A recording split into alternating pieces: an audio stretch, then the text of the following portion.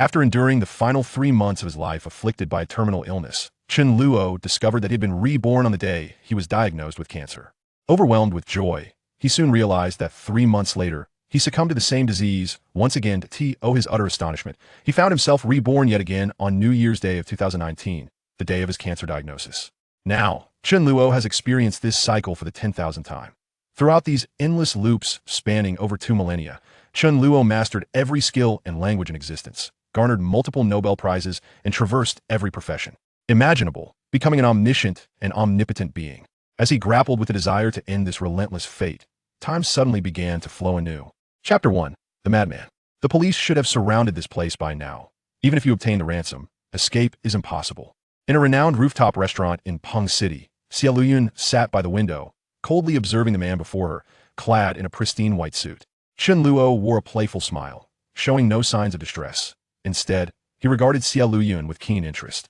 In my life, I have encountered countless women, yet Miss Xia stands out as one of the most beautiful and captivating, and certainly one of the most challenging to pursue. Xia Luyun furrowed her brow, suddenly inquiring, "Are you dying?" Chen Luo erupted into hearty laughter. "What makes you say that? Although you swiftly dispatched my bodyguards, your strength waned shortly thereafter. Your pallor is waning, and your complexion resembles that of a chemotherapy patient, which I have seen numerous times. Furthermore, upon realizing the police surround this establishment, rather than panic, there's a glimmer of mockery in your eyes, indicating you fear them not. If I'm not mistaken, you're in the advanced stages of cancer?" Just half an hour prior, Chen Luo had appeared at Xia Luyun's table, brandishing a black leather suitcase from which he produced 2 firearms, firing shots into the air. The restaurant descended into chaos as patrons and staff fled in terror, leaving only Xia Luyun's 4 personal bodyguards who attempted to resist. However, after Chen Luo incapacitated 2 with his bare hands and aimed his weapons at the remaining 2, they promptly surrendered. Now, the 4 suited bodyguards were handcuffed together, while a young woman in her 20s, trembling, cowered behind Xia Luyun. She was Xia Luyun's personal secretary, Xia Fan. Chen Luo laughed heartily, yet it seemed he laughed too vigorously, leading to a fit of harsh coughing. Miss Xia, renowned for your beauty and intellect, truly deserves such acclaim. Now, the question arises, since I am on the brink of death, I have little regard for escape. What will you do, Miss Xia? Upon Chen Luo's admission of his terminal condition, Xia Luyun's frown deepened, for a dying man posed little threat. What will you do with the ransom? For your family? You must know that even if you obtain it, it can do them no good, she replied, her demeanor swiftly regaining its composure. Given your awareness of my identity, you should realize that it would be trivial for me to deal with your family. A slight smile crept across Chen Luo's lips as he sighed. Indeed, Miss Xia, you are truly remarkable. It is my first time encountering a hostage who threatens their captor. Are you not concerned that I might take advantage of the situation first? Xia Luyun scoffed, coldly retorting, "Are you capable of it?" Unable to contain his laughter any longer, Chen Luo doubled over in amusement, tears streaming down his face. Remarkable, truly remarkable. Miss Xia, you are undoubtedly one of the most intriguing women I have ever met. How about this? If you kiss me, I shall let you go. What do you say? Xia Luyun paused momentarily before coldly replying. Do you take me for child? I possess many flaws, but I always keep my word, Chen Luo stated cheerfully. You have nothing to lose. Are you afraid? With a disdainful huff, Xia Luyun turned her gaze toward the window, seemingly dismissive of Chen Luo's words. Feigning sudden realization, Chen Luo continued with a grin. I almost forgot. Miss Xia suffers from androphobia, unable to be within a meter of a man, let alone accept any physical contact. Xia Luyun's expression shifted dramatically as she turned sharply to face him, coldly demanding, "How do you know this?" Chen Luo smiled gently. "Naturally, you informed me." Xia Luyun was momentarily taken aback. She had never shared her phobia with anyone, not even her family. As for Chen Luo's claim, she found it utterly implausible. She had never confided such an intimate detail to any man, let alone this kidnapper. How could he possibly know? With a scrutinizing gaze, Xia Luyun assessed him anew. The man appeared to be in his late 20s, with an ordinary face, neither handsome nor ugly. Yet his aura was unforgettable, particularly those eyes, which seemed to hold the weight of countless stories, a quality not typical of a young man, let alone a ruthless criminal. Impossible, she asserted. Chen Luo laughed heartily, responding nonchalantly. What is impossible? I also know you bear a crimson birthmark on your back, and sport 2 marks around your ankle from your first kidnapping. You? Who on earth are you? Xia Luyun's composure finally cracked. Such intimate details could only be known by her parents or herself. The first kidnapping was a taboo in her life, one her parents would never divulge to outsiders, nor would they reveal the secret of her birthmark. Had someone secretly monitored her in her own bathroom? Chen Luo smiled slightly. Do you recall what I said earlier? Miss Xia, You are one of the most challenging women to win over, as your phobia complicates matters greatly. However, I have infinite time and turned this pursuit into my amusement, ultimately spending years creating countless opportunities to finally win you over. Let me think. It was perhaps a century ago. Xia Luyun stared at him in disbelief, suddenly letting out a cold laugh, convinced this man had lost his mind. At just 29 years of age, how could he claim to have won her over a century ago? It was utterly absurd. Not only Xia Luyun, but also her secretary Xia Fan and the bodyguards wore expressions of incredulity, deeming this man to be mentally unhinged. Yet if he were not truly mad, how could he dare to kidnap the heiress of the Xia family? Do you think I'm insane? Chen Luo seemed to have discerned the thoughts swirling in Xia Luyun's mind. With a smile, he continued, "In truth, I am on the brink of madness. How about this? Since we have ample time, allow me to share a story with you." Xia Luyun wore a sardonic smile, yet her eyes betrayed a profound sense of bewilderment, for the questions festering in her mind were indeed multiplying that on New Year's Day in 2019, I was diagnosed with late-stage liver cancer. The physicians informed me that I had merely 3 months to live. I am the same age as you, just 29 years old. To receive a death sentence at such a tender age. Can you fathom the depth of my feelings at that moment? Chapter 2. The 10,000th Rebirth. Chen Luo suddenly chuckled at himself, then continued, "At that time, I felt as if the sky were about to collapse. I was in such a daze that I couldn't even recall how I left the hospital. Although I had not married and had just parted ways with my girlfriend, my parents were still alive. I dared not disclose this news to them, nor could I bear to return home, fearing they might sense something amiss. During the final 3 months of my life, I exhausted all my savings on chemotherapy, only to see my money vanish into the hospital while my health deteriorated, leaving me in constant dread of death looming at any moment. As my life neared its end, I lacked the strength to walk and had no choice but to inform my parents, asking them to come care for me, partly to see them one last time. I still remember the devastating expressions on my father's and mother's faces upon seeing me. I knew they would have gladly traded places with me. Yet all they could do was watch helplessly as I faded away. Until one day, 3 months later, April 1st, 2019, fate played a cruel joke on me. Just as I saw my parents preparing to spend their lifetime savings on this bottomless pit, I thought to myself that since I was already on the path to death, I cannot burden them further. Thus, on April 1st, 2019, I leapt from the rooftop of the hospital's inpatient building. As Chen Luo recounted this, a hint of derision flickered in Xia Luyun's eyes, for today was indeed April 1st, 2019. Huh, so you should be dead by now. Why are you here? Has the chemotherapy driven you to madness? Chen Luo laughed heartily. Ah, therein lies the most splendid part. After jumping from over 20 stories, I was undoubtedly dead. Yet, astonishingly, I soon discovered that I regained consciousness, returning to January 1st, 2019, the very day I was diagnosed. To be precise, I was reborn. After a brief period of shock and disbelief, I ultimately accepted this reality. However, the heavens played a significant trick on me. The date of my rebirth was none other than the day I received the death sentence, meaning I was still on the path to demise, albeit with an additional 3 months to my life. Xia Luyun paused, unable to suppress a scoff. Rebirth? I expected you to share some riveting tale, but it appears to be mere figments of your imagination. Xia Fan and the bodyguards wore expressions of disbelief, considering that Chen Luo might have escaped from a mental institution. Their glances towards him were filled with a peculiar mix of concern and wariness, as no one could predict the actions of a madman. Chen Luo paid no heed to Xia Luyun's scornful mockery. Instead, he seemed lost in the recesses of his memories, continuing, "During my first rebirth, I felt exhilarated, immensely so, and was grateful to the heavens for granting me a second chance. This time, I spent not a single cent on treatment. I took all my savings and traveled across the country with my parents, indulging in 2 months of pure enjoyment until I could no longer conceal my illness. Not wanting to burden them, I bid them farewell and chose to end my life once more. Yet, to my utter astonishment, I returned to January 1st again. The second time, I was still filled with excitement, believing it to be fate's design, a means to extend my life through these means. This time, I took my parents abroad, spending all my savings again, but I could not escape the clutches of cancer. My health continued to decline, becoming increasingly evident. I once more opted for suicide, as if some unseen force guided me, and I found myself back on January 1st. Thus, I continued this cycle of rebirth. Initially, I was filled with excitement, yet by the 100th time, I began to ponder why. In the mere span of 3 months, I had barely begun to familiarize myself with others. I could not maintain intimate relationships, for I would be dead shortly, only causing distress to those around me. The most agonizing aspect was my inability to confide in anyone about my unique circumstances. For once I perished, the entire world would revert to January 1st, and they would forget me, starting anew. In those moments, I felt as though I had been forcibly extricated from this world becoming a forsaken soul. By the time of my 200th rebirth, I found myself screaming in fury at the universe. I was wrong. Free me from this damned prison. Let me die. At this point, Xia Luyun and Xia Fan exchanged glances, their expressions shifting. Chen Luo's tone and the profound sense of solitude and weariness he conveyed were deeply moving.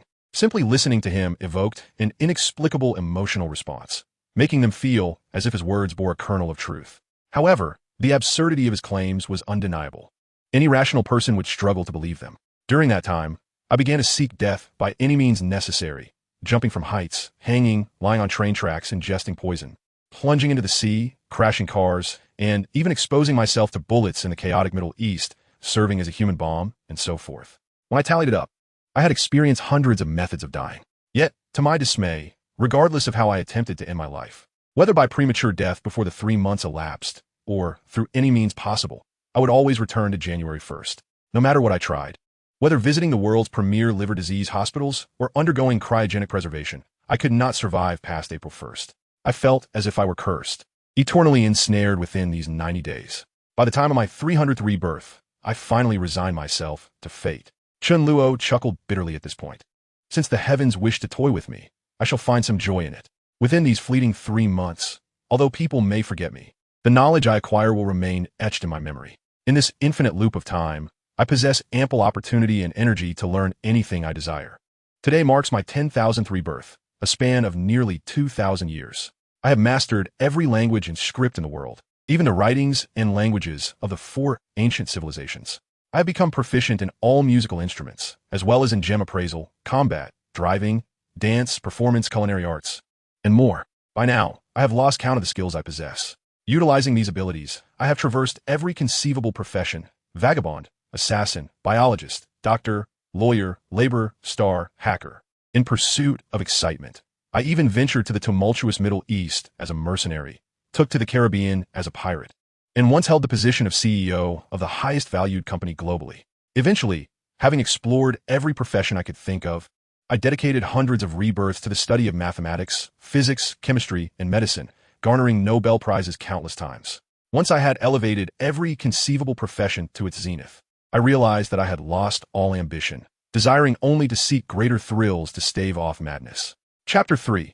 Role-playing. Xia Luyun scrutinized Chen Luo, analyzing his expressions and tone to discern whether he was indeed a madman. Yet, the more she probed, the more perplexed she became, as she could not differentiate. From his tone, demeanor, gaze, and overall presence, Xia Luyun sensed that Chen Luo spoke the truth, even though the content of his narrative seemed as fantastical as a fairy tale. Xia Luyun swiftly arrived at a conclusion. The man before her was either engaging in a form of self-hypnosis, utterly convinced of the absurdity of his claims, or he was a master of disguise, an actor of unparalleled skill, masquerading with an impeccable facade. However, at that moment, Xia Luyun's primary concern was not this. She yearned to uncover Chen Luo's true intentions. The Xia family was no ordinary clan. Having risen locally in Guangdong province, their influence stretched far beyond the Yangtze River. Their subsidiary, Yaoshe Real Estate, boasted a market value nearing 50 billion, ranking among the top 4 of all publicly listed real estate companies nationwide. Xia Luyun herself held shares in Yaoshe Real Estate valued at over 10 billion, placing her among the wealthiest women in the country. Even on a global scale, it was rare for someone her age to possess such immense wealth. Yet, Xia Luyun's fortune was not solely the result of her lineage in the Xie family. All achievements were earned through individual effort. One had to demonstrate their worth to attain corresponding wealth and status. With dual degrees, a PhD in law from Oxford and an MBA from Harvard, Xia Luyun commenced her journey at Yaoshe Real Estate from the very bottom, ascending to the position of executive director through sheer merit. Moreover, the direct descendants of the Xie family underwent rigorous training, not in corporate management, but in strategies for dealing with kidnappings, precisely to prepare for situations like the current one, particularly for someone like Xia Luyun, who had experienced abduction at the tender age of 18. The first lesson Xia Luyun had learned was to ascertain the captor's demands. Regardless of the conditions presented, one must acquiesce as much as possible to ensure personal safety while gleaning further information about the captors. Is your intention in abducting me merely for excitement? Xia Luyun inquired, her gaze shifting slightly. Chen Luo chuckled and shook his head vigorously. No, no, no. Abducting you is hardly thrilling. In my countless reincarnations, I had to set goals for myself to stave off madness. To be precise, it is a matter of role-playing. For instance, from my 1000th rebirth onward, I assumed the role of a playboy, relying solely on my charm to seduce 1,000 exquisite women. To clarify, by exquisite women, I mean individuals like Miss Xie, who embody perfection in appearance, character, physique, temperament, and lineage. Chen Luo cast an admiring glance at Xie Luyun, his eyes brimming with appreciation. Yet, Xie Luyun remained impassive. Chen Luo's gaze was devoid of any carnal desire, akin to that of an art connoisseur admiring a masterpiece. Xie Luyun was well aware of her own allure, as evidenced by the way men gazed at her. She had long since learned to disregard such attention, but for reasons unknown, Chen Luo's gaze irked her inexplicably. I am curious. Knowing I have a fear of men, how did you manage to pursue me? Xie Luyun retorted, her countenance marked by disdain and provocation. With a hearty laugh, Chen Luo responded, that is precisely why I say Miss Xie is the most challenging yet intriguing woman to conquer. Truth be told, I hold several doctoral degrees in psychology from internationally renowned universities and possess a fair understanding of fear of men. Overcoming this obstacle is rather straightforward. It involves creating opportunities for you to interact with men, allowing you to gradually accept my proximity. Xie Luyun's lips curled into a cold smile. For example, Chen Luo continued with a grin. For instance, I first kidnapped your parents and your close friend Tang Xinran, as well as your secretary Xia Fan. By employing various hypnosis and interrogation techniques I have mastered, I extracted information about your preferences. After all, it will all reset soon. They will not retain any memories. Both Xie Luyun and Xia Fan's expressions shifted simultaneously. Upon hearing Chen Luo invoke the names of her friend and secretary, they realized he had certainly invested considerable effort, whether his words were truth or madness.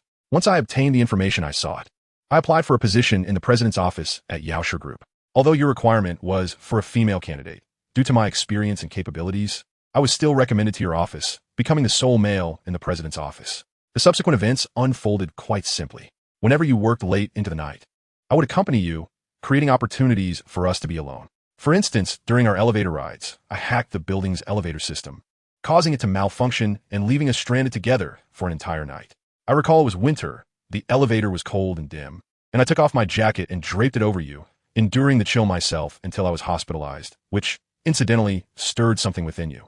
You have an appreciation for the arts, and I occasionally showcased my exceptional abilities in music and painting, naturally capturing your attention, coupled with my outstanding work performance, where I repeatedly proposed various profitable strategies for Yaoshi real estate that yielded tangible results. It took less than a month for you to elevate me to the position of your assistant, making me your first male aide. By the second month, I became the first man allowed to enter your home freely. Within your residence, I orchestrated various incidents to cause minor inconveniences, ensuring that you would come to rely on me. So, when something malfunctioned, your instinctive reaction was to contact me. As I frequently appeared at your home in the dead of night, I would intentionally brush against you, prompting you to shift from initial resistance to gradual acceptance. By the third month, when I finally kissed you, you exhibited no trace of opposition, instead completely relaxing into the moment. At this point, as Chen Luo recounted his tale, the restaurant fell into an eerie silence. His words were so detailed that they seemed almost too elaborate to be mere fabrications. Xia Fan and several bodyguards stood dumbfounded, unable to articulate their feelings, overwhelmed by the gravity of the situation. Particularly for Xie Luyun, she found herself lost in thought, contemplating whether a man who meticulously plotted to approach her, layer by layer, might indeed sway her, even overcoming her fear of men. After a prolonged silence, Xie Luyun reached a conclusion. If a man were to schematically pursue her with such dedication, she might indeed find herself ensnared. However, Xie Luyun soon sensed an unsettling shift in her emotions, as if she were inexplicably beginning to believe Chen Luo's words.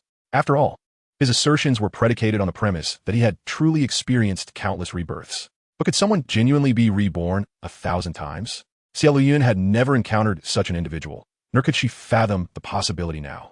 It sounds almost authentic, she mused internally. Chen Luo chuckled. When you were 18, during your senior year, you were pursued by your classmate Li Zixuan.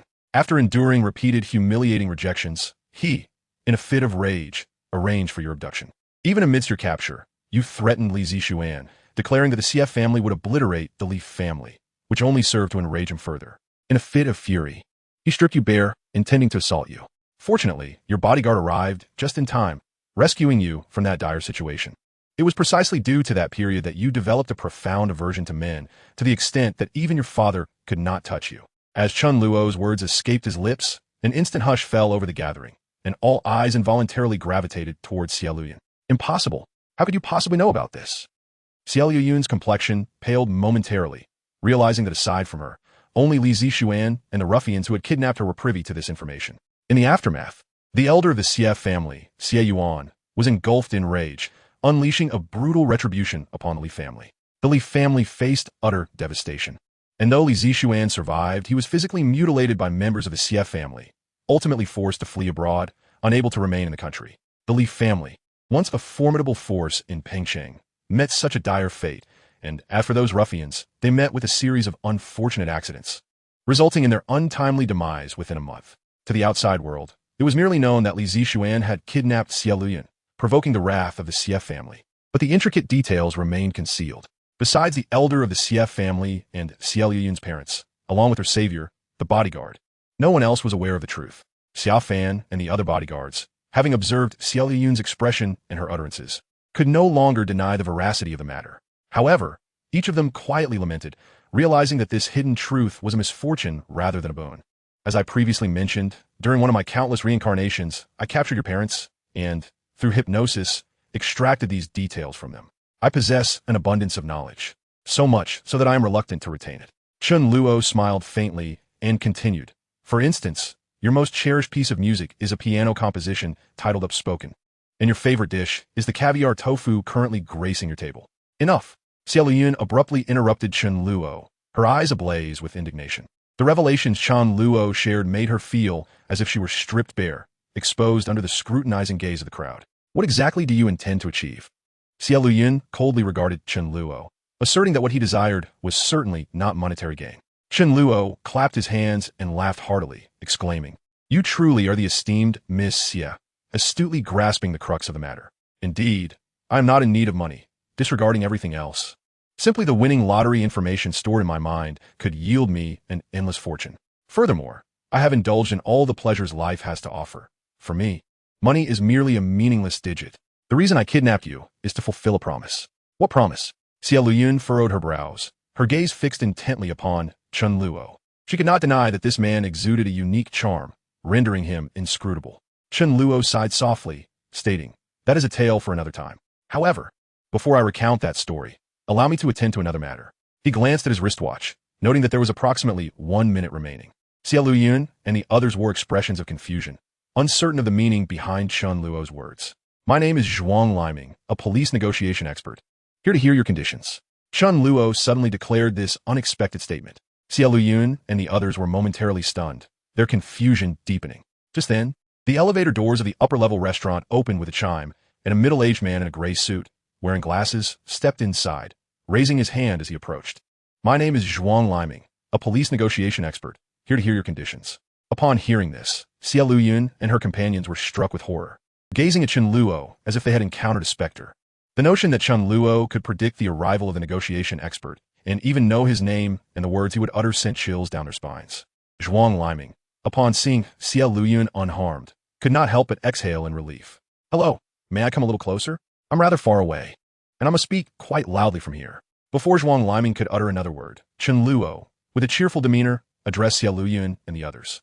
The next moment, Zhuang Liming indeed raised his hand and cautiously approached, stating, "Hello, may I come a little closer?"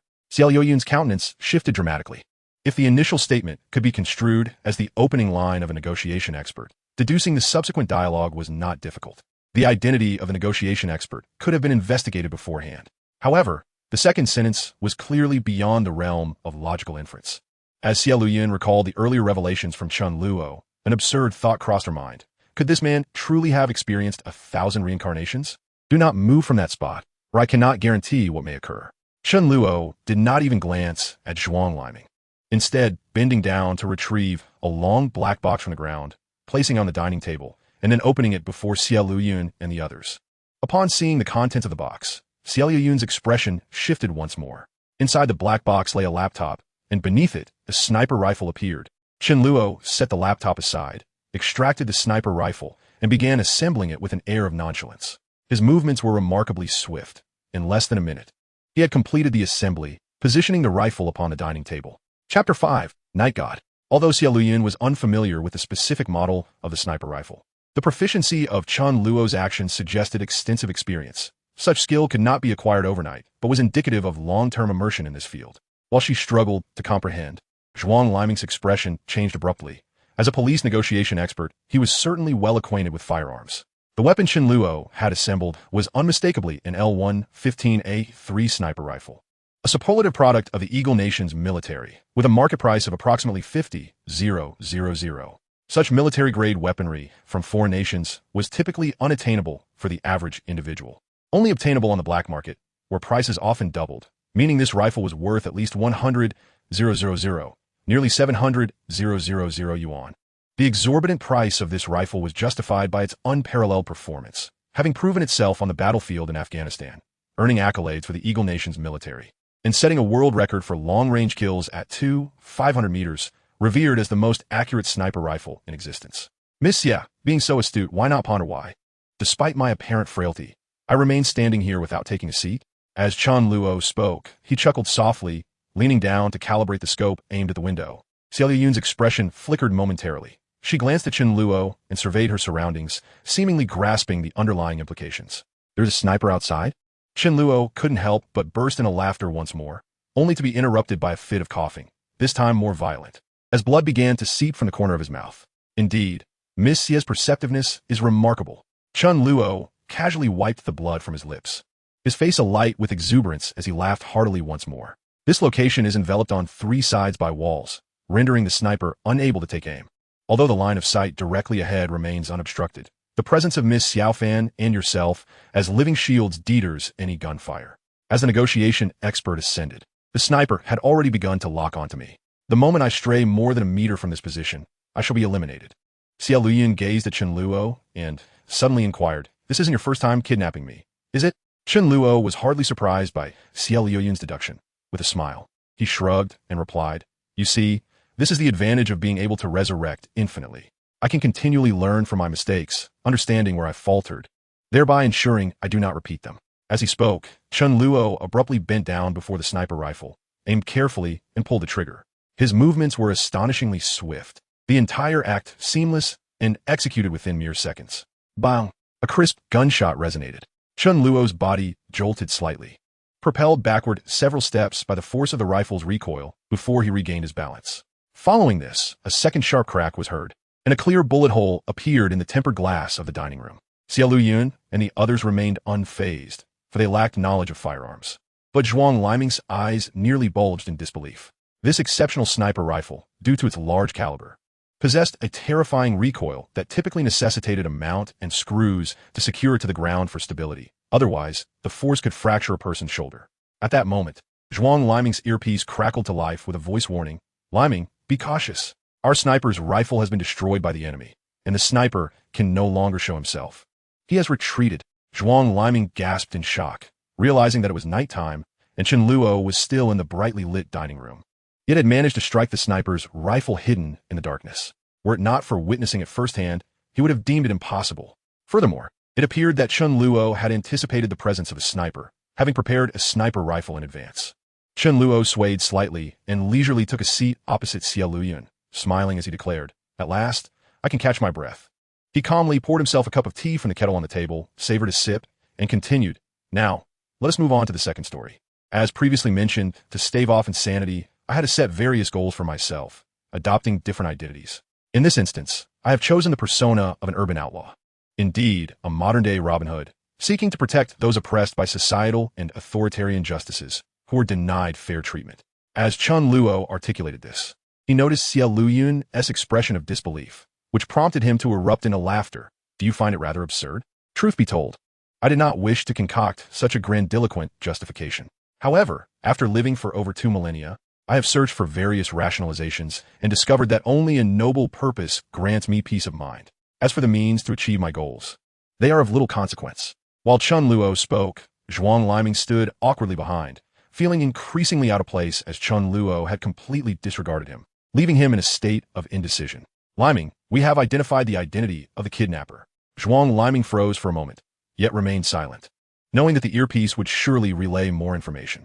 He is the notorious night god, a wanted criminal pursued by over 70 countries.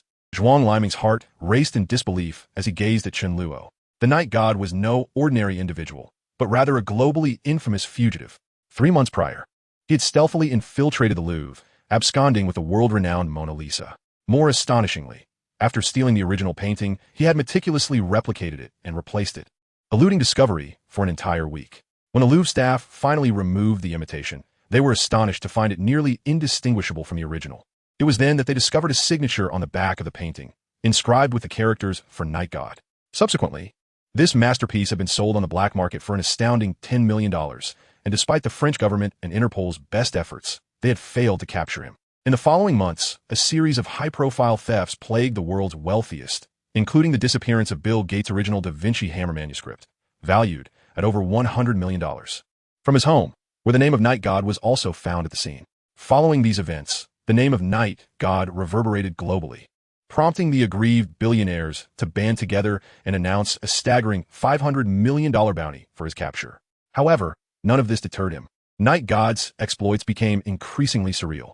Just 10 days prior, he had infiltrated the presidential residence of the United States, stealing a portrait of Lincoln and inscribing on the president's forehead that Night God had visited, all without being detected. Chapter 6. A Global Broadcast. Zhuang Liming was left in a state of shock, unable to comprehend why Chen Luo had kidnapped Xie Luyan. Historically, Chen Luo's targets had been world-renowned treasures, executed with such finesse that no trace remained, leaving the public baffled as to how he accomplished it. This was Chen Luo's first instance of taking a hostage, which only deepened Zhuang Liming's confusion, for the kidnapper was not lacking in wealth, and while the Xie family held considerable influence in Guangdong province, they paled in comparison to the world's elite families and billionaires. Given Chen Luo's exceptional thieving prowess, any treasures the Xie family possessed should have posed little challenge for him. What could his true motives be? While Zhuang Liming was lost in thought, Chen Luo took the initiative to explain, not only to him but to countless others. He leisurely retrieved the earlier notebook and began typing swiftly, his fingers dancing across the keyboard with astonishing speed, almost mesmerizing to those watching. Simultaneously, the global video and live streaming platforms experienced a forced transition, revealing Chen Luo's face. Anyone with a screen, be it a computer or mobile device, was taken aback to see a man in a white suit appear on their display. Chen Luo smiled and waved at the camera, welcoming everyone to my first and last live broadcast, promising a spectacular show that they would undoubtedly enjoy. At that moment, over 100 million people around the world were tuned into video and live streams, many believing their devices had malfunctioned. Particularly the foreign viewers, who could not comprehend Mandarin, appeared utterly bewildered. Their immediate reaction was to disconnect their devices and attempt to log back in. However, what astonished everyone was that, whether they exited the platform or rebooted their devices, upon logging back in, they were still greeted by Chen Luo's distinctly oriental visage. It did not take long for the majority to realize that it seemed as if video and live streaming platforms worldwide had been simultaneously hijacked. In this moment, jaws dropped both domestically and abroad. This indicated that hackers had simultaneously compromised all video and live streaming platforms, forcefully redirecting the broadcast. Oh my God, what on earth has transpired? To hack into all video and live streaming sites at once could only be the feat of a formidable hacker collective. Good heavens, how did they accomplish this? That face seems somewhat familiar. I suddenly recalled that this man resembles the internationally wanted criminal, Yagami. Indeed, the individual with a bounty of $500 million. While the audience was still grappling with the terrifying prowess of the hacker, someone recognized Chen Luo's identity in shock, and soon, wide-eyed, they all turned their attention to the screen. The previous videos and live streams suddenly held no interest for them. Their curiosity was piqued, eager to discern Chen Luo's intentions. If he so desired, he could even hack into major television stations worldwide. However, such a task would be exceedingly challenging. Relying solely on the laptop in his possession would make it nearly impossible, not to mention the considerable time required. The audience's attention was already sufficient for Chen Luo. So after exchanging pleasantries, his gaze shifted toward Mr. Zhuang Liming. Mr. Zhuang, if the network here were to be severed, it could result in fatalities. Zhuang Liming's expression changed suddenly, for he had just received a notification from the command center, informing him of the platforms being hacked. Although they were unaware of Chen Luo's intentions, it was evident that the situation had escalated into an international incident. If mishandled, not only would those involved in the rescue operation suffer, but the city's bigwigs would likely face dire consequences as well. Thus, the command center had just formally informed him of preparations to employ a jamming device to cut off the signal and sever the network connection. However, just as Zhuang Liming received this notification, Chen Luo directly issued a threat, doing so live. If they indeed severed the network, and Chen Luo proceeded to commit murder, who would bear the blame afterward? A chill washed over Zhuang Liming. It seemed Chen Luo had anticipated their every move and prepared countermeasures, making the situation exceedingly tricky. For the first time in his career as a negotiation expert, he felt a profound sense of helplessness, akin to a fool utterly at a loss for what to do. After warning Zhuang Liming, Chen Luo's gaze returned to Xie Luyun, smiling as he remarked, "The second story is yet to be told. Let us continue." Xie Luyun's expression was rife with uncertainty. On one hand, she felt a wavering belief in Chen Luo's words, while on the other, she could not fathom his intentions. She had heard everything he had just said and was utterly taken aback that he would choose to live stream at such a moment. What could he possibly be thinking? Chen Luo paid no heed to the bewildered expressions around him, merely continuing with a serene smile. 10 days ago, I had just returned from America. Because I was wanted by numerous countries, I was unable to enter through normal channels and had to enlist the help of a smuggler to sneak back in. Unfortunately, as the smuggling boat approached the shore, it was discovered by the police, forcing me to jump overboard and swim back to Pengcheng. By the time I reached the shore, not only had I lost all my belongings, but I also had not a penny to my name, and after being cooped up in the cargo hold for so long, I emerged looking much like a beggar. However, for me, this was not a significant issue. It merely meant I would need to spend a bit more time. The first thing I did upon reaching land was to borrow money from someone. Yes, I borrowed money from a stranger on the street. My exact words were, "Lend me 1,000 yuan in cash, and I will grant you a wish." The expressions of Xie Luyun and the others registered complete astonishment. Those watching the live stream, who understood Mandarin, nearly burst into laughter. To borrow money from a stranger in such a manner would indeed be a remarkable feat if successful. Chen Luo noticed their expressions and laughed heartily. Do not regard me with such incredulity. After living for so many years, one must seek out some peculiar endeavors. However, it was not far from what you imagine. Everyone regarded me as a mad beggar. Some even displayed contempt before I could utter a word, swiftly distancing themselves. Yet, there was one exception. Chapter 7. A shop opened for one person. As Chen Luo reached this point, Xie Luyun and the others wore expressions of sheer astonishment. It was evident that he was implying someone had indeed lent him money. Chen Luo continued with a smile. It was an elderly man in his 60s. Upon hearing my absurd proposition, he did not mock or express disgust. Instead, he simply remarked that I did not seem like a beggar and inquired if I was facing difficulties. As Chen Luo recounted this, a peculiar smile graced his face. In truth, he too had been quite surprised, for while he did not resemble a beggar, his behavior was akin to that of a madman, and the likelihood of success in such an endeavor was minuscule. Yet, he did not mind, as he was utterly bored and possessed an abundance of time, indifferent to squandering time and energy on seemingly meaningless pursuits. That elderly gentleman was named Han Jiwei, who owned a small noodle shop called Jiwei Xian by the roadside, and I happened to step into his establishment. This name should ring a bell for Miss Xie, no? Upon hearing the name Han Jiwei, Xie Luyun's complexion changed drastically, clearly indicating that Chen Luo had struck a chord. Chen Luo smiled nonchalantly. "Mr."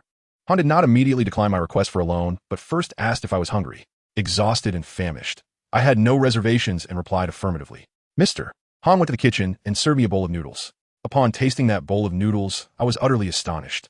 Over the course of more than 2,000 years, I have savored the finest delicacies and am a culinary master myself, extremely discerning about flavors. Yet, the bowl of noodles prepared by Mr. Han was truly among the best dishes I had ever encountered. I was perplexed. If these noodles were so delectable, how could Jiwei Xian possibly have no customers whatsoever? After savoring the noodles, I was able to identify the primary ingredients and seasonings used, though there were some crucial elements I had yet to decipher. Mr. Han was equally astonished and promptly inquired if I bore the surname Xie. Upon discovering that I was neither surnamed Xie nor related to the Xie family, Mr. Han relaxed. While eating, I engaged in casual conversation with Mr. Han, and we both found ourselves continually surprised. Our discussions spanned topics from astronomy and geography to business and technology. Almost everything was touched upon, and I was astounded by Mr. Han's breadth of knowledge. While I would not have been surprised by my own expertise, it was quite unexpected for a mere noodle shop owner to possess such insight. When I pressed Mr. Han about his previous occupation, he merely instructed his son, who was helping in the shop, to withdraw 1,000 yuan from a nearby ATM and urged me to leave quickly. Seeing that Mr. Han was unwilling to elaborate, I did not press him further. Upon receiving that 1,000 yuan, I inquired of Mr. Han whether he harbored any unfulfilled wishes that I might endeavor to fulfill on his behalf. Mr. Han chuckled softly, remarking that he was on the verge of being interred and thus had no lingering aspirations. Recognizing that Mr. Han perceived my words as mere jest, I persisted in my inquiry. Faced with my obstinacy, Mr. Han, perhaps eager to dismiss me, casually stated that his sole desire was for the Han family to break free from their fate. At this juncture, Chen Luo paused, casting a glance at Miss Xie Luyun, and with a smile, remarked, "Miss Xie, you should now fathom why I resorted to abducting you. Xia Yun's expression darkened, for, as Chen Luo had indicated, she had indeed surmised the reason. However, she could scarcely believe that Chen Luo had gone to such lengths merely to honor a casual promise. Momentarily at a loss for words, she fell silent before asking, "If I can resolve that issue, will you let us go?" Chen Luo laughed heartily. No, no, no. If it were merely a matter of resolving this issue, I possess at least dozens of methods to do so without expending such considerable effort. Moreover, the crux of the matter is that after today, my world shall undergo a reset, and thus I must select the most sensational approach. Now, as our audience remains oblivious to our discourse, allow me to continue the tale. At that very moment, the night god was holding Xia Luoyan hostage in Peng City, simultaneously initiating a live broadcast, akin to the explosion of a nuclear bomb, swiftly reverberating across the globe. This resulted in a geometric surge of viewers tuning in worldwide. Although many abroad struggled to comprehend, television networks commenced their broadcasts with simultaneous translations. As these channels aired the event, at least 1 billion viewers were concurrently engaged in the live stream. Indeed, as Chen Luo had articulated, all spectators found themselves in a state of perplexity, uncertain of the motivations behind his abduction of Xia Luoyan, eagerly awaiting the subsequent revelations. After departing from Jiwei Xian, I lingered outside for a moment, only to observe a Bentley adorned with the license plate 88888 pulling up at the entrance. An elderly gentleman, appearing to be around 60, clad in a simple Zhongshan suit, entered the establishment. Instantly, I recognized him. After over 2 millennia, I had become acquainted with nearly every notable individual in Peng City. That man was none other than Xie Yuan, the patriarch of the Xie family, and thus Miss Xie Liuyun's grandfather. Mr. Han and his son greeted Xie Yuan at the door with an air of reverence, akin to that of servants. Chen Luo let out a slight sigh. Not long after Xie Yuan settled into the noodle shop, Mr. Han presented him with a bowl of noodles, which he began to consume with slow, deliberate motions. Seemingly oblivious to the world around him, his focus solely on the dish before him. Upon finishing, he departed without a word, exiting Jiwei Xian and getting into his car before Mr. Han closed the door and returned home with his son. At that moment, I felt a twinge of surprise, quickly deducing that Jiwei Xian appeared to operate solely for Xie Yuan's benefit, opening only briefly each day to prepare that one bowl of noodles before closing again. The restaurant was situated in a prime commercial area, where, if leased, the monthly rent would not fall below 50,000. Of course, for the Xie family, this sum was trifling, and it was not unusual for Xie Yuan to invest such a significant amount to retain Mr. Han as his personal chef. After all, such arrangements are not uncommon when both parties are willing. However, after dedicating several days to investigating the origins of this situation, I could not help but admire the Xie family's audacity and unrestrained nature. Chapter 8: Generations, Endless Abundance. Jiwei Xian was established during the inception of Peng City as an economic zone, boasting nearly 40 years of history. The original proprietor was Mr. Han's father, who named the establishment after himself. Shortly after its opening, Jiwei Xian garnered fame for its unparalleled flavor, drawing long queues of patrons eager to savor a bowl of its noodles. It was during this time that the 30-year-old Xie Yuan took notice of the noodle shop. Upon savoring his first bowl, he presented Mr. Han's father with an irresistible offer and even purchased the establishment's rights from the landlord, bestowing ownership upon the Han family. From that day forth, Jiwei Xian would serve noodles exclusively for him, and he alone would relish that exquisite culinary delight. Mr. Han's father continued to serve for 2 decades, but as he aged and succumbed to pancreatic cancer, his skills waned and the quality of his noodles began to decline. Consequently, Mr. Han sought an apprentice to inherit this culinary legacy. Yet, the secret recipe was a cherished family heirloom, and with only one son, Mr. Han's father was reluctant to pass it on to an outsider. At the age of 20, Mr. Han was accepted into Yale University, where he labored for 2 decades before successfully immigrating to the United States, ascending to the position of CFO at a publicly traded company in Silicon Valley. Given Mr. Han's stature at that time, he had no intention of taking over his father's modest business. Nevertheless, Xie Yuan employed certain measures, ultimately compelling him to return and master the craft. As Chen Luo recounted this tale, an eerie silence enveloped the restaurant, and even the audience watching the live stream gasped in astonishment. The CFO, or Chief Financial Officer, ranks among the upper echelons of a publicly traded company, second only to the CEO. Han Zhuwei, as the CFO of a Silicon Valley firm, represents a rarity in American society, particularly for a Chinese individual, even more so 2 decades prior. Although Chen Luo did not divulge the specifics of Xie Yuan's methods that led Han Zhuwei to relinquish his CFO position, a modicum of common sense suggests that these were far from conventional. This revelation underscores the formidable nature of Xie Yuan who would go to such lengths for personal gain, jeopardizing another's future to secure him as his personal chef. Simultaneously, viewers in China began feverishly searching for information regarding the CF family, propelling the trending topics to the forefront in mere moments. Who is Xie Yuan? The CF family of Guangdong Province. Jiwei Xian. In an instant, these keywords dominated the trending searches. Yet, to everyone's astonishment, the CF family maintained an unusually low profile, despite their ownership of the prominent real estate company Yaoshi. Details regarding family members and their enterprises remained shrouded in mystery. Whether direct or collateral relatives, members of the CF family seldom appeared in media reports. Even for the nationally renowned beauty CEO, Xie Luyun, information was limited to her age, education, and experience with Yaoshi, leaving an expanse of blankness in other respects. In this age of information ubiquity, such obscurity seems implausible, yet the CF family has managed to achieve it. However, this very secrecy only accentuates the formidable presence of the CF family. A colossal entity lurking in the shadows poses a far greater threat than those families who are openly acknowledged. At this point in his narrative, Chen Luo suddenly broke into silent laughter. Do you believe this is the end? Do you recall what I mentioned earlier about Mr. Han and his son being in the noodle shop? Mr. Han's son was born in the United States and was raised with a Western education, making it even more difficult for him to accept the circumstances of the Han family. He once attempted to rebel, seeking to leave China. Yet ultimately he returned to the noodle shop, Jiwei Xian, to learn the ancestral craft under Mr. Han's guidance. If nothing unforeseen occurs, Mr. Han's grandson will inherit the noodle shop, perpetuating the legacy of Jiwei Xian, solely for the sake of Xie Yuan, or perhaps for the future leader of the CF family to come.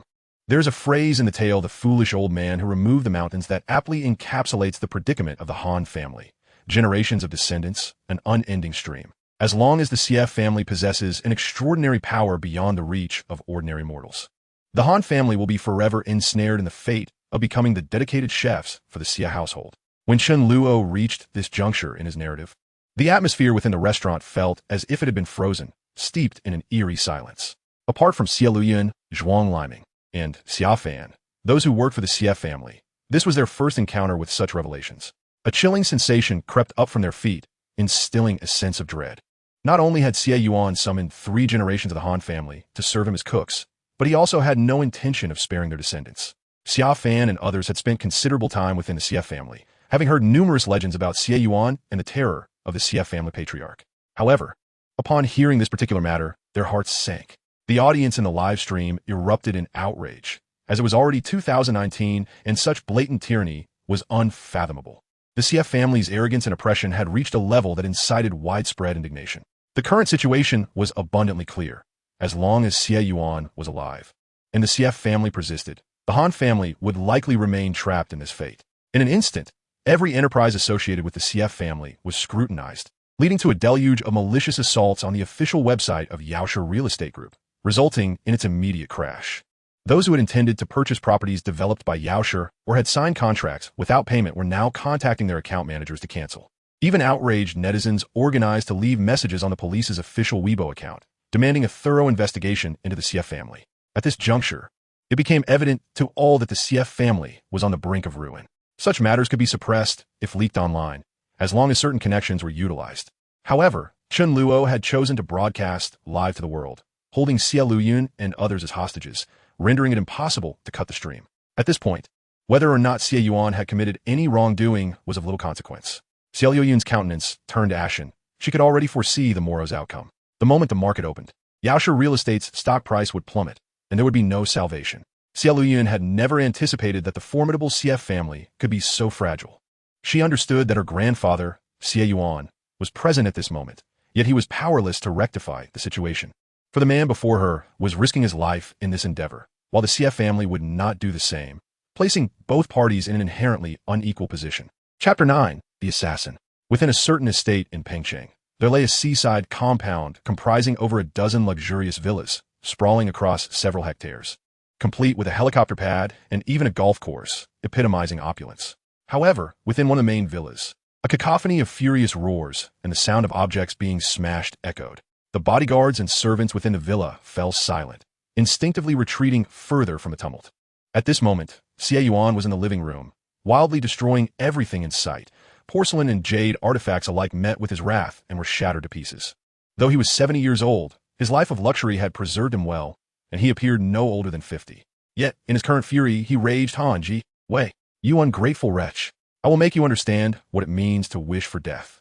In the living room, apart from Xie Yuan, there were his 4 sons and other core members of the Xie family, including Xie Luyuan's father, Xie Xian. Though each bore different expressions, they shared a common thread of profound anxiety and trepidation. With such events unfolding, all present understood that the Xie family was likely to face dire consequences, perhaps even its downfall. The sight of Xie Yuan in such a state of disarray intensified their foreboding. No one had ever witnessed Xie Yuan in such a fit of rage. As the leader of the Xie family, he had long been their anchor, navigating through storms with unwavering composure, as if no challenge was insurmountable. However, his emotional unraveling now cast a shadow of panic over everyone in attendance. Fixating on Chen Luo's face on the screen, Xie Yuan took a moment to regain his composure and hissed, "Did one of our CF family members offend this night god?" "Father, we have investigated. This night god is named Chen Luo. He has been in Pengsheng, but there has been no interaction with our CF family." Xie Yixian cautiously interjected after a wary glance at Xie Yuan. "Could it be your precious daughter?" Xie Yuan's gaze turned icy. Xie Yixian's heart sank. The Xie family had arranged numerous suitable matches for Xie Luyuan, all of which she had coldly rejected, offending many in the process. Not only Xie Yuan, but the entire family had voiced discontent regarding Xie Luyuan. "Father, this truly has nothing to do with Luyuan. You saw the live stream yourself." Xie Yixian abruptly fell silent, refraining from continuing. Chen Luo had explicitly stated that it was due to Xie Yuan. Bringing it up now would be akin to slapping Xie Yuan's face. As expected, Xie Yuan's fury ignited at the mention, and he seized a piece of blue and white porcelain from the table, hurling it at Xie Yixian. "You fool! Do you truly believe this is all because of Han Jiwei?" Seeing the porcelain hurtling toward him, Xie Yixian hastily dodged. "Father, please don't be angry. I didn't mean it that way. Let me explain." Not hitting his mark, Xie Yuan, still in a frenzy, continued to throw objects around while bellowing. This night god would risk everything for a promise, plunging himself into this predicament just to target our CF family. What would he possibly gain from this? Clearly, this was premeditated. There must be someone orchestrating this from the shadows, either the Fong family or the Zhang family.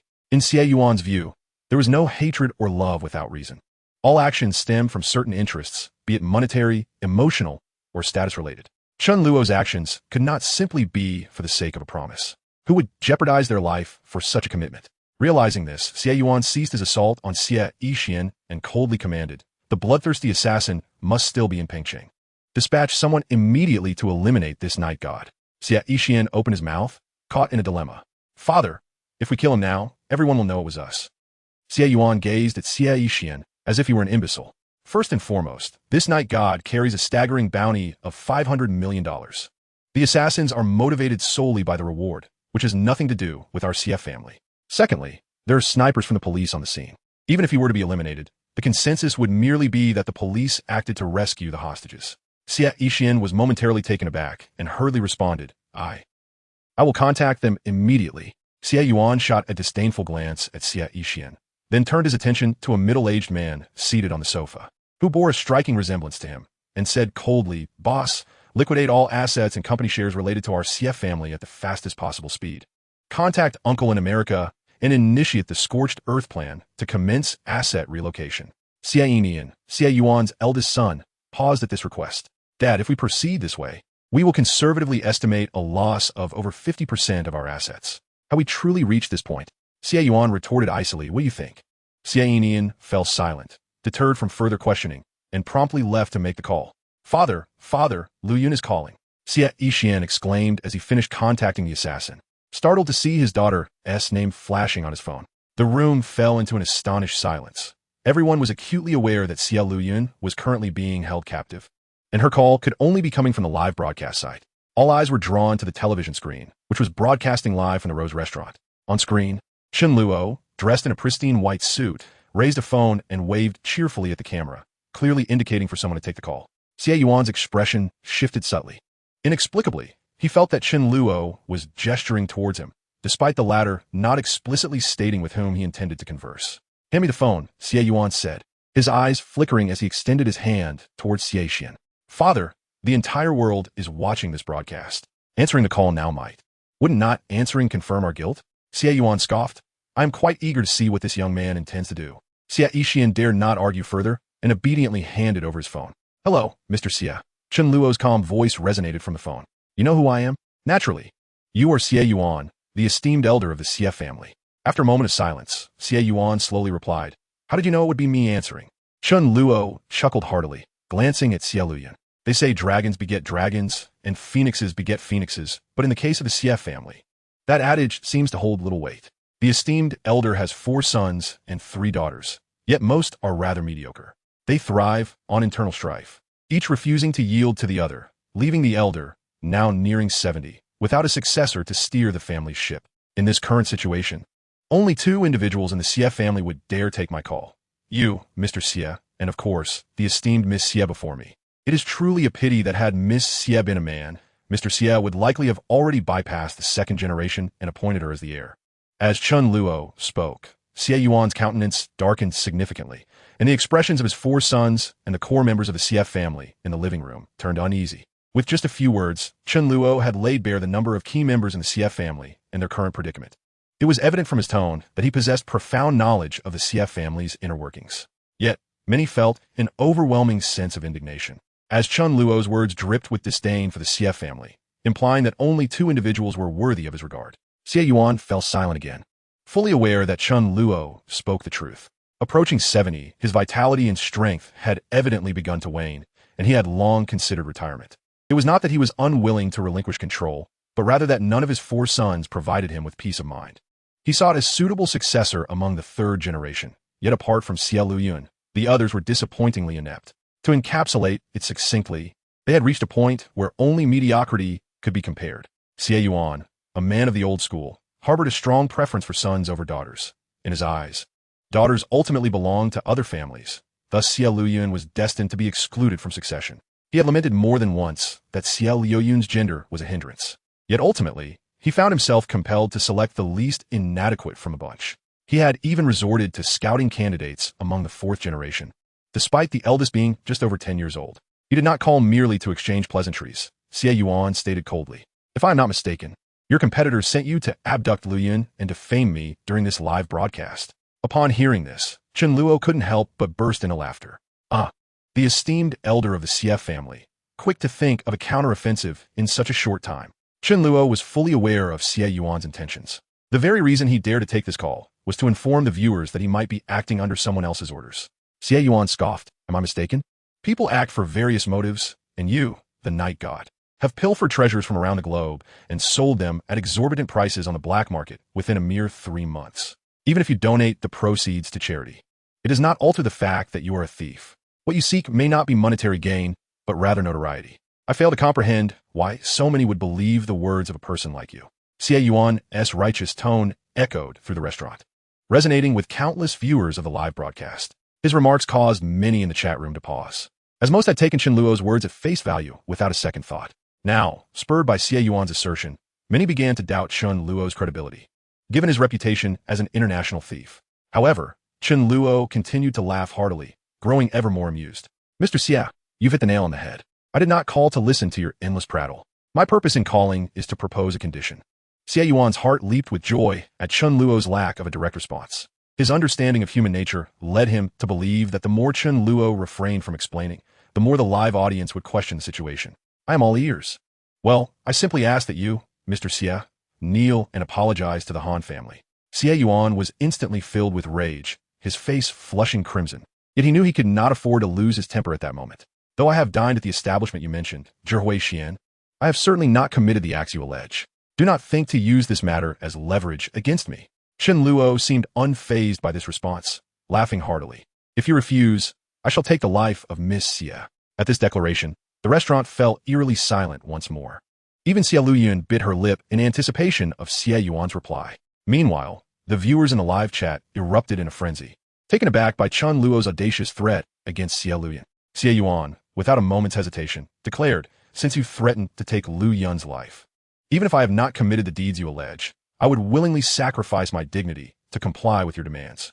However, after I bow in apology, I implore you to release Luoyun. If you remain unconvinced, I am prepared to serve as your hostage. Having lived for 70 years, my time is limited, while Luoyun has a long life ahead of her."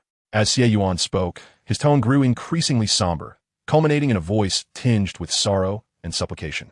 His words evoked sympathy from many viewers of the live broadcast.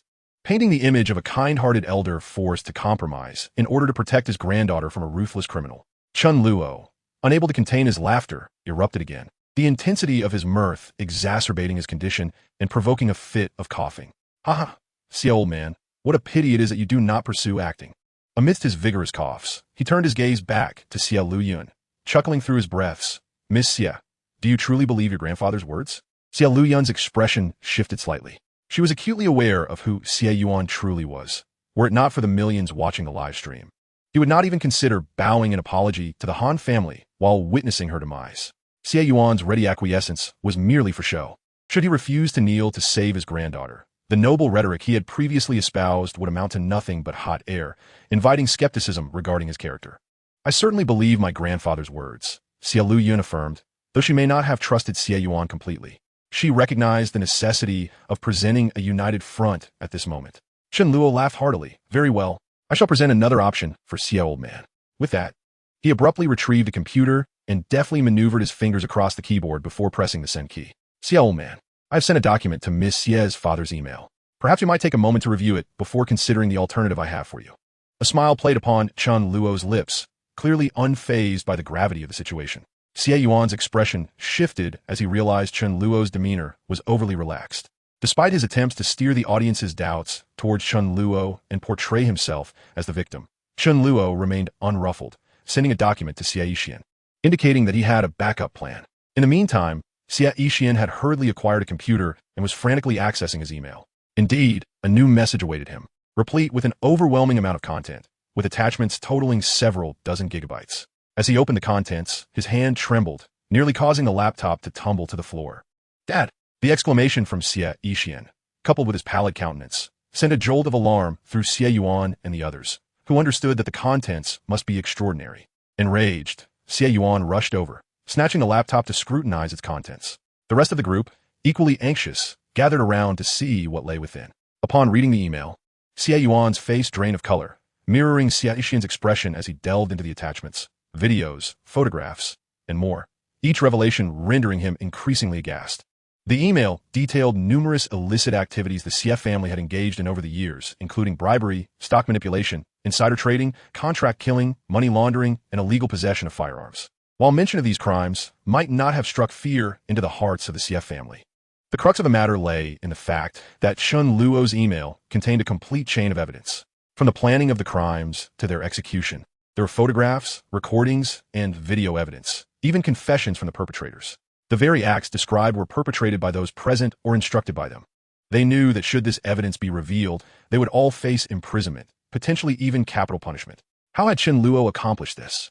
A wave of unbounded terror washed over everyone. The thought of such damning evidence falling into the hands of an adversarial Chen Luo felt apocalyptic. Chen Luo had no trouble gathering the necessary evidence, despite having only met Han Jue 10 days prior. His efforts to compile incriminating evidence against the Xie family were not a matter of mere happenstance. During his previous encounter with Xie Luyuan, Chen Luo had dedicated time to amass evidence against the Xie family to assist her in gaining control. With his nearly omniscient abilities, acquiring such information was not overly challenging. For instance, some incidents had transpired during the 90 days of his confinement. Chen Luo had hacked into their computers, phones, and surveillance systems, even capturing the entire criminal process on film. The Xie family was not the first to fall prey to his inquiries. He had previously assumed the identity of a super revealer, delving into the clandestine lives of powerful figures rather than trivial celebrity gossip. His investigations had extended to prominent individuals in Pengcheng and beyond, exposing the hidden secrets of influential families worldwide. In truth, the number of sordid secrets Chen Luo possessed could easily fill multiple volumes, with enough explosive revelations to shake the world to its core. "Now, esteemed Xie old man, I trust you are ready to hear my alternative proposition," Chen Luo said with a subtle smile, addressing the screen. "Please, choose between this document and the life of Miss Xie. There are only 2 copies of this document. One I have sent to you, and the other is the original backup. Should you choose the documentation, Miss Xie shall perish, and I will erase the backup. If you opt for her survival, I will make the document public. You have 1 minute to deliberate, so choose wisely." As Chen Luo's words echoed, an eerie silence enveloped the dining room. Everyone, save for Xie Luyuan, found themselves involuntarily swallowing hard. At that moment, even though Chen Luo was not overtly threatening them, a palpable pressure and tension permeated the atmosphere. The billions of viewers watching the live stream erupted in astonishment. None could have anticipated that Chen Luo would present such a stark ultimatum. Yet, what piqued their curiosity further was the nature of the document Chen Luo had sent to the Xie family. On the other end of the line, Xie Yuan fell into a contemplative silence. Chen Luo did not rush him, and the stillness grew almost sinister, with even the audience holding their breath in anticipation of Xie Yuan's response. Xie Yuan muted his phone and swiftly instructed Xie Yinian and the others. Transfer the assets out as quickly as possible, no matter the cost. Everyone first heads to Hong Kong, then transitions to Europe and the United States. At this moment, Xie Yinian and the others were all in a state of anxiety, having lost their composure, and were waiting for Xie Yuan's command. When they heard his instruction, it was as if they had awakened from a dream, and they all rose to prepare for their escape. Time was up. Chen Luo's calm voice floated through the phone. As Xie Yuan answered the call and walked towards the exit, he thought, I cannot trust your words. No matter what choice I make, you will disclose this information. This choice you present is merely intended to humiliate me before the world. However, Chen Luo chuckled softly. Old Master Xie, I am a man of my word.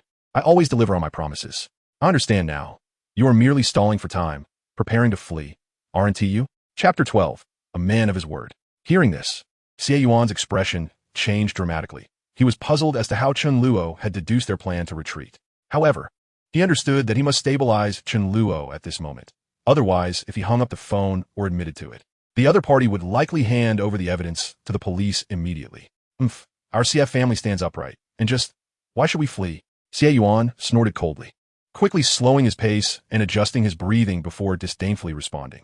Chen Luo silently laughed. Oh, then let us return to the matter at hand. Old Master Xie, please make your choice. Xie Yuan sneered. As I mentioned earlier, why should I believe your claims to be true? You merely seek to sow discord.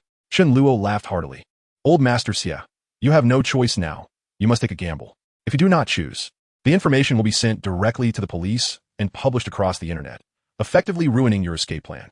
On the other end of the line, Xie Yuan fell silent, for he knew Chen Luo spoke the truth. Although the Xie family had connections with the police, should Chen Luo publish that information online, who would dare to come to the Xie family's aid? Moreover, Chen Luo's tone was exceedingly confident, indicating that he was certain the Xie family was preparing for a transition. Once that information was exposed, if the police failed to act, they would be drowned in public scorn.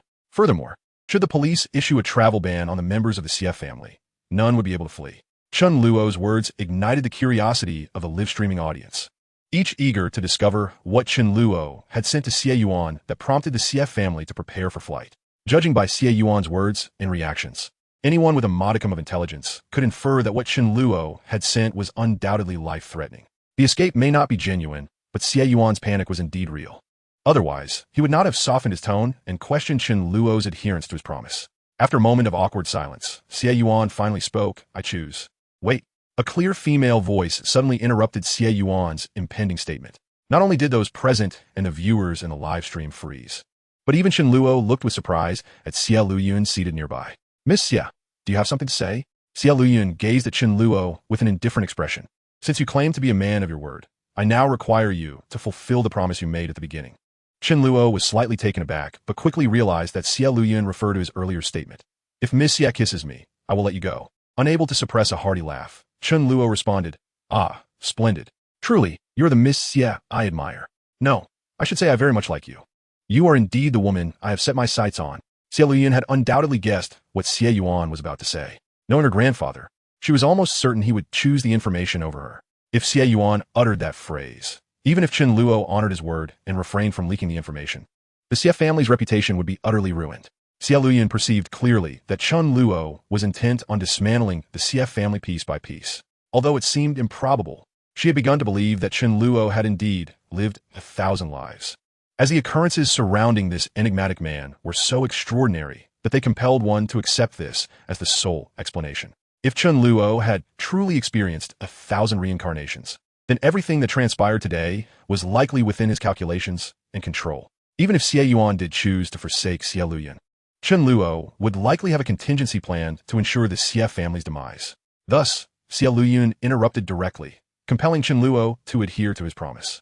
Regardless of whether he followed through, he would find himself in a dilemma. Releasing Xie Luyun would strip Chen Luo of his most crucial bargaining chip. Should he refuse, it would amount to a public acknowledgement of his dishonesty. As I said, I possess many flaws, but my commitment to my word is among my few virtues. If Miss Xie kisses me, I shall let you go, and I will not go back on my word. As he spoke, Chen Luo stepped forward to stand before Xie Luyun, smiling at her. Xie Luyun's face clearly displayed her discomfort, prompting her to take several steps back. Yet, recalling her earlier statement, she suppressed her unease and returned to him. Chen Luo stood leisurely before Xie Luyun, pointed to his lips, and leaned down, closing the distance. The viewers in the live stream were momentarily stunned, as they were unaware of the promise Chen Luo had made to Xie Luyun. As they witnessed Chen Luo's evident intention to kiss her, they were left bewildered, unable to comprehend the sudden shift in dynamics. You didn't specify it was a kiss. Xie Luyun bit her lip, glaring at Chen Luo with fury. The final interpretation lies with me. My kiss refers to a kiss on the lips. Does Miss Xie have any objections? Chen Luo replied, grinning and unhurried. Xie Luyun's expression shifted multiple times, clearly engaged in an intense internal struggle. However, after a moment, she gritted her teeth and nodded in agreement. With a look of determination, Xie Luyun approached Chen Luo, her expression resolute as she closed her eyes and leaned in to kiss his lips. Observing Xie Luyun's flustered yet bashful demeanor, Chen Luo suddenly placed his phone on the table, wrapped one arm around her waist while the other cradled the back of her head, and immediately kissed her deeply. As their lips met, Xie Luyun trembled, a wave of instinctive revulsion surging within her, compelling her to push Chen Luo away. But at that moment, Chen Luo abruptly opened his eyes, swiftly grasping the knife that Xie Luyun had aimed at him. Xie Luyun's expression hardened, and she retaliated with an elbow strike aimed at Chen Luo's abdomen. Chen Luo smiled slightly, pivoting on his right foot, swiftly maneuvering behind Xie Luyun to evade the blow while simultaneously wrapping his arms around her. Unfazed, Xie Luyun drove the knife in her right hand backward, aiming for him.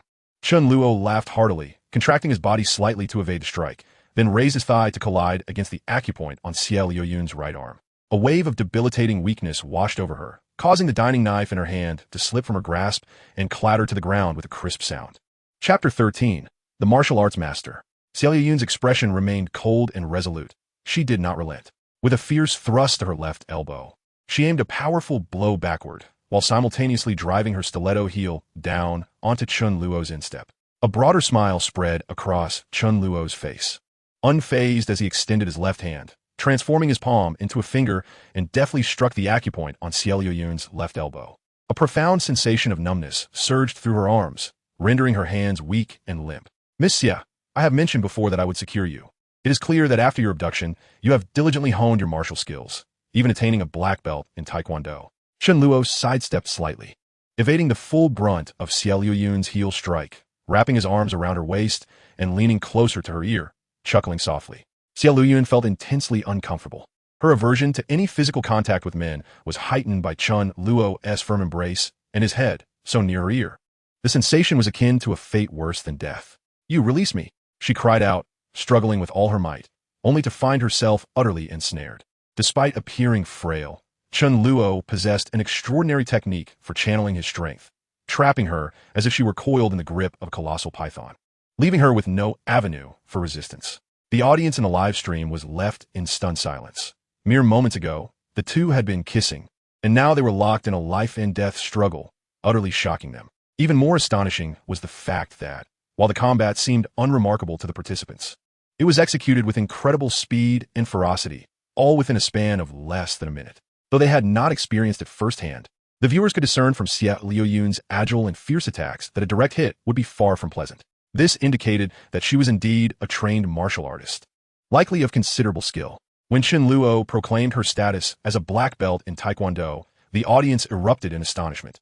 Yet they were even more astounded that someone of her caliber could not best Chen Luo. With a smile, Chen Luo released her, fully aware that from the moment Xie Luyun demanded he fulfill his promise, she intended to seize the opportunity of his weakened state to decisively eliminate the threat posed by the Xie family. Thus, he held a profound admiration for this woman. Few could capture his attention, and Xie Luyun was certainly among them. In this dire situation, her thoughts were not on how to escape safely, but rather on how to resolve the Xie family's troubles once and for all. Xie Luyun understood that she and the Xie family were inextricably linked. If the family fell, her fate would be equally grim. It was relatively simple for Chen Luo to restrain her. Although weak, he had mastered all forms of martial arts in the world. The technique he employed against Xie Luyun was the renowned Brazilian Jiu-Jitsu, famous for its principle of overcoming strength with weakness and softness overcoming hardness. relying on grappling and throwing as foundational skills with a strategy of gradual subjugation.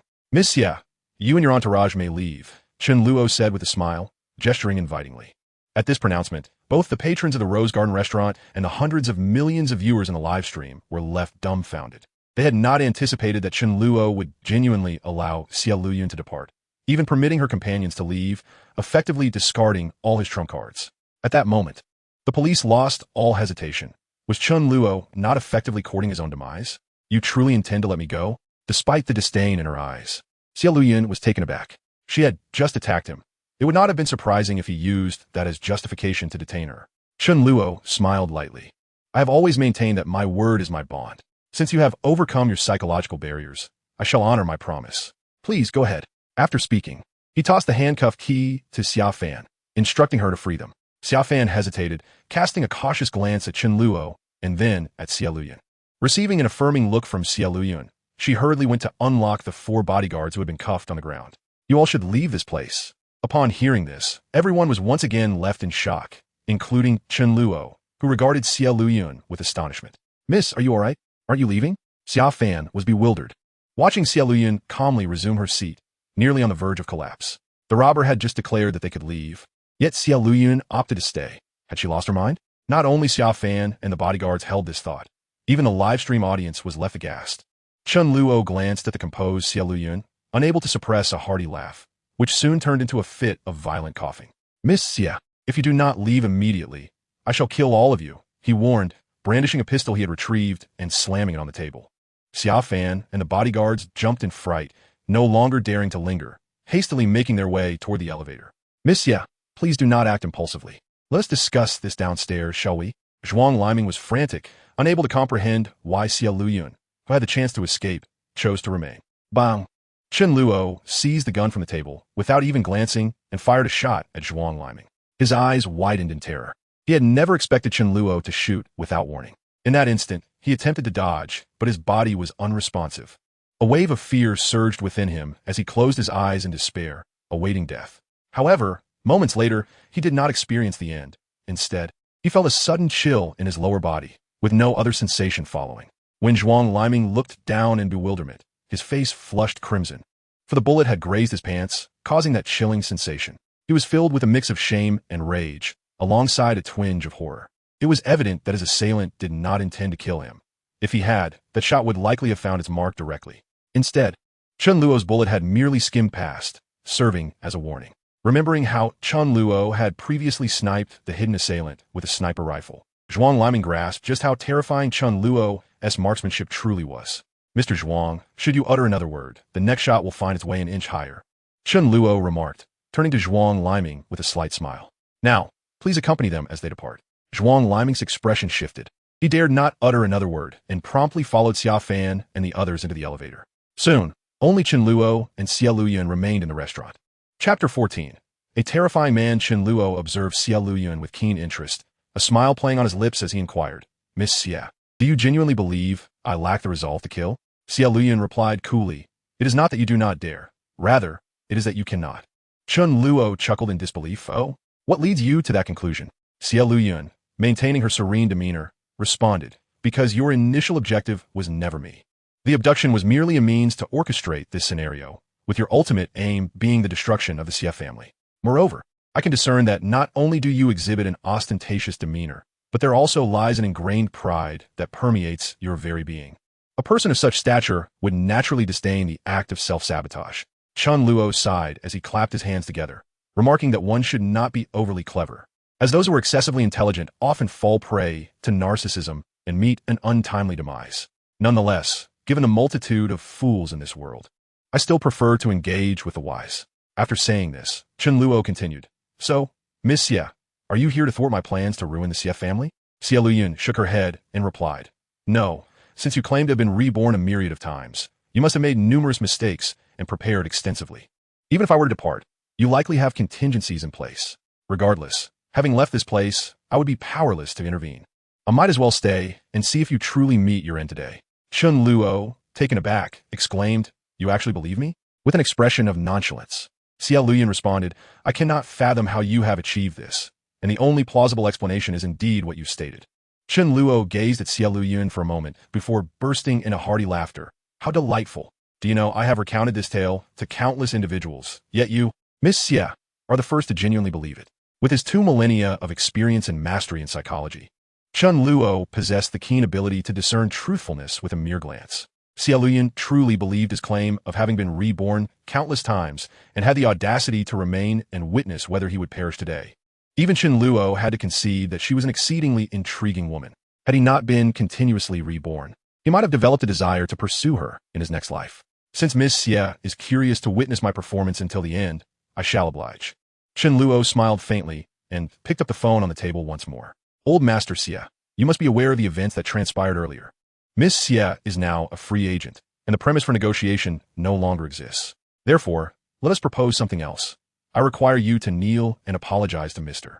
Han, and in return, I shall erase the backup. Xie Yuan's expression shifted. He found Chen Luo increasingly inscrutable. If you are so intent on destroying our Xie family, regardless of whether I comply, you will still release that information. Why should I heed your demands? Chen Luo laughed heartily. It's quite simple, old Master Xie. You have no choice. If I were to release that information, your family would not escape unscathed. You can only gamble on whether I will uphold my promise. At least until you seek out Mr. Han, I shall refrain from disseminating the information, thus granting you a sliver of time. Would you not agree? Xie Yuan felt a jolt of realization. Chen Luo had astutely grasped his intentions. In truth, Xie Yuan planned to delay Chen Luo for a brief period, as Pengcheng is in close proximity to Hong Kong, allowing for a helicopter flight of less than 30 minutes. If he could stall for that half hour, the Xie family could reach Hong Kong and then charter a flight to Europe and the United States. Years prior, Xie Yuan had devised a contingency plan to preemptively guard against such crises. After a moment of silence, he relented. Very well, I shall acquiesce. Now, old Master Xie, please make your move, and do ensure that the call remains connected.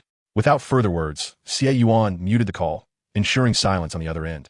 Then urgently instructed his eldest son, Xie Enian, immediately transfer all liquid assets through the underground banks in Hong Kong and dispatch our bloodthirsty assassins at once.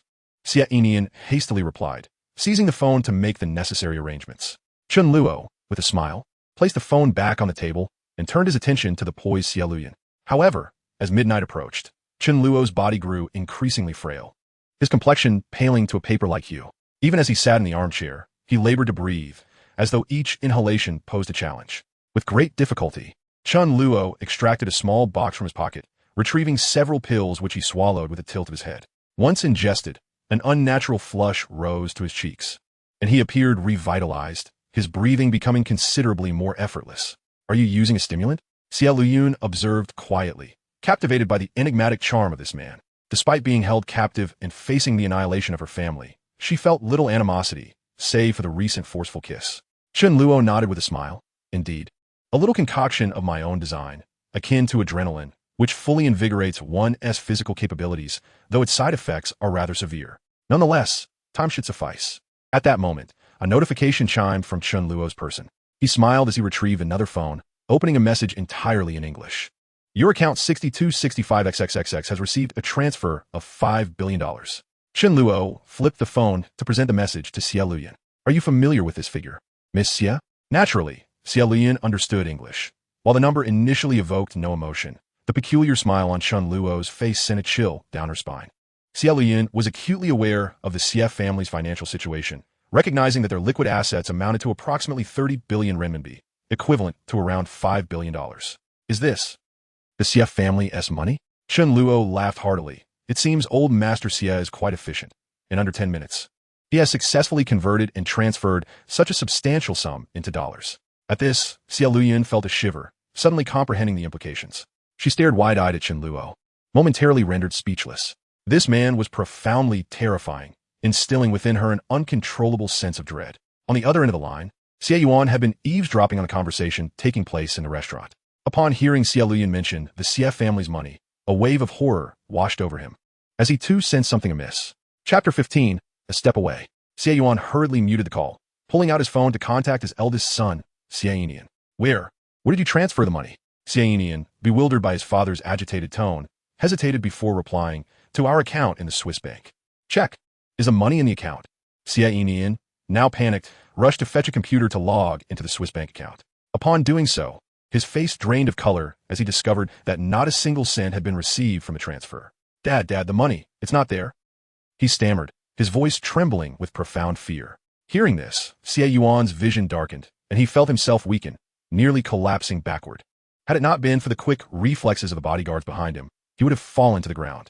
It's over. Xie Yuan, engulfed by rage and anxiety, succumbed to a spike in blood pressure. The moment he learned that the CF family's affairs were being broadcast live, he had already been seething with fury, consuming numerous medications to suppress his agitation. Now, this devastating blow rendered all remedies futile. At this moment, he was not only devoid of strength, but also finding it difficult to walk. Xie Yuan's heart was bleeding. $5 billion represented the entirety of the CF family's liquid assets. The rest comprised real estate and other immovable properties, which could not be converted into cash within a day or two. Moreover, to exchange such a colossal sum into US dollars in a short time would necessitate the use of underground money changers, who charge exorbitant fees for such urgent transactions. To transfer $50 billion, they would demand a staggering $15 billion in fees, nearly 30. Even if they managed to flee abroad, without this sum, they would be akin to lost souls. Was everything you did previously merely to lay the groundwork for this moment? In the Rose restaurant, Xie Luyun glared at Chen Luo, her teeth clenched in fury. She was no fool. Upon learning that Chen Luo had intercepted the CF family's funds, she immediately grasped the situation. As she had anticipated, Chen Luo's ultimate goal was the annihilation of the CF family. Merely imprisoning them would not suffice. He sought to sever the very roots of their existence. Even if the core members of the CF family were incarcerated, there remained individuals unblemished by crime, like Xie Luyun herself, who could inherit the family legacy.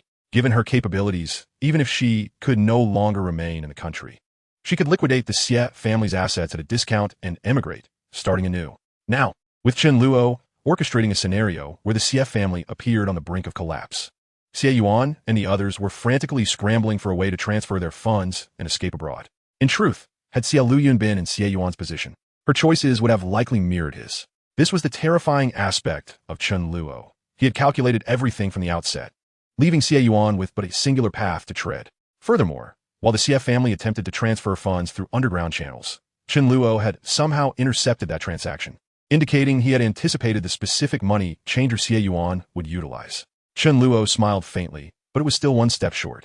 As he spoke, he swiftly donated $3 billion from his account and transferred another $2 billion into Han Jiwei's bank account in the United States. After completing these transactions, he tapped a few buttons on his phone, playing a recording. The Blood of Blood's assassin should still be in Peng City. Dispatch someone immediately to eliminate this night god. First, the night god has a bounty of $500 million. The voice was unmistakably that of Xie Yuan. Upon hearing the contents, Xie Luyun's heart plummeted. She could intuitively deduce this was Xie Yuan's response to the crisis. The millions of viewers in the live broadcast, unfamiliar with Xie Yuan's voice, were initially confused.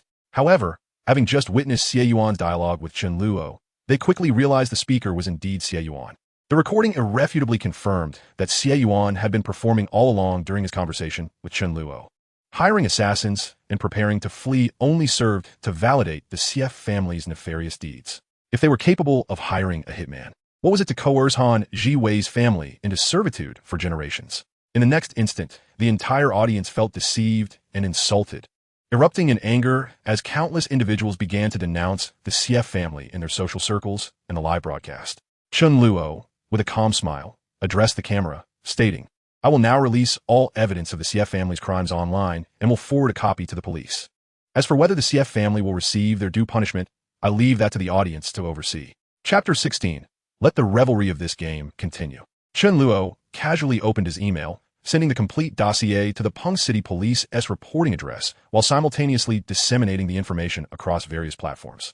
Just as Xie Yuan, who had boarded a helicopter, heard Chen Luo's words, he expelled a mouthful of blood and promptly fainted. Dad, what happened to you?" Xie Yuan's other sons were horrified by the scene, rushing to check on their father's condition. Their faces turned ashen upon discovering that Xie Yuan was exhaling without inhaling. It appeared he was on the verge of death.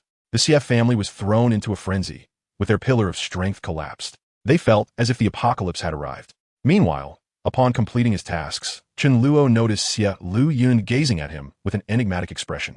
"Does everything you've done hold any significance?" Xie Luyun's demeanor had returned to a placid state. Just as she had said, after today, he would be reborn, and everything would revert to the way it was on New Year's Day, with the CF family remaining intact. Were you prepared to repeat this cycle? Chen Luo chuckled, responding with a question of his own. Miss Xie, have you ever played a game? Xie Luyin paused momentarily before comprehending his implication. Chen Luo perceived each rebirth as a game. Gamers understood that the fleeting pleasure gained from a game could yield nothing substantial in reality. Chen Luo shrugged. What can be done?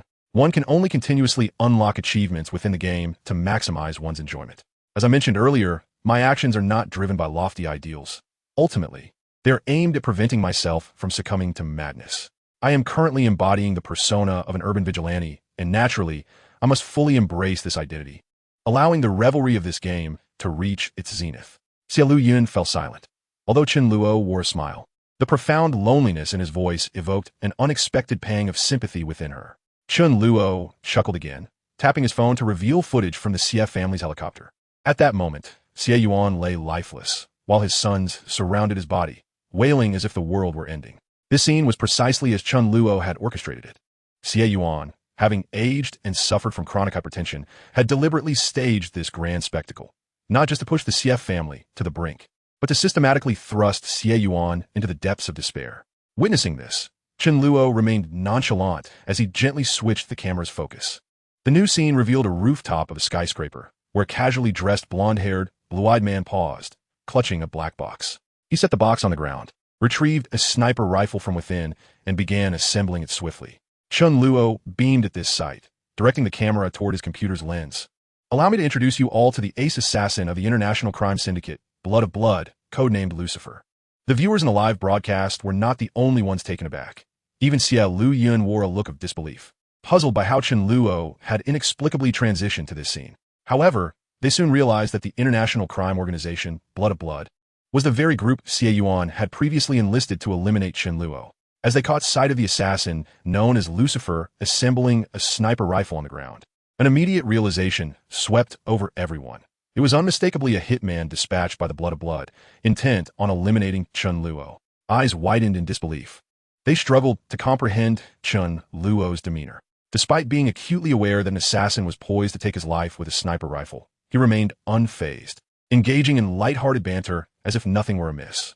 What astonished them further was Chen Luo's ability to monitor the assassin's every move via his mobile phone, suggesting he had strategically placed cameras at the sniper's vantage point, thus enabling his awareness of the unfolding situation. How had he accomplished this? The viewers in the live stream found it utterly perplexing, while it was somewhat understandable to foresee an attempt on his life. Knowing the very location of his impending demise was utterly bewildering. Many were unfamiliar with the nature of the Blood of Blood organization. Even individuals of Mr. Xie's stature were only aware of their assassination business, unaware that their operations extended far beyond that. Chen Luo retrieved his phone, smiling as he elaborated. The Blood of Blood originated in Europe, but the duration of its existence remains shrouded in mystery, even to its own members. I have spent over a decade investigating, poring over countless historical texts, and even interrogating several members of the organization. Ultimately, I discovered that the earliest records of the Blood of Blood date back to the medieval period in Europe, with their activities gaining momentum since the Crusades. In essence, this is a clandestine organization that has thrived in the shadows of the world for over a millennium. Chapter 17. I Bloom Amidst Death. In its early years, the Blood of Blood established itself through assassination, yet it has since evolved, no longer relying on this method as its primary source of profit. The so-called usurpers. The Blood of Blood commands a deeply entrenched influence across various Western nations, profiting by subtly manipulating national affairs to reap extraordinary gains. For instance, during the earlier Dubai debt crisis, which precipitated a severe downturn in European stock markets, they had anticipated the outcome and profited immensely by short-selling Dubai's currency, amassing over $1 billion in illicit gains. The subsequent Greek debt crisis was, in fact, a direct consequence of their machinations stemming from the Dubai crisis, as they continued to short-sell the Greek currency, effortlessly reaping hundreds of billions of dollars in profit once more. As Chen Luo narrated these revelations, the viewers in the live stream were left in stunned silence, and even Xie Luyin found herself momentarily speechless. It was beyond the comprehension of ordinary viewers, and even Xie Luyin had never considered that such international financial events were orchestrated by unseen hands. She had believed her understanding of the world was sufficiently profound. Yet upon learning of the Blood of Blood's formidable influence, she realized her naivety. This organization's power evidently extended far beyond Europe, likely encompassing the globe. With a smile, Chen Luo continued, the Blood of Blood is governed by 7 titans, whose true identities remain unknown. They are only referred to by code names derived from renowned historical emperors of Europe, such as Alexander the Great, Caesar, Augustus, Charlemagne, and Peter the Great, among others. Upon the death of any titan, the remaining titans collectively select the next successor to inherit the title. At this juncture, Chen Luo glanced at his phone to check the time. All right, the time has come. The educational segment concludes here. The live stream viewers, initially fixated on their screens with bated breath, were eager to hear more about the blood of blood, an enigmatic world to which they had no access. Their curiosity piqued. Yet, when Chen Luo abruptly ceased his exposition, they were left in an uncomfortable limbo. Xia Luyun, glancing at the clock, suddenly grasped the significance of Chen Luo's mention of time. It was merely a minute until midnight. If what he had revealed was true, he had but a minute left to live. Chen Luo stood and approached the windowsill, producing what appeared to be a remote control from his suit. Let this fireworks display mark the grand finale of my 10,000th rebirth. With a smile, he pressed the button on the remote. Boom, boom, boom. A series of deafening explosions reverberated. Xia Luyun was astonished to see a massive fireball erupting from the rooftop of a skyscraper a kilometer away, shooting skyward. The explosions resonated from above the Rose restaurant, shattering every piece of tempered glass on the establishment's exterior. Fragments of glass cascaded down from the heights, and a fierce wind swept through, nearly forcing Xia Luyun to squint against the onslaught. After the initial shock, Xia Luyun quickly pieced together the situation. No wonder Chen Luo appeared unconcerned about the assassin Lucifer waiting outside to take his life. He had not only set up surveillance, but had also planted remote explosives. At the moment Lucifer was ready to pull the trigger on his sniper rifle, Chen Luo detonated the bomb, sending the assassin to his demise. The explosives at the Rose restaurant were evidently not intended to harm anyone, but merely to obliterate the glass. As for his true intentions, Xia Luyun could surmise. At that moment, Chen Luo stood at the edge of the glass Ade, his white suit billowing in the tempestuous wind. One step forward would lead him into the abyss, yet his eyes held no trace of fear, only a vibrant smile. He turned to wave at Xia Luyun, saying, "When I awaken, perhaps I shall seek you out. We shall not part." With that, Chen Luo spread his arms wide and laughed heartily toward the heavens. "I bloom amidst death, akin to a brilliant meteor, leaving the most resplendent mark upon this world." Xia Luyun felt a foreboding sensation. Her heart quivered as she sprang from her seat, desperate to grasp Chen Luo and pull him back. Despite the fact that this man had taken her hostage and had destroyed the Xie family before her eyes, she found herself unwilling to witness the demise of this enigmatic figure. Yet, her actions were ultimately too slow. Chen Luo had already begun to fall backward. When Xia Luyun reached the edge, she beheld Chen Luo with arms outstretched toward the sky, as if he yearned to soar. In the fleeting moment before he vanished from her sight, he waved at her with a smile, devoid of any fear of death. Xia Luyun stood entranced, biting her lip, and remained lost in thought long after Chen Luo had disappeared. Chapter 18. Rebirth at 18. Time passed, though Chen Luo could not ascertain how long, until he gradually regained consciousness and opened his eyes. Instead of the familiar sight of Dr. Li Hao in a white coat, he was met by an utterly unfamiliar visage. Chen Luo froze, for the scene following his rebirth had always unfolded in a hospital examination room, facing his hepatologist, Li Hao. Typically, he would be met with the somber words, "I regret to inform you that you have liver cancer and only 3 months to live. Are your family members aware? I recommend you be hospitalized for aggressive treatment." Chen Luo had experienced this rebirth process 10,000 times and was intimately familiar with it. Yet this time, he found himself not in the examination room, nor confronted by that doctor. "Who gave you the audacity to sleep in class?" The unfamiliar face glared at Chen Luo, wielding a textbook as it swung menacingly toward him. "Is it the fact that you ranked last in class that emboldened you?" Chen Luo furrowed his brow, unhurriedly evading the attack of the unfamiliar man. As he scanned his surroundings with a mix of suspicion and confusion, he was astonished to realize he was indeed in a classroom. Inside, dozens of students clad in uniforms were fixated on him, their expressions a complex tapestry of amusement, derision, and schadenfreude. Chen Luo felt a strange familiarity with this place and the students before him, yet he could not immediately recall where he had encountered them before. An increasing sense of bewilderment gripped him. Had he been reborn in a different realm? In the next instant, when Chen Luo observed his own attire, he was momentarily frozen in disbelief. He was wearing a uniform emblazoned with the words Longcheng High School. What on earth? Longcheng High was his own alma mater, where he had endured 2 years filled with the most humiliating experiences of his life, even contemplating suicide on numerous occasions. Thus, he could never forget this school. What was happening? Unable to suppress his curiosity, Chen Luo glanced down at his frail physique. only to discover that, despite his weakness, he felt remarkably different from when he had just been diagnosed with liver cancer. In simpler terms, he was brimming with vitality and vigor. Just as he was grappling with this bewilderment, his eyes were drawn to a line written at the front of the classroom. Countdown to the college entrance examination, 179 days. Chen Luo's heart raced at the sight, and he noticed the strange man, now infuriated, swinging a textbook down upon him once more. Chen Luo seized the man's hand, urgently inquiring, "What year is this?" The unfamiliar man, incensed by Chen Luo's audacity, barked, "Let go of me. How dare you?" Chen Luo narrowed his eyes, increasingly convinced that this man looked familiar. Suddenly, a spark ignited in his mind. "You are Wang Aihua?" The students in the classroom widened their eyes in astonishment, curiosity evident in their expressions. Based on past experiences, Chen Luo would have expected to be thoroughly beaten by his homeroom teacher, Wang Aihua, who would likely summon his parents for a reprimand. Yet here was Chen Luo, boldly grasping the teacher's hand without a hint of trepidation, exuding an air of superiority. "How dare you act so brazenly?" Wang Aihua, feeling his right hand captured by Chen Luo, swung his left hand in retaliation. Chen Luo, irritated, pushed Wang Aihua back, causing him to stagger a few steps and avoiding the slap entirely. After shoving Wang Aihua aside, Chen Luo rummaged through his desk, eager to ascertain the current timeline, paying little mind to the enraged teacher. Before long, he unearthed an old Nokia 3100 cell phone. Grasping the device, he swiftly checked the time.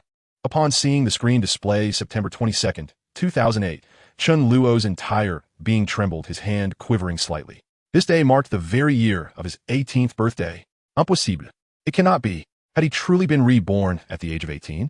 Chen Luo murmured to himself, his voice barely above a whisper, yet in the hushed classroom. It was audible to all. Suddenly, someone let out a laugh, and the classroom erupted into uncontrollable laughter, filled with scorn and mockery. They believed Chen Luo had lost his wits, uttering such nonsense. Wang Aihua, meanwhile, was livid, his face darkened with rage as he advanced towards Chen Luo, intent on delivering further punishment. However, at that moment, Chen Luo burst into laughter. As he stared at the phone screen, he suddenly erupted into a fit of laughter, tears streaming down his face. His mirth was so intense that he doubled over, appearing almost maniacal. "Ha! Ha ha ha! Am I finally free from those damned 90 days? Chen Luo exclaimed, striking his desk in excitement, nearly beside himself with joy. Time had finally begun to move, once more, for over 2,000 years. Trapped within those 90 days, he had faced countless moments of despair, wishing for death but finding none, akin to the most brutal of punishments. Now, discovering his rebirth at 18, Chen Luo felt as if he had been liberated from a cage, reclaiming his freedom. Chapter 19. You are still alive. The students and Wang Aihua, taken aback by Chen Luo's wild laughter, felt an unsettling chill. Chen Luo continued to laugh heartily, and then, as if struck by a sudden realization, he stiffened, his body rigid. If it was my birthday, then she is still alive? Chen Luo's body froze, his head turning mechanically to glance at his deskmate. There, he beheld a girl with a perfect oval face, her beauty exquisite and unparalleled, radiating an aura of effortless grace that was rare even among 18-year-olds. Guqing Huan. Chen Luo's heart raced, a wave of euphoria surging through him, far surpassing the thrill of breaking the time loop. In the next moment, amidst the astonished gazes of everyone, Chen Luo leaned forward and embraced the beautiful girl. You're still alive? You're still alive. Tears of joy streamed down his face as he feared this might all be a dream. Throughout countless cycles of time, there was only one thing Chen Luo had longed for and regretted, and that was Guqing Huan. In his final year of high school, a new girl had transferred to his class, this very girl he now held. Guqing Huan was breathtakingly beautiful, her presence commanding enough to instill insecurity in any girl at school. Even most boys found themselves inexplicably anxious in her presence, as she rarely displayed warmth to anyone, deterring numerous suitors. From the very first moment he laid eyes on her, Chen Luo knew he had fallen for her, and she became his deskmate. However, he was also engulfed in profound inferiority, despite sitting together for over half a month. They had scarcely exchanged a few words. At that time, Chen Luo was not the audacious, carefree person he was now, dismissive of everything. His feelings of inadequacy stemmed not from Guqing Huan's brilliance, but from his own circumstances. Chen Luo was not a local. He hailed from a rural family in Yi province. When he was in 5th grade, his parents migrated to Pengcheng for work, leaving him in the care of his grandparents. Both of his parents had only completed junior high school, and could do little more than run a vegetable stall in the market of Hualong district, toiling from dawn till dusk for meager earnings. In the eyes of his grandparents, He was merely an outsider, an outside child, and was treated more like a guest. Chen Luo spent 5 years from 5th grade until the end of junior high without ever receiving a single penny in pocket money. It wasn't that his parents were unwilling. Rather, after giving money to his grandparents, they never provided him with any. If his grandparents bought fruits or treats, it was always when Chen Luo was absent, reserved solely for their biological grandson. At merely 10 years of age, Chen Luo experienced the heart-wrenching departure of his parents, compounded by the indifference of his maternal grandparents and a lack of affection from his uncle. This unfortunate circumstance plunged the once vivacious Chen Luo into a profound abyss of insecurity, leading him to believe that he had been forsaken by his parents. This emotional turmoil persisted for several years until, during his high school years, his parents, having accumulated some savings, brought him to Pengcheng to continue his education. Upon his arrival in Pengcheng, however, Chen Luo found himself sinking deeper in his self-doubt, even retreating into a shell of isolation. Lacking proficiency in Cantonese, his speech was heavily tinged with the accent of his hometown, rendering him an object of ridicule among his classmates, who frequently mocked his pronunciation. Even after he diligently practiced Mandarin to eliminate his accent, his status as an outcast remained unchanged. Chen Luo soon became a target for bullying, often relegated to menial tasks and physical abuse, with his pocket money pilfered on a whim and enduring public humiliation on a regular basis. For instance, during a chemistry experiment, a minor flame in a beaker provoked a classmate to brandish a fire extinguisher and douse him, falsely claiming that Chen Luo's experiment had set the tabletop ablaze. As such incidents became a norm over the span of 2 years, Chen Luo developed severe depression, until a girl named Gu Qinghuan entered his life. He vividly recalls that day when he stood precariously at the edge of a rooftop.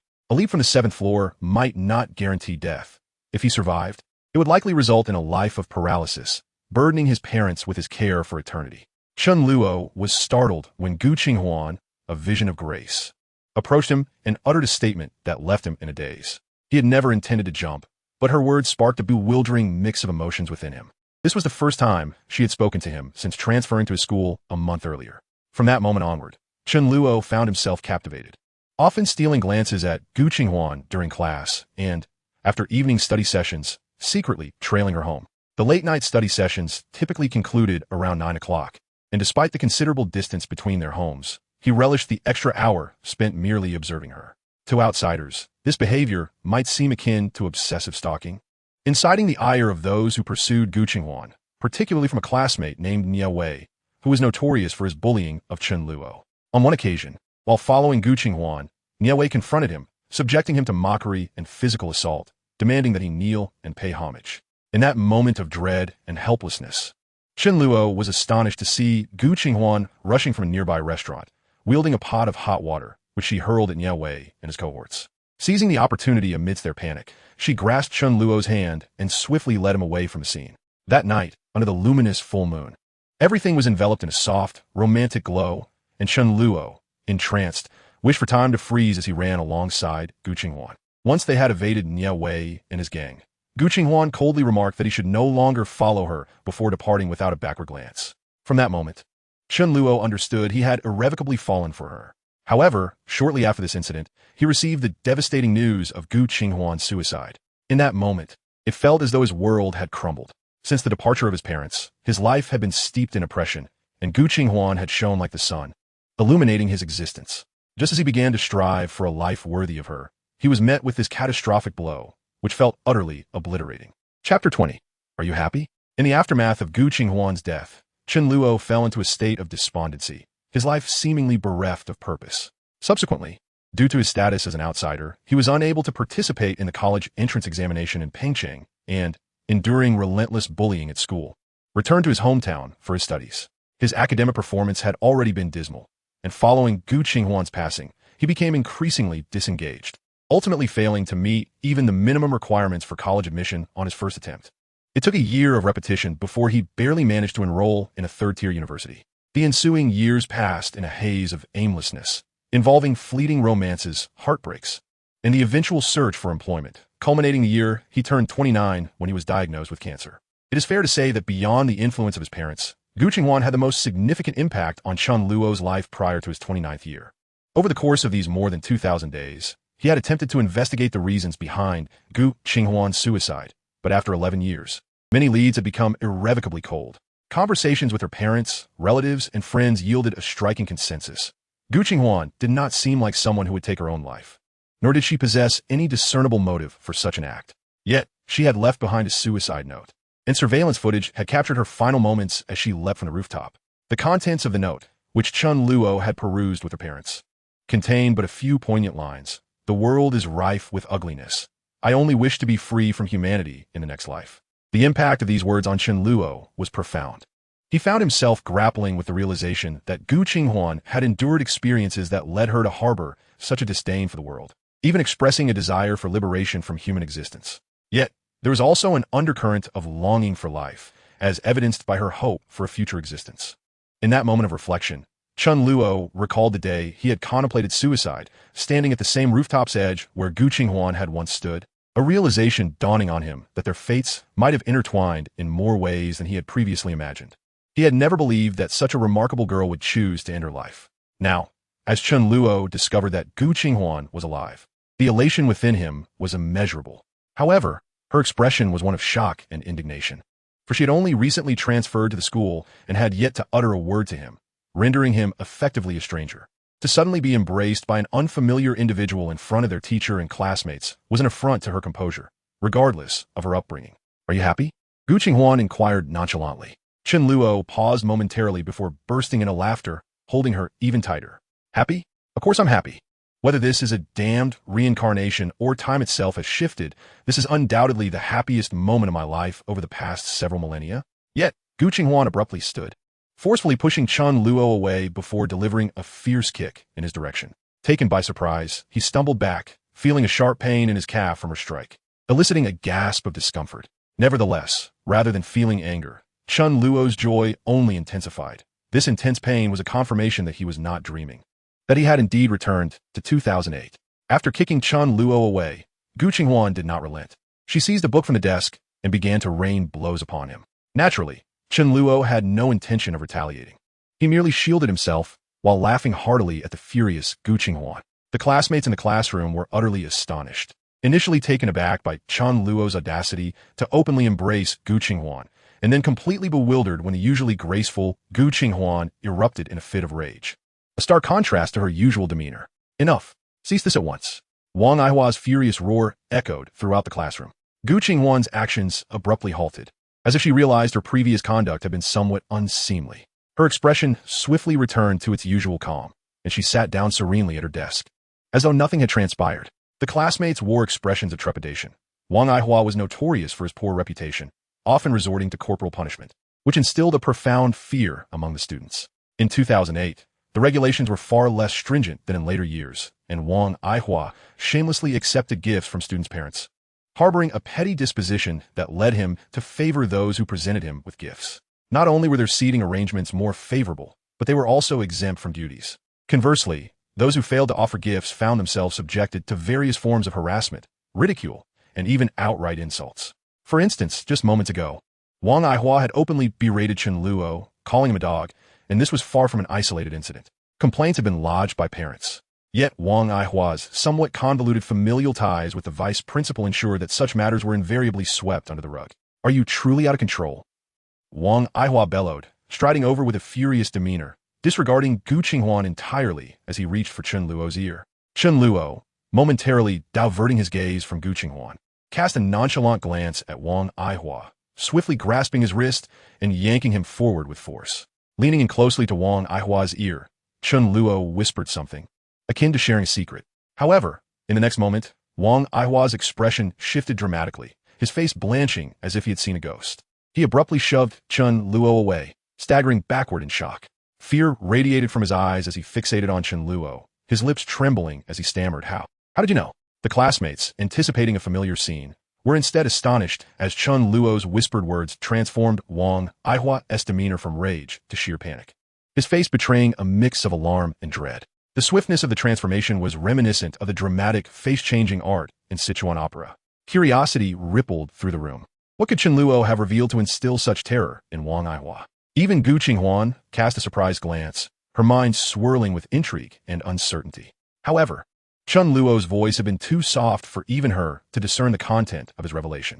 Chen Luo regarded Wang Aihua with a placid expression. Mr. Wang, May we proceed with the lesson now? Wang Aihua's face oscillated between shades of green and white, a spectacle to behold. He repeatedly opened his mouth, as if to speak, but upon observing the inquisitive gazes of the surrounding students, he found himself rendered mute. Chen Luo smiled lightly and returned to his seat, seemingly unfazed. Wang Aihua remained rooted in place for a moment, staring at Chen Luo as he resumed his seat, no longer daring to confront him. His mind was consumed with thoughts about how Chen Luo had uncovered such sensitive information, leaving him utterly distracted from a lesson. You all, continue with your self-study. It should be noted, this is not a subsequent reincarnation, but rather time itself has indeed shifted. Chapter 21.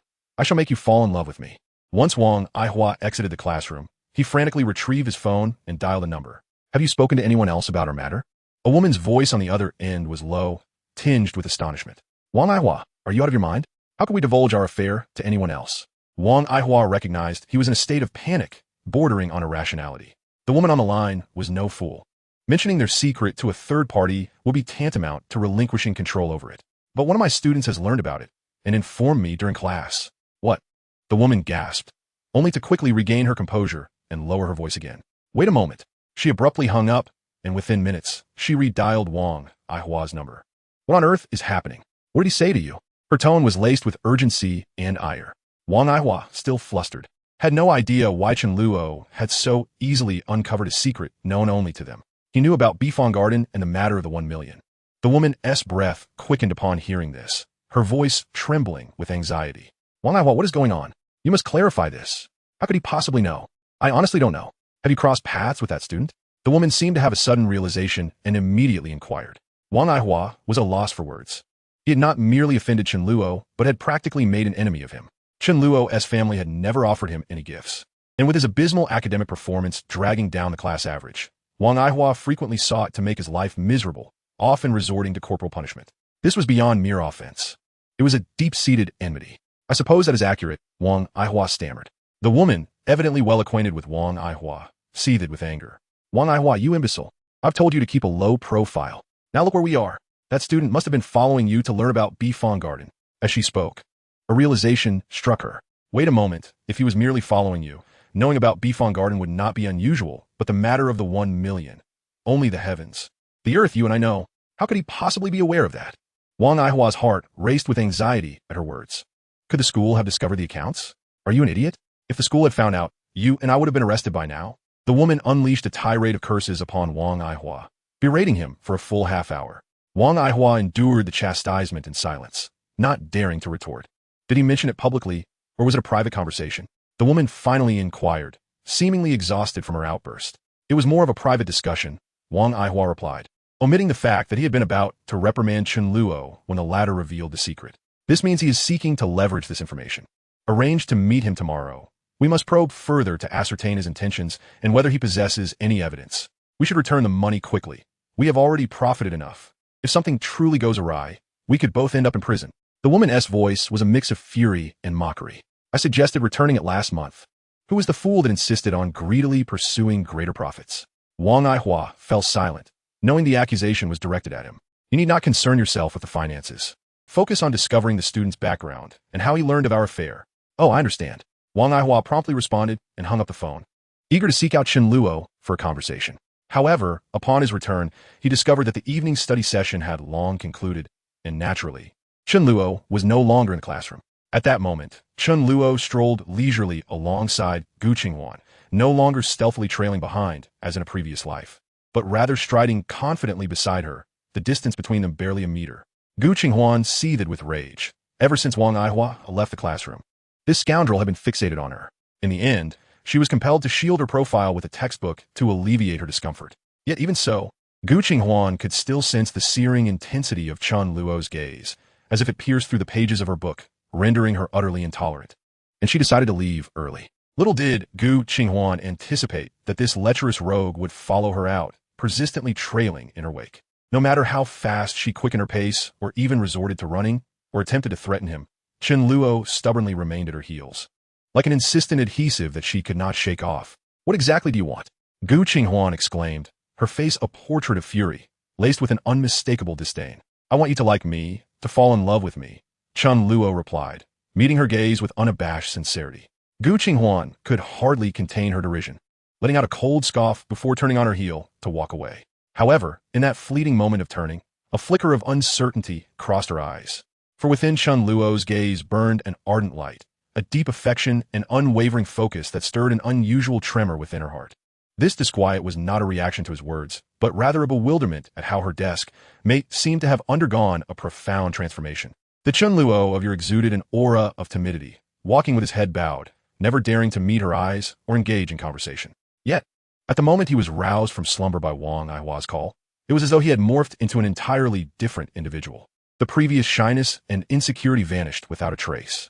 In its place blossomed a confidence radiating from within, imbued with a wild audacity akin to a sword unsheathed, gleaming with an undeniable sharpness.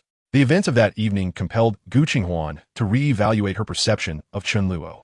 I warn you, if you continue to follow me, do not blame me for being impolite, Gu Qinghuan declared coldly, her back turned to Chen Luo as she pressed onward. Chen Luo chuckled softly, ready to continue trailing her, when suddenly a mocking voice called out from behind, "Hey, little trash, didn't you hear Gu classmates say not to follow her? Can you not comprehend human speech?" Chen Luo halted abruptly, a smile curling at the corners of his mouth, as he slowly turned to face the group of students approaching him, led by Nie Wei, the very individual who had taken delight in tormenting him. Though Chen Luo wore a smile, his eyes glinted with a chilling intensity, akin to the edge of a blade directed at Nie Wei and his entourage. Over the past 2 years, Nie Wei had bullied him countless times, coining the derogatory nickname Little Trash. More than once, Chen Luo had contemplated ending his own life, all due to this individual. Nie Wei's father, Nie Jiming, owned a construction company in Hualong District. While not particularly significant within the broader expanse of Pengcheng, the company held a modicum of influence in Hualong District. A savvy businessman, Nie Jiming cultivated numerous connections with district officials, often bestowing gifts upon school leaders, including Wang Aihua, who was of a different caliber altogether. As a result, whenever Nie Wei found himself in trouble at school, matters were invariably swept under the rug, with Wang Aihua turning a blind eye, allowing Nie Wei to thrive as a small tyrant. Though Chen Luo seldom spoke of the bullying he endured, the bruises he returned home with did not go unnoticed by his parents. They could only guess he was being victimized, but when they inquired about the incidents, Chen Luo remained reticent, knowing that voicing his troubles would yield no results. Indeed, when his parents approached teachers and the principal to express their concerns, they were met not with assistance, but with disdain. The knowledge of this left Chen Luo feeling increasingly despondent, leading him to shield his face from his parents during beatings to prevent them from discerning the truth. "Hey, little trash," Nie Wei approached, his expression brimming with arrogance. But his words faltered abruptly as he caught sight of the icy glare emanating from Chen Luo. From a distance, he had been unable to discern Chen Luo's expression, but now, as he drew near, both he and his companions froze in shock, their faces paling as if they had encountered a ghost. At that moment, Chen Luo's gaze was terrifying, resembling that of an ancient, fearsome beast fixated upon its prey, sending a chill coursing through their spines. Over the course of 2 millennia, Chen Luo had taken the lives of thousands. His bloodlust did not dissipate with time. At this juncture, he unleashed all of it, rendering Nie Wei and his companions utterly powerless in its wake. Gu Qinghuan had already put some distance between herself and the scene when she heard Nie Wei's words. She paused momentarily, then turned back to observe. Such a scenario was not unfamiliar to her. She had witnessed it numerous times before, though Chen Luo had never resisted in the past, and she had been indifferent to it. However, a flicker of curiosity ignited within her as she noted the stark contrast in Chen Luo's demeanor compared to before. Would he still be beaten as he once was? Yet, as she turned to look, she found Nie Wei and his companions frozen in place, their expressions betraying sheer terror. Gu Qinghuan felt a surge of surprise, unable to comprehend what had transpired to terrify them so. Curiosity piqued, she inched closer, eager to uncover the nature of the upheaval. Chen Luo ambled toward Nie Wei, leaning in closer to whisper into his ear, "You think your unlicensed driving, resulting in a fatality, and your father's efforts to cover it up are foolproof? That no one else is aware?" Upon hearing these words, Nie Wei's body jolted, his eyes widening in disbelief, unable to fathom how Chen Luo had uncovered this secret. You, Nie Wei stammered, struggling to articulate a coherent response. "Are you curious how I know?" Chen Luo observed Nie Wei's panicked expression, filled with anxiety as he awaited an answer. Should this matter come to light, regardless of his family's wealth, he would likely face incarceration, far more pressing than any lesson he wished to impart upon Chen Luo. What he desired to ascertain was how much Chen Luo knew and whether he possessed any evidence. Chen Luo offered a slight smile, unhurried in his response. If you wish for secrets to remain hidden, one must refrain from wrongdoing. Now, slap yourself. Do not cease until I command you to stop. Though Chen Luo's physical condition was somewhat lacking, it was still far superior to the time he had been battling cancer, and he found it effortless to discipline Niao Wei and his companions. However, he was disinclined to engage or stoop to the level of someone like Niao Wei. Having spoken, Chen Luo did not even spare Niao Wei a glance, instead turning his back and leisurely making his way toward Gu Qinghuan. If I do not hear a sound within 3 seconds, I shall go to the police station tomorrow to report you. Niao Wei's countenance changed drastically. He was uncertain how much Chen Luo truly knew. However, if he were to heed Chen Luo's words, he might find himself perpetually at the mercy of Chen Luo in the future, especially considering that the individual before him was someone he had previously scorned and oppressed. The sudden reversal of circumstances left Niao Wei utterly bewildered. Go ahead. Do you think the police are fools? They will believe whatever you say? Niao Wei shouted at Chen Luo, his bravado faltering. Chen Luo, still not turning around, merely chuckled and continued. On July 29, 2008, at 11:35 p.m., at the intersection of Jiangning Road and Hanang Road. Upon hearing this, Niao Wei's expression froze, as though he had encountered a ghost, watching Chen Luo's receding figure with disbelief. The time and location Chen Luo mentioned coincided precisely with the moment of his hit and run. Niao Wei only vaguely recalled it being around 11 p.m. Yet Chen Luo knew the exact minute. Was this fellow present at the scene? But it had been a quiet, deserted street at that late hour. He distinctly remembered there had been no third party. How could Chen Luo possibly know?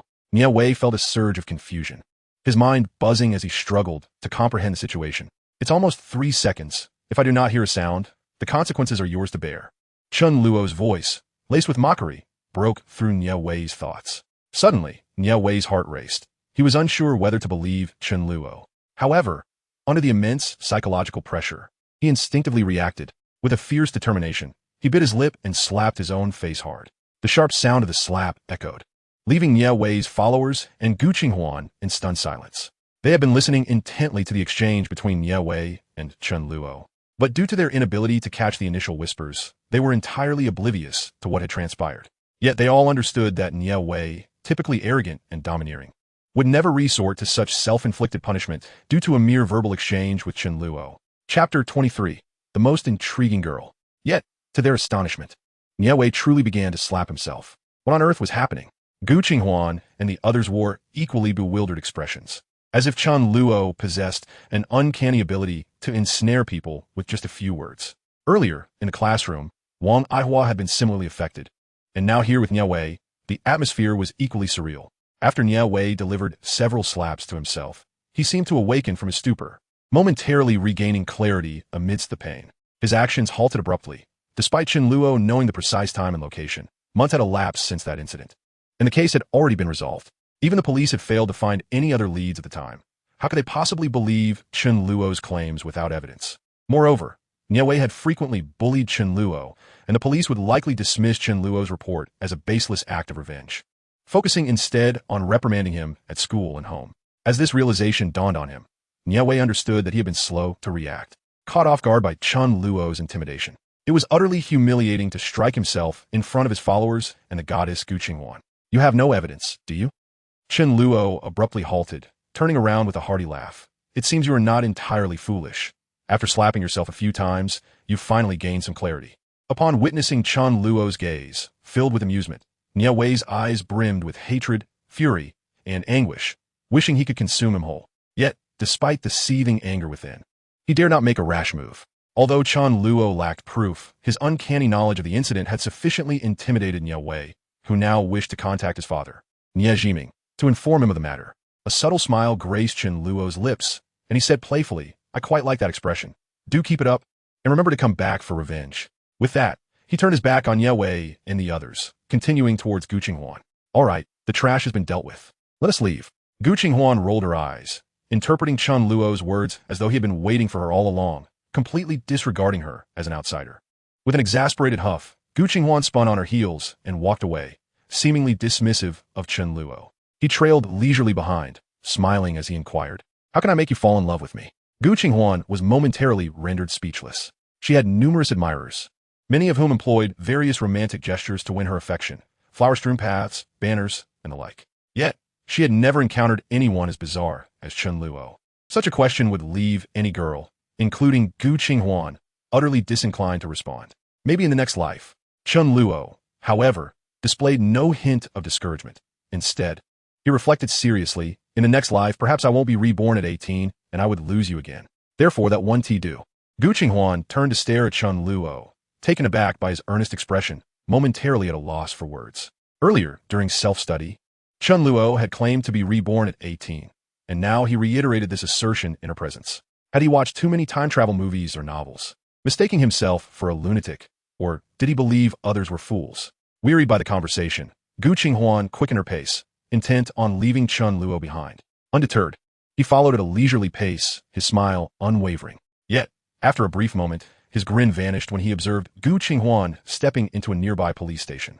Chen Luo chuckled softly, realizing Gu Qinghuan was evidently preparing to seek the assistance of the police. He found her amusingly intriguing.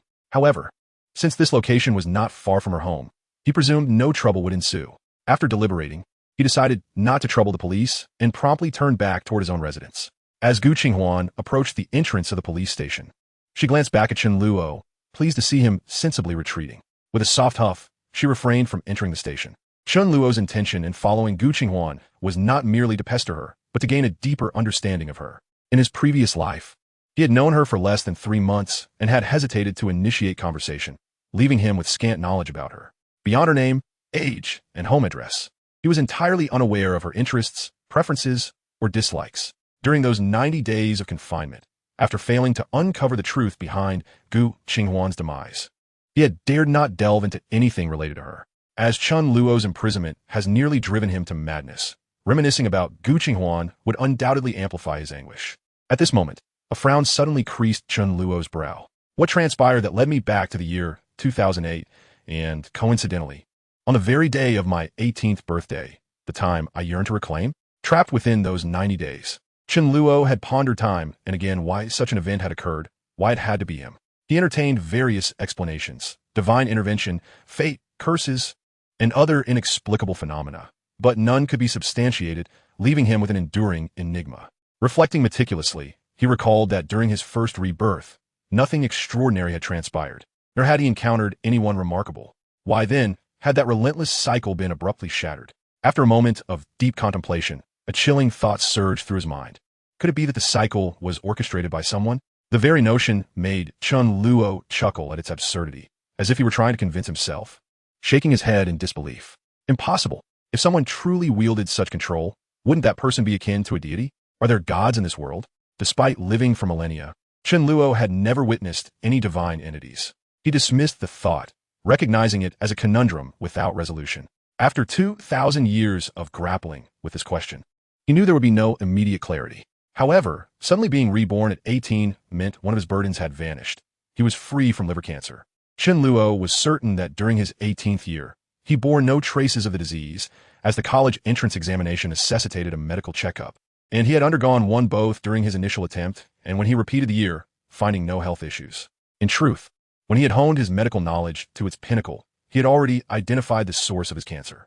During his time in that world of confinement, he had traced the origin of his liver cancer. By the time he entered university at 20, he realized he had contracted it between the ages of 20 and 29. The two most direct catalysts for liver cancer were excessive alcohol consumption and viral hepatitis, typically stemming from infections. Regrettably, he had fallen prey to both. Chen Luo himself did not have liver disease, but he had once dated a girl in college who exhibited symptoms strikingly similar to those of a viral hepatitis carrier: fatigue, lack of appetite, abdominal swelling, and jaundice, though at the time he had paid little heed. His college years to his entry into society were marked by unfortunate experiences, either as an unrequited admirer or as a backup option. He faced ostracism and oppression at work, embodying the epitome of a loser, and over time, he sought solace in alcohol, neglecting moderation. The combination of these factors led to his viral hepatitis swiftly deteriorating into liver cancer. When he eventually uncovered the root cause, he sought vengeance against that ex-girlfriend, but soon found it lacking in satisfaction, for retribution could not alter the reality of his confinement over those 90 days. With the reset of everything, all significance dissipated. Now, reborn at 18, he was liberated from this tormenting concern. Yet, the body he inhabited remained too frail. Despite his height of 180 centimeters, he possessed little muscle, resembling a mere slender reed. It was time to commence a regimen of exercise. Chen Luo set off towards home, his feet carrying him swiftly. His residence was a 30-minute walk from school, but having accompanied Gu Qinghuan, his return took nearly an hour longer. The place he called home was merely a rented house by his parents, and they had occupied it for over a decade. His parents operated a vegetable stall in a market downstairs, making this location exceedingly convenient and with no change of address. Chen Luo was never at risk of forgetting where he lived. Upon arriving home, it was already past 11 at night. His parents, rising at 2 in the morning to procure goods, retired to bed around 9, catching up on sleep during the day. As Chen Luo entered the house, he was greeted by a birthday cake on the table and a card containing 500 yuan. "Son, happy birthday." A warmth enveloped Chen Luo's heart. No matter how many times he was reborn, his parents would eternally be his greatest concern. Yet, he furrowed his brow at the sight of the small rented apartment, feeling an overwhelming sense of discomfort. Except for the initial few rebirths, Chen Luo had never lacked for money. Even a simple lottery ticket could yield enough to last 3 months. Consequently, his life had always been comfortable, and the current living conditions struck him as dismal. Despite the 2-bedroom layout, the living room barely accommodated a table and a refrigerator, making family meals feel cramped. His own room could only fit a bed and a desk, with no space for a chair, forcing him to sit on the bed. The window was blocked by an adjacent building, requiring artificial light even during the day to see. His parents' room was slightly larger, but only allowed for an additional wardrobe. The three of them crammed into this less than 40 square meter space, left Chen Luo momentarily disoriented. Clearly, he needed to devise a swift plan to earn money. After pondering for a moment, he tucked away the 500 yuan, savored a bite of cake, then stored the rest in the refrigerator before retreating to his room. Upon entering, he was met with a wave of frustration. The only word that could encapsulate the disarray was pigsty. Beneath the bed lay a chaotic assortment of shoes, dust-laden books, and various random objects, all crammed beneath. The bed itself was no better, strewn with 5 or 6 books, and the pillow and blanket had darkened over time, with discarded clothes haphazardly tossed atop the bed. Sighing deeply, Chen Luo realized that in the past he might have been indifferent to such disorder. But now he couldn't bear to linger in the room for even a moment. He understood the root of the chaos. At 18, he had been self-destructive, indifferent to his appearance, and utterly neglectful of his surroundings. Even when his mother, Li Yun, tidied up, it would quickly revert to its current state. Taking a deep breath, he resolved to take responsibility for his own mess. Swiftly, he began organizing the room while contemplating ways to earn money. Having been reborn a decade into the past, countless opportunities for income lay before him. However, he sought the quickest and safest method to transform his parents' living conditions without alarming them. The first thought that crossed his mind was the lottery, but regrettably, he could only recall the winning numbers from a New Year's Day to April 1st of 2019. The numbers from 2008 were far from his memory. Next, he considered sports betting. He was well-versed in the championship teams and scores of past World Cups and European Championships. However, the recent European Championship had just concluded, and the next World Cup would be in 2010, still some time away. Then, a spark of inspiration ignited in his mind. Stocks. Although the global economic crisis of 2008 was precipitated by the subprime mortgage crisis in the United States, China managed to evade the severe repercussions of this financial turmoil due to several factors. The nation's capital account had not yet been fully liberalized. The scale of asset securitization remained in its nascent stages, and a substantial foreign exchange reserve provided a buffer against the crisis. Consequently, China experienced its 8th bull market, which flourished for over 9 months, concluding only in August 2009. During this bullish phase, the prevailing market sentiment generated a robust profit effect, leading investors to exhibit an optimistic outlook as nearly all stocks surged in value. A sly smile crept across Chen Luo's lips as he realized where he could procure funds for stock purchases.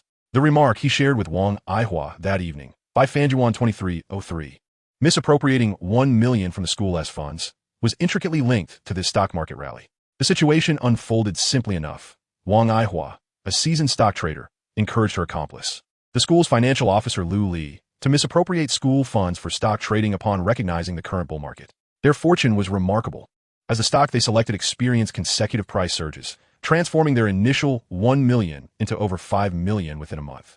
However, the enormity of their gains instilled a sense of caution, for they were acutely aware of the potential repercussions should their actions be discovered. Thus, they invested 2 million in a luxurious apartment in the Baifanjuan community in Hualong district, serving both as a rendezvous point and a hiding place for the remainder of their cash. Chen Luo's awareness of this affair stemmed from the eventual fallout between the two, which escalated into a deadly dispute over the spoils, leading to the exposure of their misdeeds and making headlines. While attending university, Chen Luo happened upon this news and found a sense of vindication, ensuring it remained etched in his memory. Chapter 25. A new objective as Chen Luo contemplated this. A plan began to crystallize in his mind. He recalled that Gu Qinghuan had taken her own life 2 months following his birthday, which meant he had a limited time frame to uncover the reasons behind her tragic decision and to save her. He perceived his rebirth on his 18th birthday as no mere coincidence. Perhaps Gu Qinghuan was the very catalyst for this second chance. Furthermore, he remembered that Xie Luyun had been kidnapped by Li Zixuan approximately a month prior.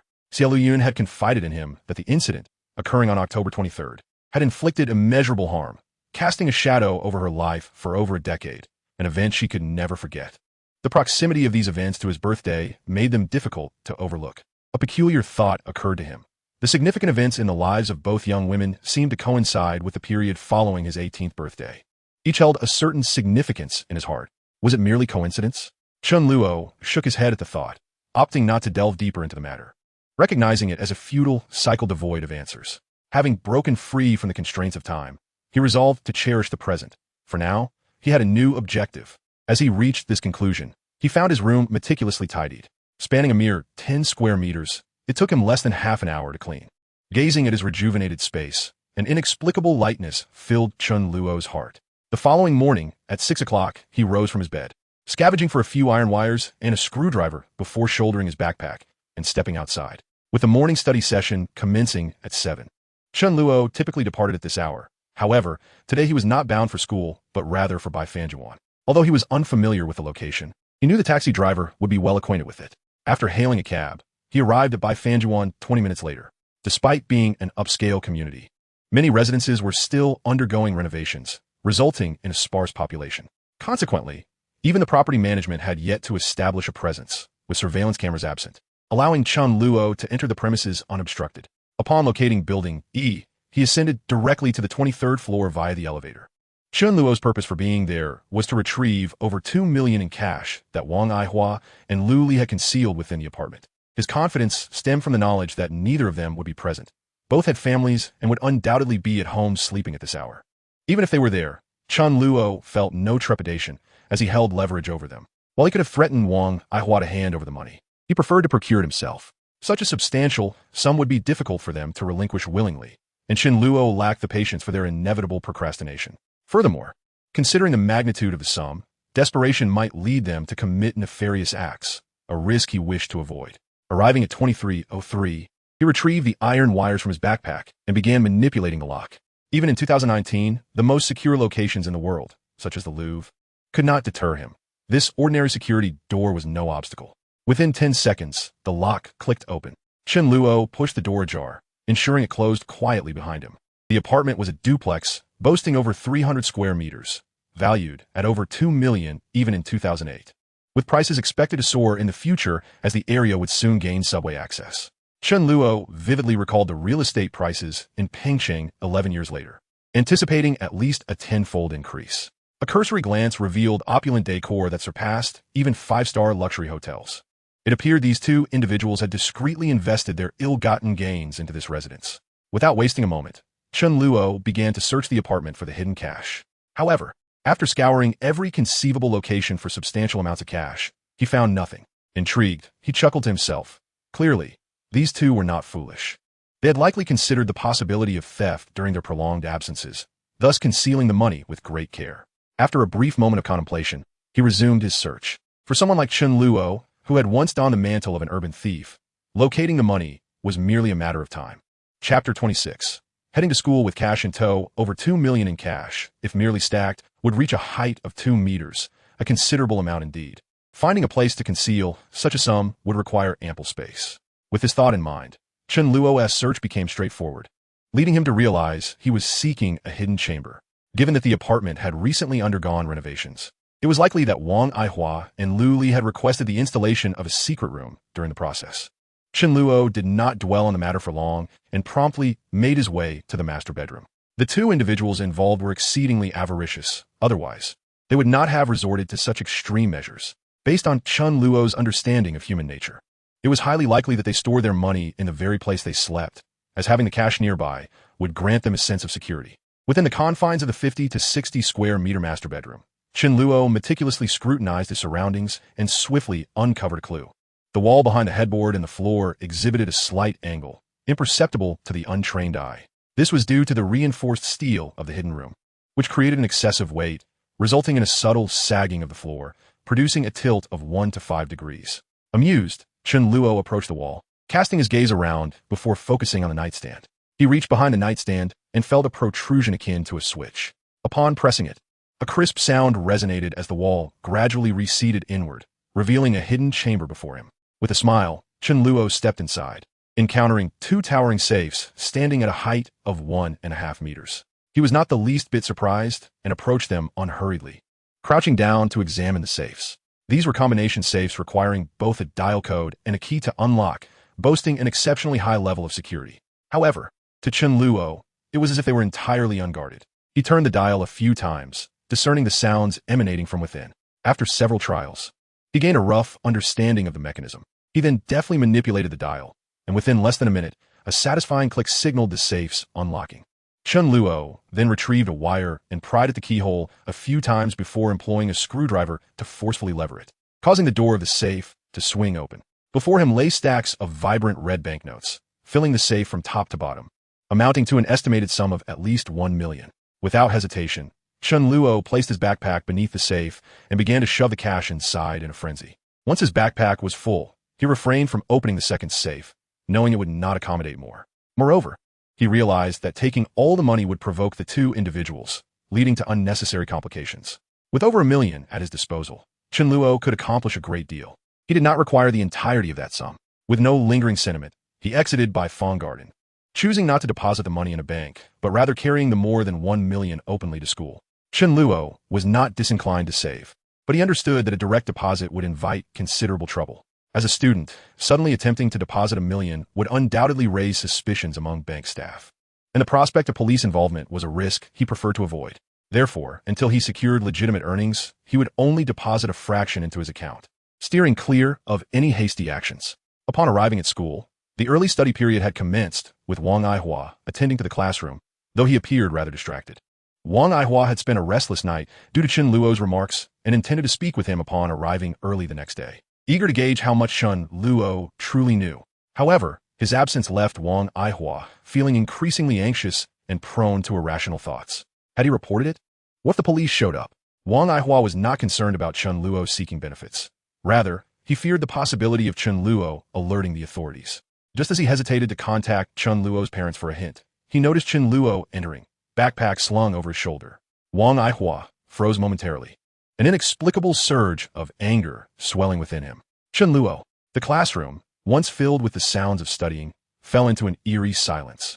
The sound of a pin dropping could be heard as all students turned their gazes toward the entrance. Chen Luo cast a casual glance at Wang Aihua and said nonchalantly, "Mr. Wang, is there something you need?" Wang Aihua, taken aback by Chen Luo's indifferent demeanor, felt his initial fury dissipate. The reprimand he had prepared faltered as he stammered, "Why you need to come with me?" The students exchanged bewildered glances, jaws nearly dropping as they sensed the tension. They had expected a furious outburst from Wang Aihua, only to witness what appeared to be a plea. Even the most oblivious among them could discern that Wang Aihua feared Chen Luo held some leverage over him, a stark contrast to his previous demeanor. Moreover, the students were equally astonished by Chen Luo's transformation, despite the brief passage of a single night. The palpable change in him was undeniable. With a smile gracing his lips, Chen Luo did not refuse and promptly turned to follow Wang Aihua outside. He understood that evasion was futile. It was better to confront the situation head-on. Wang Aihua, reluctant to discuss matters within the confines of the classroom, led Chen Luo to the center of the schoolyard, a secluded area free from prying ears. "How did you come to know about that incident?" Wang Aihua had pondered this question throughout his journey, ultimately deciding to cut to the chase. Chen Luo, maintaining an air of calm, replied, "If one wishes to keep a secret, one must refrain from wrongdoing, Mr. Wang. There is no need for you to concern yourself with how I acquired this knowledge." Without awaiting Wang Aihua's reaction, Chen Luo placed his backpack before him, unzipped it, and revealed a trove of vibrant red banknotes. Wang Aihua's eyes widened in astonishment. The backpack was brimming with cash. There was no mistaking it. Where could he have possibly acquired such a fortune? A sense of foreboding washed over him as he wondered if this money belonged to him. As if reading his mind, Chen Luo smiled and said, "You are not mistaken. This money is what I retrieved from Fong Garden." Wang Aihua felt his temper flare, nearly erupting as he instinctively reached for the money. Chen Luo, unfazed, grasped Wang Aihua's arm, and said with a sly smile, "Mr. Wang, this sum serves as my hush money. Are you certain you wish to take it back?" A jolt of realization coursed through Wang Aihua, his anger dissipating as uncertainty clouded his expression. "How did you manage to get this money?" Wang Aihua's heart ached. A mere glance revealed that the backpack contained at least over $1 million, despite their profits exceeding $5 million. Losing $1 million to Chen Luo was a bitter pill to swallow. Yet, faced with Chen Luo's hold over him, he had little choice but to acquiesce. "If I can uncover the dealings between you and Financial Officer Lu, this should pale in comparison to Bai Fonggarten. Wouldn't you agree?" Chen Luo had no intention of elaborating further, understanding that the more he refrained from explanation, the more uncertain Wang Aihua would become, and the less likely he would be to act recklessly. Indeed, Wang Aihua's expression shifted several times, momentarily at a loss for words. Prior to the previous evening, he would not have spared Chen Luo a second glance, but since then, he found himself increasingly perplexed by him. A profound transformation has overtaken his entire demeanor and character. The Chen Luo before us is no longer the timid and cowardly student he once was. Despite being his teacher, there is an unmistakable air of condescension radiating from Chen Luo, as if he occupies a higher plane. His piercing gaze and indifferent smile leave Wang Aihua feeling somewhat breathless. "You may take this money, but I must know how you came about that information, and whether you or anyone else might use it to extort us for more in the future." Though slightly flustered, Wang Aihua retains his composure, intent on uncovering the truth at this critical juncture. With a slight smile, Chen Luo responds, "I shall not disclose the reason to you, but I assure you that no fourth party is privy to this matter, and I will not employ it as a means to threaten you again. From now on, you shall walk your path, and I shall tread mine. Let us not interfere with one another." Wang Aihua's face betrays skepticism, clearly unconvinced that Chen Luo would simply relent. Chen Luo, possessing keen insight, quickly deduced Wang Aihua's thoughts from his expression. "Firstly, if I were truly that greedy, I would not have settled for just this $1 million. I would have emptied the other safe entirely." Chen Luo gestured toward the backpack at his feet, then zipped it closed and slung it over his shoulder. Wang Aihua was momentarily taken aback, for Chen Luo's logic was compelling. If he truly sought more money, he could have easily taken the entire sum from Bai Fonggarten without informing Wang Aihua and the others. They would merely suspect a thief, not pin the blame on Chen Luo. "Secondly, your distant cousin is involved in the underworld at Hualong district. If I were to threaten you for more money, you could easily enlist his help against me. As a mere student, I would stand no chance against those in the underworld. Mr. Wang, I presume you contemplated this very strategy last night?" As Chen Luo articulated this second point, Wang Aihua was struck with shock, for Chen Luo had accurately guessed his thoughts. Indeed, he had pondered numerous strategies, with contacting his distant cousin as one of his backup options. He simply hadn't anticipated Chen Luo would expose him so directly. At this moment, Wang Aihua was engulfed in a mix of fear and awe. He felt utterly ensnared by Chen Luo, who seemed to foresee his every move. What astounded Wang Aihua even more was that he had kept his cousin's involvement in the underworld a secret, even from his wife and Lu Li. How could Chen Luo possibly know? Chapter 28. Do you speak Latin? Chen Luo's knowledge stemmed from later news reports detailing the enmity between Wang Aihua and Lu Li, during which the distant cousin he had hired for 300,000 had murdered Lu Li. This awareness also fueled Chen Luo's caution. If he were to push Wang Aihua too far, he might indeed resort to hiring a hitman. Although Chen Luo was unperturbed, he had far too many pressing matters to attend to over the next 2 months to squander energy on Wang Aihua. Thirdly, I possess no evidence regarding that incident. At most, I could report to the school or the police. If you return the money and find a way to erase the transaction records, you can rest easy. Lu Tsai-Wu, the financial supervisor of the school, has ample means to resolve this issue, and I needn't instruct you on that. Wang Aihua, once again rendered speechless, realized that Chen Luo was accurately predicting Lu Li's current plans. He was chilled to the bone. Not only did Chen Luo know about his intention to employ his cousin, but he also seemed aware of Lu Li's actions. It was utterly uncanny. While terror gripped Wang Aihua's heart, he simultaneously felt a sense of relief, as Chen Luo's methodical articulation of these 3 points alleviated many of his anxieties. Noticing the shift in Wang Aihua's expression, Chen Luo coolly continued, "Mr. Wang, you should now feel reassured. However, I have one more condition." Wang Aihua's momentary relief vanished, replaced by trepidation. "What else do you want?" Chen Luo chuckled heartily, patting Wang Aihua on the shoulder. "Do not worry. It is nothing of great significance. I have been quite busy lately and may frequently be absent from school. Should other teachers or my parents inquire, I will require your assistance." Wang Aihua exhaled slightly, recognizing that this request was relatively minor compared to the prior matters. When other teachers ask, he only needs to say that Chen Luo has health issues and must frequently visit the hospital. Very well, I understand. Wang Aihua readily acquiesced, entirely overlooking the earlier shoulder pat, as if he were instructing a subordinate. Chen Luo nodded, disregarding Wang Aihua's reaction, and turned to stride toward the classroom. Upon his return, the sounds of students reading fell silent, as if a mute button had been pressed. All eyes in the classroom, save for Gu Qinghuan's, were fixated on Chen Luo. Most students gazed at him with astonishment, while those like Niao Wei, whom Chen Luo had reprimanded the previous night, glared at him with animosity. Chen Luo paid no heed to their stares, having never regarded this group of children with any seriousness. His attention was solely on one person. Upon reaching his desk, he carelessly dropped his backpack at his feet and noticed a book in Gu Qinghuan's hands. Chen Luo's expression shifted to one of surprise. For the book she held was not a textbook, but rather a foreign language book, specifically a Latin text. Meditations, he read aloud, instantly recognizing the title. Gu Qinghuan had long been aware of Chen Luo's entrance, but quickly averted her gaze, focusing intently on her book. However, when Chen Luo pronounced the title, she turned back in astonishment, asking, "Vascan Latine?" The classroom was eerily quiet. Although their dialogue was soft, it echoed with remarkable clarity. Every student heard them, yet none could comprehend their exchange. Chen Luo and Gu Qinghuan conversed as if in English, but their pronunciation was entirely different, leaving their peers wide-eyed and bewildered. Kia param. Chen Luo chuckled, feeling a hint of surprise himself. While he would not have found it odd if Gu Qinghuan were reading an English book, her interest in Latin was uncommon for a typical high school student. Latin is akin to the classical language of Europe, once serving as the lingua franca for diplomats and written correspondence during the Middle Ages, flourishing during the period dominated by the Catholic Church. Many venerable European universities still offer Latin courses, though typically only students in history and literature programs pursue it. To this day, only the conservative religious state of Vatican City continues to use Latin, a language that has long since lost its former glory. However, it has become a requisite for those of noble lineage in Europe, as it serves as one of the best means of distinguishing themselves from the common populace, thus earning it the title of the language of the aristocracy. The Latin original of Meditations, the book Gu Qinghuan was reading, is highly renowned, authored by Marcus Aurelius, one of the greatest emperors of the Roman Empire and the only philosopher-emperor in Western history. Chen Luo, however, remained unaware that Gu Qinghuan's astonishment surpassed his own.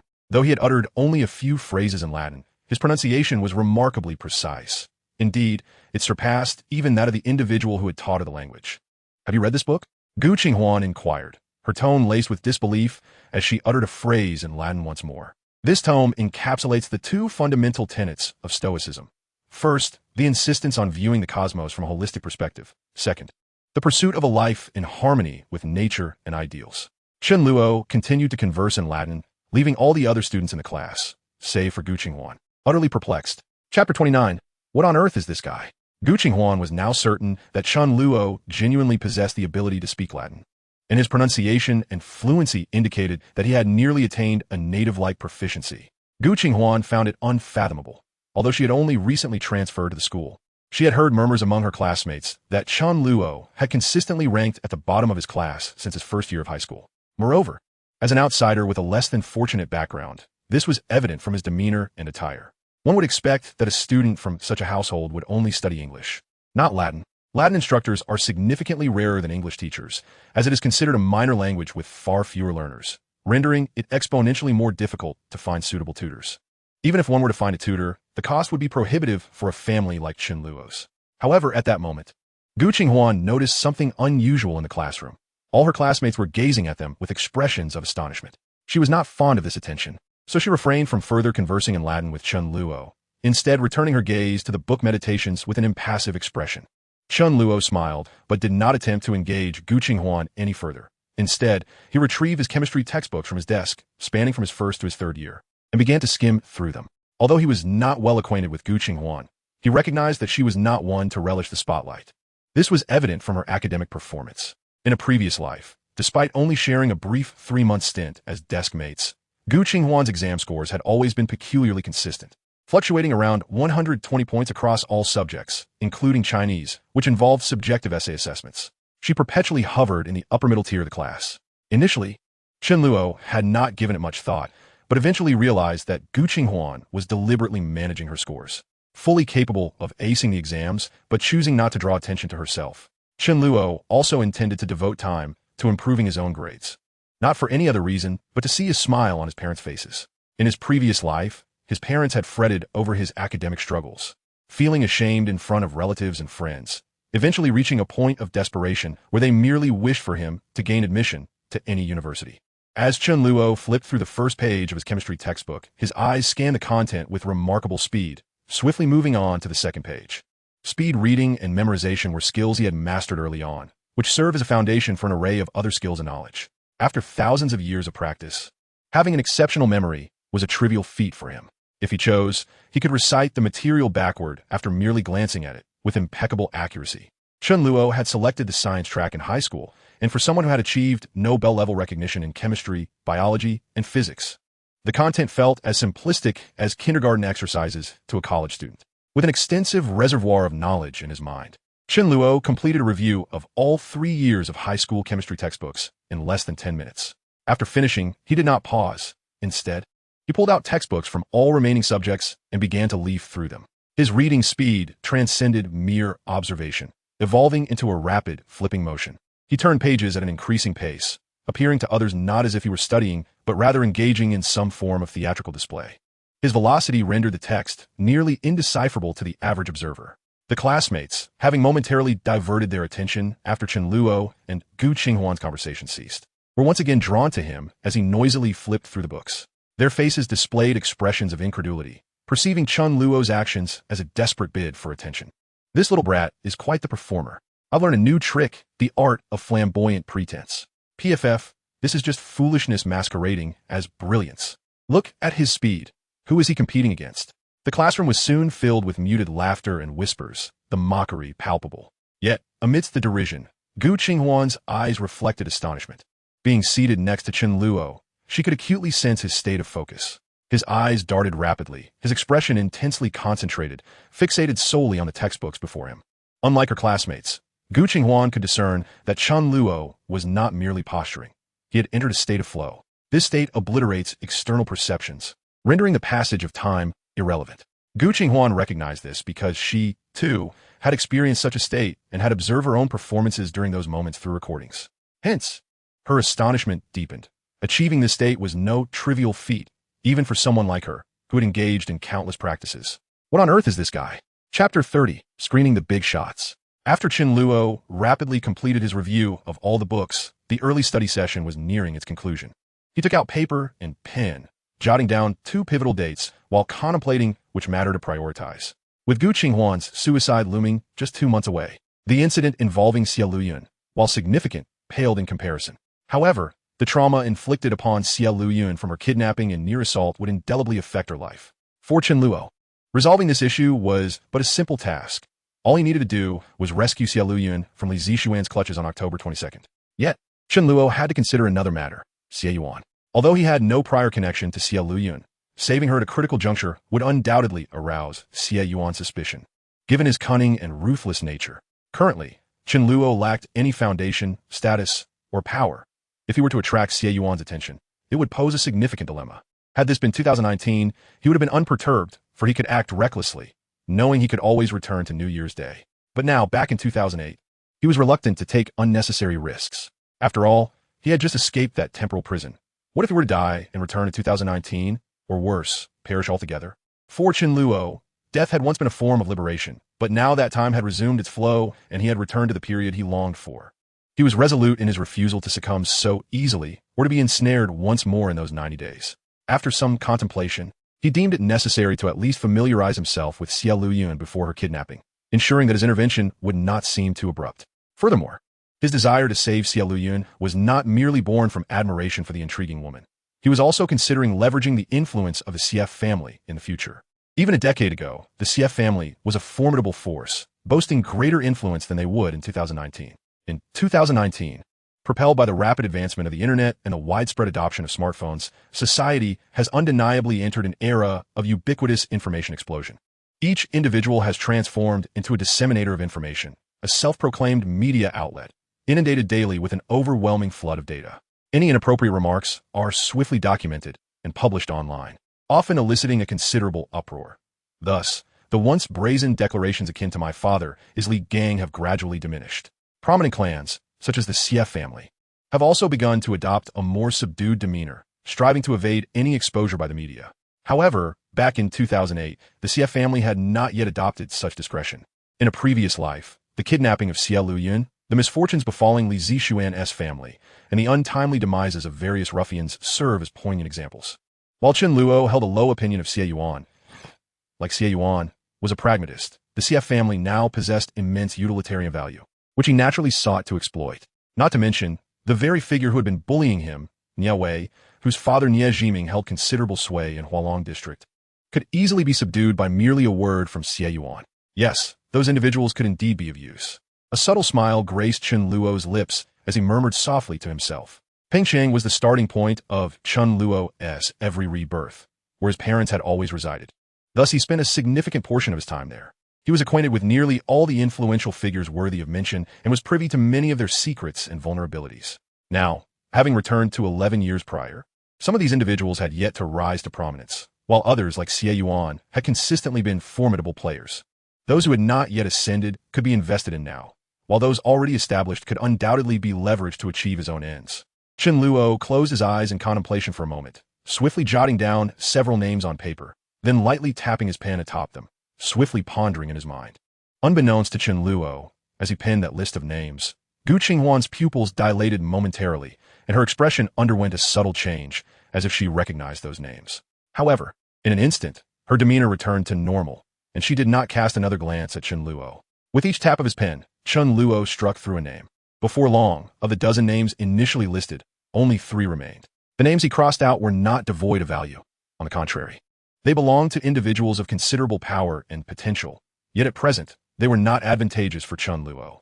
The 3 that remained were those he felt confident he could control. Once he finalized the list, Chen Luo hastily obscured it, rendering it illegible, and, feeling a twinge of unease, he tore the paper into shreds and discarded it into the wastebasket.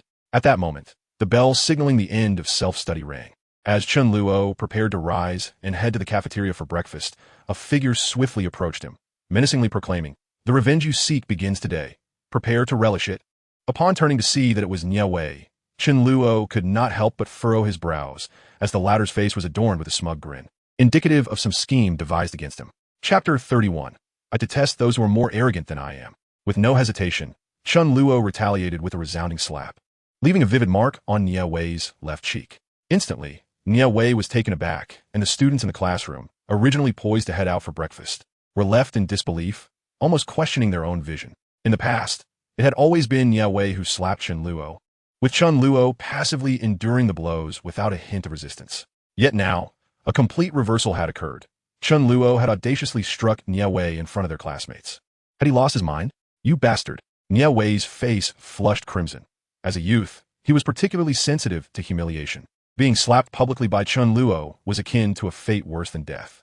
Before Nie Wei could retaliate, Chen Luo, without warning, delivered another slap, this time on Nie Wei's right cheek, once again leaving a mark. "What are you going to do? I loathe those who are more arrogant than I am.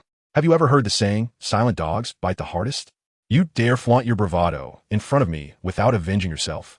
Are you brainless?" With each phrase, Chen Luo landed another slap, rendering Nie Wei dazed, ultimately leading him to instinctively shield his head from the onslaught. The classmates observed in astonishment as Chen Luo disciplined Nie Wei with a series of slaps, their mouths agape, rendered speechless. Their gaze involuntarily shifted to Nie Wei's usual entourage, only to find them either avoiding eye contact or hastily exiting the classroom. These individuals had witnessed Chen Luo's prowess the previous night and were acutely aware that even if they banded together, they would still be no match for him. Instead, they would only suffer the same humiliation as Nie Wei before their peers. Thus they feigned ignorance. At this moment, all the students realized something was amiss. If Chen Luo had some incriminating evidence against Wang Aihua that instilled such fear, then the behavior of Nie Wei and his crew was utterly inexplicable. They were the ones who had mercilessly bullied Chen Luo. Just moments ago, Nie Wei had clearly been preparing to confront him. How had the tables turned so dramatically overnight? What had transpired with Chen Luo? After delivering a dozen slaps to Nie Wei, Chen Luo ceased, finding it rather unsatisfying to bully a mere child. And he had more pressing matters at hand, unwilling to squander time on this insignificant brat. After retrieving his backpack from the floor, he greeted Gu Qinghuan with a smile, saying, "I'll come to pick you up tonight." Without waiting for his classmates or Gu Qinghuan's reactions, he strode away. Upon leaving the school, Chen Luo first deposited 100,000 into his bank account, then proceeded to the apartment complex where Gu Qinghuan resided. Her family was well off. Her mother, Yilwanyu, was a professor at Pengqing University, and her father, Gu Yitao, operated a hardware manufacturing plant, which afforded them a comfortable lifestyle evident in their residence within a high-end community.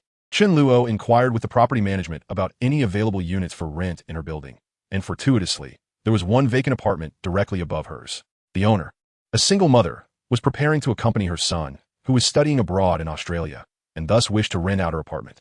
Although the owner was keen to lease the property, she required a 3-year minimum lease and insisted on a 1-year rent deposit up front due to her concerns about managing the property from overseas. Such stringent conditions had resulted in the apartment remaining unoccupied for quite some time. Chen Luo, elated at this unexpected opportunity, did not hesitate to agree and arrange for the property management to contact the owner's relatives still in the country to facilitate the signing of the contract. By afternoon, Chen Luo had already taken possession of the keys to room 1502 in Building C. He casually tossed the bag of money into a cabinet and began to explore his new surroundings.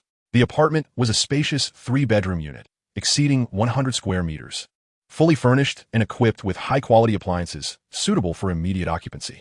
Of course, the rent was not insignificant, totaling 50,000 per year, amounting to 100,000 with a deposit. However, Chen Luo was not particularly concerned about finances, especially since this was not his own money. Thus, he spent it without a second thought. The most satisfying aspect of this house for Chen Luo is its location directly above Gu Qinghuan's residence. From his balcony, Chen Luo can gaze upon Gu Qinghuan's balcony, which implies that he can effortlessly leap into her abode at any moment. This course of action arises from desperation, as Gu Qinghuan tragically takes her own life 2 months later, plummeting from the very rooftop of this building. Chen Luo's intention is straightforward. Even without knowing the reasons behind Gu Qinghuan's suicide at that time, he is resolute in his determination to prevent her from taking that fateful leap. After surveying the room, Chen Luo withdrew some cash and ventured to a nearby commercial center to procure clothing and makeup supplies. In his youth, Chen Luo paid little heed to his appearance, exuding an aura of utter lack of style, with both his hairstyle and attire reflecting a decidedly pedestrian essence, one that would scarcely garner a second glance. He first opted for a refreshing haircut and subsequently acquired over 10 outfits, ranging from casual or suited for his age to sophisticated suits intended for adults, even including garments appropriate for the elderly. As for the makeup supplies, he was meticulous, ensuring he did not overlook anything, even purchasing wigs and false eyelashes. The purpose of acquiring these items was rather simple: to alter his appearance. Chapter 32. The Art of Disguise. Chen Luo possesses the remarkable ability to freely traverse some of the world's most renowned locations, such as the heavily fortified residence of the President of the United States. His prowess stems from a multitude of skills, including the crafting of counterfeit identification for entry into such premises, hacking into the residence's database to insert his own information, and circumventing security measures. Among these abilities, the most crucial is undoubtedly his mastery of disguise. Chen Luo has honed this skill to its utmost potential, transforming an unattractive individual into a stunning beauty, or vice versa, poses no challenge for him. On one occasion, while infiltrating the residence, he even disguised himself as a Caucasian, evading detection entirely. Consequently, despite being pursued by over 70 nations, no one has ever discerned Chen Luo's true appearance. His eventual exposure stemmed solely from a moment of carelessness, underestimating the resolve of the U.S. government to apprehend him. When Chen Luo attempted to sell a portrait of Lincoln on the black market, he discovered that the U.S. government had long been closely monitoring all illicit trades. The moment the portrait surfaced, the FBI swiftly traced it back to him, unveiling his identity. Although Chen Luo ultimately evaded capture, he found himself unable to return to his homeland via conventional means, as the FBI, now aware of his expertise in disguise, instituted meticulous checks on all individuals seeking to exit the country, ensuring their identities were verified and free from any alterations. The rationale behind Chen Luo renting this apartment was to conveniently store his props and clothing. His mother, Liyun, often helped him tidy up the place. Should she stumble upon the cash and peculiar items, it would undoubtedly be a shocking discovery. Chen Luo's intention in disguising himself was to meet the 3 influential figures he had meticulously selected, as appearing as a mere student would not only lack persuasiveness, but might also preclude him from gaining entry. Instead of rushing into this meeting, Chen Luo resolved to first acquaint himself with the 18-year-old Xia Luyan. He knew she attended a prestigious private school, a veritable bastion for the offspring of affluent families. At this juncture, Xia Luyan had already secured a full scholarship to Harvard, exempting her from the rigors of the National College Entrance Examination, poised to enroll directly the following year. Establishing a connection with Xie Luyun was straightforward. He intended to discuss events from her high school days and her current endeavors. Xie Luyun's greatest passion during her high school years was racing. She had developed a keen interest in collecting sports cars, an endeavor not typically indulged in by the average individual. However, for Xie Luyun, this was entirely feasible. She began her foray into finance during middle school, studying stocks and futures.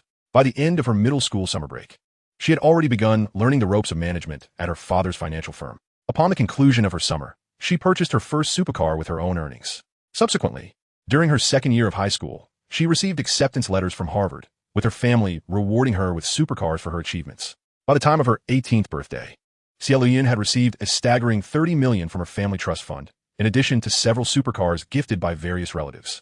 Including the vehicle she had purchased with her own investments, Xie Luyun owned over 20 supercars by her 18th year, changing cars daily and never repeating in a month. Chen Luo was struck by the disparity between the lives of the privileged and the ordinary. While some are born at the finish line, others find their paths diverging dramatically. For instance, in his previous life, Chen Luo faced relentless bullying in high school, contemplating suicide, and by the age of 30, he remained unremarkable. In stark contrast, Xie Luyun had acquired her own supercar by the age of 16, and by 29, she had ascended to the position of CEO at a publicly listed real estate company. This exemplifies the adage that it is not merely daunting to contend with those born into privilege, but rather to witness those of superior birth who exert even greater effort. With such a collection of supercars, Xie Luyun naturally preferred to take them out for exhilarating drives rather than letting them gather dust at home. In Pengcheng, there are numerous mountains, and at the southernmost point lies Nanyuan Mountain, a place seldom frequented as it lacks any notable scenic attractions.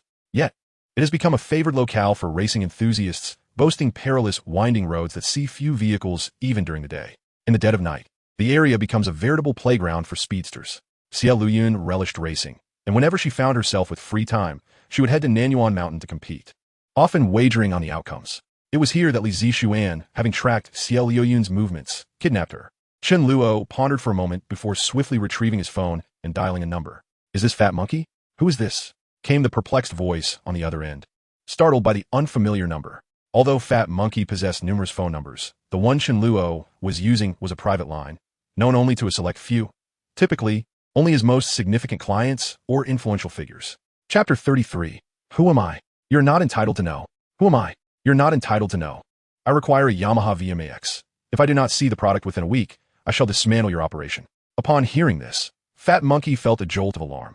Had Chen Luo been using any other number and spoken with such arrogance, he would have likely erupted in fury. Yet, he dare not do so now. For Chen Luo's tone exuded an air of superiority, akin to someone perched high above the clouds. This manner of speaking was reminiscent of what Fat Monkey had only heard from his most esteemed clients. Despite the brevity of Chen Luo's words, they revealed an intimate understanding of Fat Monkey's operations. The Yamaha VMAX was a custom heavy motorcycle produced by Yamaha, not due for release until the following year. It was nearly impossible for an ordinary individual to obtain it at this time. However, Fat Monkey was uniquely positioned as the sole person in Pengcheng capable of acquiring the vehicle ahead of schedule, given his smuggling business that spanned Hong Kong, Europe, and the United States, catering primarily to the scions of wealthy families. In 2008, exotic cars and novel gadgets typically took considerable time to reach the Chinese market. The young scions of affluent families typically exhibit little patience, often willing to pay several times, or even dozens of times, the original price to enlist the services of individuals like Fat Monkey to expedite the delivery of goods. Chen Luo was well acquainted with Fat Monkey, as he was one of the three prominent figures Chen had penned. This fellow, whose real name was Ho Yaozong, was a local from Pengcheng who began his foray into the streets at a young age, having encountered the law multiple times. After his release, he joined his cousin in the smuggling trade, initially trafficking goods from Hong Kong to Pengcheng, including various electronic products. Discontent with the slow profits, Ho Yaozong pivoted to catering to the whims of the wealthy elite, realizing that a single transaction with them could suffice for a year's sustenance. It was during this time that he amassed his initial wealth, ultimately expanding his smuggling operations and successfully laundering his gains to emerge as the head of several trading companies, amassing a fortune worth billions.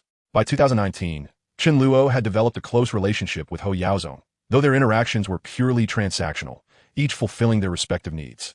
For instance, the sniper rifle in question had been procured through Ho's channels. Although Ho Yaozong was uncertain of how to address Chen Luo, His tone was imbued with deep respect as he stated, "Esteemed sir, I can certainly arrange to procure the Yamaha VMAX.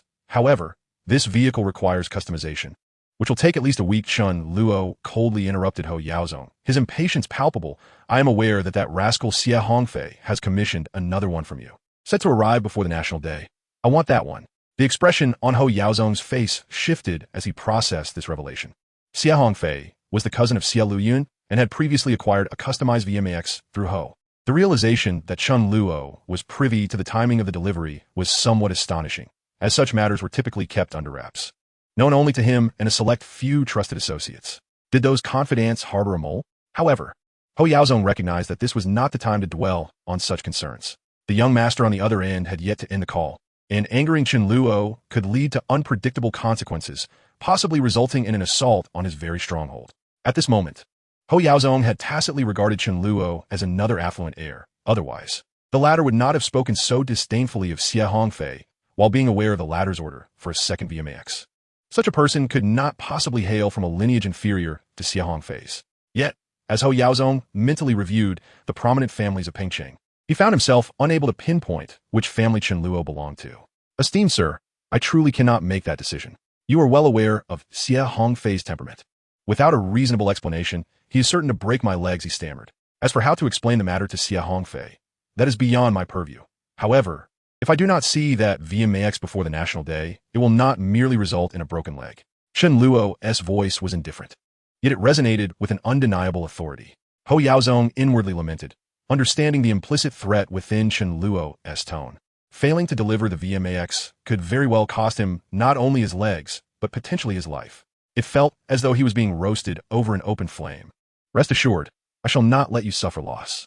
Before the National Day, Customs and the police will conduct a joint operation against smuggling in the Harbor District. You should know how to proceed." Chen Luo concluded his statement and abruptly hung up. The Harbor District was a coastal administrative area in Pengcheng, crucial for smuggling operations, and Ho Yaozong's stronghold was located near Longkou Port within this district. Chen Luo's prior knowledge stemmed from a casual conversation with Ho Yaozong years prior.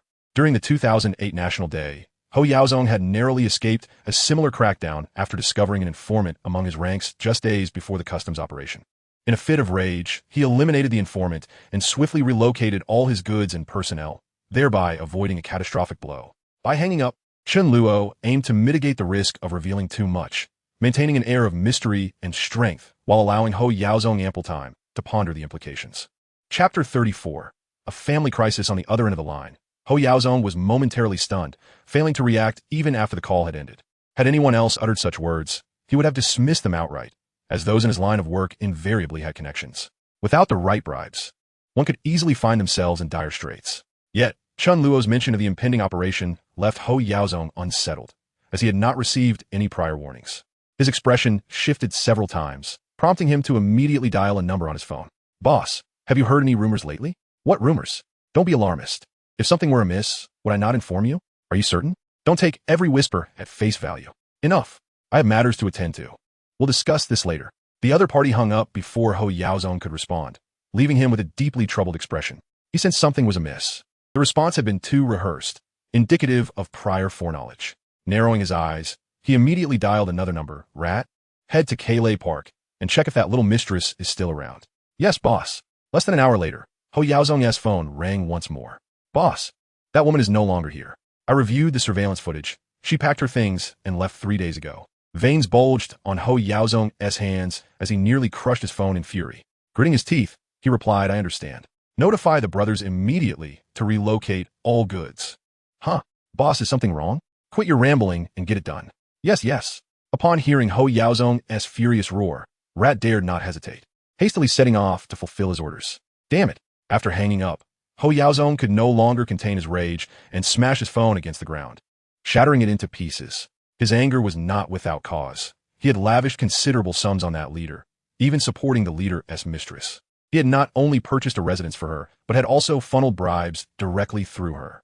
Ho Yaozong was aware that the leader was wary of taking cash directly, fearing the evidence it would leave behind, hence the subterfuge through the mistress. However, he was not naive. He had installed surveillance in the apartment when purchasing it, intending to capture video evidence of their clandestine meetings for future leverage. Now, it appeared that foresight had paid off. "You scoundrel, If you wish for my demise, I shall ensure you descend to the depths of hell. The shipment at Lonco port alone was valued at nearly 50 million, when accounting for previous smuggling operations. The total undoubtedly exceeded 100 million. In 2008, such a staggering sum could incur a death sentence, a penalty that was only abolished in 2011 with the revision of the criminal code. Ho Yaozong was acutely aware that the other party must have realized the gravity of the situation, leading them to sever ties with him entirely. After all, the bribes had never passed through his hands. As long as the mistress was sent away, they could wash their hands of the matter. After the initial surge of anger, Ho Yaozong suddenly felt a chilling sensation creeping through his vest, only to realize he was drenched in cold sweat. At that moment, his reverence and gratitude towards Chen Luo reached an unparalleled zenith. Even a figure of authority, such as a leader of considerable stature, could not safeguard himself, nor dare to divulge even a whisper of information. Yet, Chen Luo casually imparted this critical news to him. For Chen Luo, it may have been trivial, but for Ho Yaozong, it was akin to a lifeline. The mere fact that Chen Luo was privy to such strictly confidential information undoubtedly indicated his elevated status. Aside from the scions of prominent families, Ho Yaozong could scarcely fathom who else wielded such formidable influence. As Ho Yaozong's mind raced, he instinctively deduced to whom the luxury vehicle had been allocated. Young Master Xie already possessed one and was in no hurry. He could merely expedite another shipment from the United States, even if it meant incurring exorbitant costs. In comparison to his own life, the financial burden was negligible, and it could also serve to curry favor with the enigmatic young Master Chen Luo, a transaction that was undeniably advantageous. Ho Yaozong picked up his phone to express his gratitude to Chen Luo, but upon recalling the latter's esteemed position, he hesitated and set the device down. Individuals of such stature hardly required his thanks. He could only await Chen Luo's initiative to reach out, or until the vehicle arrived, fulfilling Chen Luo's request. While Ho Yaozong was lost in thought, Chen Luo was preparing to head to school when he received a call from his mother, Li Yun. Xiao Luo, the water pipe at home has burst and the house is flooded. You can't stay here. Go sleep at Annie's house after your evening class. I've already spoken to her. Chen Luo's pupils constricted sharply. He sensed something amiss in his mother's tone.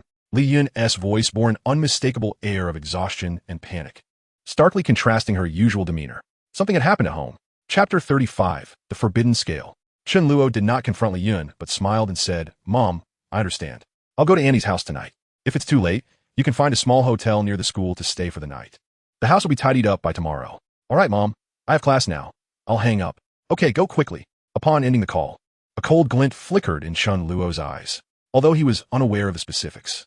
His mother's insistence that he not return home clearly indicated that the situation was dire. His parents were acutely aware that Chen Luo was in the crucial countdown to the college entrance examination, and they did not wish to burden him with worry or allow any distractions to affect his performance. Immediately, Chen Luo retrieved his makeup tools and began to disguise himself rapidly. In less than half an hour, his appearance transformed entirely. He now resembled a man in his 30s. When he donned a tailored suit worth 20,000, his demeanor shifted, exuding the air of a successful professional.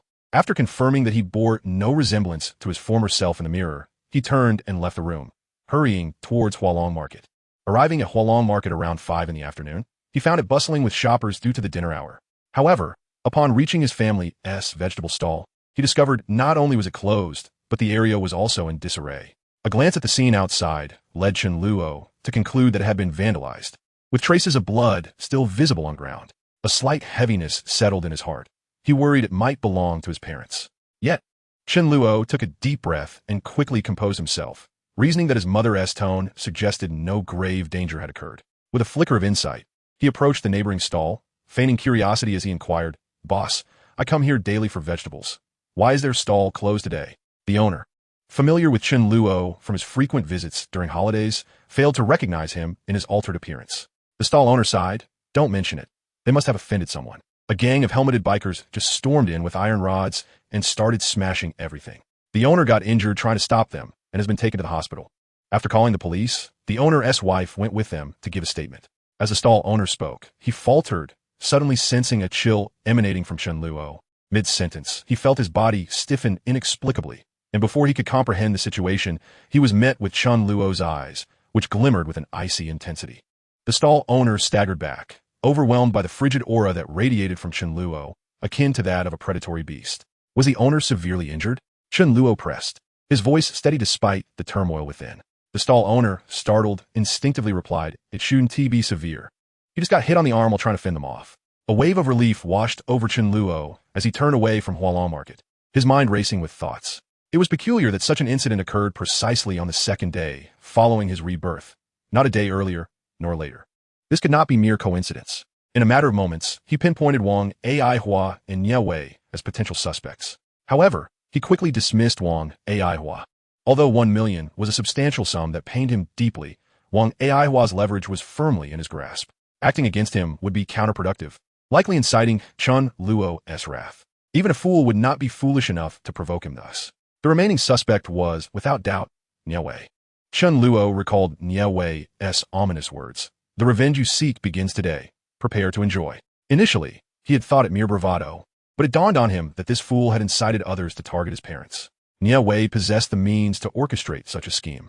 Nie Jiming had connections across all walks of life, making it effortless for him to enlist thugs to vandalize a vegetable stall. Moreover, they were unafraid of police intervention, as the bikers wore helmets, concealing their identities. Unlike later generations, this era lacked ubiquitous surveillance cameras. After wreaking havoc, they could simply ride away, leaving law enforcement unable to apprehend them, resulting in a swift cover-up. If you seek death, then I shall oblige. A surge of murderous intent welled up within Chen Luo. If Nie Wei had targeted him, Chen Luo might have felt anger, but daring to harm his parents was an unforgivable transgression. Returning to his rented apartment, Chen Luo booted up his computer and began typing furiously. In no time at all, surveillance footage appeared on his screen. Having spent 2 years at Hualong Market, he knew that while the interior lacked cameras, there were monitoring devices at the entrances. Chen Luo had successfully hacked into the market's management system, intent on identifying the gang of bikers. He believed it was imperative to ensure they faced appropriate punishment, as well as to ascertain who had orchestrated the attack. Chapter 36. The Qinglong Biker Gang. The Hualong market management system posed no challenge for someone like Chen Luo, capable of breaching any computer worldwide. Within mere minutes, he accessed the footage from the entrance and located the scene of the bikers' departure. Pausing the video, he zoomed in, soon clarifying the details. The gang arrived on 3 Suzuki heavy motorcycles, each carrying 2 riders. In this era, the efficacy of surveillance is generally lacking. The clarity is woefully inadequate. Coupled with the fact that both individuals are wearing helmets and turned away from the camera, it is virtually impossible to discern their features. Nevertheless, Chen Luo did not relent. He continued to scrutinize the monitor, observing other details. Although the appearance of this gang of bikers remained elusive, each member sported a distinctive style. Yet they shared a common trait: tattoos on their arms. These tattoos were not only exceedingly blurred but only partially captured by the surveillance, rendering any identification impossible. Chen Luo retrieved paper and a pen from his drawer and meticulously sketched the 6 tattoos he had glimpsed. His artistic prowess had long reached a masterful level. Replicating a few tattoos was a simple task, akin to an effortless copy and paste, transferring the tattoos from the screen onto the paper. Despite their indistinctness, after a moment of intense focus on these fragmented tattoos, Chen Luo raised his pen and began to reconstruct them. The process of tattooing shares similarities with painting, as the initial step involves analyzing the design. This entails observing the structure, hues, and spatial arrangement, akin to the observation and finalization stages in painting. With his expertise in art, deducing the lines and textures of the tattoos posed no significant challenge for Chen Luo. A mere glance was sufficient for him to ascertain the trajectory of the lines behind these fragmented tattoos. Moreover, despite the unique locations of each tattoo captured, the overall structure and tonal analysis indicated that all 6 individuals bore the same tattoo. With 6 segments in hand and his deductions in mind, it took a mere moments to render a complete tattoo design. Unsurprisingly, the bikers had opted for the unoriginal choice of a dragon tattoo. Chen Luo compared the complete dragon design with the other 5 segments, finding them to align perfectly without exception. With a cold smirk, Chen Luo promptly retrieved his phone and dialed Ho Yaozong. "Hello, this is Ho Yaozong." Having saved Chen Luo's number earlier, Ho was startled upon receiving the call and hurriedly answered, his tone imbued with utmost respect. "May I inquire how to address you, sir? My surname is Chen." "Greetings, Master Chen." Ho Yaozong's mind raced, but he realized that there was no prominent family by the surname Chen in Pengcheng. However, this did not deter him from believing Chen Luo hailed from an esteemed lineage. Given the vastness of Huagua, his social circle was limited to the affluent young men of Pengcheng, making it impossible for him to recognize every prominent family heir across the nation. "I am looking for a gang of bikers. They ride heavy Suzuki motorcycles and have azure dragon tattoos on their arms. Have you heard of them?" Ho Yaozong, being well acquainted with the underworld, found that his status significantly surpassed that of the bikers. Not to mention his resources and manpower, He even possessed smuggled firearms.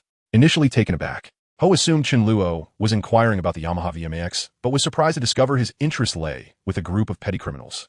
However, he quickly pieced together the implications. Chen Luo had recently asked him for a VMAX and was now inquiring about these bikers, his tone laced with icy intent. Clearly, these bikers had offended Chen Luo in some manner, perhaps concerning the heavy motorcycles, indicating that Chen Luo sought retribution. Nevertheless, Ho was unconcerned with the details. He swiftly concluded, "There are not many biker gangs in Pengsheng. Based on your description, they are likely the Qinglong gang. Their leader has adopted the moniker Qinglong, and thus, his followers all bear a dragon tattoo. Is there territory in Hualong district? Indeed. Capture all of them. Once accomplished, inform me of their location." "Understood, Master Chen." Without a moment's hesitation, Ho Yaozong readily agreed. The Qinglong gang was merely a band of inconsequential thugs. He need not intervene personally, as he could dispatch his subordinates to handle the situation. After Chen Luo ended the call, Ho Yaozong, eager to demonstrate his capabilities, even diverted a portion of his personnel from a cargo transfer to directly raid the Qinglong gang's hideout. With a considerable advantage in numbers, Ho's men launched a surprise attack, swiftly overwhelming the bikers before they could react. All members of the Qinglong gang, including their leader, were apprehended. When Chen Luo arrived at the location indicated by Ho Yaozong, he found himself at the seaside. All members of the Qinglong gang were kneeling in a neat row, their heads concealed beneath black hoods, and their hands bound behind their backs. Chapter 37, All Sunk. The moment Ho Yaozong laid eyes on Chen Luo, he instantly recognized him as Master Chen. Although they had never met before, a person's aura, gaze, and manner of walking can reflect their social standing. Chen Luo's attire, undoubtedly a luxurious and costly suit, spoke volumes. His gait, though deliberate, exuded an air of complete control. What further assured Ho was the piercing intensity of Chen Luo's gaze, which seemed capable of penetrating the very souls of those before him, a quality not typically possessed by even the most privileged scions of noble families. It was the first time Ho Yaozong had encountered someone radiating such a formidable presence, and it left him in awe. A shiver ran through him as he hurriedly approached. "Master Chen, greetings."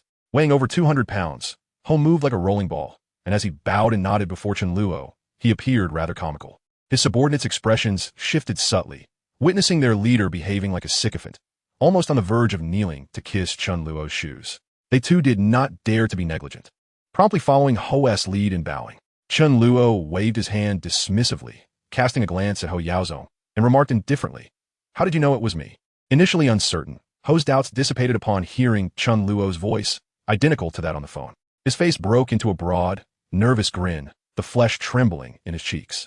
"In the presence of someone with your demeanor, Master Chen, how could I fail to recognize you? Even a blind man would see it." Chen Luo remained impassive, unaffected by Ho Yaozong's flattery. He strode directly towards the kneeling members of the Qinglong gang. Ho hastily followed, and upon reaching the front of the group, he pointed to the individual kneeling at the forefront, saying, "Master Chen, this is their leader, Qin Chong." Indifferent to Ho's casual reference, Chen Luo approached Qinglong and removed the hood from his head. "This afternoon, who instructed you to vandalize that vegetable stall at Hualong Market?" Qinglong trembled in fear, his body quaking. He had long believed he had offended a significant figure. However, reflecting on recent events, he realized he had not wronged anyone of consequence. While Qinglong may be a petty thug, he was not foolish. He knew well whom he could provoke and whom he could not. When he heard Chen Luo's inquiry, not only was Qinglong bewildered, but even Ho Yaozong wore a look of astonishment. Was this all unfolding due to the destruction of a vegetable stall? Yet, Ho's expression quickly returned to normal. It was not uncommon for the heirs of affluent families to possess peculiar temperaments. Perhaps it was during the moment when these individuals vandalized the vegetable stand that Chen Luo witnessed the incident and, driven by a mere sense of indignation, felt compelled to deal with the unruly crowd. Ho Yaozong had encountered numerous such incidents, and even stranger ones. For instance, he recollected a certain wealthy heir who, on one occasion, was merely glanced at by a passerby who then smiled. The passerby bore no ill intentions. Yet the heir, in a foul mood at that moment, ordered his men to beat the passerby to near death on the spot. "I shall not ask a second time." Chen Luo's indifferent tone sent a shiver down Qinglong's spine, prompting him to hastily respond, Yes, it was I who sent someone. But Chen Xiao, it was Nie Jiming from Hongwei Company who instructed us to act. Had I known you were acquainted with him, I wouldn't have dared. Please spare my life." As he spoke, Qinglong fervently bowed his head towards Chen Luo. Being a man of the underworld, Qinglong was well aware of Ho Yaozong and the significance of their location. When Ho Yaozong handled his adversaries, he would take them to the seaside, eliminate them, and then encased their bodies in oil barrels to be disposed of in the deep sea via his smuggling vessels. When Chen Luo's blindfold was removed and he beheld a neatly arranged row of oil barrels by the shore, terror overwhelmed him, and he instantly comprehended the implications. Very well. They're all sunk. Chen Luo confirmed his suspicions without hesitation, uttering this phrase before turning to leave. Ho Yaozong appeared unfazed, as if he had anticipated Chen Luo's directive long ago. Having long mastered such affairs, Ho Yaozong signaled his subordinates with a swift gesture and hastily followed Chen Luo. Chen Xiao, spare my life. Chen Xiao, I still have value. I know some incriminating secrets about Nie Jiming, as well as some unsavory matters. Qing Long, in a state of utter panic, repeatedly prostrated himself on the ground. At this moment, Chen Luo paused abruptly, turned, and approached Qing Long once more, stating calmly, "Speak, and whether you live or die will depend on the intrigue of your words." Qing Long, with his forehead bloodied and dirted, felt discomfort as the mixture seeped into his eyes and mouth. However, upon hearing Chen Luo's voice, he clutched at the lifeline desperately and hurriedly began to recount the matters concerning Nie Jiming. Chapter 38. Death can be averted, yet life sentences are inescapable. Ho Yaozong's subordinates had drawn their knives, poised to sever the throats of the biker gang members. Naturally, the bikers, upon hearing Chen Luo's orders, were filled with dread.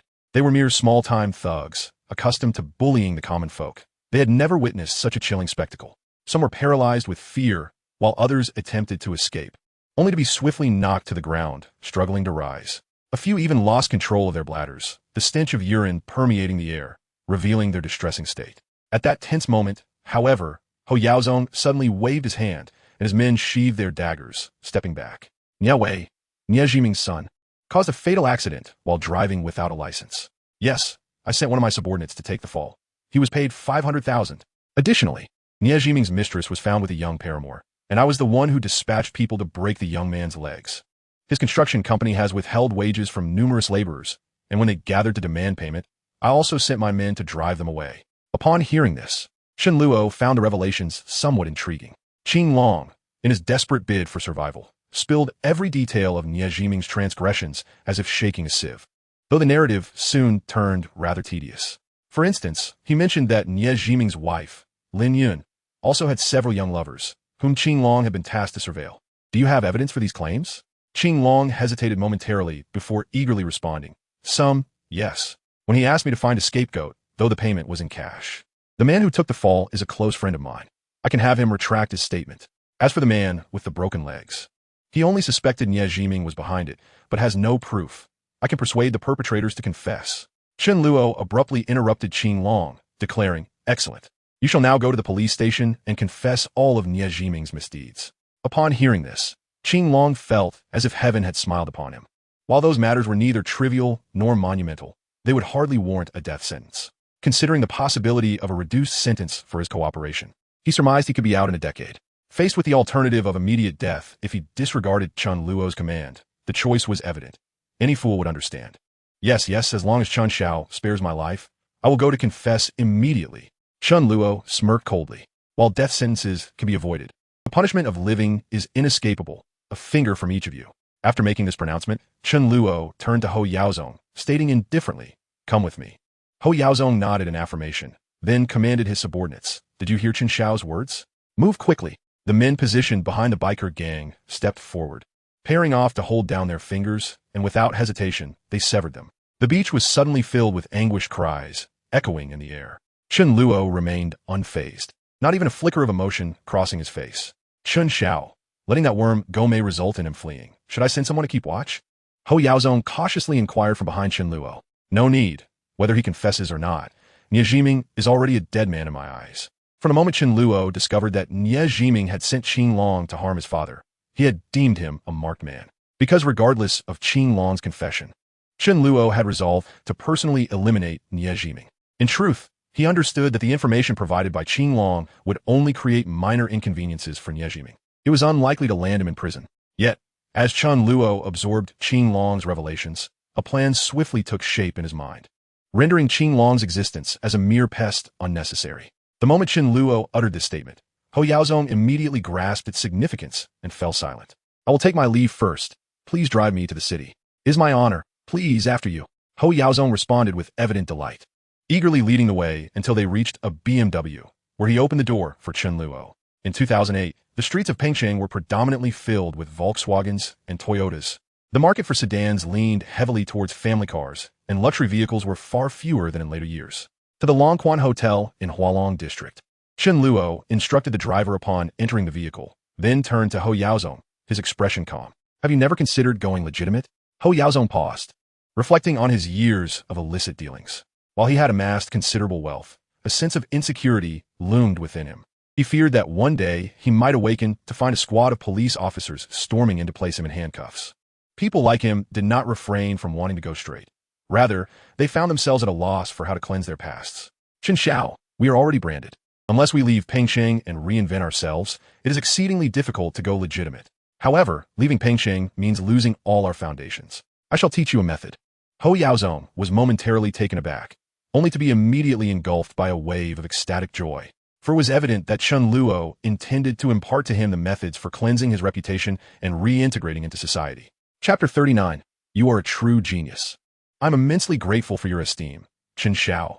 Henceforth, I shall follow you with unwavering loyalty. Ho Yaozong refrained from inquiring whether Chen Luo could indeed assist him in his endeavor to redeem himself, instead opting to pledge his allegiance outright.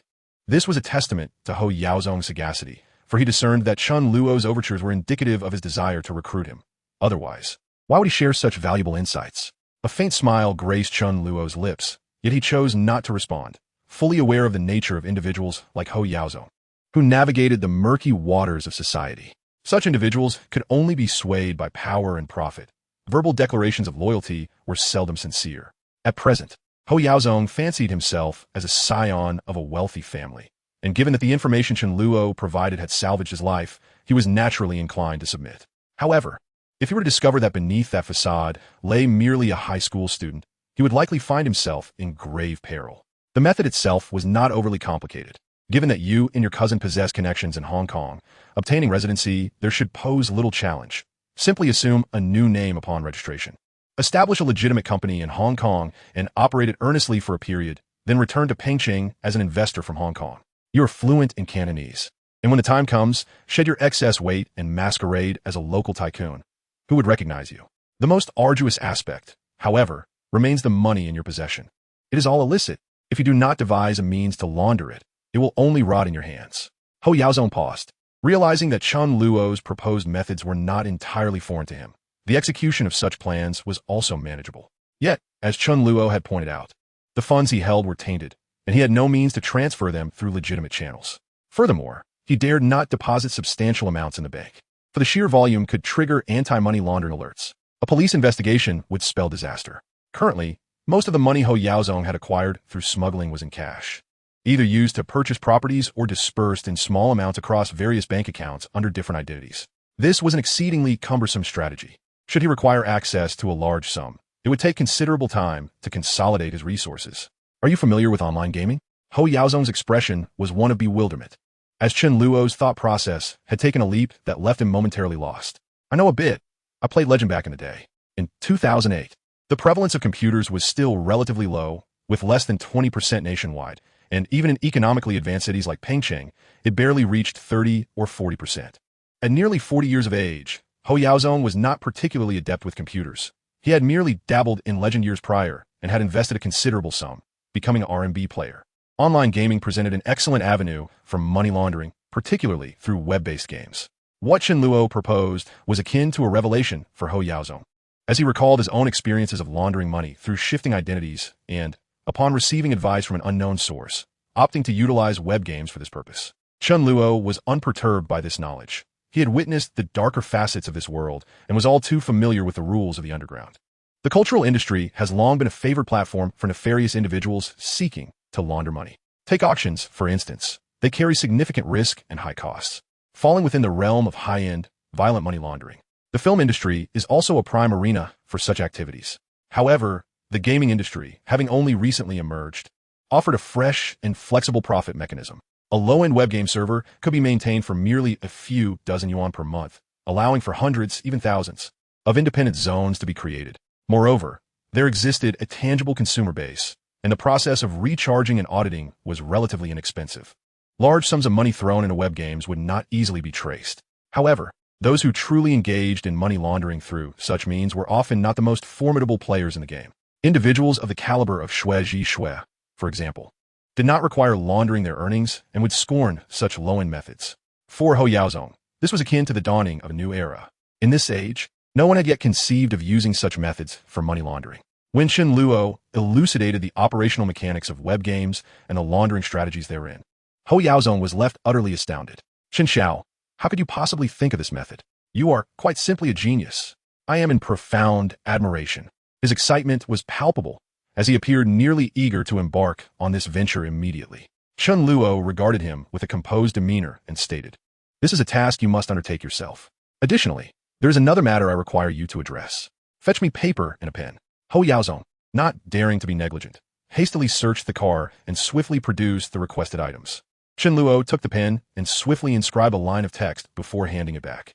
Ho Yaozong accepted the note with reverence, only to find himself stunned once more upon reading its contents. The note contained the names St. Yinhe, St. Hongfa, and St. Aolo. Purchase these 3 stocks on the Pengqing Exchange, instructed. Remember, use only your clean funds to buy as much as you can. Once the price of these stocks rises tenfold, sell them all at once. Ho Yaozong was taken aback. He understood stocks well. Stocks prefixed with ST indicated that the listed company faced financial or other irregularities, serving as a warning to investors of potential risks and losses. Chapter 40. I speak only half-truths. Chen Xiao, these stocks. Despite his profound admiration for Chen Luo, Ho Yaozong was still apprehensive. They will rise. Chen Luo interjected firmly, cutting him off. Although Chen Luo did not recall the precise price fluctuations of all stocks in 2008, he had inadvertently come across a news piece in 2019 detailing the top 10 stocks with the highest gains from 2008. Without exception, the top 3 were all prefixed with ST, each surging tenfold or more, stabilizing only towards the end of the year. While he might not have remembered a single ST stock, the pattern of the top 3 being so designated had imprinted itself upon his memory. Prior to their meeting, Chen Luo had meticulously compiled a list of all ST stocks for comparison, rekindling his recollection and pinpointing the names of the 3 stocks.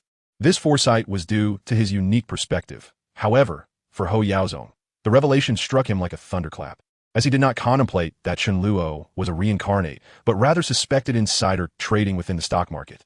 Certain individuals leverage their positions to gain early knowledge of insider information, such as impending asset restructurings or significant product launches, using such intelligence to their advantage when purchasing stocks.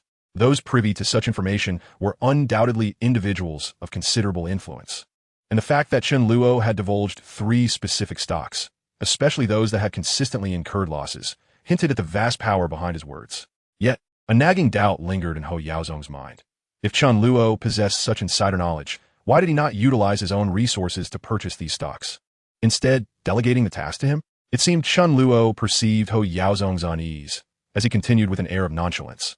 I am currently under scrutiny. Should my funds enter the market, it would immediately attract attention. Our financial clout is substantial.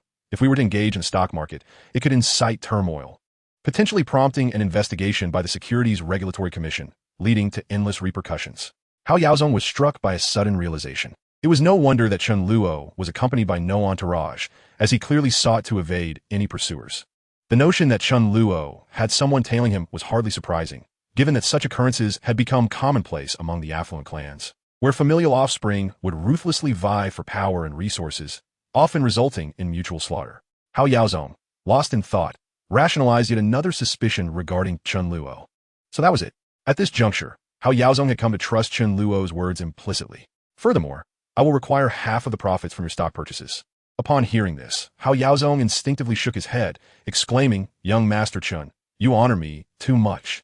How could I possibly accept your money after you have shared such vital information? All the profits rightfully belong to you. Chen Luo responded coolly, I mean half. And half it shall be. A shiver ran down Ho Yaozong's spine under Chen Luo's indifferent gaze, prompting him to quickly acquiesce. Very well, I shall comply with your wishes. The primary purpose of Chen Luo's visit, aside from dealing with the matters concerning the Qinglong Racing Society, was indeed about the stocks. The remaining 1 million he possessed would hardly make a significant impact in the stock market. From the outset, he had no intention of using that sum for trading. Rather, it was meant for daily expenditures such as renting accommodation, purchasing clothing and props, and alike. Chen Luo was not averse to claiming all the profits. Yet he understood that someone like Ho Yaozong would not willingly comply without receiving adequate benefits to satiate his appetite. As their conversation unfolded, the vehicle came to a halt outside the Longquan Hotel. "Have the Tyrannosaurus contact me as soon as it arrives," Chen Luo instructed. "Yes, young Master Chen." After uttering these words, he opened the car door and made his way towards the hotel. This establishment was a five-star hotel, and to prevent Hao Yaozong from noticing anything amiss, as well as to safeguard his own address, Chen Luo had preemptively booked a room there. Upon entering his hotel room, Chen Luo swiftly removed his makeup, revealing his true appearance. He then donned a casual outfit and leisurely headed towards the school. At this hour, his class was likely in the midst of evening self-study. Although he had numerous tasks to attend to, he was a man of his word. Having promised to pick up Gu Qinghuan, he set aside all other matters. Furthermore, during his journey, he could continuously refine the plan swirling in his mind, identifying any potential flaws. This meticulousness was a habit cultivated over millennia. He preferred to strategize before acting, analyzing the myriad possible outcomes of each step and anticipating the reactions of others. Only when he was confident of success would he proceed. While this process might take others an extended period, Chen Luo had honed his logical reasoning abilities to an extraordinary degree over thousands of years. What might require days or even months of planning for others, he could accomplish in mere minutes or, at most, a few hours. As he walked, lost in contemplation, he soon arrived at the school gates. He did not enter, even knowing that Niao Wei was likely in the classroom at that moment. He harbored no thoughts of avenging himself against Niao Wei. Chen Luo possessed great patience. For him, storming in would yield little more than a physical altercation, and mere bodily pain would not satisfy him, as there existed far more profound suffering in this world. Glancing at the time, he leaned against the wall and waited. When the bell signaling the end of evening self-study rang, it wasn't too long before he spotted Gu Qinghuan emerging from school. Having recently transferred, she had yet to form any friendships, perpetually solitary. At this moment, her unique aura resembled that of a rare lotus blooming from the mud. Despite the throngs of students exiting, she remained strikingly noticeable amidst the crowd. Both male and female students alike cast lingering glances at Gu Qinghuan.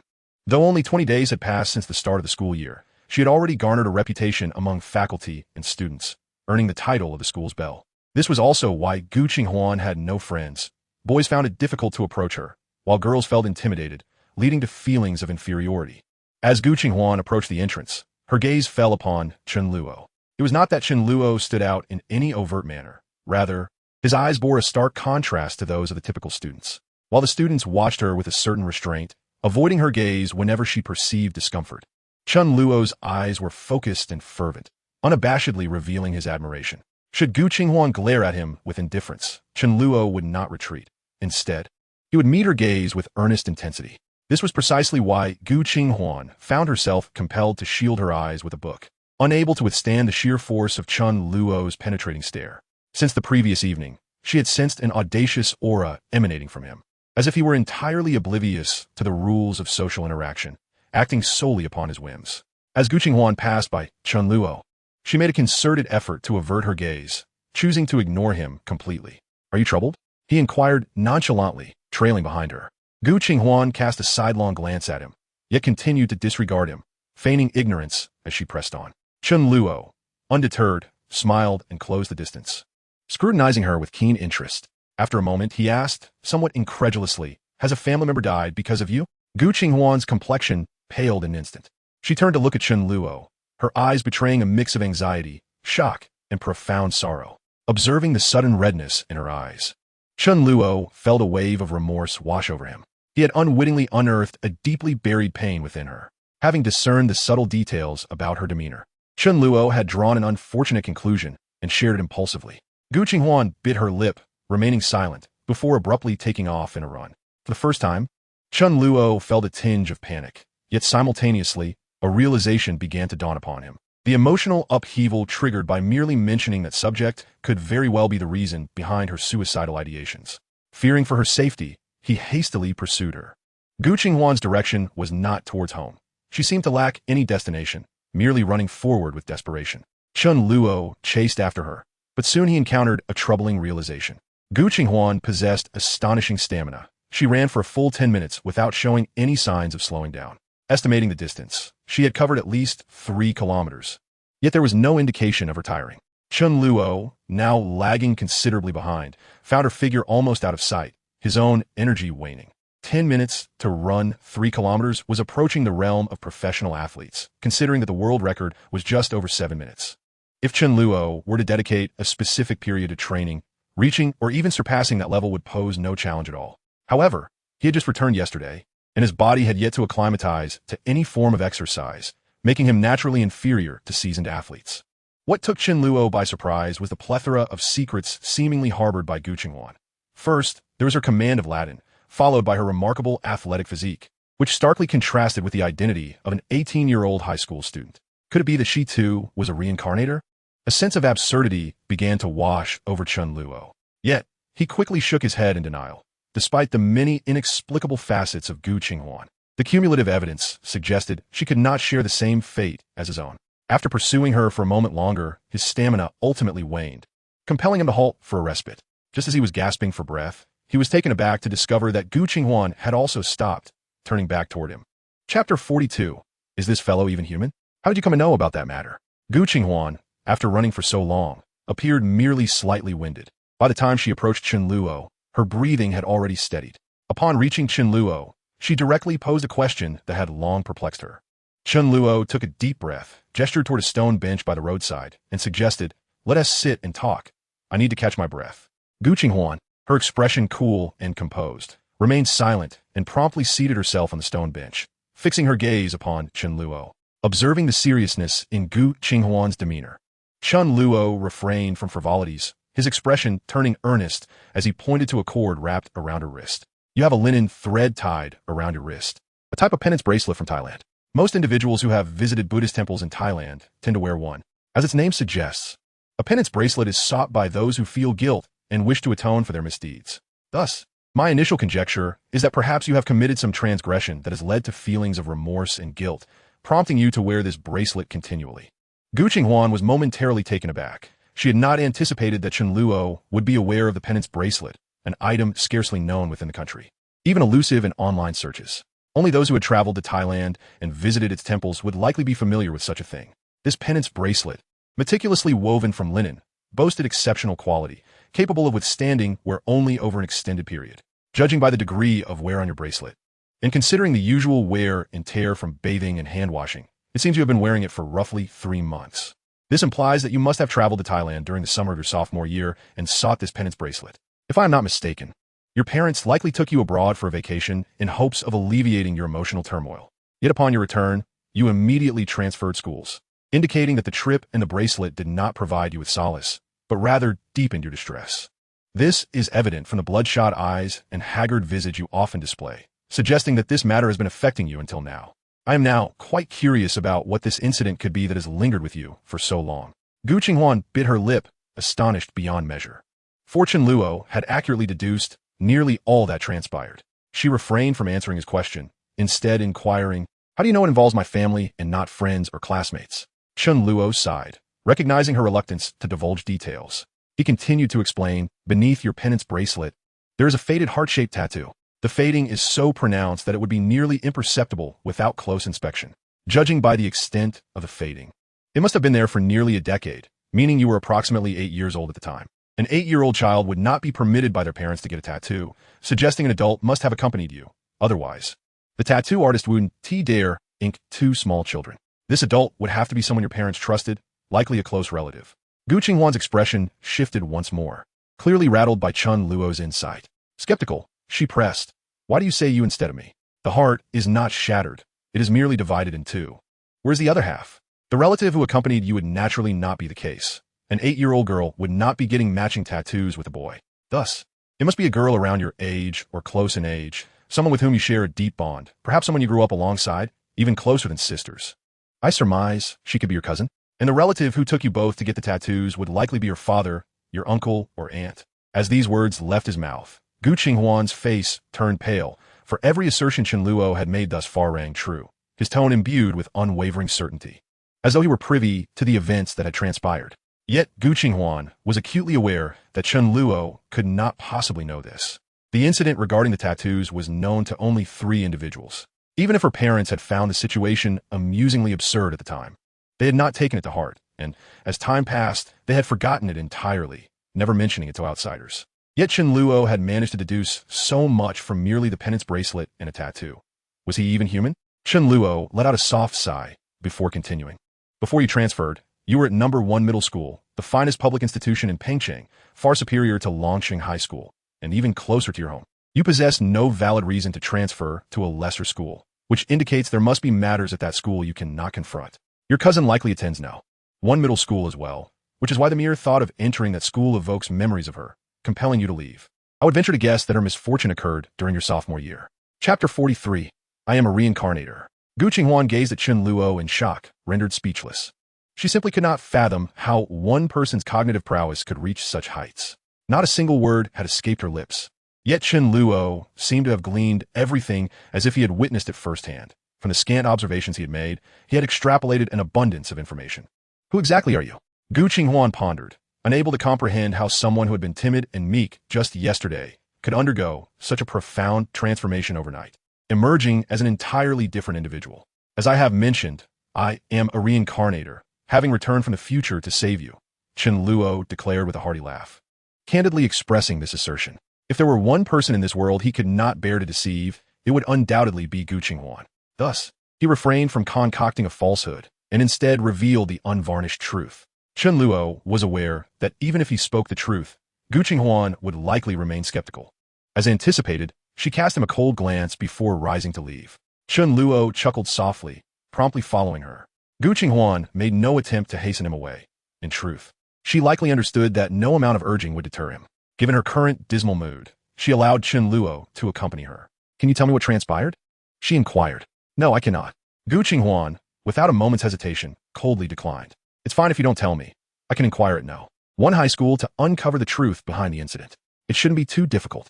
In truth, Chen Luo initially harbored doubts about whether that girl was truly dead. Yet, Gu Qinghuan's emotional turmoil was too pronounced. If she were still alive, her demeanor would undoubtedly be different. In the event of a fatal incident at the school, the students of number 1 high school would certainly be aware, and perhaps a glance at local news from the past year would reveal the details. You dare! Gu Qinghuan shot an angry glare at Chen Luo, her expression brimming with hostility. Observing her fierce countenance, Chen Luo realized she was serious. Further provocation might sever their fragile rapport. He suddenly spoke. We are more fragile than we perceive, yet simultaneously, we possess greater strength than we can imagine. I am unaware of your trials, but if you seek someone to confide in about that incident, I will always be here. Chen Luo understood that Gu Qinghuan had few friends, and the burden of the unknown weighed heavily on her heart, with her parents unable to offer much assistance. Continuing to suppress her feelings could easily lead to tragic consequences. However, Chen Luo recognized that he could not press too hard. To Gu Qinghuan, he was still merely a stranger, and so he chose to leave the conversation at that. Gu Qinghuan cast a complex glance at Chen Luo, but ultimately remained silent.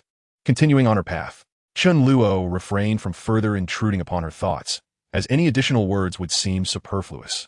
The two walked back in silence. The atmosphere somewhat peculiar, yet markedly less awkward than the previous night.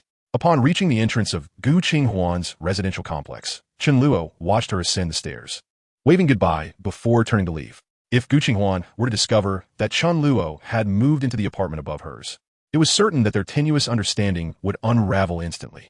Having made some progress in their relationship, Chen Luo was not foolish enough to let this revelation jeopardize the day's newfound harmony, especially since he had other matters to attend to.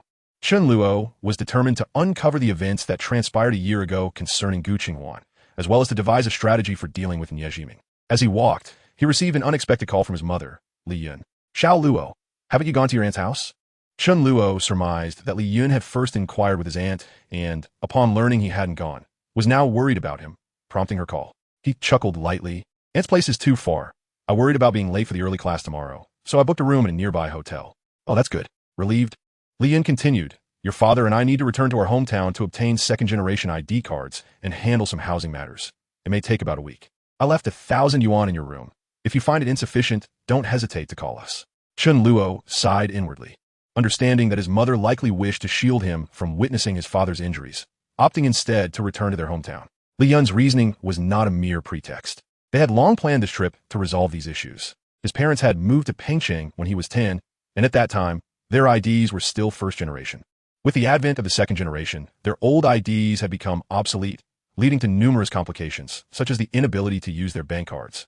which necessitated the update to a second-generation ID. Regarding the housing issue, his parents did not wish to return to their rural hometown. And given the exorbitant housing prices in Pengcheng, they purchased a house in the county seat of their hometown. However, the deposit had been paid using his father's first-generation ID by an uncle residing there, and they could not sign the formal contract without the second-generation ID. Thus, the trip back home had long been in the works, though they were reluctant to lose money for each day they delayed. They had not returned home for the new year in years, and the situation had dragged on until now. This time, his parents had the perfect excuse to address these matters. Nonetheless, this indirectly indicated that his father's injuries were not severe, and he should recover within a week. Chen Luo feigned nonchalance. Mom, I understand. You and Dad have not had a break during the new year. This trip will be a good opportunity for you to rest. So do not worry about me. Li Yun, on the other end of the line, momentarily paused, as Chen Luo had undergone significant changes since their departure from their hometown. Particularly in the past 2 years while attending high school in Pengcheng, his demeanor had become increasingly reclusive. At home, he rarely spoke unless prompted. They suspected this behavior stemmed from the bullying he endured at school, and since his household registration was not in Pengcheng, he could not take the college entrance examination there. They could only hope that transferring back to their hometown would yield better circumstances for him.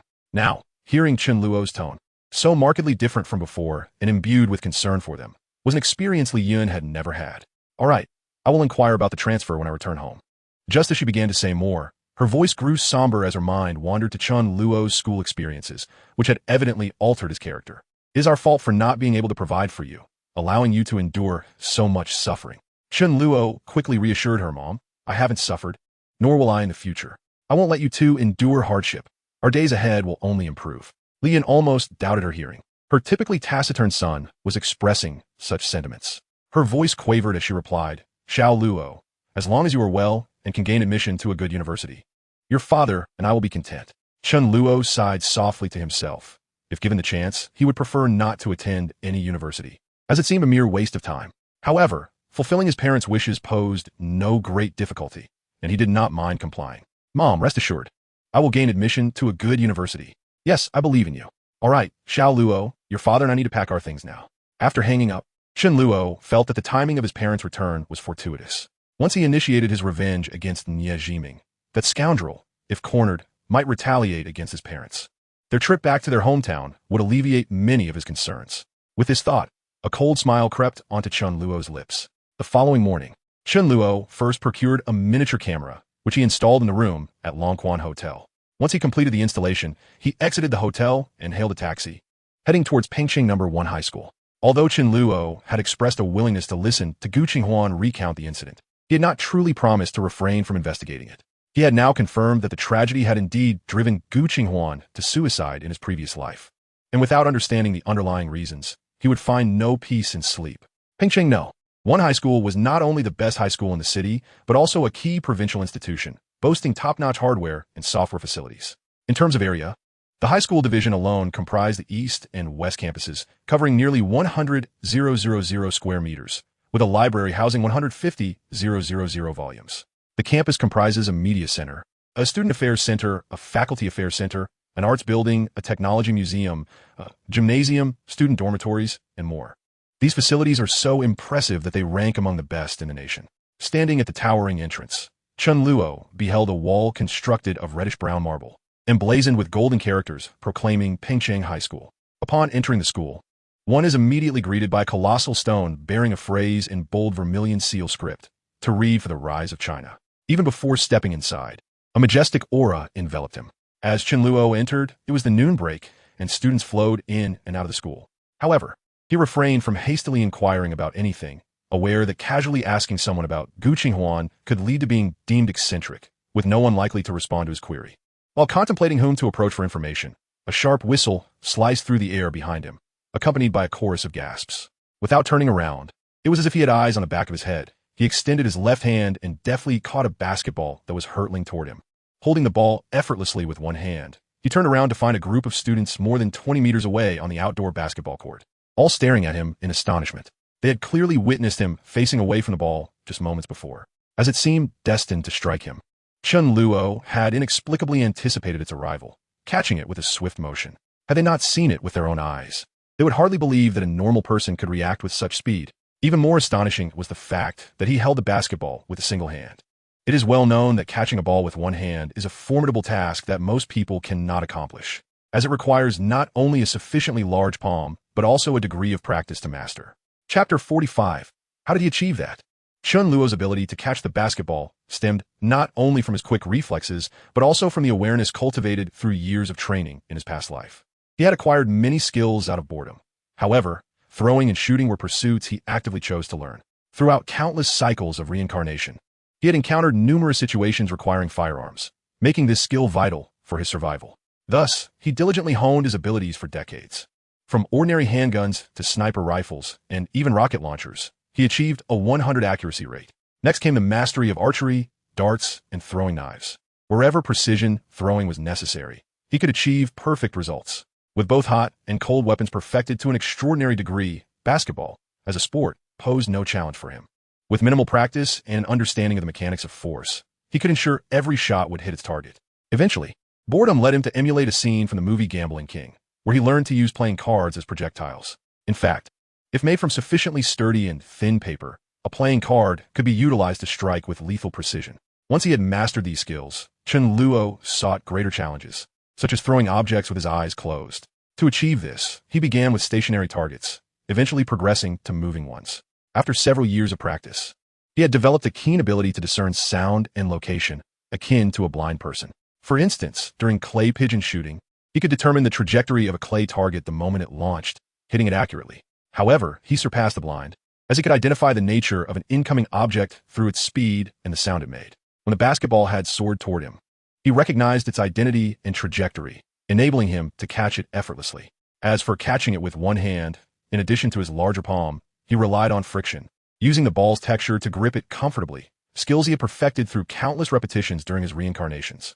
Chen Luo held the basketball aloft, surveying the scene on the court and discerning what had transpired. It appeared a match was underway, with students from both sides clad in the uniforms of the first high school basketball team, likely engaged in a practice game. A throng of students encircled the court, indicating the basketball team as considerable popularity. Otherwise, such a crowd would not gather for a mere practice match. Evidently, someone had mispassed the ball, causing it to fly out of bounds. Impressive. Wow, who is this? Such extraordinary reflexes. Is he on the basketball team? The students gaped at Chen Luo, engaging in animated discussions. Excuse me, could you throw the ball back? A member of the basketball team approached. Though surprised, he was clearly focused on the ongoing match and not inclined to indulge his curiosity. Chen Luo's eyes flickered, and with a slight lift of his foot, he stepped forward, mimicking a baseball pitch before swinging his right arm with vigor. In the astonished gaze of all the students, the basketball traced an elegant arc through the air, swishing through the net with a resounding thud. The court fell silent for a moment before erupting into an uproar of disbelief and excitement. What on earth was that? I must be seeing things. That must have been at least 20 meters. How frightening. How'd he do that? The spectacle left everyone, including the team members and coach, momentarily dumbfounded.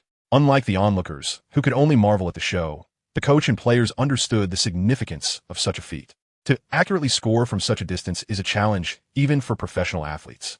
The distance Chen Luo had thrown was akin to shooting from the left baseline, soaring across the entire court to hit the right hoop, all while ensuring a clean swish, an accomplishment far beyond the capabilities of an ordinary student. That must have been luck, right? Yes, it was definitely luck. The basketball coach, ignoring the match, swiftly grabbed another ball from the side and, pushing through the gathered crowd, approached Chen Luo. Student, would you mind trying another shot? Chen Luo glanced at the coach, whose face was alight with anticipation, and smiled. I'm sorry, but I have other matters to attend to. With that, he turned languidly and walked away, exuding an air of disdainful indifference. The coach was momentarily taken aback, as were the students on the playground, shocked that this seemingly ordinary student had so blatantly disregarded the coach's request. What is your name? And which class are you in? The coach snapped back to reality, hastily pursuing him, his mind racing with curiosity to ascertain whether Chen Luo's prowess was genuine or merely a stroke of luck. If it was the former, he could potentially nurture a professional basketball player, bringing immense honor and recognition to his team. Chen Luo feigned ignorance and continued to stride forward, but the coach, unwilling to relent, resolutely pursued him and ultimately positioned himself directly in Chen Luo's path. With an air of impatience, Chen Luo remarked, "Sir, I truly have no time. Could you kindly step aside?" The coach fixed his gaze on Chen Luo and declared, "Very well, as long as you make one more shot. I shall permit you to leave." Feigning reluctance, Chen Luo accepted the basketball from the coach and said, "So if I make it, You will cease your pursuit? Indeed. Chen Luo grasped the ball with one hand, took several steps forward to gather momentum, and then, with a decisive thrust, propelled himself forward. History seemed to repeat itself. The basketball soared high into the air, capturing the full attention of both students and team members alike, as if it had ensnared their very souls. Amidst the collective anticipation, the ball traced an elegant parabola, heading towards the hoop situated over 20 meters away. Swish! The basketball echoed its success as it cleanly swished through the net. The entire court erupted in exuberance, with both boys and girls emitting shrill cries of astonishment. Incredible. Utterly astounding. If the first shot had been a stroke of luck, the probability of succeeding a second time was nearly non-existent. Chapter 46. An overweening attitude. The coach's eyes sparkled with excitement as he leaned closer to Chen Luo, exclaiming, "Have you practiced before?" Chen Luo replied with a puzzled expression, "Of course I have. Otherwise, how could I have made the shot?" The coach, brimming with anticipation, said, "Would you consider joining our basketball team?" "No," Chen Luo responded succinctly and decisively, leaving no room for negotiation. The coach momentarily faltered, then hurriedly interjected, "Our school's basketball team is exceptionally strong, capable of competing in the National High School League. If you perform outstandingly in the provincial competition, you could earn a special admission qualification to Tsinghua or Peking University. Should you secure the MVP in the finals, you would be exempt from the college entrance examination.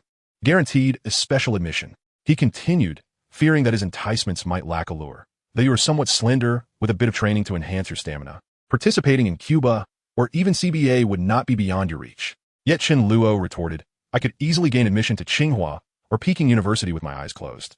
Why would I want to play basketball?" The coach stood aghast, as did the surrounding students, astonished by Chen Luo's audacious claim. It is worth noting that even at a prestigious provincial high school like Pengcheng, over 1,000 students sat for the college entrance exam the previous year, with only 13 gaining admission to Tsinghua and Peking University, 5 of whom were guaranteed spots. No one had ever boasted, as Chen Luo did, but they could gain entry with their eyes shut. Seeing Chen Luo resolutely turn to leave, the coach found himself at a loss for how to persuade him. "Wait, please," he called out, quickly catching up and once again blocking Chen Luo's path. "With your talent, it will be a tremendous waste not to play basketball. Just think, if you enter the CBA, your abilities would surely shine, and you could become a basketball star." The coach's urgency was understandable. The ability to make precise shots from over 20 meters was a rarity, even among professional athletes in the CBA. This indicated that with some formal training, Chen Luo could undoubtedly excel in the National High School League. Chen Luo appeared somewhat exasperated, seemingly overwhelmed by the coach's persistence. Suddenly he spoke, "Coach, I would like to ask a few questions. If you can provide me with answers, I might consider it." The coach, elated by this prospect, eagerly nodded. "I am well versed in matters concerning basketball and special admissions. Please, go ahead. Let us find a quiet place to converse." Without a moment's hesitation, the coach called out to the players on the court, "Practice match is over. Everyone return to rest." The students and team members exchanged bewildered glances, taken aback that the coach would abandon the entire team for the sake of Chen Luo. The players felt a twinge of resentment, yet at that moment, the coach was dutifully following Chen Luo, leaving them with little recourse. "What would you like to inquire about? Feel free to ask." The coach led Chen Luo into the gymnasium's office, smiling as he inquired, "Do you know Gu Qinghuan?" The coach was momentarily taken aback, expecting questions pertaining to basketball, but unprepared for this inquiry about Gu Qinghuan. He struggled to comprehend. Chen Luo's initial intention was to inquire about Gu Qinghuan, deliberately drawing attention to himself on the basketball court to elicit responses from those present, whether from students or coaches. He had evidently chosen the coach as the more excitable source of information. "You are not from our school?" The coach's expression shifted to one of perplexity. For at Pengcheng No. 1 High School, it was not uncommon for students to be unfamiliar with teachers or the principal. But it was rare for anyone not to know of Gu Qinghuan. Even the newest freshman had heard her name. Moreover, most students in the high school department had progressed from the middle school, thus were nearly all acquainted with Gu Qinghuan. "Yes, I am from Longqing High School, and I was in the same class as Gu Qinghuan, even sharing a desk." Chen Luo spoke without deceit, revealing his background.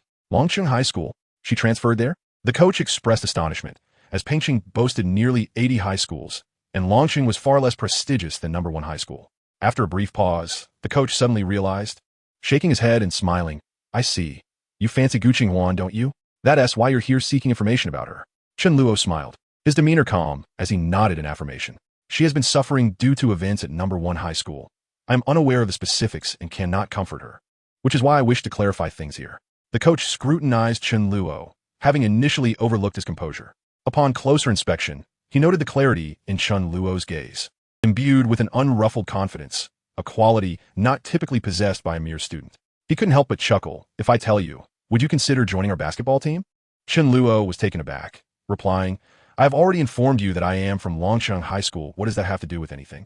I can petition the school to grant you special admission to number 1 high school. All you need to do is agree. Chen Luo shook his head, amused. I appreciate the offer, but there's truly no need. I'm not interested in basketball. Do you have any idea how difficult it is for students from other high schools to transfer to ours? And how does that concern me? The coach found himself momentarily speechless. Chen Luo had a valid point. For someone disinterested in attending number 1 high school, the prospect held little allure. Then what if I simply choose not to tell you? Sir, with so many students at number 1 high school, finding someone to ask shouldn't be too difficult, would it? Chen Luo stated, rising to leave the office. Come back. I'll tell you. The coach called out helplessly. If you ask those students, they will only embellish the truth, sharing processed information. It would be far better for you to hear it from me. Thank you, sir. The coach sighed, casting a glance at Chen Luo before slowly beginning to speak. The events surrounding Gu Qinghuan are, in truth, not overly complicated. Gu Qinghuan and her cousin, Lu Yezi, grew up in a family compound, with their residences merely a building apart, resulting in a bond that was exceedingly close from a young age. Moreover, as their birth dates were only a month apart, they were classmates from kindergarten through high school. These two girls were not only strikingly beautiful, but also consistently excelled academically. Despite their inseparable daily companionship, they engaged in a subtle rivalry, providing mutual support during difficulties, which garnered admiration from many for their relationship. During their time at the prestigious First High School, both teachers and students alike were well aware of their presence. However, in their second year of high school, an incident occurred that irrevocably altered the trajectory of their lives. Chapter 47, An Unfathomable Absurdity. Chen Luo's attention sharpened instantly, for he sensed that crucial information was about to unfold. In that pivotal year, the two of them had planned an excursion to Peng Mountain, but disaster struck on their descent. They encountered a serial killer named Edmund, lurking in the vicinity. While Lu Yezi was captured, Gu Qinghuan managed to escape. By the time Gu Qinghuan reached safety and contacted the authorities, it was too late. Lu Yezi had already met her tragic fate. At this juncture, the coach abruptly fell silent, and Chen Luo felt a jolt of realization wash over him. Upon hearing the name of the serial killer, Edmund, he comprehended the gravity of the situation. Chen Luo's expression darkened in an instant, as a torrent of memories flooded his mind, weaving together all the threads of evidence. He finally grasped the truth. This Edmund was not a citizen of Huagua, but rather a deranged serial killer from the United States. After committing over 30 murders, he had become a fugitive, ultimately seeking refuge in Huagua. Known as the Cross Killer, Edmund specifically targeted underage girls still in school, subjecting them to violent assaults, murder, and dismemberment, leaving behind his signature, a reversed crucifix. Following his arrival in Peng City, he was linked to 3 incidents, each time evading capture, causing a sensation throughout the city. In his previous life, Chen Luo had also been in his second year of high school, and despite his indifference to the world around him, he had seen the wanted posters for this man on television and in newspapers. At that time, however, he had been engulfed in his own turmoil, paying little heed to the matter.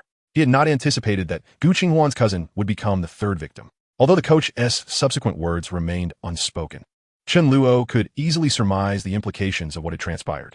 The anguish Gu Qinghuan must have felt, knowing that her beloved cousin Lu Yezi had met such a fate, was beyond comprehension. It was evident to Chen Luo that Gu Qinghuan's self-reproach stemmed from her suggestion to ascend Peng Mountain. Her reasoning was not difficult to fathom. She likely believed that had she not proposed a trip, Lu Yezi would not have encountered such peril. Gu Qinghuan had internalized Lu Yezi's death as her own fault, and this burden had tormented her relentlessly. Chen Luo's expression shifted slightly as he became aware of a subtle tremor in his hands, not from fear, but from the realization of an utterly absurd possibility. He understood that Lu Yezi was the 3rd and final victim because 2 months from now, in November, Edmund would meet a gruesome end, his limbs and head severed in a manner eerily reminiscent of his own heinous acts, discarded in a remote wilderness. Under normal circumstances, Chen Luo might not have cared, but now, in light of what had happened to Lu Yezi, a sense of disquiet settled within him. The date of Gu Qinghuan's suicide coincided with less than 3 days after Edmund's demise. Contemplating Gu Qinghuan's extraordinary physical prowess, he felt a jolt of realization. Could it be that Gu Qinghuan's suicide was precipitated by the desire for vengeance against her cousin's killer, employing the same brutal methods, only to be overwhelmed by the guilt of both her cousin's death and the act of murder itself? Suddenly, Chen Luo sprang to his feet, bolting from the office. heedless of the coach's calls behind him. This was inconceivable. His chest was filled with a chaotic anxiety, akin to the disbelief he felt at the notion of Gu Qinghuan taking her own life, let alone committing murder in such a cruel manner. As he stumbled out of the first high school, he took a few deep breaths, striving to regain his composure. Having traversed countless trials over millennia, he had long since mastered the art of remaining unperturbed in the face of adversity. Yet now, his usual steadfast demeanor was shaken, and he recognized his momentary lapse in composure. Nevertheless, upon regaining clarity, he understood that he had merely connected seemingly related dots without any concrete evidence to suggest that Gu Qinghuan had been the one to kill Edmund. Moreover, even if it were true, what difference would it make? Chen Luo shook his head, dismissing the notion. If Gu Qinghuan had indeed taken Edmund's life, he would hold no judgment, and it would not alter his feelings. The principle of retribution, paying debts and avenging wrongful deaths, was an immutable truth, especially when the life taken belonged to a monster like Edmund, deserving of the most severe punishment. However, Chen Luo recognized that his mission had expanded. He now had an additional task, to eliminate this depraved individual before it was too late. Regardless of whether Gu Qinghuan had committed the act or not, if her suicide could be traced back to this event, he would not let it go unpunished. By preemptively dealing with the killer, he would be avenging not only the innocent lives lost, but also Gu Qinghuan herself. For Chen Luo, confronting a deranged serial killer posed no insurmountable challenge, and he recalled the locations reported in the news where this criminal had hidden. With a sense of urgency, he retrieved his phone and dialed Ho Yaozong. I'll provide you with several addresses. Have someone monitor them. Should any foreign white individuals appear, contact me immediately. Ho Yaozong, not daring to question the urgency of the situation, promptly agreed. Lishan residents in Huihai District, Tiantong Garden in Tianfu District. Remember, there must be someone watching those locations at all times. Understood, Chen Xiao. During the final 2 months of his evasion, Edmund had indeed concealed himself in a room within one of those 2 complexes. However, the news reports had not disclosed the specific apartment numbers nor the order in which he had hidden in them. The fact that Chen Luo could recall these locations was remarkable. For now, he could only rely on Ho Yaozong to keep watch and see if the monster would resurface. A lingering mystery from the news reports remained unsolved even in 2019. The homeowners of the 2 locations where Edmund had taken refuge had coincidentally been abroad on vacation for an entire month, only to return to find their homes occupied. Following a review of surveillance footage, it was discovered that Edmund had been the intruder. Subsequent police analysis suggested that someone must have assisted him, guiding him to these 2 locations. Otherwise, it would have been too coincidental for him to know that the homeowners were away. However, the police had investigated every lead without uncovering any tangible evidence, ultimately leaving the case unresolved. After hanging up the phone, Chen Luo contemplated for a moment before returning to the residential community where Gu Qinghuan lived, Shuyuan Mingjia. Upon his return, the first thing he did was run 5 kilometers on the treadmill, acknowledging that his physique still required fortification. Chen Luo understood the necessity of enhancing his physical condition from this moment onward. Otherwise, in the event of an unforeseen circumstance, his inadequate physicality would become a troublesome hindrance. He had devised a regimen of exercise that, with steadfast commitment over time, would yield manifest results. He had even formulated a concoction capable of rapidly augmenting muscle fibers. Yet at present, he lacked the medical apparatus and pharmaceutical resources to execute such an endeavor. It was time to make the acquaintance of a second influential figure to address the issues of formulation and equipment. Chapter 48. Are you not leaving yet? The trio of individuals Chen Luo selected were meticulously chosen, each possessing a certain capability that could be of service to him. Achieving this was relatively simple. After all, Chen Luo had resided in Peng City for a cumulative duration of several decades, rendering him intimately familiar with every nook and cranny of the locale. Much like a seasoned gamer, he was acutely aware of the monster spawn points and the timing of boss appearances within a map of Peng City. The second individual he aimed to engage with and gain control over was Jiang Junyan, the chairman of Mingsheng Pharmaceuticals, a company that would later rank among the top 3 in the field of biomedicine in the nation. At this juncture, however, Jiang Junyan had yet to assume power. The current owner of Mingsheng Pharmaceuticals was his father, Jiang Mingsheng, while Jiang Junyan was concurrently working and learning management within the family enterprise. In 2008, Mingsheng Pharmaceuticals was not only unremarkable on a national scale, but barely managed to secure a position within the top 10 in Guangdong province. The company's subsequent rise to prominence, becoming a renowned biopharmaceutical entity both nationally and globally, could largely be attributed to Jiang Junyan. He would take the helm of Mingsheng Pharmaceuticals in 2008. Yet the succession process was fraught with challenges. Nevertheless, Chen Luo was not in haste to seek out Jiang Junyan. He had other matters to attend to. After completing his workout, Chen Luo indulged in a brief slumber, awakening just past 6 in the evening. He donned a simple disguise and ambled out. The alterations to his appearance were minimal. He merely appeared slightly more mature than before. Although his demeanor did not resemble that of a high school student, his youthful visage still betrayed his age, making him look like a mere adolescent. After applying a touch of makeup, he now presented as a young man of approximately 27 or 28 years. Chen Luo hailed a taxi at the street corner, instructing the driver to take him to a venue known as the Night Encounter Bar. A throng of flamboyantly dressed barmaids stood at the entrance. For the bars of this era were far less restrained than those of the future, employing rather straightforward and overt methods to attract patrons. These barmaids, possessing commendable beauty and varying body types, created a scene reminiscent of the courtesans beckoning customers at ancient brothels. Upon arriving at the entrance, Chen Luo did not wait for the barmaids to greet him. He simply announced his intent to find someone and proceeded directly into the bar. The ambience within was indistinguishable from that of future establishments, with music blaring, laughter ringing, and couples of all sorts engaged in a frenzied revelry. The night, filled with alcohol and mesmerizing lights, allowed everyone to unleash their emotions and instincts. The barmaids entertained guests with games of chance, while men seized the opportunity to make unwelcome advances in the shadows. This unspoken understanding between patrons and staff allowed for a mutually beneficial arrangement, where customers purchased drinks while the barmaids turned a blind eye to their advances. With his extensive experience, Chen Luo found such scenes utterly unremarkable, and he leisurely made his way to the bar counter. As he approached, he quickly spotted his target, a woman clad in a red dress, approximately 35 or 36 years of age, seated at the bar. She possessed a captivating beauty, her lips a fiery crimson, exuding an air of mature allure. The woman radiated a bewitching charm, her demeanor imbued with a seductive grace that eclipsed that of younger women. At that moment, two men occupied the seats beside her, striving earnestly to capture her attention, their intentions all too evident. Yet, while these two men engaged in their silent contest, the woman appeared disinterested, her gaze wandering absently toward the dance floor. A smirk played upon Chen Luo's lips as he approached that direction. This woman in the red dress was none other than Lin Yun, the legitimate wife of Nie Jiming and mother of Nie Wei.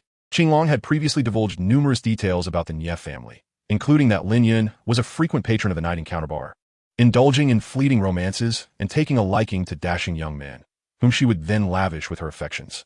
Despite Nie Jiming's awareness of her escapades, he remained powerless to intervene, as their marriage was a strategic alliance between families, and the Lin family's influence rivaled that of the Nie family. In truth, Nie Jiming had much to gain from the Lin family's connections. However, the couple shared little emotional foundation. In fact, Lin Yun harbored a certain disdain for Nie Jiming. Following the birth of Nie Wei, she seemed to have fulfilled a societal obligation and fully embraced her newfound freedom. They had reached an unspoken agreement to lead separate lives, with Lin Yun disregarding even her own son.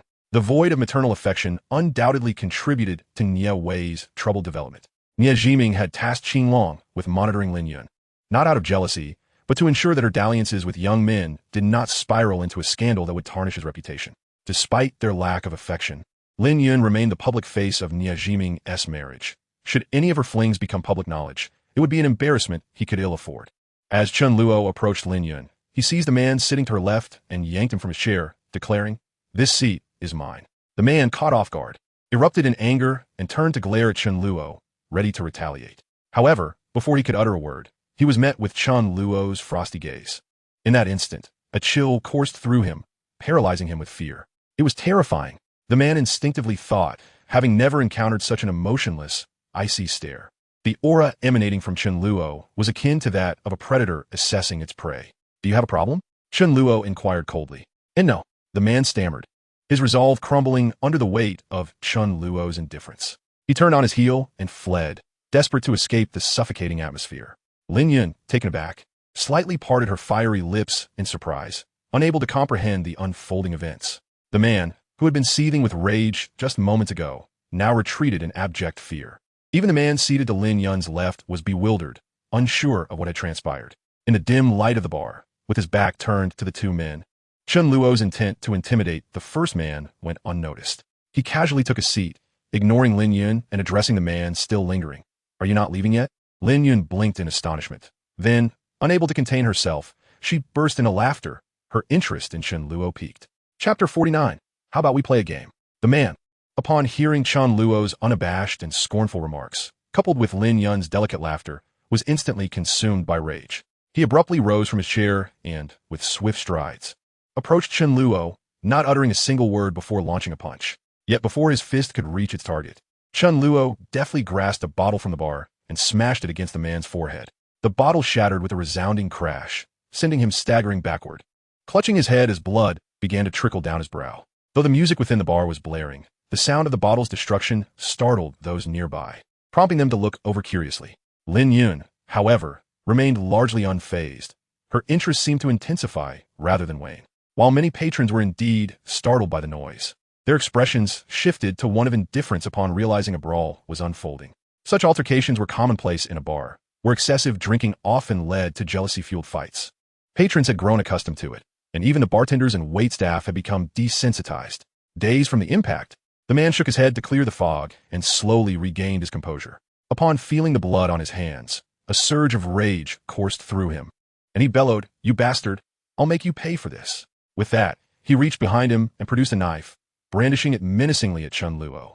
Witnessing the emergence of a weapon, several patrons instinctively recoiled, and even Lin Yun took a few steps back, clearly taken aback by the escalation of the situation. Yet, despite their retreat, no one fled the scene. Instead, they gathered to watch with rapt attention.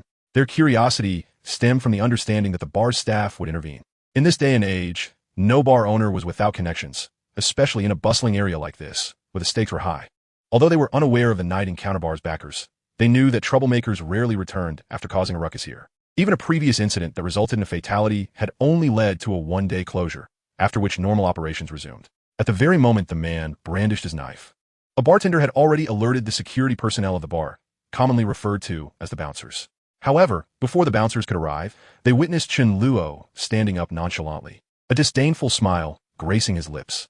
Just as the knife was about to pierce him, his hand shot out with astonishing speed, and in the blink of an eye, the knife was in Chen Luo's possession. He then delivered a swift kick to the man's abdomen, eliciting a pained scream as he fell to the ground in a heap.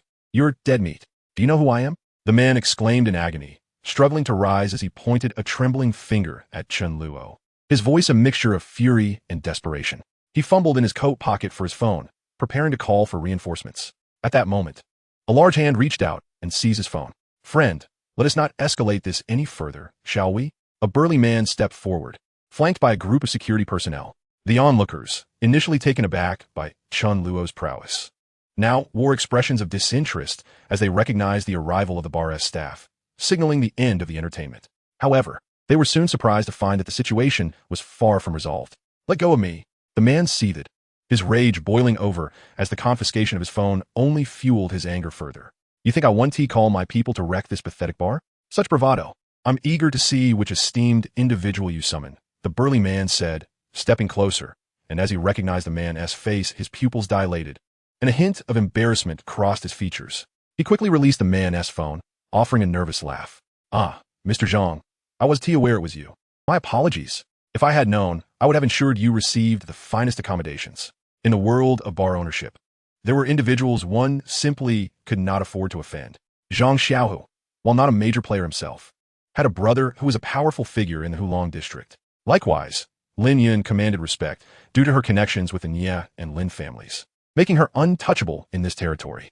"Damn it," Zhang Xiaohu snatched his phone back, glaring at the burly man. "Is this piece of trash your problem to deal with? Or should I call on my crew to demolish both him and this sorry establishment?" Without hesitation, the burly man barked orders to his subordinates. "Get him over here and let Mr. Zhang vent his frustration." Instantly, a dozen henchmen surged toward Chen Luo, the atmosphere crackling with anticipation as the crowd perked up, eyes wide with excitement. More patrons abandoned their dances, drawn to the unfolding drama, and the music faded into silence. With a smile playing on his lips, Chen Luo toyed with the knife, seemingly eager to confront the oncoming chaos. Lin Yun had been observing Chen Luo's demeanor closely from the outset. His face bore an irreverent grin, exuding an air of tranquility in the face of impending conflict.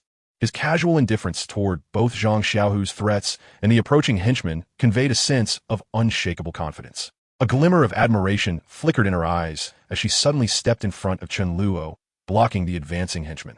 "Wait!" Both Zhang Xiaohu and the burly head of security exchanged puzzled glances, unsure of her intentions. The crowd's excitement only grew as they realized the unfolding drama had taken a captivating turn. Violence brings no benefit to anyone, Lin Yun declared, her voice light yet commanding. As she spoke, she giggled, suggesting that the specifics of the earlier altercation were now irrelevant. Since Mr. Zhang cannot simply let this go, why not engage in a game?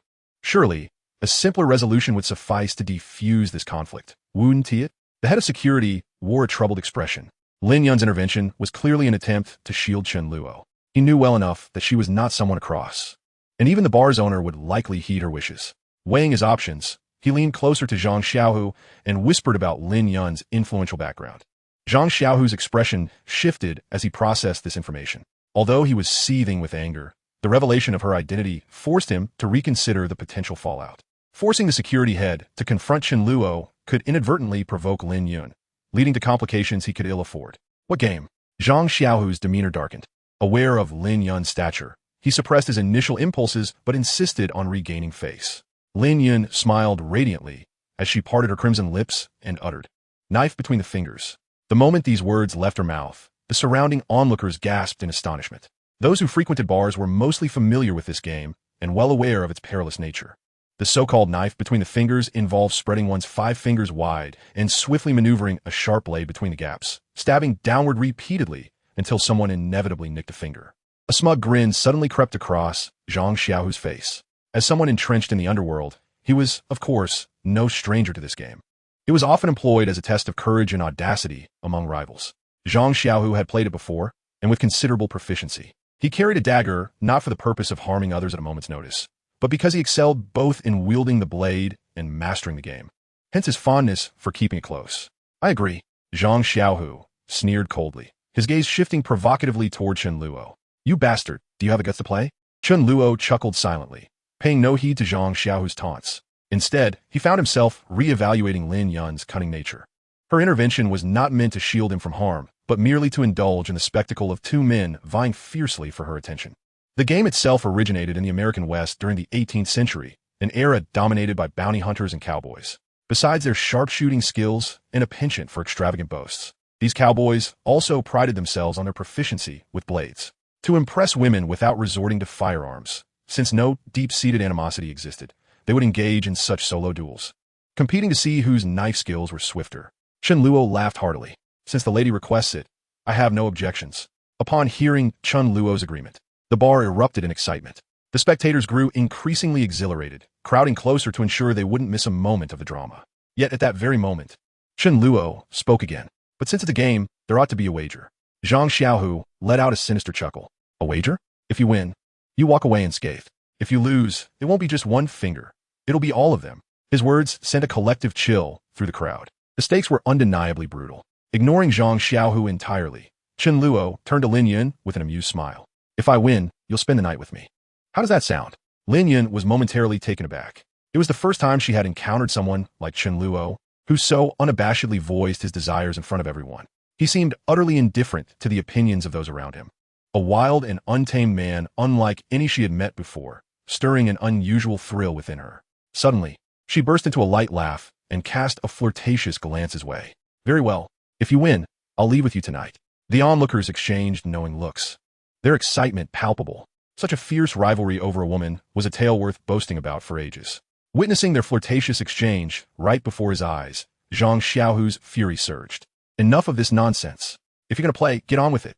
The head security guard, seeing both parties in agreement, had no grounds to intervene. Knowing it was futile, he obediently arranged a space for them. Soon, a cleared table and 2 chairs were set up in the center of the dance floor. Chen Luo and Zhang Xiaohu sat opposite each other, each gripping a sharp dagger. Whether by design or coincidence, the bar's lights dimmed abruptly, leaving only a single spotlight illuminating their table, ensuring every spectator had a clear view. Those at the back, unable to see, stood on tables or sofas to catch a glimpse of the action, with their hands spread flat on the table. Chen Luo and Zhang Xiaohu awaited Lin Yun's signal to begin.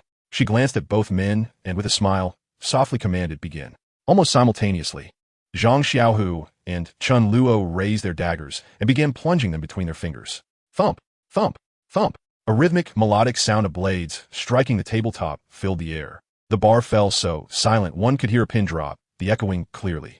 In that moment, the sound seemed to possess a magical allure, captivating the entire audience, who watched with rapt attention. Zhang Xiaohu raised and lowered his dagger with calm assurance, confident that it wouldn't be long before Chen Luo accidentally stabbed his own finger. His confidence stemmed from extensive practice. The game tested speed and precision. If one's movements outpaced their mental control, not only would their technique fail, but they could end up severely injured in an instant. However, mastering the technique and memorizing the sequence of movements meant that, barring exhaustion, accidents were rare. But Zhang Xiaohu soon realized something was amiss. Chen Luo's speed matched his own, and surprisingly, Chen Luo wasn't even looking at his own hand. Instead, he was watching Zhang Xiaohu with keen interest. A flicker of alarm shot through Zhang Xiaohu. Even the dullest person would recognize that Chen Luo was not only experienced but highly skilled. Otherwise, how could he wield the knife so effortlessly without glancing at his hand? Gritting his teeth, Zhang Xiaohu accelerated his strikes, the thump thump thump quickening noticeably. Chen Luo merely smiled and calmly matched his pace. Strangely, Chen Luo's movements synchronized perfectly with Zhang Xiaohu's. They're merging into one, as if produced by a single entity. The crowd grew increasingly exhilarated, especially Lin Yun, who stood closest and felt the tension most acutely. The act of testing one's nerve with a sharp metal blade, constantly teetering on the edge of driving it into one's own hand, provided an intense thrill for the spectators. Chapter 51. Is this guy toxic? Lin Yun's eyes gleamed as she watched Chen Luo, clearly astonished by his mastery of such a dangerous game. Zhang Xiaohu's expression, however, darkened progressively. Even a fool could see that Chen Luo was not just skilled. He was a master among masters. Filled with resentment, Zhang Xiaohu refused to believe that a random encounter could lead him to face someone so adept with a blade, and even superior to him. You think you can keep up with my speed? Try this. Zhang Xiaohu roared, doubling the speed of his strikes. If his initial pace resembled a leisurely walk, it had now escalated to a brisk jog. Yet, to his astonishment, Chen Luo's dagger moved in perfect sync once more, the seamlessly merging again. By now, the spectators were utterly mesmerized. Even at the original speed, they doubted they could avoid stabbing their fingers for so long. As two individuals accelerated, an exhilarating sensation surged forth, captivating the attention of many, their eyes wide with anticipation, fearful of missing a single moment. Zhang Xiaohu's expression shifted rapidly, his anger flaring anew. Bang, bang, bang. The rapid and intense sounds of impact reverberated, drawing the collective gaze of all present. When they turned their attention back, Chen Luo and Zhang Xiaohu's fingers appeared to engage in a lively dance upon the table surface. The speed of the blade's movement transcended mere jogging, resembling an all-out sprint. Chen Luo maintained a smile as he regarded Zhang Xiaohu, his gaze unwavering from his palm, yet effortlessly keeping pace with his speed. At this moment, the onlookers began to sense something amiss. The stark contrast in expressions between the two was apparent. And Chen Luo's unwavering focus away from his own hand rendered the outcome unmistakable.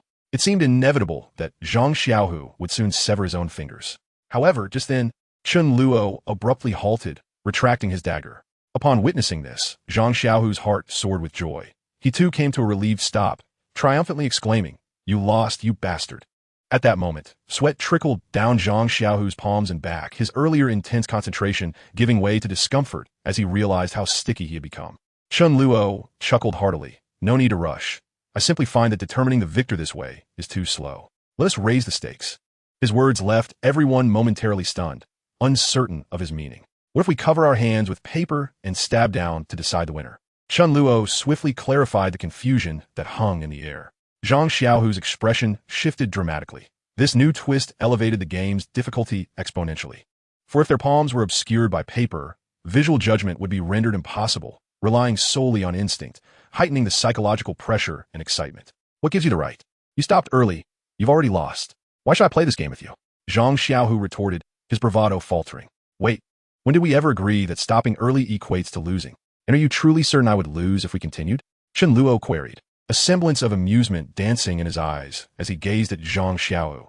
Could it be that you lack the courage? With Chen Luo's words, the onlookers erupted in derisive jeers directed at Zhang Xiaohu. The situation had become painfully clear.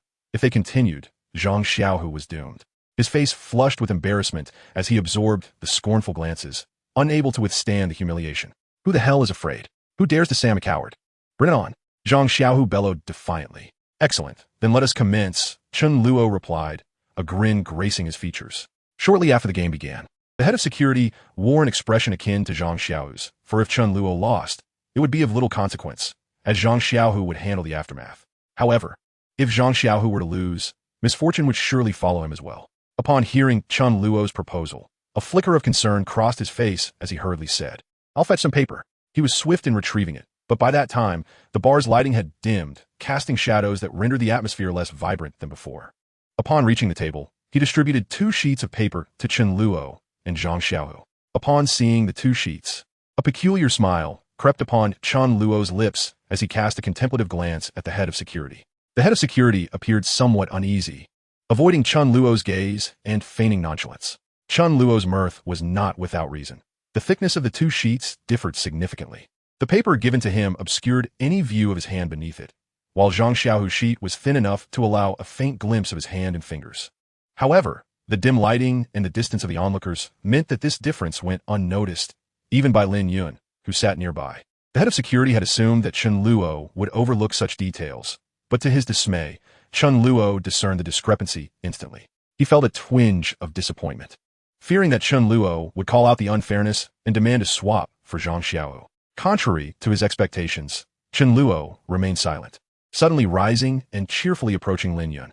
The crowd gasped in curiosity as Chen Luo unexpectedly wrapped his arms around her waist, pulling her into an embrace. With a playful laugh, he said, "Beautiful lady, may I borrow something from you?" Lin Yun, taken aback yet unfazed, nestled closer, her eyes shimmering with allure as she cooed. "What would you like to borrow?" "This," Chen Luo replied, and in an instant, Lin Yun felt a chill as something slipped away. The next moment, Chen Luo brandished an item before her, rendering the crowd speechless, their eyes wide in disbelief, for in his hand dangled a pair of black lace panties. You, Lin Yun exclaimed, her eyes widening in shock. While others might be oblivious to the source, she recognized them all too well. Her face flushed with incredulity, unable to fathom how Chen Luo had pulled it off. Chen Luo wore a mischievous grin. "I'll use this instead of paper." The onlookers were momentarily stunned, then collectively processed the absurdity of the situation. Chen Luo had, in that instant, managed to remove Lin Yun's underwear. What the hell? This guy's insane. Chapter 52, Raising the Stakes. Chen Luo paid no heed to Lin Yun's or the crowd's reactions, turning back to his seat with a devilish smile.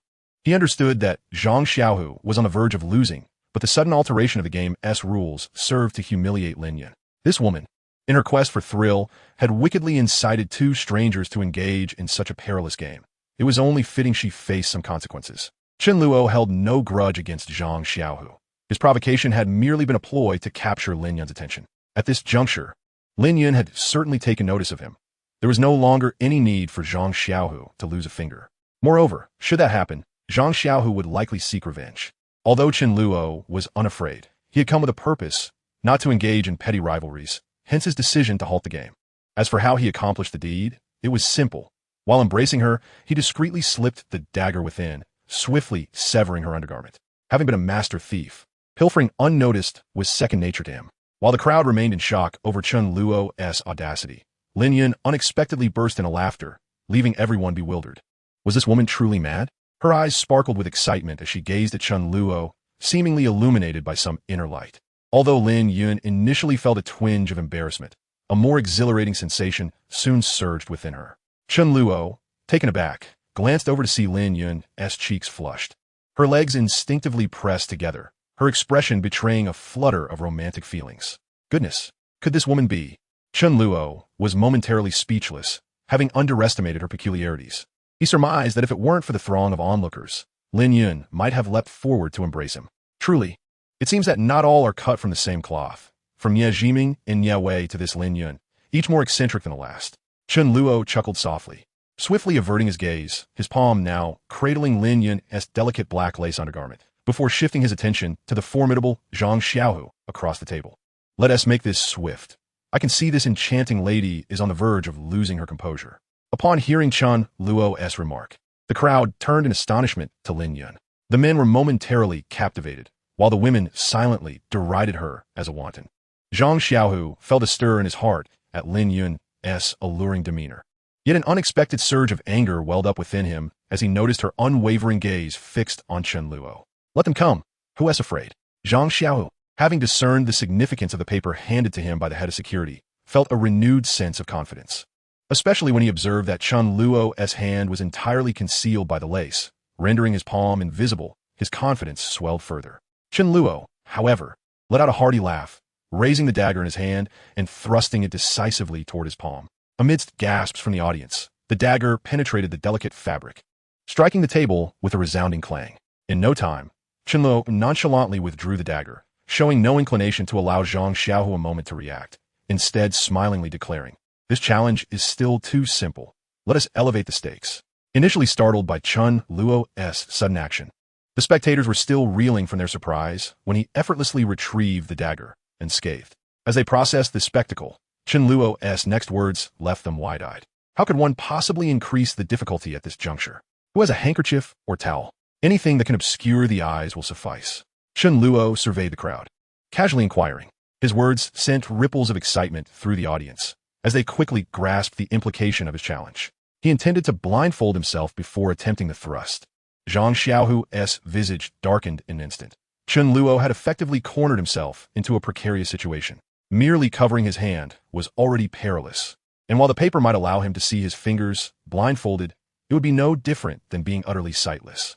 He would have to rely solely on his instincts, dramatically increasing the likelihood of missing his mark. The head of security was equally taken aback, rendered speechless as he finally comprehended Chen Luo's indifference toward the paper. It was of no consequence to him. Meanwhile, Lin Yun, her eyes sparkling with enthusiasm, leaned closer to Chen Luo, presenting her ample bosom before him. She whispered enticingly in his ear, "I have another piece of lingerie to lend you." Chen Luo chuckled, fully aware that she referred to her upper undergarment. He had encountered flirtatious women before, but this one rivaled the liberated women of Western societies in her audacity. Naturally, he had no interest in her proposition, and he leaned slightly closer to her ear, saying, "That final piece, allow me the pleasure of removing it myself." Lin Yun seemed stirred by his words, her face inching closer to kiss him. Yet, Chen Luo swiftly raised a hand to halt her advance, smiling gently, "Patience, we have all the time in the world." Chapter 53, Simply Extraordinary. Lin Yun's face displayed not a hint of disappointment. Rather, her excitement intensified, her expression brimming with anticipation. "I have a silk scarf." At that moment, someone from the crowd exclaimed loudly, pushing through the throng while brandishing a long silk scarf. Chen Luo turned to see a heavily made-up girl approaching, her face alight with admiration as she offered her scarf. "Big brother, I have a handkerchief, use mine. I have a mask. Brother, I have a towel." It was astonishing how these patrons of the nightclubs carried such peculiar items. The onlookers were in a frenzy of exhilaration, having only seen such thrilling spectacles on television or in movies. Witnessing this live stirred their emotions to a boiling point. To let Chen Luo use their belongings felt like a privilege, and one by one, they eagerly offered their items. Chen Luo smiled, glancing at the first girl who had thrust her scarf forward, taking it from her with a swift motion. The girl leaped up in excitement, letting out a high-pitched squeal. Chen Luo accepted the scarf but did not bind it himself. Instead, he handed it to the head of security, suggesting, "I shall bind it myself. But I presume you would prefer to oversee this." The head of security, taken aback, now regarded Chen Luo with a markedly different demeanor. Initially, he had been preoccupied with diffusing Zhang Xiaohu's wrath, but as the game progressed, he realized that Chen Luo was no ordinary individual.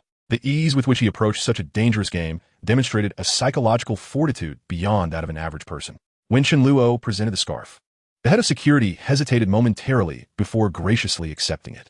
He folded the scarf until it was opaque, first placing it over his own eyes to confirm he could see nothing, before passing it to Zhang Xiaohu for inspection.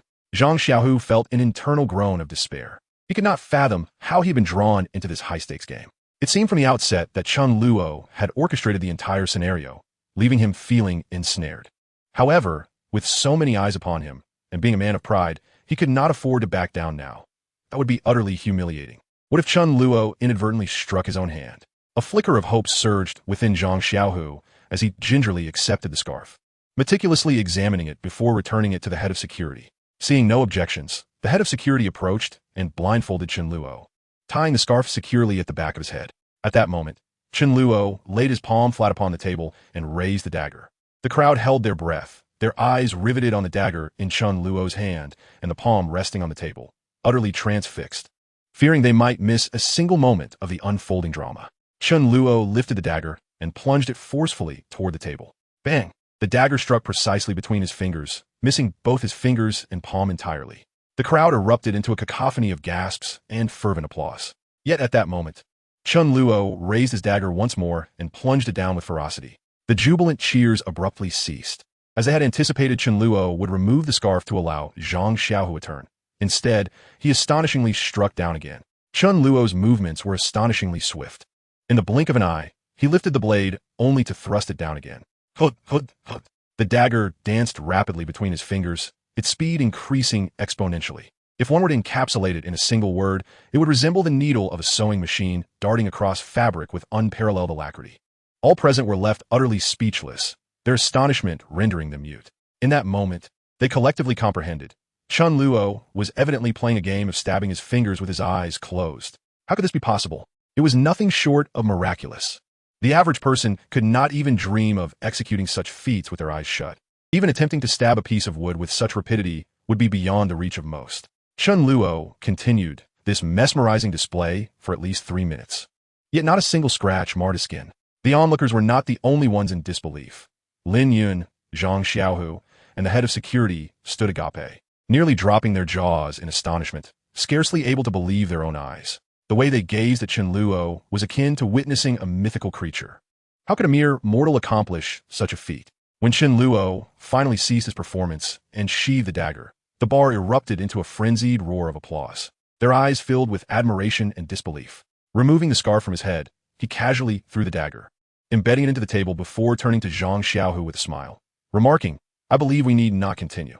Zhang Xiaohu's complexion turned an alarming shade of crimson. He wished to muster the courage to insist on continuing. Yet he understood that such a decision would not only be humiliating, but might also cost him a finger. He opened his mouth to utter some biting retort, yet the words never escaped his lips. Without even sparing Zhang Xiaohu a glance, Chen Luo approached Lin Yun, wrapping his arm around her waist and laughing heartily. "My dear, it is time to attend to more pressing matters." Lin Yun's eyes sparkled with mischief, her body pressing against Chen Luo's as she purred, "What are we waiting for?" As they exited the bar, the crowd parted like waves for a hero, creating a pathway. "My car is over there." Once outside, Lin Yun coyly offered her car keys to Chen Luo. With a smile, he accepted them, pressed the unlock button, and the Audi in the parking lot responded with a beep.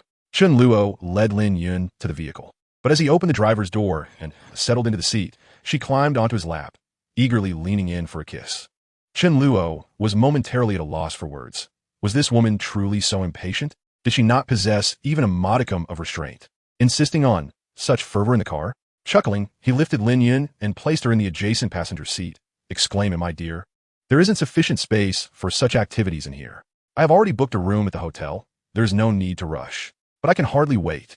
Lin Yun protested, attempting to lunge at him once more. At that moment, Chen Luo inserted the key into the ignition and started the engine, shifting into gear and flooring the accelerator. The Audi surged forward, executing a sharp 90-degree turn as it sped from the parking space.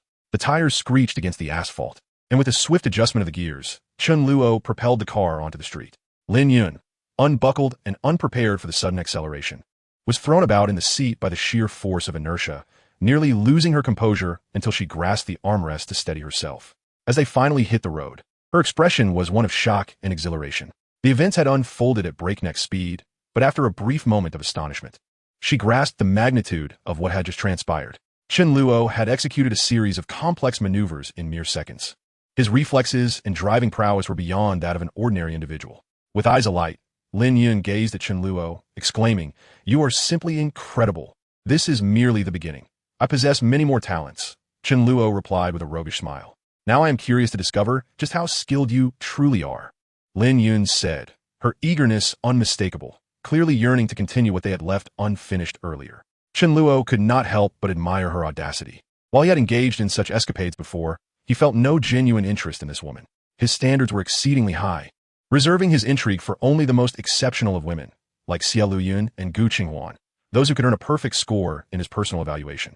Women of such caliber were exceedingly rare, even amidst a burgeoning population of over 15 million in Pengcheng in 2019.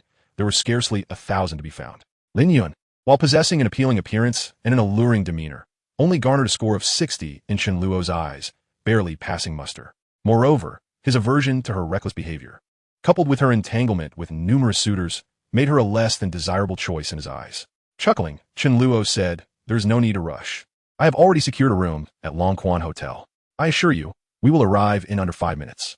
With that, he pressed the accelerator once more, the speedometer soaring to 100, exceeding the 60 km/h limit in the city. Yet, Chen Luo remained unfazed, while Lin Yun, far from frightened, was invigorated by the thrill. It was just past 8 in the evening, and the streets were bustling with traffic. As Chen Luo accelerated, weaving through vehicles, many drivers were taken aback, some even rolling down their windows to shout obscenities at the speeding Audi. Chen Luo navigated the chaos, disregarding red lights, and contributing to the disorderly traffic. Yet fortunately, the relatively slow pace of the vehicles around them prevented any accidents. As the number of cars dwindled, Chen Luo increased his speed once more, and within 5 minutes, they arrived at Longquan Hotel.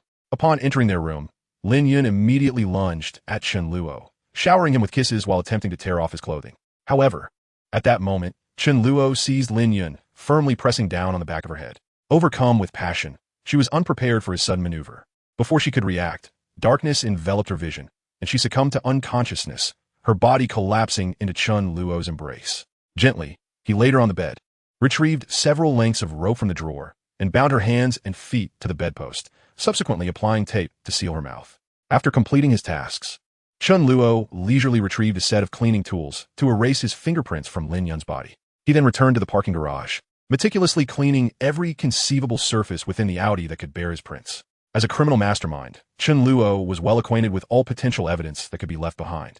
Whenever he entered the room, apart from the moment he brought Lin Yun inside, he had always donned gloves and shoe covers, ensuring no trace remained. He had used a stolen ID to book the hotel room, opting for the presidential suite, and the receptionist had not dared to scrutinize his identity closely. Moreover, he rarely revealed his true face when entering or exiting the room, and on occasions when he did, he wore a hat to obscure his features. Even if surveillance footage were reviewed later, no clues leading back to him would be found. Furthermore, Chen Luo had no intention of allowing the hotel to retain any recordings. He accessed the hotel room's computer and, in a remarkably brief span, hacked into the surveillance center, erasing all footage from the past few days without arousing any suspicion from the hotel staff. Once all matters were tidied up, Chen Luo made several phone calls. After a brief wait, he pressed down firmly on Lin Yun's philtrum with a gloved hand. In the next instant, Lin Yun jolted awake, her eyes widening in surprise. Upon realizing she was bound, her expression shifted slightly. Yet, when she saw Chen Luo gazing at her with a smile, she inexplicably exhaled in relief, a glimmer of amusement sparkling in her eyes. In an instant, Chen Luo discerned the thoughts swirling in Lin Yun's mind, and he couldn't suppress a chuckle as he peeled away the duct tape from her mouth. "You naughty one, if you enjoy this play, you should have informed me sooner. I have a whip in my car, you know." Lin Yun appeared rather exhilarated. Chen Luo burst into laughter, addressing her, "Ms. Lin." "Oh no, I should call you Mrs. Nye. It seems you have yet to grasp the gravity of your situation. Allow me to remind you, this is not the kind of heavy play you are accustomed to. This is an actual kidnapping." The seductive smile on Lin Yun's face instantly froze as she stared at Chen Luo in disbelief, her mind struggling to process the implications. However, his immediate identification of her name and identity indicated he was already well aware of who she was. A surge of panic coursed through her. If this were indeed the case, then the events of the night were clearly premeditated, designed to draw her in willingly to accompany the kidnapper. In a fleeting moment, Lin Yun grasped the reality, her face turning pale, suffused with alarm. "Why you mustn't act recklessly. Do you know who I am?" Chen Luo chuckled. "You're the third daughter of Lin Haohai, chairman of the Lin Group, and the wife of Nye Jiming, the owner of Hongwei Corporation. Am I mistaken?" Lin Yun's expression shifted once more. The fact that he was aware of her identity, yet still proceeded to abduct her, indicated he was unperturbed by her background. In fact, it was possible that her affluent lineage was precisely why she had been targeted. "What is it that you want from me? Is it money? I have plenty and can provide you with whatever you desire. Just let me go." Lin Yun's composure began to fray, while she relished excitement and thrills. This was a level of stimulation she could not tolerate. A faint smile graced Chen Luo's lips as he replied, "Mrs. Nye, it is quite unfortunate. I am neither after wealth nor desire. My employer simply wishes for your demise. Pray tell, what can we do about this?" Lin Yun's heart sank. The implication was unmistakable. He was a hired assassin, sent to kill her. Who is it? A flurry of names flashed through her mind, but were swiftly dismissed. Although she had crossed paths with some adversaries, none warranted a death sentence. "Regardless of who has commissioned you to kill me, I will pay triple the amount." Chen Luo, growing impatient, interrupted.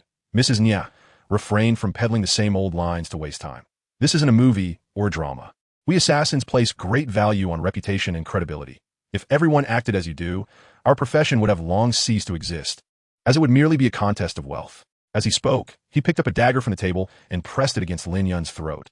Poised to make a lethal move, Lin Yun was paralyzed with fear, her face nearly translucent, trembling all over as she screamed, "Please, don't kill me. I don't want to die. I can give you money. I truly have a lot of it." In irritation, Chen Luo affixed the tape back over her mouth, preparing to act when suddenly, his phone rang on the table. He retracted the dagger and reached for his phone, inadvertently revealing the screen to the panicked Lin Yun. Her eyes widened in terror when she caught a glimpse of the contact displayed. Boss Nye. Stunned, she wore an expression of confusion, her eyes bulging. "Boss Nye? That scoundrel Nye Jiming?" "Boss, your task is nearly complete." Chen Luo answered the call, his tone lethargic. You want a few cuts on her face and to remove her. There? Goodness, boss, your tastes are rather intense. All right, you're the boss. Your word is law. I'll record the video and bring it back for your leisurely viewing. As he hung up, he noticed Lin Yun's face contorted with rage, her eyes ablaze with fury as she mumbled incoherently. Though Chen Luo couldn't discern her words, he understood she was likely hurling curses. This is where it becomes intriguing, he remarked with a chuckle as he tore the tape from Lin Yun's mouth, only to be met with a barrage of invectives. "Is it that scoundrel Nye Jiming who sent you to kill me?" "Mrs. Nye, you might want to reconsider your assumptions. It is not Boss Nye who seeks your demise," Chen Luo said, his expression shifting slightly before he regained his composure. Lin Yun's acute perception caught his change in demeanor, and the more he denied it, the more convinced she became that Nye Jiming was behind the plot, fueling her anger further. "Nye Jiming, you wretched dog. I have never crossed paths with you, and I even bore you a son, yet you wish to kill me? I curse your entire lineage." Initially uncertain of who sought her life, Lin Yun was now adamant that it was indeed Nye Jiming, and her outrage surged as she raged on. She couldn't fathom his motives. They had always maintained an understanding, driving her into a fury that eclipsed her initial fear. With a slight smile, Chen Luo remarked, "Mrs. Nye, I believe it is time to escort you on your final journey." Lin Yun's expression of anger solidified. She suddenly recognized her life was precariously balanced in Chen Luo's hands. Wait. Even if you do not desire money, there were numerous witnesses at the bar who saw us leave together. If you kill me, the police will undoubtedly apprehend you swiftly." Chen Luo laughed heartily. Therein lies the intrigue. Those who know you are aware of your penchant for nightlife and your fondness for bringing men to hotel rooms. It is quite normal for you to vanish for 10 days or even half a month without returning to the Nye residence. You walked away with me tonight, and the throngs at the bar witnessed it. It was you who initiated this departure. Both the police and the Lin family would undoubtedly presume that you, as before, have found a new lover, oblivious to your whereabouts as you indulge in revelry. Lin Yun's complexion drained of color, realizing the veracity of Chen Luo's words. Yet concurrently, her conviction grew stronger that it was Nye Jiming who orchestrated this, for how else could this assassin possess such intimate knowledge of her? "If I were to end your life now and consign your body to the depths of the sea, it is likely that it would take a month for anyone to realize your absence, by which time I would have long departed from Peng City." Truly a flawless plan. Lin Yun's heart sank to the abyss, her entire being trembling slightly. "Since I am doomed, could you at least grant me clarity on whether it was indeed Nye Jiming who sent you?" Chen Luo smiled, conceding, "Very well. Let us allow Madame Nye to attain clarity. Indeed, it was your nominal husband, Nye Jiming, who commissioned me to eliminate you." Upon receiving Chen Luo's unequivocal affirmation, the indignation and fury within Lin Yun surged once more, erupting in a torrent of invective. "Nye Jiming, you wretched dog, a bastard born without an anus. You vile scoundrel. I shall haunt you even in death."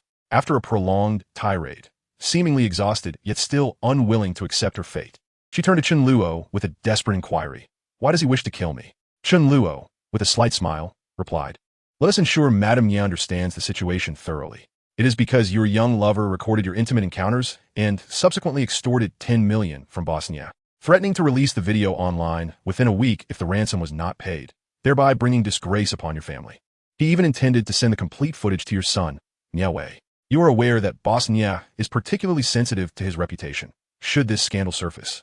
How could he possibly maintain his standing in Peng City?" Lin Yun was taken aback, never anticipating that her paramour would dare to record their encounters and use them to blackmail Nye Jiming.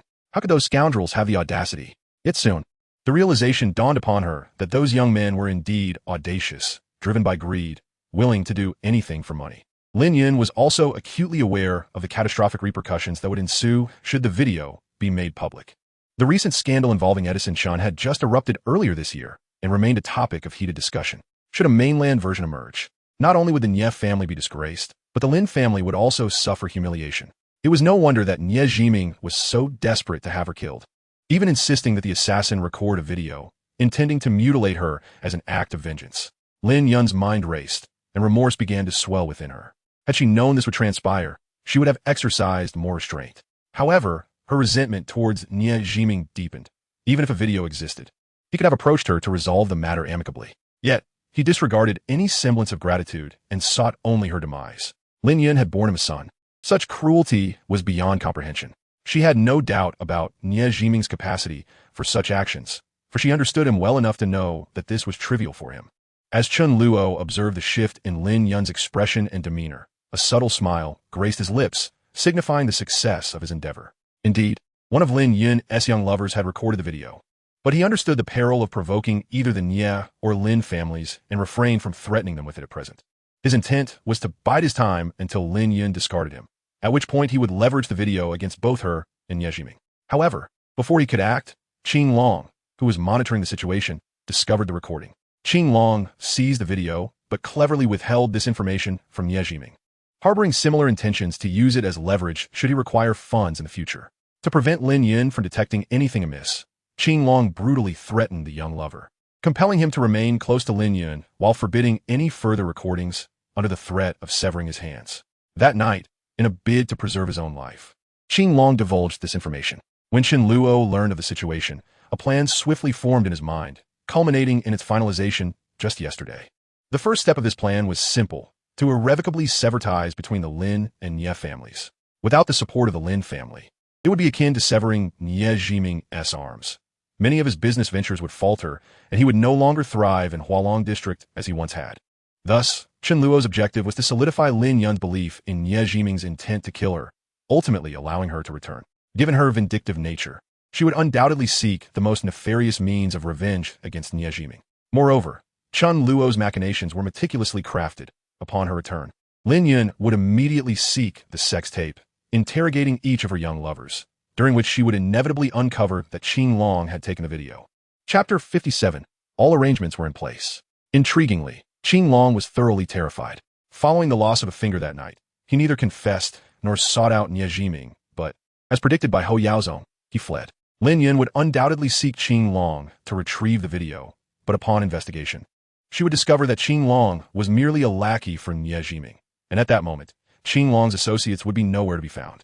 Lin Yun would then conclude that Nie Jiming was behind this, orchestrating Qing Long's disappearance along with the video. At this juncture, Lin Yun would cease her search for evidence and would undoubtedly retaliate against Nie Jiming. As for how to discreetly release Lin Yun, Chen Luo had already laid the groundwork. Just then, a piercing wail of sirens echoed from outside. Lin Yun was initially taken aback, but soon her face lit up with hope as she cried out for help. Chen Luo's expression shifted drastically. In a state of panic, he hastily sealed Lin Yun's mouth with tape. He dashed to the window, peering down to observe several uniformed police officers disembarking from a patrol car, swiftly making their way into the hotel after locating the Audi in the parking lot. In a frenzy, Chen Luo returned to the room, brandishing a dagger, poised to strike Lin Yun's throat once more. Lin Yun, terrified, screamed and thrashed violently. The sound of the sirens had alerted her to the arrival of the police, filling her with hope. Yet it was evident that this assassin intended to kill her before they arrived. Just as Chen Luo prepared to deliver the fatal blow, the sound of the door creaking open interrupted him. Startled, he sheathed his knife and approached the door, peering through the crack into the living room. The presidential suite, expansive at nearly 200 square meters, was suddenly invaded by a group of masked men wielding iron rods, who commenced a thorough search of the premises. Their purpose was clear as they headed straight for the 3 bedrooms, and amidst the chaos, Zhang Xiaohu entered with a sinister expression, followed closely by a trembling attendant.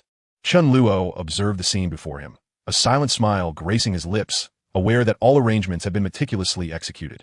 He retrieved a mask from his pocket, donned a hat, concealing much of his face, and then abruptly flung open the door, striding swiftly into the outside world. A few henchmen momentarily froze, then quickly realized that this individual was the one Zhang Xiaohu sought. They immediately raised their iron rods and swung them toward Chen Luo. A glint of cold determination flashed in Chen Luo's eyes as he lifted his leg and delivered a powerful kick to the abdomen of the nearest assailant. His long legs propelled him forward, and before the iron rod could descend, he had already struck the thug's midsection. The man let out a pained cry, staggering backward and colliding with his comrades, causing his weapon to slip from his grasp. Seizing the opportunity, Chen Luo caught the fallen iron rod and swept it horizontally at the remaining attackers. The group, momentarily disoriented from the collision, was struck by Chen Luo's blow. eliciting further cries as they shielded their heads and retreated. However, the narrow corridor quickly became a tangle of bodies. Chen Luo stepped onto the chest of the first man who had fallen, using his momentum to vault over their heads toward the living room. Upon landing gracefully, he hurled the iron rod at the astonished Zhang Xiaohu, who barely had time to react, dodging to the side in alarm. Taking advantage of the moment while the other henchmen in the adjacent rooms had yet to pursue, Chen Luo dashed out of the presidential suite.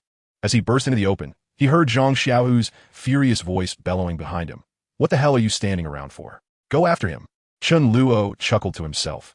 Glancing back, he noticed a horde of henchmen brandishing iron rods in a frenzied chase. With a hearty laugh, he sprinted toward the elevator. Just as he reached it, the doors chimed open, revealing 3 individuals inside, a hotel staff member and 2 uniformed police officers. Upon spotting the officers, Chen Luo hastily came to a stop and pivoted toward the stairwell. The 2 officers, noticing his masked face and hat, along with his panicked demeanor, quickly deduced that something was amiss when they saw the group of henchmen pursuing him. "Halt!" commanded one of the female officers, immediately giving chase. "Danqin!" called the other officer, watching her dash after Chen Luo with a look of exasperation. He intended to follow, but quickly realized that the henchmen were undeterred by the police presence, their aggression intensifying as they continued their pursuit. Realizing the gravity of the situation, the male officer hastily retrieved his radio to call for backup. "What do you intend to do? Everyone stop!" Yet the band of thugs ignored him entirely, charging toward the stairwell entrance. The lone officer, aware of the danger posed by their weapons, hesitated to intervene, knowing that confronting them alone would only lead to calamity, and he could only anxiously continue to call for reinforcements. Meanwhile, Chen Luo had dashed out of the stairwell, leaping downwards with great strides, not descending step by step, but bounding down 7 or 8 steps at a time. Just as he neared a wall, he planted his foot against the left-hand side of the staircase, absorbing the impact and landing lightly on the landing before leaping again to descend further. Danqin, who had followed closely, was left astounded by Chen Luo's agile and swift movements, clearly indicative of extensive practice. By the time she reached the second flight of stairs, Chen Luo had already bounded down 3 levels, performing with an ease that resembled parkour. Realizing she could not catch up with him, she let out an annoyed huff but continued her pursuit nonetheless. As anticipated, by the time she reached the second flight, Chen Luo had already descended 3 more floors. Sensing her presence behind him, Chen Luo paused, glancing back with a playful wave. The audacity of his actions incited Tang Qin's fury. To her further outrage, he called out with a hearty laugh, "With looks and poise at 80 points, and factoring in that pair of 3060s, you could barely score 90. Tang Qin felt a surge of anger welling up, her breath quickening, her perfect figure becoming all too evident. "You scoundrel! Stop right there!" she yelled, charging after him. Chen Luo laughed heartily again and leaped downwards once more. As Chapter 58 unfolds, it becomes clear that Chen Luo had indeed engaged in extreme sports, even while battling illness. Parkour was merely child's play to him. He had dabbled in rock climbing, sky surfing, and extreme off-roading. Whatever was the most exhilarating, he pursued it. For Chen Luo, perhaps only thrilling endeavors could stave off madness, until even those exhilarating experiences lost their thrill. Descending from the 15th floor of the presidential suite, he continued his rapid descent, soon leaving Tang Qin far behind, now reaching the 6th floor of the stairwell. However, he too felt his stamina waning, although his mind and experience remained sharp. His physical strength was faltering. The exertion of such a descent had taken its toll. Pausing in the stairwell, Chen Luo took several deep breaths, attempting to steady his racing heart. He shed his outer jacket, turning it inside out and donning it anew. This reversible garment could be worn either way, appearing black when worn normally and gray when reversed. After adjusting his attire, he removed the mask and hat, stowing them within his clothing, and quickly tidied his hair. Then, with an air of nonchalance, he pushed open the fire exit and made his way toward the hotel elevator. With calm composure, he pressed the elevator button and waited. Before long, the doors opened to reveal several guests and the officer who had been with Tang Qin. Chen Luo maintained a serene expression, stepping inside with a smile, courteously nodding to the officer by the door. The male officer, preoccupied with the elevator doors, pressed the close button anxiously, failing to spare Chen Luo a glance. As the elevator reached the ground floor, he rushed out, joining the reinforcements who had arrived below, intent on intercepting the fugitive. Chen Luo smiled subtly, leisurely exiting the elevator before departing the hotel and hailing a taxi on the street.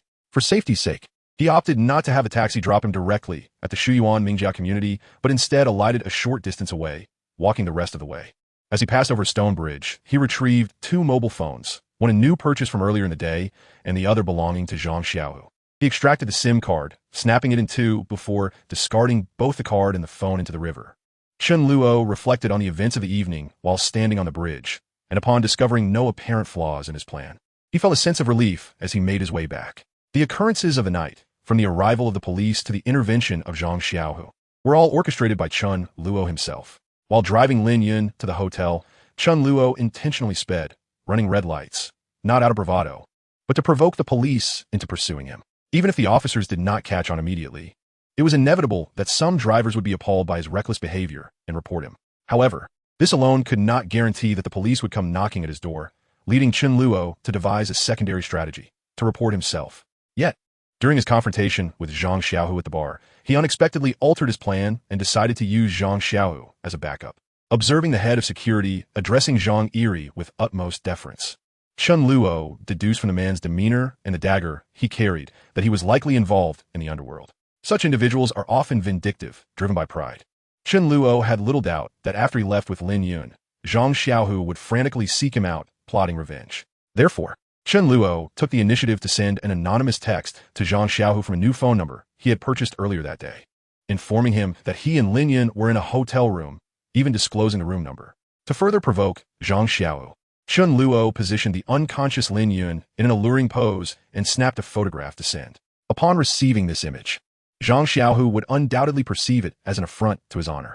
After being humiliated in front of so many at the bar, and having Lin Yun, the alluring woman, taken away, this was a second act of humiliation he would find intolerable. Though Chen Luo did not know Zhang Xiaohu personally, acquiring his phone number was not a daunting task. Zhang Xiaohu's distinctive traits were well known, and a simple inquiry with Hou Yaozong would yield the necessary information. In a fit of rage upon receiving the message, Zhang Xiaohu would not stop to contemplate how Chen Luo had obtained his number. The call Chen Luo answered was timed perfectly by Hou Yaozong, but he hung up the moment the connection was made, engaging in solitary performance. By the time the police and Zhang Xiaohu arrived, Chen Luo had discreetly taken Zhang Xiaohu's phone, leaving no trace of evidence behind. Chen Luo's meticulous planning was aimed at rendering the kidnapping and attempted murder plausible and devoid of any inconsistencies. The narrative he crafted depicted a scenario where the assassin lured Lin Yun from the bar only to be interrupted by the police during a reckless drive through the city. Additionally, a jealous confrontation in the bar had inadvertently involved Zhang Xiaohu, a man of the underworld, who would pursue them, resulting in an unexpected rescue for Lin Yun. As for being seen by so many witnesses, Chen Luo was unconcerned. He was not in any genuine danger. The police likely would not pursue him, as Lin Yun was more inclined to seek private retribution rather than report the incident. Lin Yun, aware that the assassin had escaped, understood that there was no evidence to implicate Nie Jiming, even if Chen Luo, the would-be assassin, were apprehended. The charge of attempted murder would only result in a brief prison sentence, failing to quench Lin Yun's thirst for vengeance. Chen Luo had strategically chosen Lin Yun as his target after thoroughly understanding her character. Much like Nie Jiming, she was vengeful and petty. Anyone who wronged her would face retribution tenfold. During the jealousy-fueled altercation at the bar, neither Chen Luo nor Zhang Xiaohu had any real grievances against her. Yet she would relish in instigating dangerous games for her own amusement. Thus, Chen Luo's assertion that they were not of the same ilk rang true. Given Lin Yun's merciless disposition, it was inconceivable that she would let the matter rest. Moreover, Chen Luo had unwittingly provided her with an ally by selecting Zhang Xiaohu as her savior. Zhang Xiaohu, who had been eyeing Lin Yun's beauty at the bar, had inadvertently saved her life. Despite the accidental nature of this rescue, Lin Yun would undoubtedly feel a sense of gratitude towards him, and it was only a matter of time before the two became entangled. A man entrenched in the underworld, coupled with the financial backing of the Lin family, would spell trouble for Nie Jiming. Chen Luo could easily foresee Lin Yun's methods to incite Zhang Xiaohu. Her objective would likely involve eliminating Nie Jiming and leveraging her son Nie Wei to seize control of the family wealth. With the support of the Lin family, Lin Yun could then marry Zhang Xiaohu, thus gaining legitimate access to Nie Jiming's assets and potentially clearing her own name.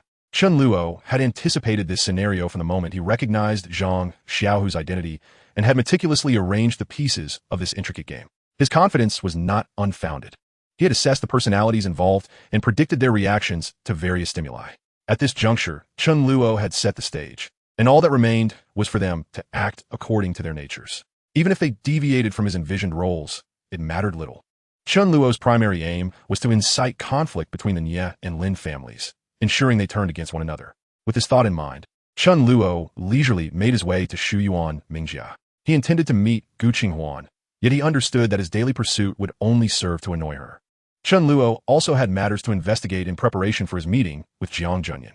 By now, Lin Yun had likely extricated herself from the hotel room, and she might not even have visited the police station. Once she returned and stirred up chaos, Chen Luo would present her with another gift. The miniature camera he had concealed in the hotel room was not for naught. It had recorded the moments leading up to Lin Yun's intended murder, capturing the fact that he was acting under Nie Jiming's orders. This footage would serve as irrefutable evidence. Now, all that remained was to patiently await the onset of their dramatic conflict, and once they had sufficiently exhausted each other, Chen Luo would deliver a decisive blow. In truth, Chen Luo could have discreetly eliminated Nie Jiming and disguised it as an accident, executing the plan flawlessly without leaving a trace. However, swift retribution was not his preferred method of vengeance. He excelled at gradually cornering his adversaries, forcing them into a position where life became more unbearable than death, all while ensuring they could not simply succumb to their fate. Contemplating the video, a sly smile crept across Chen Luo's lips. He had in his possession the footage of Qin Long from Lin Yun's encounter with the pretty boy. Should he send it to Nie Wei for his amusement? A wicked grin spread across Chen Luo's face. He bore no moral burden.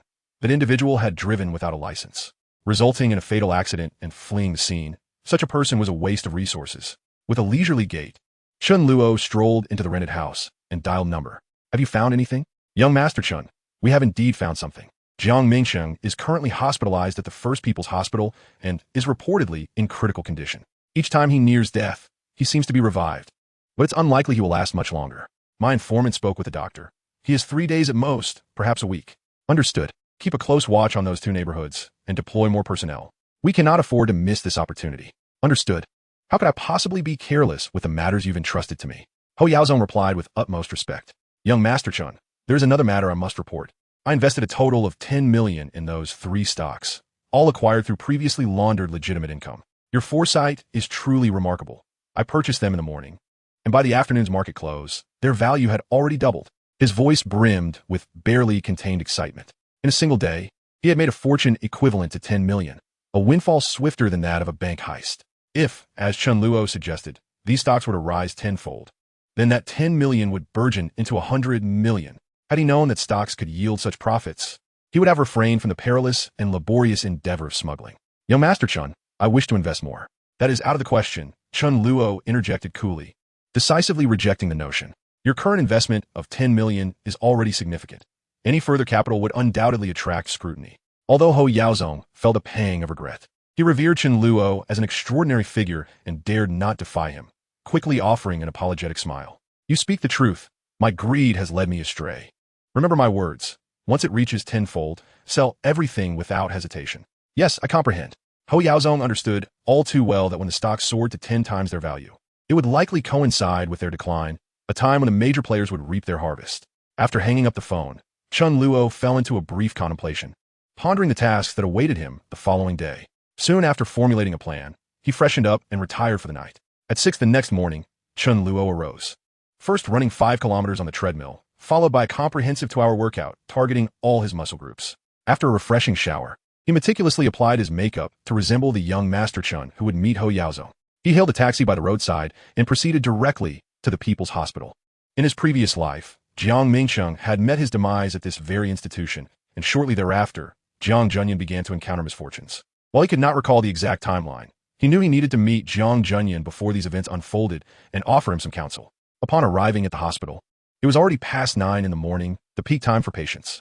Chen Luo inquired about the location of the inpatient department and made his way there. The department spanned 29 floors, with Jiang Mingsheng residing in the top-tier VIP area. As Chen Luo reached the 29th floor, the elevator doors opened just in time for a small girl, using crutches, to hurriedly stumble inside. Taken aback, Chen Luo noticed that the little girl appeared to be just over 10 years old, her right foot wrapped in bandages. Balancing precariously on one foot, she awkwardly maneuvered inside. However, in her fluster, the crutch slipped into the gap between the elevator floors, causing her to lose her balance and teeter dangerously. She cried out, her injured foot failing to support her as she helplessly watched herself tumble towards the ground. Quick as a flash, Chen Luo stepped forward, steadying her back and preventing her from falling. The little girl, who had braced herself for a painful fall, was taken aback by the sudden rescue. Regaining her composure, she looked up at Chen Luo, her face lighting up with a beaming smile. Thank you, uncle. Chapter 60. Are you a doctor too? While supporting the little girl, Chen Luo swiftly assessed her condition and the state of her bandaged foot, deducing her situation. With a wry smile, he asked the little one, are you trying to escape a shot or avoid taking medicine? She giggled, sticking out her tongue. Neither. Uncle, let me go. But Chen Luo blocked her way, only allowing her to pass once the elevator doors closed and descended. Your leg is about to undergo surgery, isn't it? Upon hearing the doors shut, the girl's expression shifted to one of disappointment. She glared at Chen Luo. Uncle, you're so annoying. Chen Luo chuckled. Where's your ward? Allow me to escort you back. The girl huffed, ignoring his offer, and began frantically pressing the elevator buttons, glaring at Chen Luo as if the button were him. Chen Luo, choosing not to engage in a dispute with the child, found her spirited nature rather endearing, though it was evident she was spoiled at home. He smiled, deciding not to rush to find Jiang Junyan. The girl's predicament seemed far more precarious, and if mishandled, could lead to dire consequences. Thus, he chose to wait. Before long, a second elevator arrived, and the girl hurried to enter. Chen Luo swiftly scooped her up, crutches included, and carried her towards the nurse's station. Let me go. What are you doing? She protested, flailing her arms to grasp him. Chen Luo turned his head, evading her attempts. The little girl, with arms too short and a height disadvantage, struggled to reach him, inadvertently aggravating her injured leg, which made her wince in pain. What are you doing? Let our go. At that moment, a middle-aged couple rushed over, their expressions a mix of alarm and anger upon seeing Chen Luo holding their daughter. Following closely was a female doctor in a white coat. Glancing at the couple, Chen Luo quickly deduced from their appearances and the concern etched on their faces that they were indeed the parents of the girl. Her father, clad in an expensive suit and sporting gold-rimmed glasses, exuded an air of affluence, while her mother, in her 40s, was elegantly dressed, embodying the grace of a refined woman. However, Chen Luo's attention was soon drawn to the doctor behind them. A smirk spread across his face as he assessed her, noting her striking beauty. She appeared to be in her late 20s, her long hair elegantly swept back, exuding a classic charm. Beneath her white coat, she wore a fitted black dress and stockings, radiating an alluring intellectual beauty. Noticing Chen Luo's gaze, the doctor furrowed her brow, a flicker of disdain crossing her features. Having interacted with many individuals in the hospital, she was accustomed to such looks, yet Chen Luo's stare felt overly intrusive and made her uncomfortable. Daddy, Mommy, he's bullying me. While Chen Luo was admiring the doctor, Yi had already complained to her parents. Their expressions shifted instantly, with her mother rushing forward to pry Chen Luo's hands away. Rong-in, call the police. Yi's father, Lu Rong-in, coldly instructed, pulling out his phone to dial. Chen Luo chuckled softly, releasing Yi into her mother's care, and calmly said, your daughter attempted to sneak out. I presume she was about to undergo surgery, which is why I brought her back. Lu Rong-in and his wife were momentarily taken aback. Their actions of dialing the police abruptly halted, as was the look of astonishment that graced the face of the female doctor, Yi Xia. It was indeed at the moment when Lu Yi was about to undergo surgery that they realized she was missing. But how did this peculiar individual, Chen Luo, come to know of it? Did our Yi confide in you? Lu Yi suddenly exclaimed. I certainly did not tell this strange uncle. If it weren't for him, I would have already run away. As soon as those words escaped Lu Yi's lips, her expression shifted, realizing she had inadvertently revealed too much. The countenance of Lu Rong-in and his wife became somewhat awkward, for they were well aware of their daughter's mischievous nature, upon hearing her words. They understood she had intentionally caused a ruckus. How do you know she is undergoing surgery? Yi Xia suddenly directed her gaze at Chen Luo, her toes slightly twisted, with unevenly worn nails, and a small patch of dark crimson bruising beneath the nail of her left big toe, indicative of her frequent engagement in vigorous activities. This sport must often put pressure on her toes, leading to injuries. If I'm not mistaken, this young girl must be quite fond of playing soccer, isn't she? Given the extent of wear on her toes, she is likely a member of the school's soccer team. Both Yi Xia and Lu Rong-in's couple were momentarily taken aback, having not anticipated Chen Luo's keen powers of observation. Wow, how did you know that, uncle? Lu Yi gazed at Chen Luo in amazement, inadvertently affirming his deduction. Chen Luo smiled, pointing to Lu Yi's feet as he continued. This little girl exhibits a disparity in skin tone between her ankle and the top of her foot, still carrying the faint scent of plaster, clearly indicating a severe ligament injury, having just had her cast removed. I have treated numerous professional soccer players and am well aware that this injury involves damage to the anterior cruciate ligament, necessitating surgical repair. You're also a doctor? Yi Xia responded, suddenly realizing, her gaze fixated on Chen Luo in surprise. One could say so, if one were to exaggerate. It would not be an overstatement to claim that not a single doctor in the world could surpass Chen Luo, not even in 2008, let alone in 2019. Initially, he had immersed himself in every branch of medicine, internal medicine, surgery, even traditional Chinese medicine, to cure his own liver cancer, earning numerous Nobel Prizes in medicine along the way. Unlike ordinary doctors, Chen Luo had endless time to study and practice. The surgeries that regular physicians could perform, Chen Luo executed flawlessly. High-risk surgeries that they would shy away from, he conducted even in the frail state of late-stage cancer. He had even undertaken experiments expressly prohibited by law, such as live experiments and vivisection. Yet, Chen Luo maintained a moral boundary, conducting experiments only on himself or on nefarious criminals. The medical insights he acquired were unparalleled by those trained in conventional hospitals. Ultimately, when all avenues in medicine seemed exhausted, he resorted to researching anti-cancer drugs, successfully developing several medications that could delay the onset of cancer and enhance physical strength in its terminal stages. Let us hope you are correct. You are the doctor performing her ligament repair surgery, aren't you? Chen Luo inquired suddenly.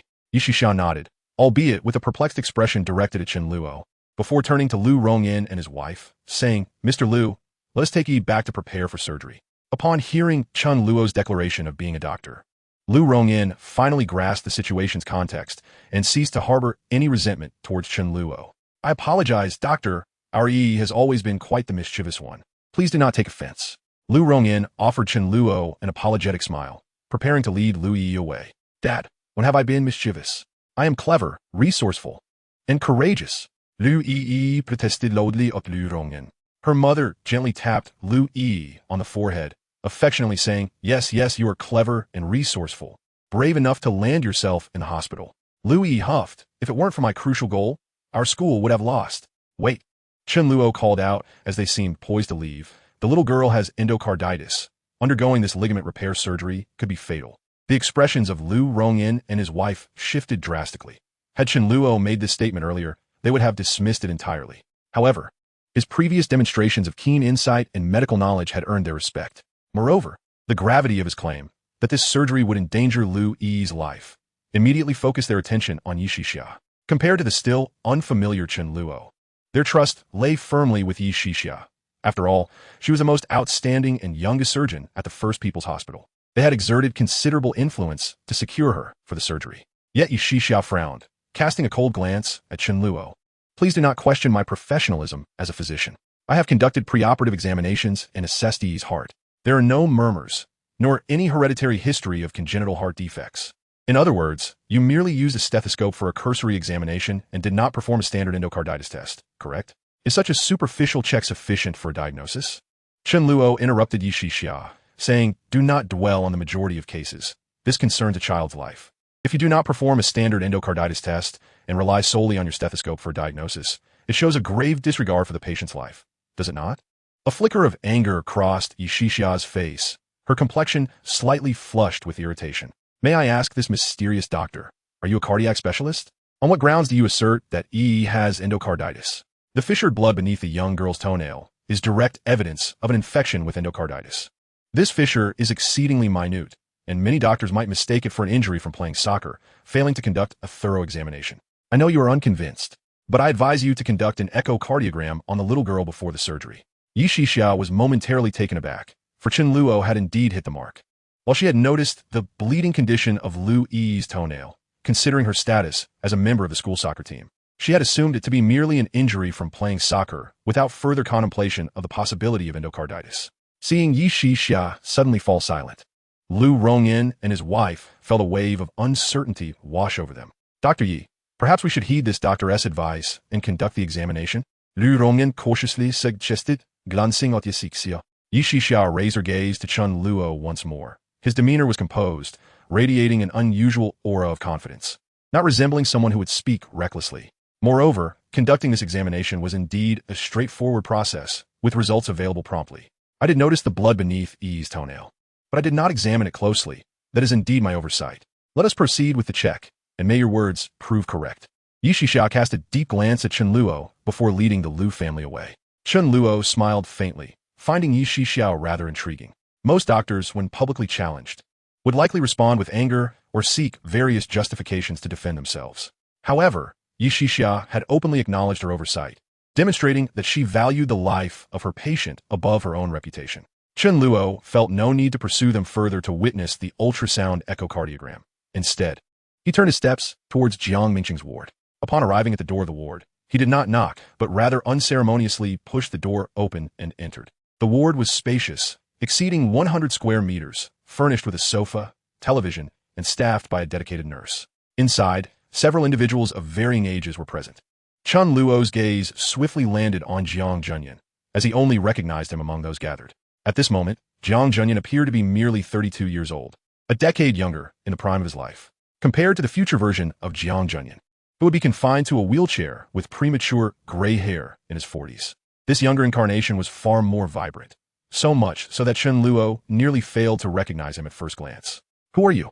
The occupants of the room regarded Chen Luo with expressions of bewilderment, as none of them were acquainted with him. "Mr. Jiang Junyan, I wish to discuss matters concerning Chairman Jiang Mingqing's will." The moment the words escaped his lips, the ward fell into an immediate hush, all eyes turning towards him in astonishment as they began to scrutinize Chen Luo.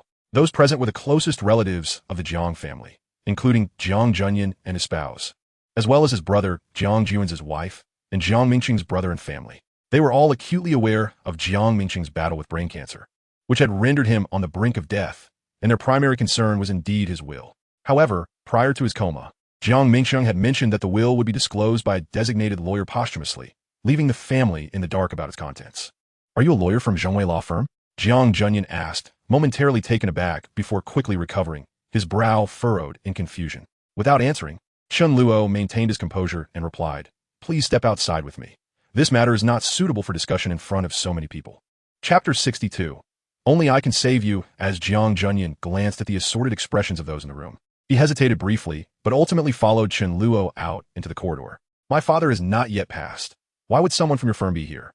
As they exited the ward, Jiang Junyan scrutinized Chen Luo, noting his commanding presence and the aura of immense confidence that surrounded him. He clearly did not appear to be an ordinary individual. At first glance, Jiang Junyan thought Chen Luo resembled more of the firm's owner than a mere lawyer. "Once Mr. Jiang Mingqing dies, the police will come for you, charging you with the murder of his 2 illegitimate children."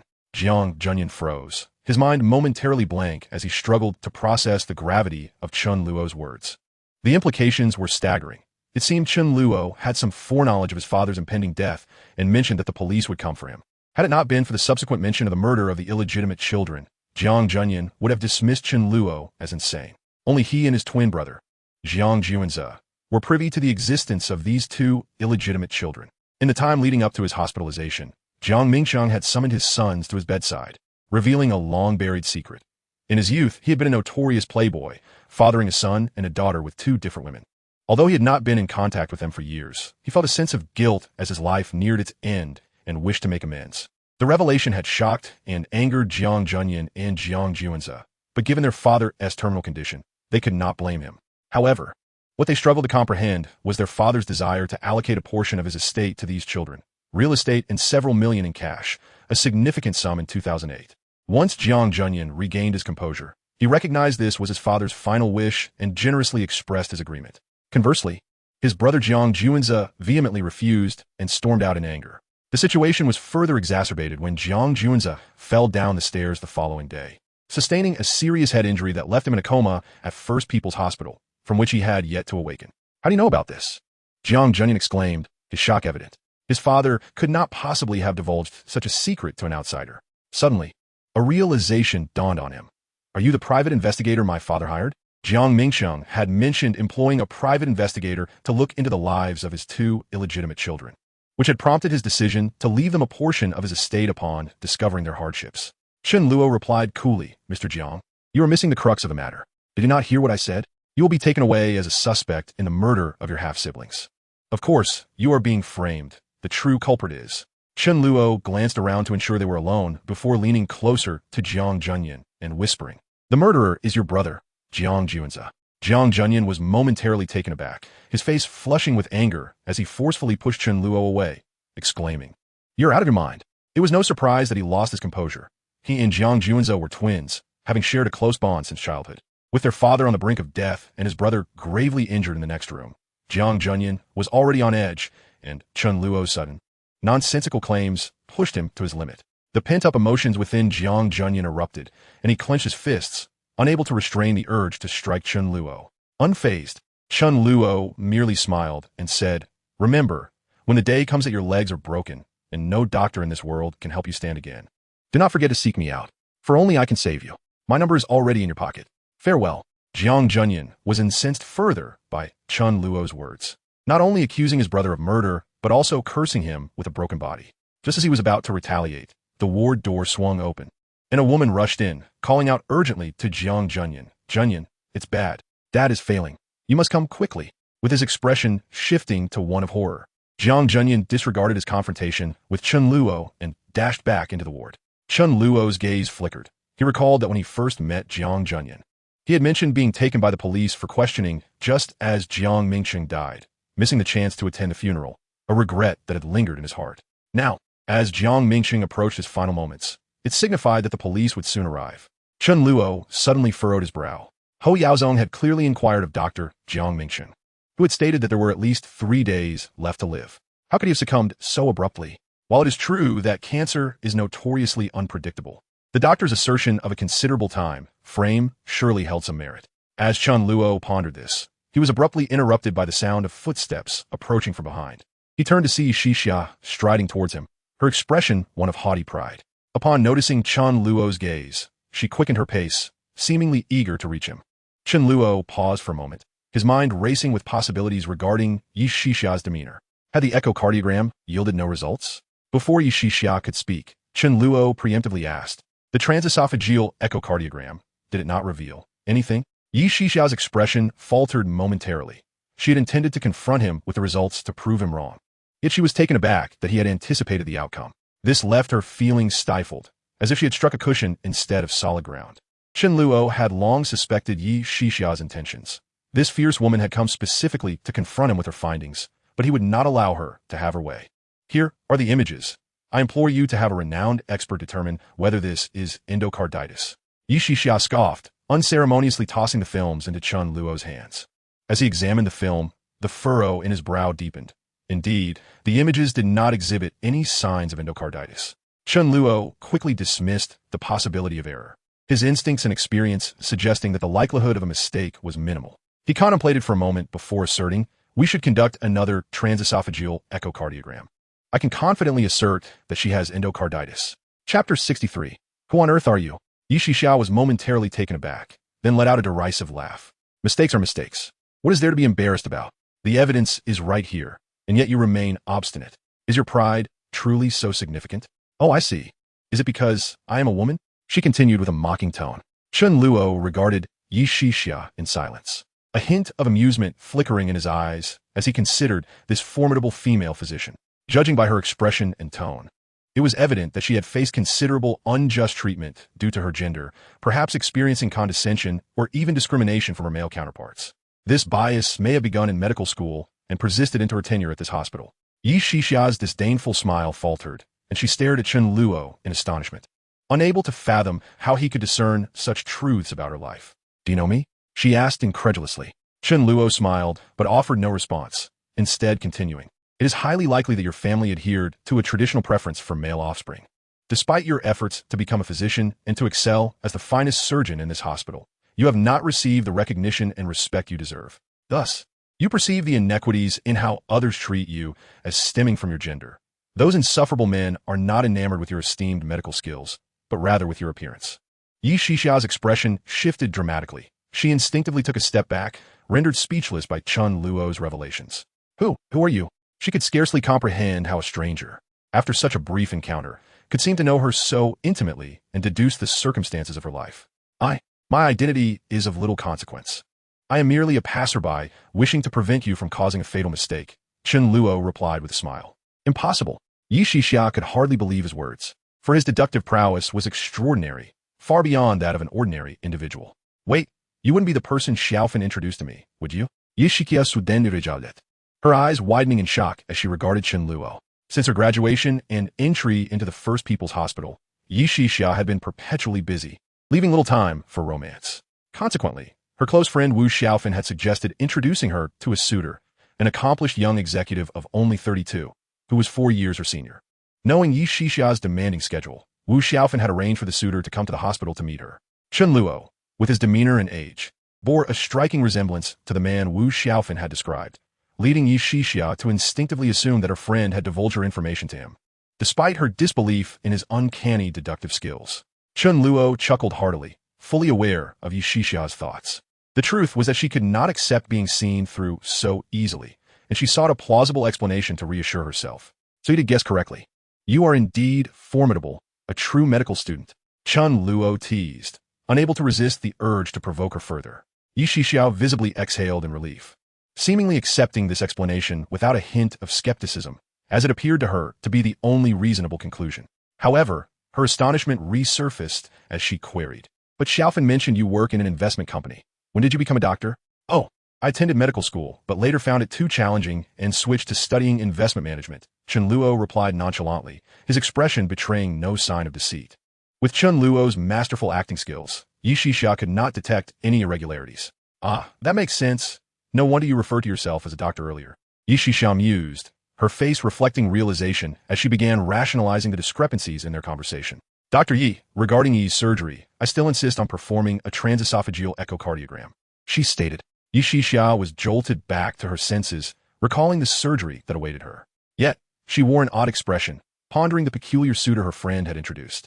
Why had he come to the hospital without contacting her? Instead, he had acted as if they were strangers, attempting to assert his authority over her. Was he testing her capabilities as a physician? What sort of person was he? Even now, he was instructing her, casting doubt upon her decisions. By all accounts, Chen Luo was merely a medical student. What gave him the right to teach her? Nevertheless, despite her dissatisfaction, she recognized that he was a suitor introduced by her friend.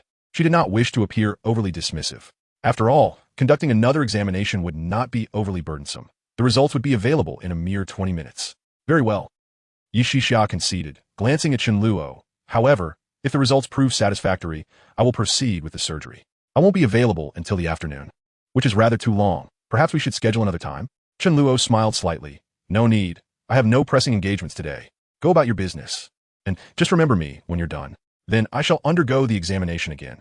Please wait for me in the waiting area, Yi Shixia replied decisively, without further ado, and promptly turned to leave. As Yi Shixia departed, 3 uniformed police officers, guided by a nurse, passed her by as they approached the hospital room. Yi Shixia paused, bewildered by the presence of police in the VIP ward, and turned to observe them. At that moment, Chen Luo wore a similarly perplexed expression as he regarded the trio of officers. As anticipated, the police arrived, signaling that events were fated to unfold. However, Chen Luo's astonishment did not stem from their presence, but rather from the fact that among the 3 officers, 2 men and a woman, the woman was none other than Tang Qin, the striking 36D he had encountered the previous evening. Chen Luo was taken aback by this coincidence, yet he remained unfazed. Last night, with his face obscured, Tang Qin had not glimpsed his true identity. Indeed, when Tang Qin and her team reached the door of Jiang Mingqing's hospital room, she merely cast a calm glance at Chen Luo before following the nurse and entering the room. Chen Luo's gaze shifted, and he promptly followed suit.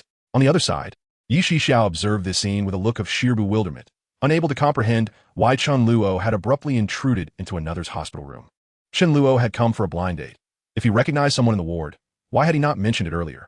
Could it be that upon seeing the police, he felt there was some spectacle to behold and dashed over to partake as a mere bystander? Yi Shixia was struck by this unsettling thought, which only deepened her concern.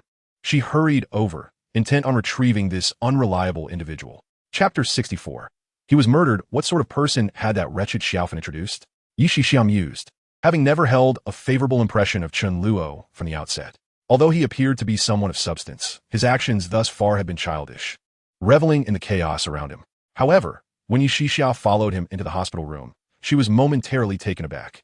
Prior to the police's entrance, the room had been filled with anguished cries, as Jiang Junyan knelt by the bedside, weeping profusely while grasping the hand of an elderly man lying on the bed. Upon returning to the ward, Jiang Mingsheng had uttered barely a complete sentence, simply clutching Jiang Junyan's hand, muttering a few indistinct words before slipping away into eternal rest. As they wept in despair, a nurse led the trio of police officers into the room. The officers, taken aback by the scene before them, quickly deduced what had transpired upon noticing the unresponsive ventilator. Nonetheless, awareness did not halt their duty. One male officer produced a hand-drawn likeness of an individual, swiftly identifying their target. Mr. Jiang Junyan, you are hereby detained on suspicion of involvement in 2 homicides. Please accompany us for questioning. The Jiang family relatives, still grieving, momentarily froze upon the officer's arrival, their sobs stifled in confusion, unsure of the police's intent. When the accusation of murder against Jiang Junyan was uttered, disbelief washed over them, rendering them momentarily speechless. The officer, undeterred by their reaction, advanced and seized the still kneeling Jiang Junyan, leading him out of the room. Jiang Junyan, struck as if by lightning, was still enveloped in the grief of losing his father when the police's shocking proclamation left him utterly bewildered. Wait, why didn't he kill anyone? Don't falsely accuse an innocent man. Mr. Jiang Junyan, we do not apprehend individuals without evidence, the officer retorted coolly, displaying a weariness toward the suspect's protestations. Without further ado, he continued to escort Jiang Junyan away. In that moment, Jiang Junyan, having just suffered the loss of his father, found himself spiraling into despair of being labeled a murderer. I'll go with you, but please, let me see my father one last time. Tears streamed down his face as he struggled to return to the bedside, only to be forcibly removed by the two officers. Junyan, Jiang Junyan's wife, Zhao Wen, was taken aback, attempting to pursue him but was blocked by Tang Qin. As Jiang Junyan reached the threshold of the room, he caught sight of Chen Luo, also present, sending a tremor through him as he recalled Chen Luo's foreboding words. After Jiang Mingqing's passing, the police would come to arrest him, charged with murdering his two illegitimate sons. Jiang Junyan, momentarily at a loss for words, could only fix his wide eyes upon Chen Luo, stammering, "Why you?" He struggled to articulate a complete thought, his mind a tempest of shock, sorrow, anger, and profound confusion, rendering him speechless. The police, however, lacked the patience for his turmoil and continued to drag him away. Chen Luo remained composed, disregarding Jiang Junyan's plight, and approached the bedside instead. He was confident he could help Jiang Junyan clear his name and avert the loss of his legs. Yet this man currently harbored no trust in him. Without allowing Jiang Junyan to endure some hardship to recognize him as his sole savior, there was no way to gain control over him. At that moment, the occupants of the room had yet to recover from their shock. Upon seeing Chen Luo approach, none dared to question his presence, as they assumed he was the attorney come to read the will. An elderly gentleman, appearing to be in his 60s, suddenly spoke up, "Esteemed lawyer, have you brought the will?" His words rang harshly within the room, for Jiang Mingqiang had only just passed. Jiang Junyan was being taken away, and Jiang Junzi lay in a coma, yet he was already inquiring about the will. "Second uncle, what do you mean by that?" Zhao Wen's expression shifted drastically as she glared at Jiang Mingyi, her wrath palpable. Jiang Mingyi regretted his words the moment they left his mouth, recognizing their utter inappropriateness given the circumstances. However, confronted by Zhao Wen's fierce inquiry, he remained unperturbed, retorting coldly, "What do you mean? The company is in disarray. With my brother gone and Junyan and his sibling unable to handle affairs, we must prioritize the greater good and stabilize the situation. You." Zhao Wen trembled with rage, speechless as she pointed at Jiang Mingyi. He cast a cold glance her way. "You should quickly find a lawyer to ascertain what has transpired with Junyan." The atmosphere in the room grew tense, the previous sorrow evaporating in an instant. The Jiang Mingyi family had long coveted Mingsheng Pharmaceuticals, but it was built from the ground up by Jiang Mingsheng himself. Although Jiang Mingyi possessed a minor stake, he could not hold a candle to the shares held by Jiang Junyan and his brother, and with Jiang Mingsheng at the helm, they could not stir much trouble. Now, with Jiang Mingsheng's family on the brink of collapse, if they did not act now, when would they? Just as Tang Qin arrived at the door of the ward, the quarrel within prompted her to shake her head in silent disapproval, finding these individuals' behavior chilling. Yet, this was not her concern, and she had no interest in witnessing the melodrama of the wealthy vying for inheritance. As she prepared to exit, a voice suddenly called out from behind her, "Officer, please wait a moment." Chen Luo had been observing Jiang Mingqing's lifeless body at the bedside, examining his palm and wrist with great scrutiny. In mere moments, an unusual glint appeared in his eyes, for he understood why the doctor had stated Jiang Mingqiang had at least 3 days left to live. Yet he had abruptly passed at this moment. Tang Qin halted, turning to face Chen Luo. The other individuals in the ward were momentarily taken aback, their gazes converging upon Chen Luo. It was announced that the esteemed Mr. Jiang Mingqiang had not succumbed to natural causes, but rather had been the victim of foul play. As Chen Luo uttered these words, an oppressive silence enveloped the room, leaving everyone in a state of stunned disbelief. However, it was not long before. With the exception of Tang Qin and the newly arrived Yi Shixia, all present wore expressions of incredulity.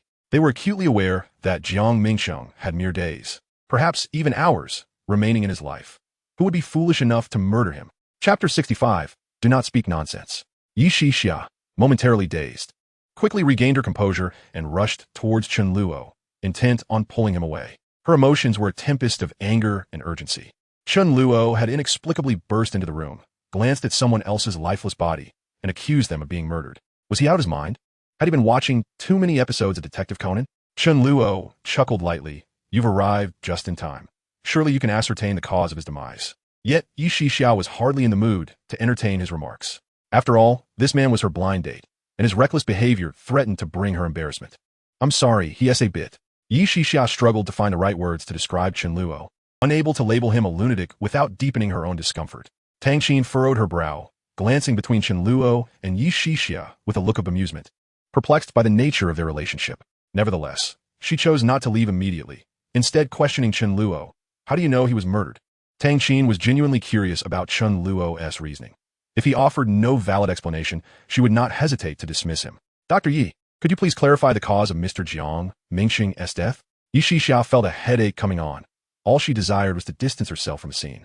Yet, Chen Luo seemed resolute in his refusal to leave, heightening her desire to flee. However, as the collective gaze of the room bore down upon her, she found herself unable to resist glancing at Jiang Mingxing's remains. A small blue dot marked the old gentleman's scalp, just beneath his hairline, indicative of a chemotherapy locator, suggesting he had suffered from brain cancer. Blood clots adorned his body, a common complication of cancer, leading to pulmonary embolism, ultimately resulting in the elderly gentleman's demise from heart failure. This was a natural death, not a murder. Yi Shixia, unfamiliar with the Jiang family and unaware of his ailments, nonetheless possessed the expertise to swiftly deduce the cause of death. Upon her pronouncement, the others in the ward turned their gazes toward Chen Luo with expressions of skepticism. Yi Shixia, a trained physician, had determined the death to be natural. Yet an unfamiliar individual like Chen Luo insisted it was murder, inciting discontent among the Jiang family, even provoking anger. Jiang Mingyi spoke up brusquely. Are you even a lawyer from Zhongwei law firm? Chen Luo, however, ignored him, moving instead to the bedside, grasping Jiang Mingxing's fingers and presenting them to Yi Shixia. Please examine this area more closely.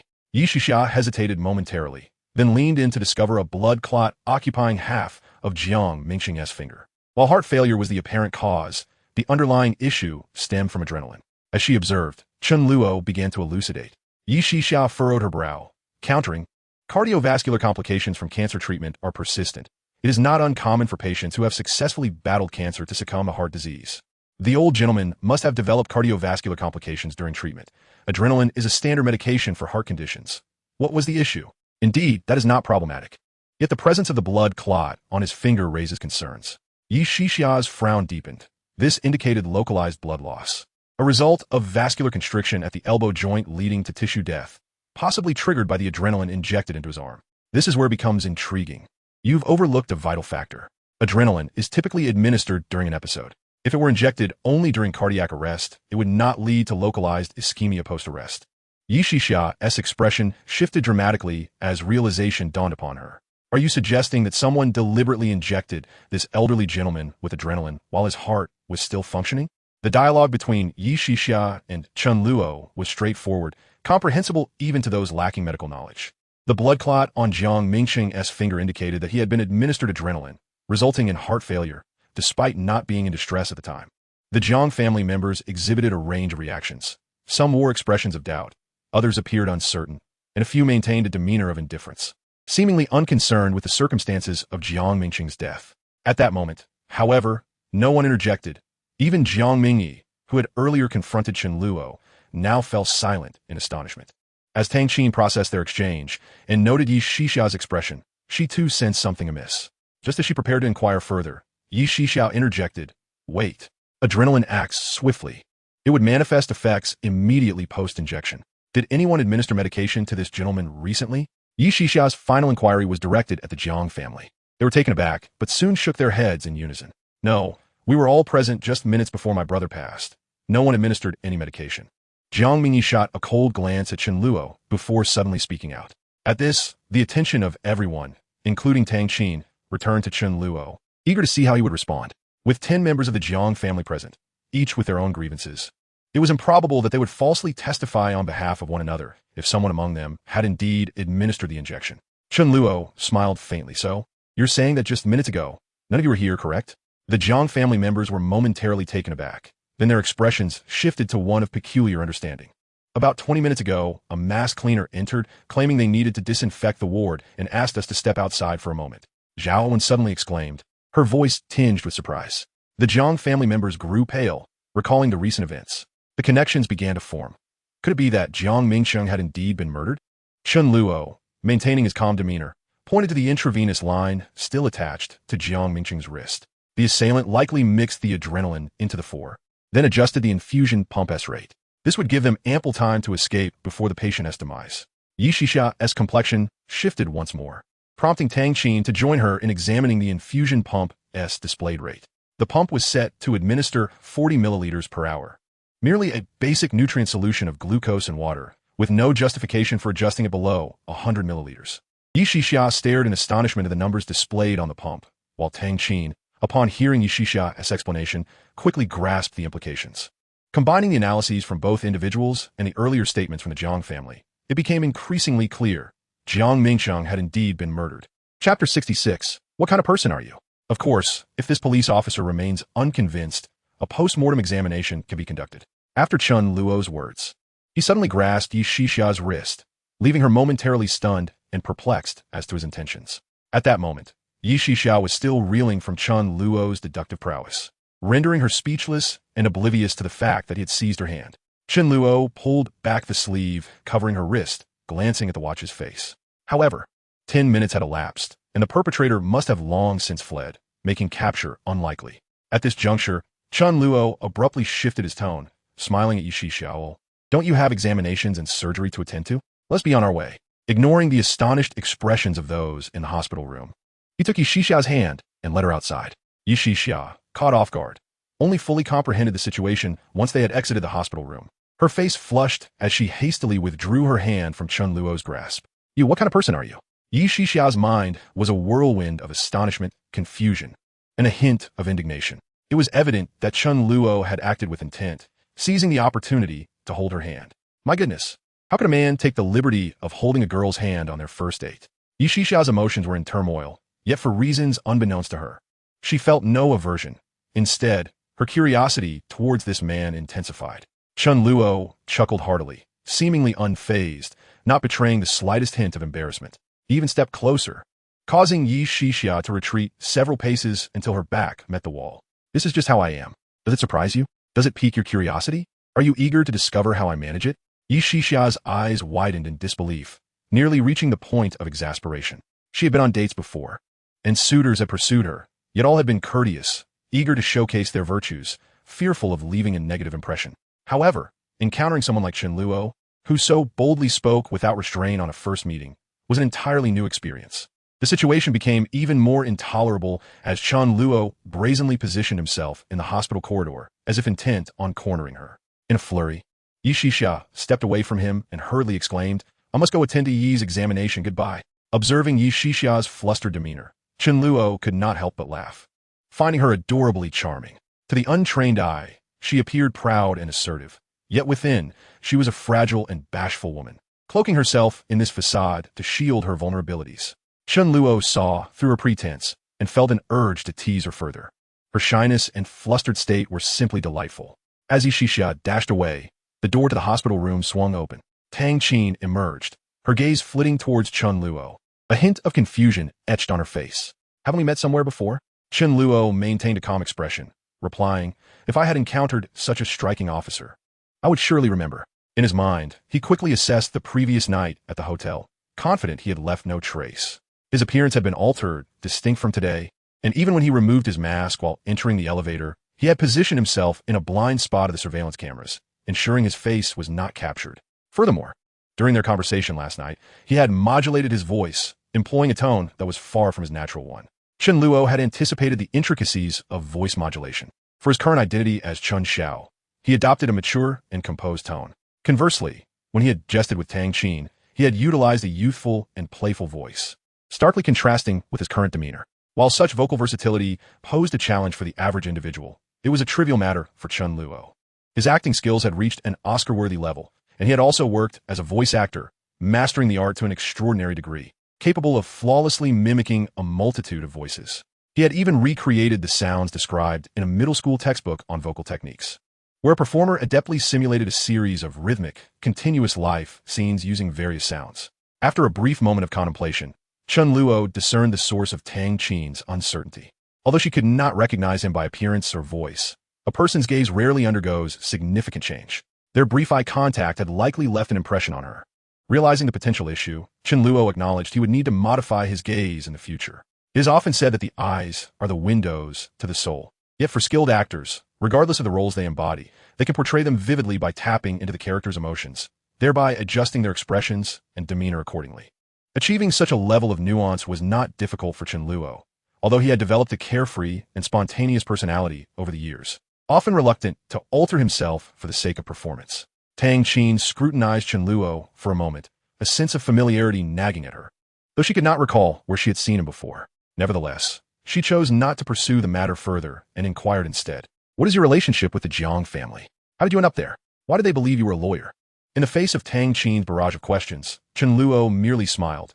"I am but a passerby intrigued by the unfolding drama, having stumbled upon a few clues."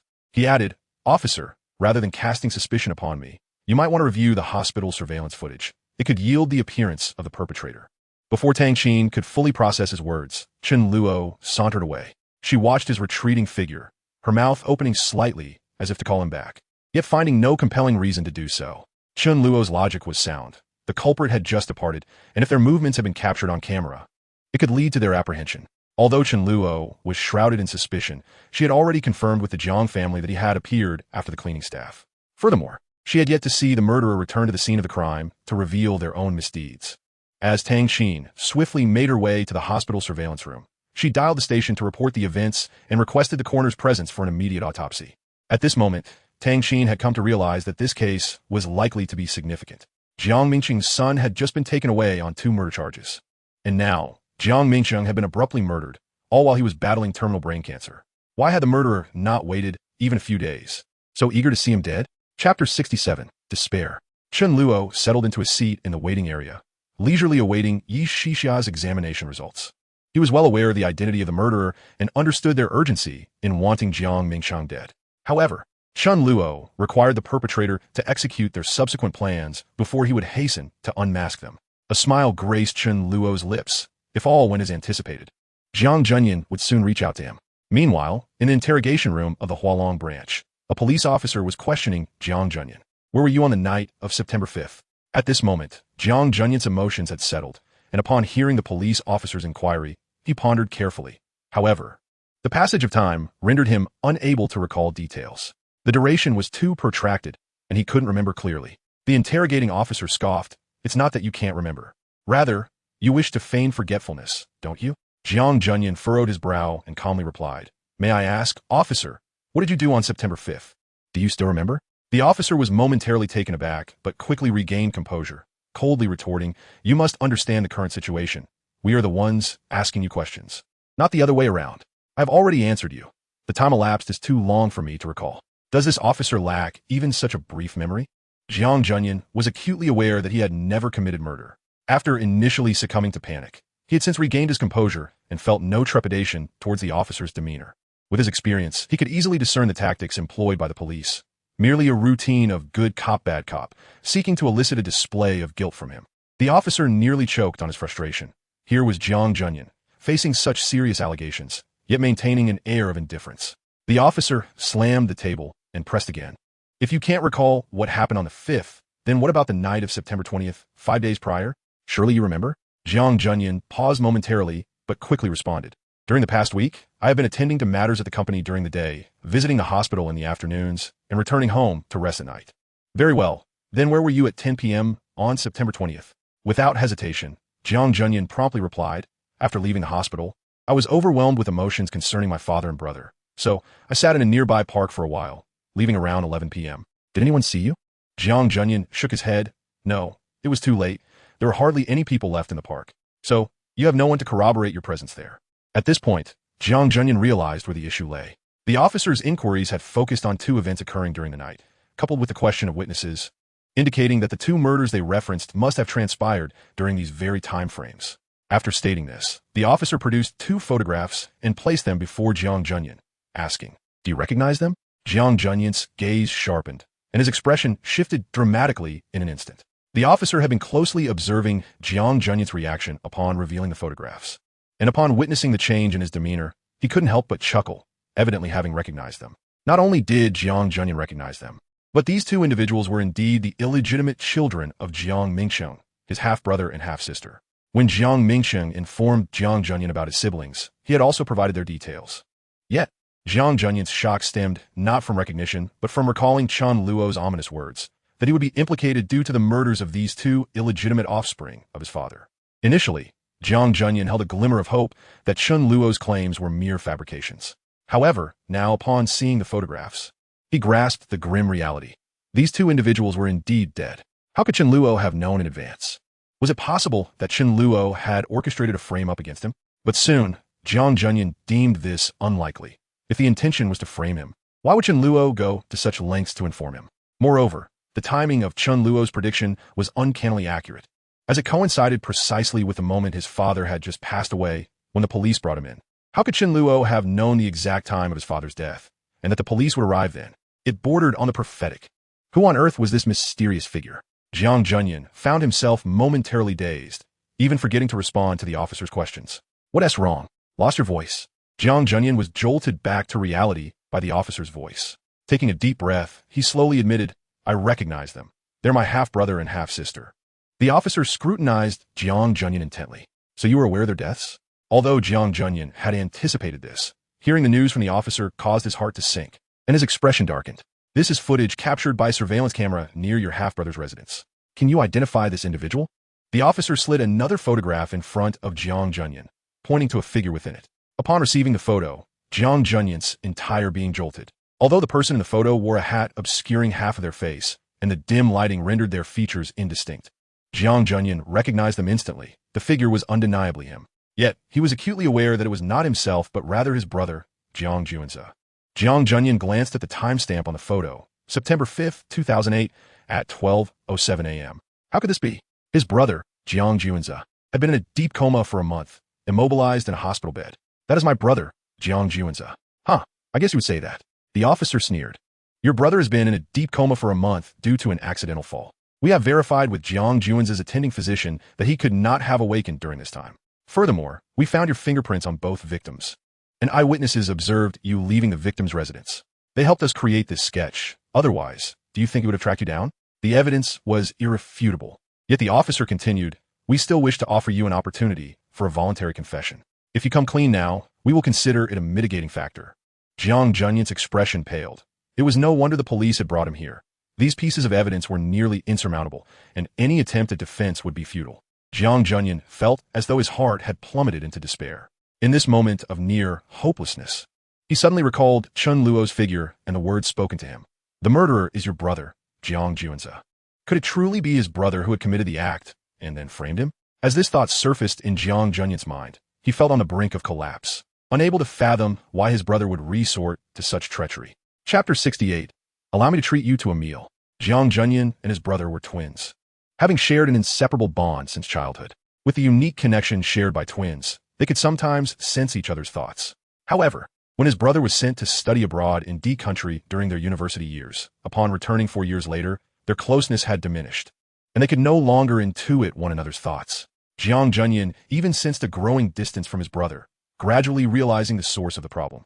During Jiang Junyan's time abroad, Jiang Junyan had been closely learning management under Jiang Mingsheng, who had begun grooming him as a successor. Initially, Jiang Junyan paid little heed to this, believing that his father favored Jiang Junyan more, as evidenced by sending him overseas for further education while keeping Jiang Junyan at home. Jiang Junyan shared this belief. However, upon Jiang Junyan's return, although Jiang Mingsheng allowed him to join the company, he assigned him menial tasks, starting from the very bottom. In contrast, Jiang Junyan became Jiang Mingsheng's right-hand man, taking charge of many crucial operations within Mingsheng Pharmaceutical. It seemed that from that point onward, the rift between them had only widened. However, Jiang Junyan could hardly fathom the possibility that his younger brother, Jiang Junyan, would resort to murdering two half-siblings and frame him for the heinous act, while Jiang Junyan could surmise that his brother might be driven by greed for family inheritance. Such reasoning eluded his comprehension and acceptance. At this very moment, every indication pointed to the unsettling likelihood that his brother was indeed the perpetrator. Who else in the world could be so strikingly similar to him, possessing the means to effortlessly procure his fingerprints for the purpose of incrimination? Yet, what confounded Jiang Junyan the most was how Jiang Junzi managed to accomplish this feat. He was clearly in a state of profound coma, utterly incapacitated. This was not merely the judgment of a physician from the First People's Hospital. After Jiang Junzi fell into unconsciousness, Jiang Junyan spared no expense in engaging renowned neurology specialists from both domestic and international arenas to assess him in Pengcheng. The consensus was remarkably uniform. A state of deep coma for the human brain is an exceedingly intricate organ, and research in this domain remains scarce, leaving uncertainty about the possibility of awakening. Jiang Junzi had indeed killed 2 individuals consecutively. How could he have stealthily slipped out of the hospital, committed murder, and then returned to feign unconsciousness without detection by the doctors and nurses? Yet, Jiang Junzi had accomplished it, which implied that this had transformed into a perfect crime and setup, leaving him with virtually no chance of vindication. Suddenly, a thought struck Jiang Junyan, prompting him to rummage through his pockets. Quickly, he discovered a note in the inner pocket of his suit. I need to contact my lawyer. Meanwhile, in the People's Hospital, Chen Luo lounged with his arms spread wide over the back of a long sofa in the lounge area, crossing his legs in a manner that exuded an almost domineering arrogance, occupying the entire couch. The lounge was filled with other patrons, yet his spot remained unoccupied, creating an oddly surreal scene. When Yi Shixia walked by and witnessed this spectacle, she couldn't help but roll her eyes. Yi Shixia found herself at a loss for words. This man seemed to radiate an aura of self-importance that made her want to hit him, leaving her baffled as to how he had managed to survive this long without encountering violence. Nevertheless, at this moment, her heart was filled with gratitude towards Chen Luo, intermingled with curiosity. The results of the second test had come back. Lu Yi indeed had endocarditis. Endocarditis could lead to embolisms in the lower limbs and cerebral arteries, which, under normal circumstances, would not pose a significant threat. However, if a ligament repair surgery were to proceed without considering the implications of endocarditis, there would be a high likelihood of developing deep vein thrombosis or pulmonary embolism post-surgery, both of which could prove fatal, with swift reactions rendering resuscitation futile. Should Yi Shixia disregard Chen Luo's advice and persist in proceeding with the ligament repair surgery, the probability of Lu Yi's death would soar to 99%. The consequences of Lu Yi's demise would not only spell the end of Yi Shixia's career, but would likely incite the Lu family's wrath. Moreover, the thought of a 10-year-old girl succumbing to her negligence would haunt Yi Shixia for the rest of her life. Thus, her gratitude towards Chen Luo was palpable. Yi Shixia's curiosity peaked at this moment. If Chen Luo had truly abandoned medical school halfway, how could he have immediately discerned Lu Yi's endocarditis? Furthermore, the incident that had transpired in Jiang Mingqing's hospital room was not the kind of judgment one would expect from someone who had long since left the medical profession. Such experience and judgment required extensive practice and repetition. Moreover, medical knowledge advances daily. Without continual education in the latest developments, one risks falling behind. As midday approached, Yi Shixia resolved to treat Chen Luo to a meal as a gesture of gratitude, hoping to satiate her curiosity in the process. All right, where's the most expensive place around here? Chen Luo chuckled, inquiring with a light-hearted tone. Yi Shixia stared at him incredulously. She had never encountered such a peculiar suitor. When she offered to treat him, he had not even bothered to feign politeness, instead directly asking where the priciest option was. Yet, oddly enough, she felt no anger. Rather, Chen Luo's enigmatic demeanor only piqued her interest further. There was a Western restaurant nearby that could be considered the most expensive. Chen Luo smiled, leaning closer to Yi Shixia as he said, "Then let us go." Yi Shixia assumed Chen Luo intended to take her hand and instinctively recoiled in alarm. What's wrong? Am I that frightening? Upon noticing Chen Luo's playful smirk, Yi Shixia quickly realized this rogue was teasing her. Her face flushed with indignation. She shot him an annoyed glare and retorted, "Yes, you're more terrifying than a rogue. Stay away from me." Chen Luo laughed heartily. That one tea do. I haven tea had taken ages. Today I must indulge. With a resigned sigh, Yi Shixia followed Chen Luo into the elevator, descending to the parking lot, where they drove towards their destination. Upon entering the exquisite Western restaurant named Jijun, Chen Luo was immediately struck by its charm. The French plane trees at the entrance lent an air of elegance to the establishment, while the interior boasted a cozy, inviting ambience, exuding a distinct exotic flair. Every corner of the restaurant was meticulously arranged, adorned with beautiful light fixtures and warm cushions, ensuring that diners felt no sense of constraint typical of Western dining. Thus, the restaurant thrived with an extraordinary clientele, especially at mealtime, where nearly all the tables were occupied. As Chen Luo and Yi Shixia entered, They were fortunate enough to find a last available table, sparing them the hassle of waiting in line. After settling in, Chen Luo surveyed his surroundings. And as the waitress approached with the menu, he audaciously declared, "No need for that. Just bring us your most expensive steak." His voice rang out, drawing the attention of those nearby, who turned to gaze at him in astonishment. Yi Shixiao was taken aback by Chen Luo's ostentatious display. And as she noticed the curious stares directed at them, embarrassment washed over her, prompting her to wish to flee and pretend she didn't know this rogue. She raised a hand to shield her face, eager to avoid the peculiar scrutiny. However, she soon realized that Chen Luo was watching her with an amused expression, his eyes sparkling with mirth. In an instant, she grasped that this miscreant was doing it on purpose. He sought to revel in her embarrassment. Yi Shixiao felt a mix of shame and anger, wishing she could land a punch on Chen Luo's face, but with so many witnesses around, she restrained herself. Yet, the indignation within her simmered. Suddenly, she lifted her foot and stomped down hard on Chen Luo's foot beneath the table. Chen Luo appeared to anticipate her move, nonchalantly withdrawing his foot, causing Yi Shixiao to miss her target and nearly twist her own ankle in the process. A smile danced on Chen Luo's face, but he paid no heed to Yi Shixiao's antics, instead addressing the waitress with a grin. "Bring us another bottle of liqueur." The waitress paused momentarily before responding. "Sir, we offer several varieties of liqueur. The 1990 vintage, the most expensive one," Chen Luo replied without a moment's hesitation. The waitress nearly stifled a laugh. After a brief cough, she managed, "Very well, sir, please hold on a moment." At that instant, Yi Shixiao felt her heart bleed as she overheard Chen Luo ordering yet another bottle of the 1990 Chateau Latour. Latour is renowned as one of the illustrious 5 estates of Bordeaux's left bank, producing wines that are robust, powerful, and exceptionally age-worthy, making it a formidable rival to other wines, often hailed as the King of Bordeaux. Naturally, such a vintage comes with a hefty price tag. A bottle for 1990 is estimated to cost upwards of 10,000 yuan. In 2008, that sum would have equated to approximately 25,000 yuan in 2019. Yi Shixiao's monthly salary barely exceeds 10,000, earned through relentless toil and overtime. When Chen Luo first mentioned treating her to an extravagant meal, she thought it was a jest. Little did she realize this scoundrel truly viewed her as a lamb for slaughter. Sensing the killing intent in Yi Shixiao's gaze, Chen Luo chuckled heartily. "Look, I've just alleviated a significant burden for you, yet you hesitate to part with this trifling sum." "Oh, I am willing, truly willing. What is there to hold back?" Yi Shixiao replied with a cold smile, her expression devoid of warmth, though internally she seethed with resentment. Had it been any other man, she would have long made an excuse to leave, but for reasons unbeknownst to her, despite finding this man exceedingly distasteful, she felt an inexplicable reluctance to depart. "Do you always speak so recklessly, without regard for others' feelings?" Chen Luo laughed. "Life is fleeting. If I were constantly preoccupied with other sentiments, how exhausting my existence would be."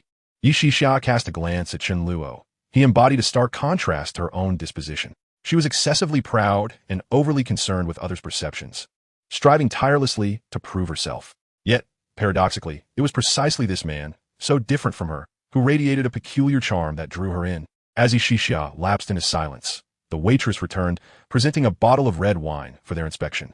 "Sir, does this meet your approval?" Chen Luo, an aficionado of fine wines and a trained sommelier, needed only a cursory glance at the exterior packaging and label to ascertain its authenticity. It is commonplace for restaurants to pass off inferior wines as premium selections for profit, particularly in this era.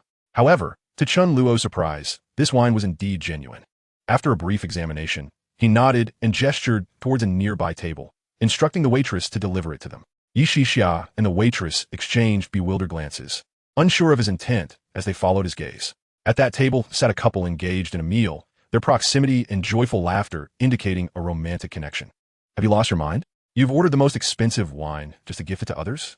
Yi Shixiao exclaimed, her displeasure palpable. This scoundrel had already taken advantage of her, and now he intended to bestow the wine upon someone else. "This is a momentous occasion. Of course, I wish to witness it," Chen Luo replied with a slight smile, gesturing for the waitress to proceed with the delivery. "Wait, how do you know he is proposing?" The waitress, intrigued, pondered why Chen Luo would make such a claim regarding the couple at the adjacent table. Initially hesitant to deliver the wine after hearing Yi Shixiao's outburst, she paused, eager to uncover the reasoning behind Chen Luo's confidence. The young man's suit bore signs of wear from dry cleaning. It was likely his sole formal attire, indicating he had reserved it for a momentous occasion. As I settled at my table, I noticed his anxious demeanor as he repeatedly checked the inside pocket of his jacket, as if confirming the presence of a precious item. He is proposing, and thus I shall present this exquisite wine to them as a gesture of celebration, or perhaps condolence. Both Yi Shixia and the waitress were momentarily stunned. Chen Luo had only just sat down, yet he had discerned so much from several meters away. The waitress instinctively doubted the possibility, but Yi Shixia, having witnessed Chen Luo's remarkable deductive skills, refrained from dismissing his insight outright and instead regarded the scene with newfound seriousness. After a moment, Yi Shixia seemed to grasp the situation, nodding to the waitress, "Go ahead and deliver it. When you present it, do not mention it is from us, nor disclose the price. Simply state that it is a congratulatory gift from the restaurant." The waitress, upon hearing this, was momentarily taken aback, but quickly regained her composure. Her curiosity piqued as she approached the couple with a bottle of wine. As she neared the table, the young man suddenly produced a ring box from his pocket and knelt before his girlfriend. "Ting Ting, will you marry me?" The surrounding patrons swiftly took notice, their gazes drawn to the unfolding scene, the atmosphere thick with anticipation. Smiles bloomed across the faces of the onlookers, many exuding goodwill and blessings, while others began to cheer. "Say yes! Say yes!" The girl named Ting Ting was visibly overwhelmed, her eyes brimming with tears of joy as she nodded fervently, exclaiming, "I do!" Chapter 70. Perhaps we should make a wager. The waitress, momentarily speechless, stood with the wine in hand, processing the unfolding events. She glanced back at Chen Luo, her expression a mixture of astonishment and admiration, before regaining her composure to approach the couple. Fortunately, she remembered Chen Luo's instructions and cheerfully conveyed that the wine was a complimentary gift from the restaurant. The couple beamed with delight, showering the waitress with gratitude. Other patrons, taken aback by the restaurant's thoughtful gesture, began to take mental notes, some even contemplating whether to propose here themselves. "You never seem to consider others' feelings. Why not let the waitress disclose the price and our names?" Chen Luo inquired, his demeanor lighthearted. Not all circumstances warrant such disregard for others' sentiments. The young man's financial situation is evidently modest. He chose this upscale restaurant for his proposal, clearly placing his fiancée in high regard. But no, he evidently holds his future wife in a position of utmost importance. If a stranger were to present them with an expensive bottle of wine, it might provoke unnecessary thoughts and potentially undermine the courage he has mustered to propose. Yi Shixia regarded Chen Luo thoughtfully for a moment, grappling with the complexity of his character. His medical knowledge and astonishing deductive abilities were impressive, yet his brazen demeanor belied a surprising capacity for empathy. "Did you truly not graduate from medical school?" Yi Shixia finally asked, voicing a question that had long piqued her curiosity. "Indeed, I never obtained a diploma, nor do I possess a medical license," Chen Luo replied candidly. He had spent many years studying at a world-renowned medical institution, yet he found no need for degrees or certifications to validate his expertise. As for the medical license, he could effortlessly fabricate one, indistinguishable from the authentic, even verifiable within the system, rendering the examination process entirely unnecessary. "Impossible," she retorted. "If you haven't practiced medicine for such an extended period, how could you possibly discern their symptoms at a glance?" Yi Shixia was utterly unconvinced. She even suspected that Chen Luo might be practicing medicine illegally without a license. Such a scenario was not far-fetched. Yi Shixia was aware of numerous individuals without medical qualifications running clinics or tending to the ailments of the powerful, particularly those injuries incurred from domestic violence, which were too sensitive to address in a hospital setting. "Perhaps I am that legendary genius, capable of learning and applying knowledge effortlessly." Chen Luo chuckled, a smug expression adorning his face. Yi Shixia gazed at Chen Luo's brazen demeanor, left speechless. "Do you even bother to prepare before boasting?" Chen Luo smirked. "Since you doubt me, why don't we make a wager? Name any piece of knowledge or skill. If I cannot master it or accomplish it, I shall run naked from here to the hospital." Yi Shixia stared at him in disbelief, unsure whether he was merely confident or had lost his sanity to make such a bold claim. "You said it. If you lose, don't you dare backtrack." Yi Shixia's expression reflected her defiance as she fixed her gaze on Chen Luo. "I am a man of my word. I never renege on a promise."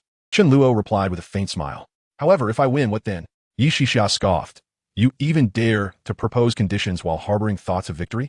What if I win?" Chen Luo offered no reply, but continued with a teasing smile. Without a moment's hesitation, Yi Shixia retorted, "If you win, I shall comply with any request you make." A pact was sealed. Chen Luo clapped his hands with laughter, looking at Yi Shixia. "Let me offer you a concession.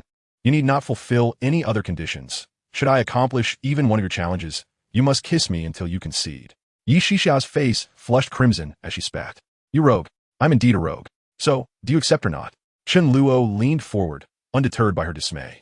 Yi Shixia, startled, hastily withdrew her hands from the table, instinctively leaning back to maintain a safe distance from him. Fine, I accept. Not that I'm afraid of you. You're bound to lose anyway. Chen Luo turned to the nearby waitress. You heard our conversation, did you not? The waitress blushed, caught off guard, realizing her eavesdropping had been noticed.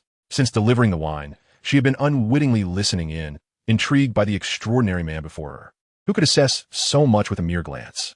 I apologize, I didn't mean to overhear, the waitress stammered. Chen Luo waved his hand dismissively. I harbor no ill will. I merely wish for you to serve as a witness, lest anyone reneges on their word. Wouldn't you agree? Although he was addressing the waitress, his gaze was fixed on Yi Shixia, clearly insinuating his doubts about her integrity. Yi Shixia couldn't help but chuckle at his insinuation. Well then, let us see who ends up breaking their promise. Chen Luo smiled slightly, gesturing for her to begin. Yi Shixia hesitated for a moment, momentarily at a loss to name a skill.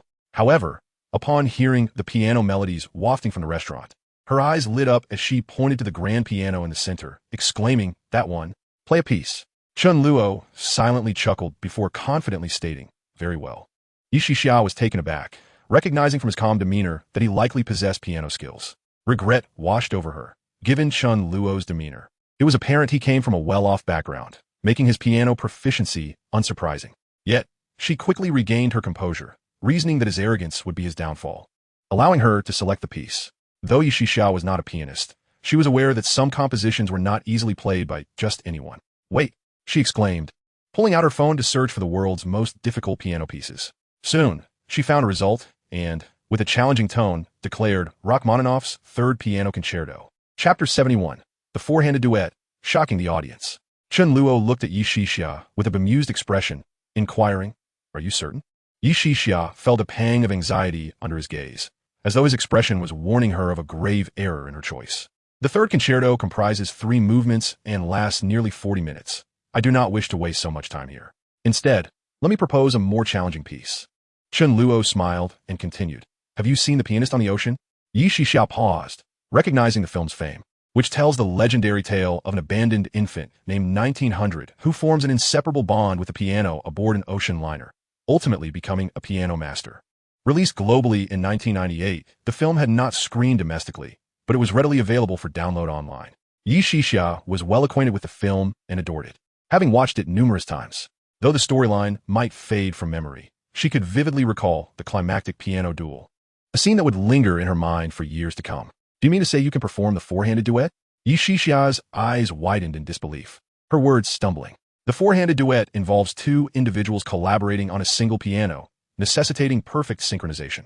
The reason the piano duel in The Pianist on the Ocean left audiences awestruck was that the protagonist, 1900, executed a duet alone, employing advanced techniques that utilized only the black keys. A true testament to mastery in piano performance. Chen Luo smiled slightly. Shall we go with that one? Yi Shixia, momentarily speechless, understood, even with her limited knowledge, that one person performing a four-handed duet was significantly more challenging than the third piano concerto. Without waiting for her response, Chen Luo stood up, turning to the waitress with a smile. Could you please fetch me a cigarette? The waitress, having listened to the exchange, was once again astonished upon realizing Chen Luo intended to perform the four-handed duet from The Pianist on the Ocean.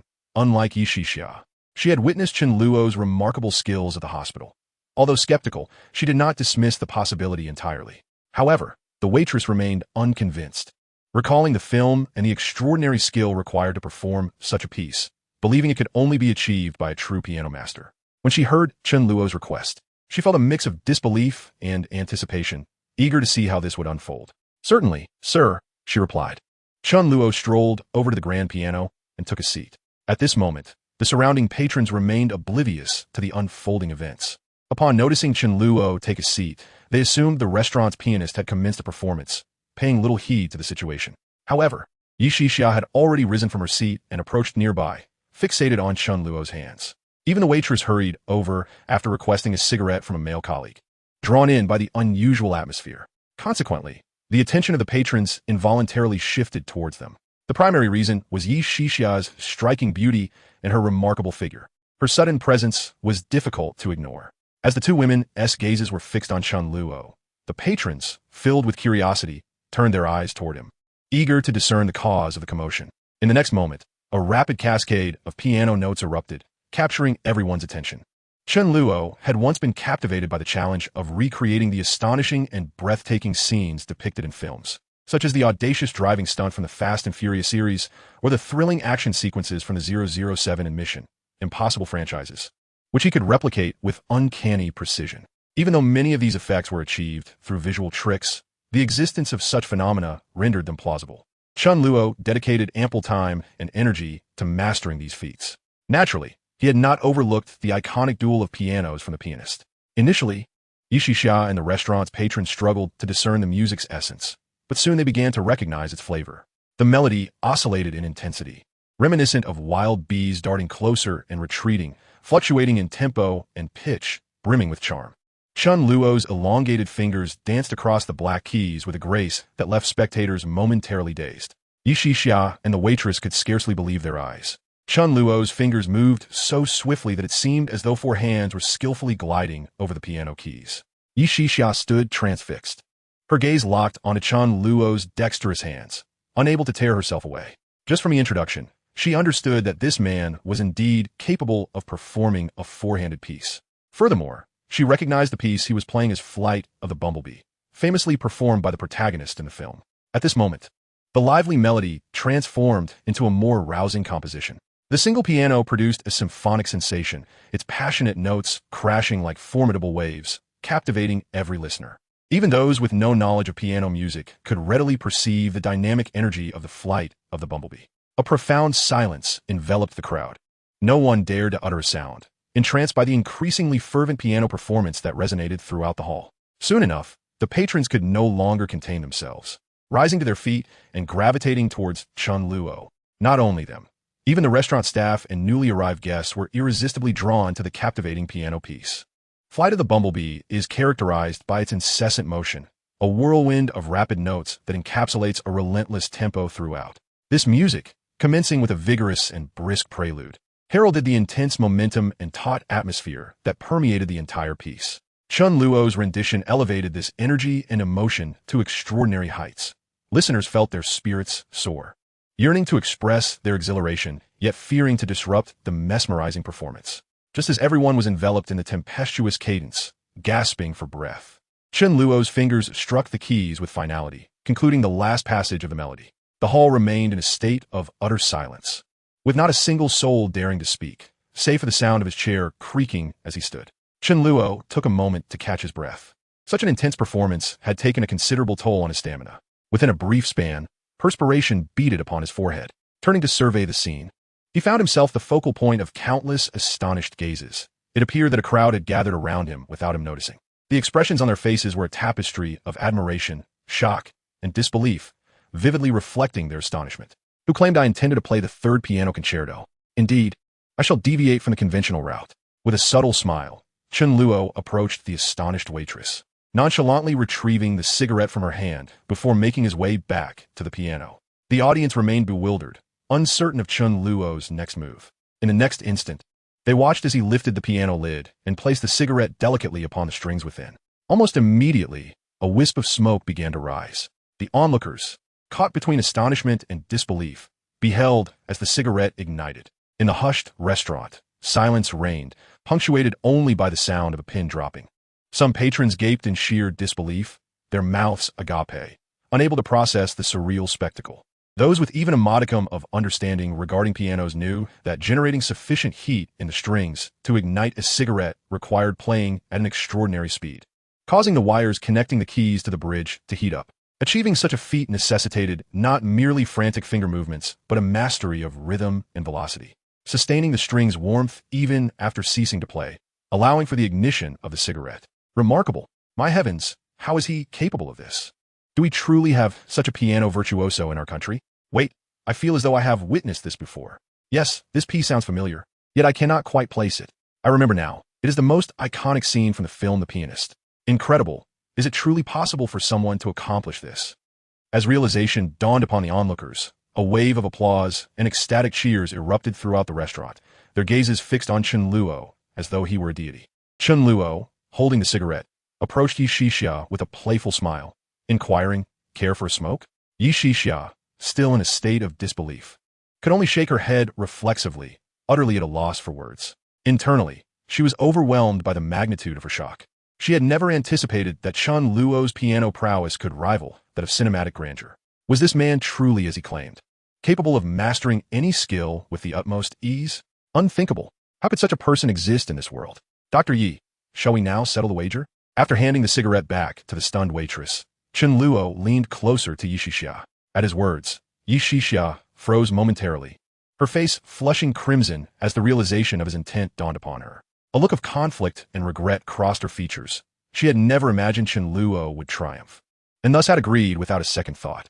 But who knows, Chen Luo truly succeeded, plunging her into a predicament of indecision. In the presence of so many onlookers, Yi Shixia found herself devoid of the courage to kiss Chen Luo.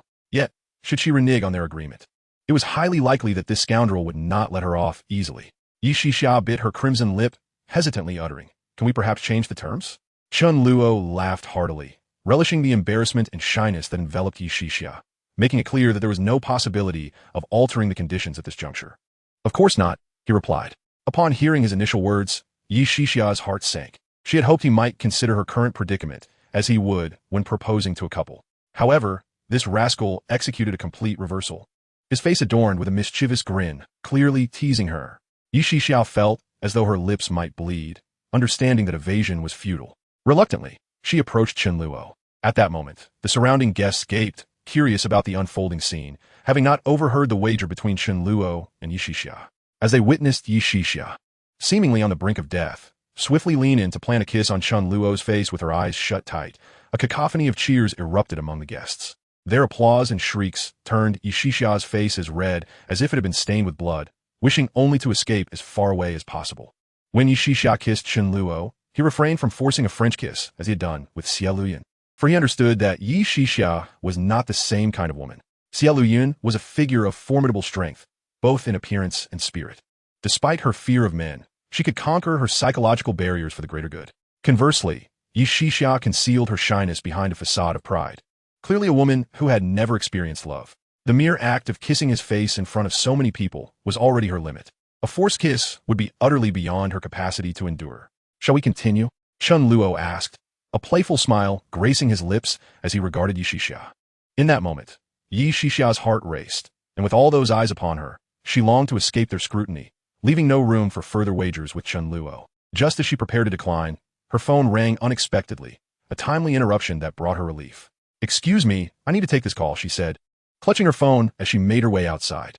The guests parted to allow her passage. Chen Luo chuckled softly and returned to their original table, signaling to a waitress.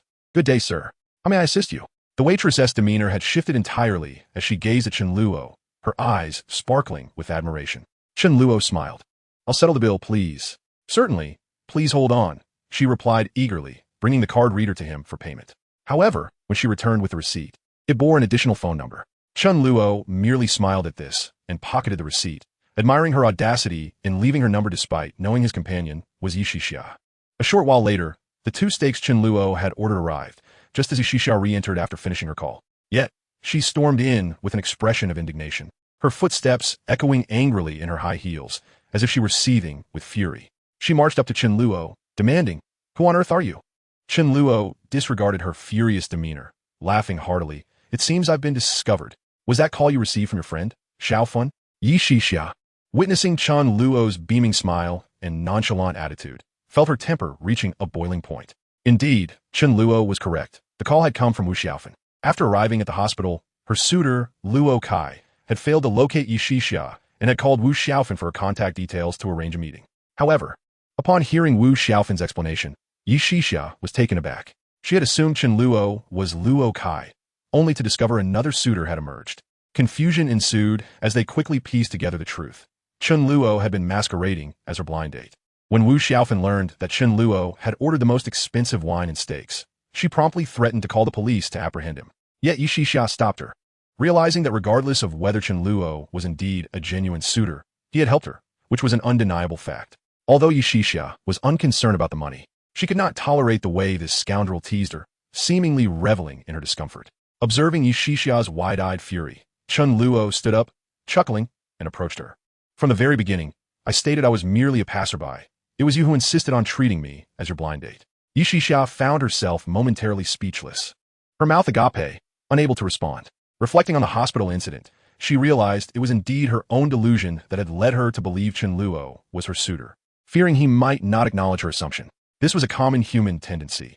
Few wish to admit they have been so easily read. Chen Luo's deductive prowess was formidable, compelling Yi Shixia to concoct an excuse for herself. But you could have explained yourself. Why didn't you say anything? Yi Shixia's indignation momentarily faltered, yet she quickly raised her voice in protest, striving to appear justified in her anger. The surrounding guests, already captivated by Chen Luo's stunning performance, turned their attention to the escalating quarrel, perplexed by the sudden shift from flirtation to conflict. With mirth dancing in his eyes, Chen Luo stepped closer, declaring, "Because I find you utterly charming and have taken an interest in you." Yi Shixia's furious expression froze, quickly giving way to a blush that spread across her cheeks. She had not anticipated Chen Luo's candid admission. Though Yi Shixia had received confessions before, none had ever left her feeling so flustered as this moment did. Her mind was a chaotic jumble, leaving her uncertain of how to react. You scoundrel. I don't believe your nonsense." As Chen Luo advanced, drawing nearer, panic surged within her, prompting her to spin on her heel and flee toward the restaurant's exit, forsaking her meal. "Hey, aren't you going to settle the bill?" Chen Luo called out, laughter ringing in his voice as he watched her retreat. Yi Shixia, her hand hovering over the doorknob, suddenly remembered her responsibility to pay. Stiffening momentarily, she turned back toward the cashier. Observing the mixture of anxiety, shyness, and embarrassment on Yi Shixia's face as she returned silently, resembling a scolded child, Chen Luo could no longer contain himself, bursting into hearty laughter. Chen Luo did not wait for Yi Shixia to react. He directly approached her and took her hand, leading her outside. Yi Shixia was momentarily bewildered, and only after Chen Luo had guided her out of the Western restaurant did she come to her senses. Hastily freeing herself from his grasp, "What are you doing? We haven't even settled the bill." Yi Shixia feigned composure and turned to re-enter the restaurant. "We didn't consume anything, so why should we pay? Today, we're indulging in a free meal." Chen Luo chuckled heartily, pulling Yi Shixia toward her vehicle. "No, what if the restaurant calls the police on us? You might be shameless, but I cannot afford to lose face." Yi Shixia struggled once more, attempting to return. Observing her serious demeanor, Chen Luo couldn't help but laugh again. "Silly girl, I've already paid the bill. Otherwise, why wouldn't the restaurant staff have chased us down?" Yi Shixia paused, realizing the logic behind his words. However, infuriated by his antics of calling her back to settle the bill, she felt a surge of resentment and aimed a kick at his leg. "So fierce. You're wearing high heels, you know." Chen Luo effortlessly dodged her attack, grinning and winking at her. After failing to land her kick, Yi Shixia turned away, resolutely heading back toward the restaurant. "Hey, why are you going back?" "To pack up our food." Chen Luo was momentarily taken aback before bursting into laughter again. This woman was not only delightful, but remarkably pragmatic. Yi Shixia, feeling embarrassed, preferred to take her meal to go rather than sit down to eat again under the scrutiny of so many onlookers. Chen Luo did not follow her. Only when Yi Shixia returned with her takeout did he get into the car, heading toward the hospital. During the drive, Yi Shixia maintained a stern silence. As they neared the hospital, she feigned indifference and asked, "What is your name, and what do you do?" "I am Chen Luo, a reincarnate. In simpler terms, I died in 2019 and was reborn in 2008. I trust you grasp the concept." Upon hearing this, Yi Shixia rolled her eyes, annoyed. If you're unwilling to share, then fine. Who cares?" After a brief silence, Yi Shixia suddenly spoke again. Your name is Yi Shixia. You are 28 years old, a graduate of the nation's finest medical school, the Capital Union Medical College, and currently the top surgeon at the First People's Hospital. How do you know that? Take a guess. Chen Luo said playfully, observing Yi Shixia as she drove. Yi Shixia felt an eerie sensation. How could this rascal deduce all of that? Noticing her expression, Chen Luo couldn't help but chuckle again.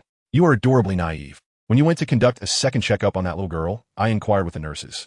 Almost choking on his words, Yi Shixia was about to retort when her phone rang. Chen Luo glanced at his phone and smiled. Finally, the call has come. Chapter 74. Do not ask why. Chen Luo's phone and number were newly acquired, shared with only Jiang Junyan. "Miss Zhao, hello." After answering the call, Chen Luo spoke directly.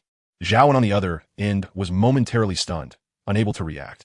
How could Chen Luo know it was her calling? "You know me? You have my number?" Jiang Junyan is currently unable to make calls from a station. As his most trusted person, it was only fitting that you made this call. Chen Luo smiled slightly, offering a casual explanation. However, he indeed recognized Zhao, not from the present, but from 2019. After Jiang Junyan faced a series of misfortunes and lost his legs, Zhao had remained by his side. Even when Jiang Junyan took over Mingcheng Pharmaceuticals and faced multiple crises that nearly drove the company to bankruptcy, Zhao Wen never wavered, steadfastly supporting him through thick and thin.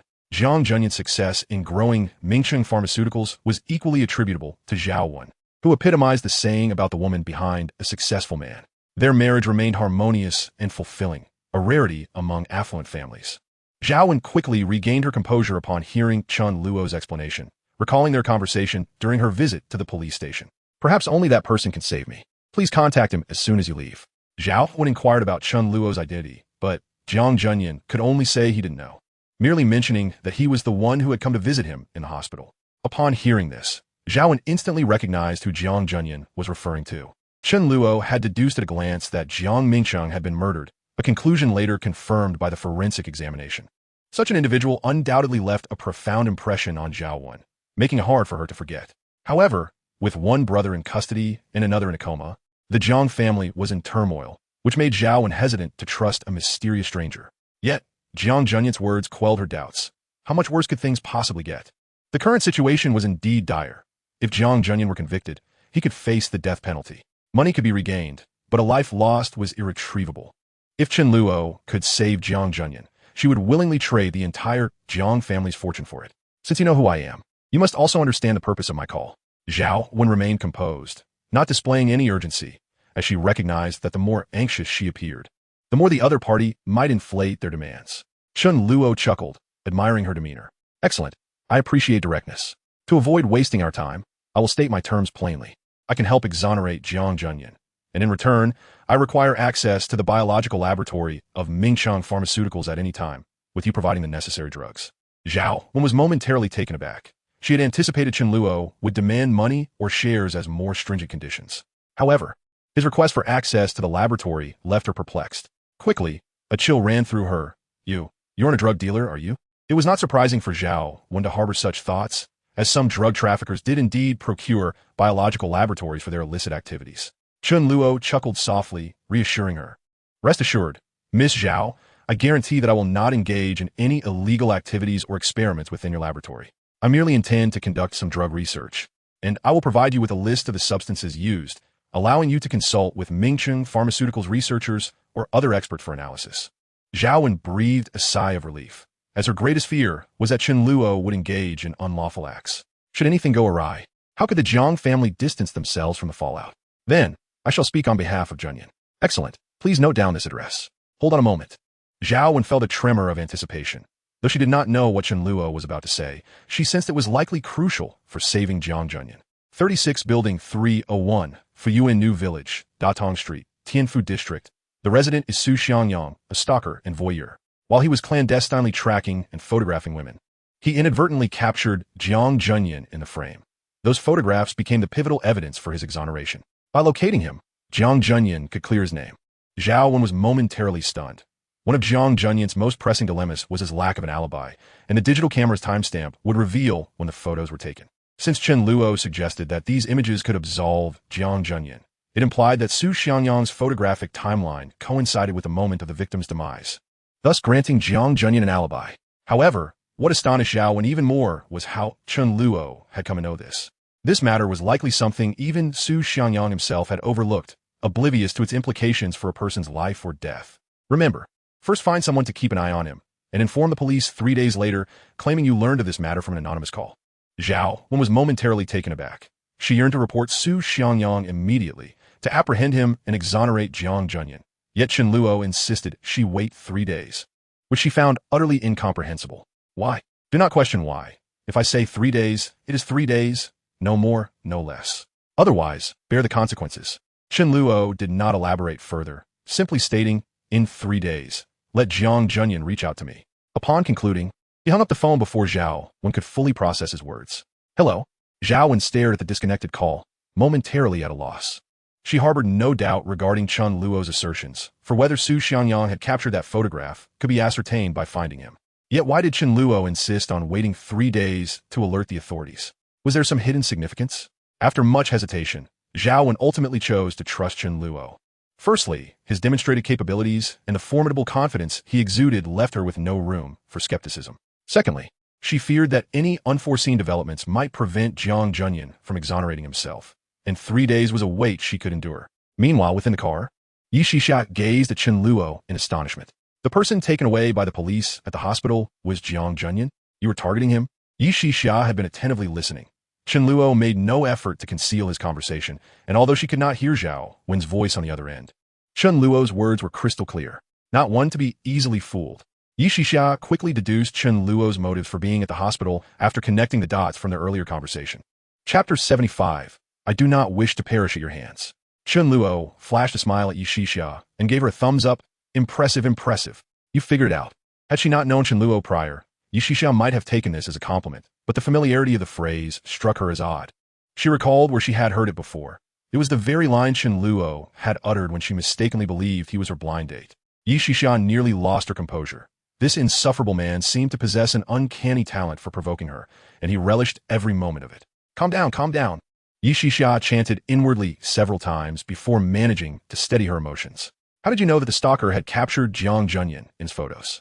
Although she was unaware of Jiang Junyan's alleged crimes, it was evident that Chen Luo had been privy to the truth of his innocence, which was why he had arrived at the hospital ahead of time to negotiate with the parties involved. Chen Luo smiled and replied, Did I not mention? I am a reborn individual, already privy to the events of the future. Is there anything peculiar about this? This incident had indeed unfolded back in 2019, as Chen Luo had learned from Jiang Junyan himself. In his previous life, Jiang Junyan had been apprehended as a suspect, with seemingly irrefutable evidence against him, merely awaiting trial. Faced with such evidence, even his lawyer had advised him to prepare for a death sentence commutation. Yet, fate had intervened 3 days after his incarceration. The Hualong Sub-Bureau received a report. A girl had reported that a stalker had been tailing and photographing her. The police responded, and during Su Xiangyang's subsequent stalking, they apprehended him on the spot. While searching his camera for evidence, they fortuitously discovered that Jiang Junyan appeared in one of the photographs.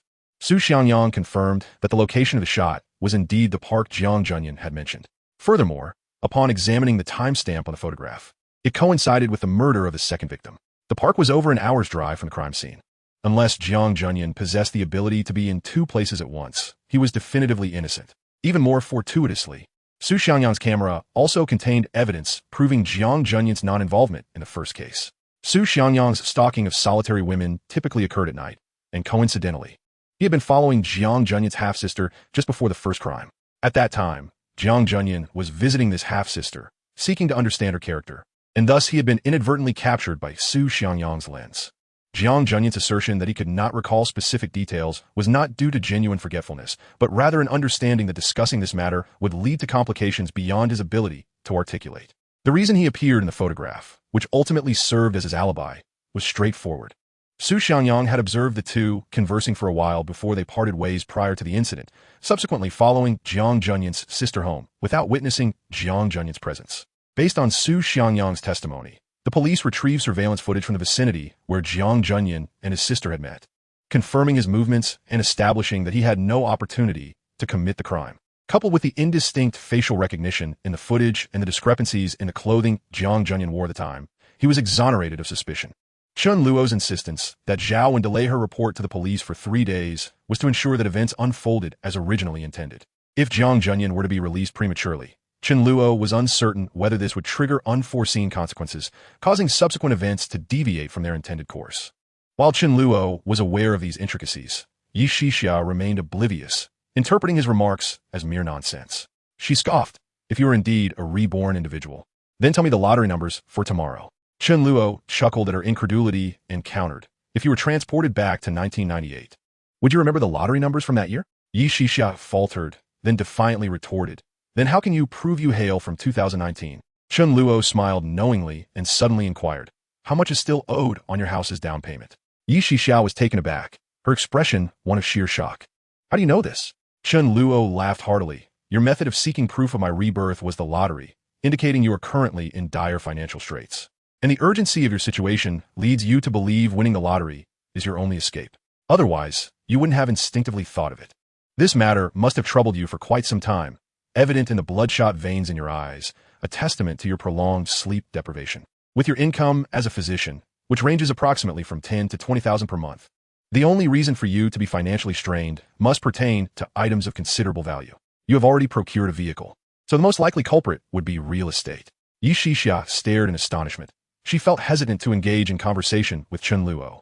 This rascal was simply astonishing, capable of deducing so much information merely from her unconscious remarks. How could you possibly know that I don't need money for other endeavors? It must be for purchasing a house. Yi Shixia protested, her expression one of defiance as she glared at Chen Luo. Chen Luo gestured towards the back seat of Yi Shixia's car and chuckled. Silly girl, you have several brochures for residential developments back there. Is it not easy to guess? Your assertive nature surely prevents you from borrowing money from others, even your family. If I am not mistaken, you have faced considerable pressure at home, haven't you? Purchasing a house is not only a means to demonstrate your capabilities, but also a desire to live independently. Yi Shixia's heart quivered. She had never anticipated that Chen Luo would possess such profound insight into her psyche, unraveling her thoughts in a mere half-day. Hey, silly girl. Pay attention to the road. I don't fancy meeting my end at your hands. Chen Luo observed Yi Shixia lost in thought as she approached a turn, and hurriedly placed his hand on the steering wheel to adjust their direction. Yi Shixia snapped back to reality and regained control of the vehicle. The brochures for the Yulong Huafu indicated that in 5 years, a subway line would pass through, and by 2019, property prices would have multiplied at least tenfold. Chen Luo smiled and continued, I cannot predict lottery numbers, but I can suggest 3 stocks. Invest as much as you can afford. However, remember this. Once the price increases 5-fold, sell everything immediately. Do you understand? Chapter 76. Trash should associate with trash. Yi Shixia turned her head in disbelief. For Chen Luo's tone and demeanor did not convey jest. It was as though he were declaring an inevitable truth. Are you serious? Yi Shixia asked, astonished, casting a puzzled glance at Chen Luo. You wish for proof of my reincarnation, did you not? Try purchasing those stocks I mentioned. Not only could you earn enough for a down payment, but it would also validate my claims. 2 birds with 1 stone. Wouldn't you agree? If you remain skeptical, start with a smaller investment, and once you profit, you can always invest more.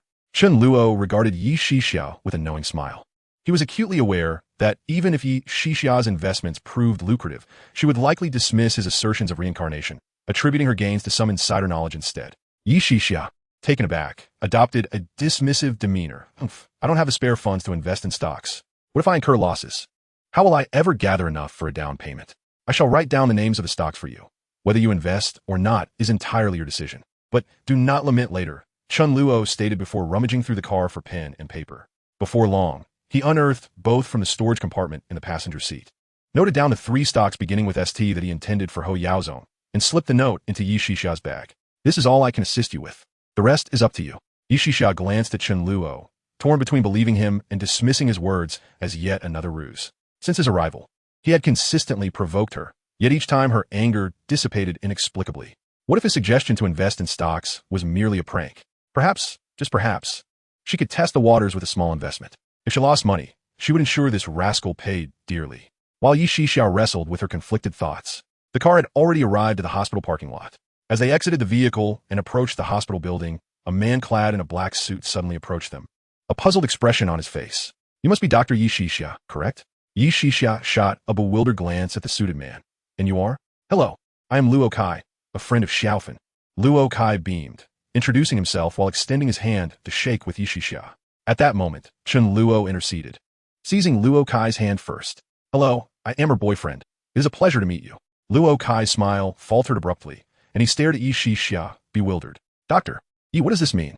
Yi Shixia was equally flabbergasted, her eyes widening as she regarded Chen Luo, realizing she had underestimated his audacity.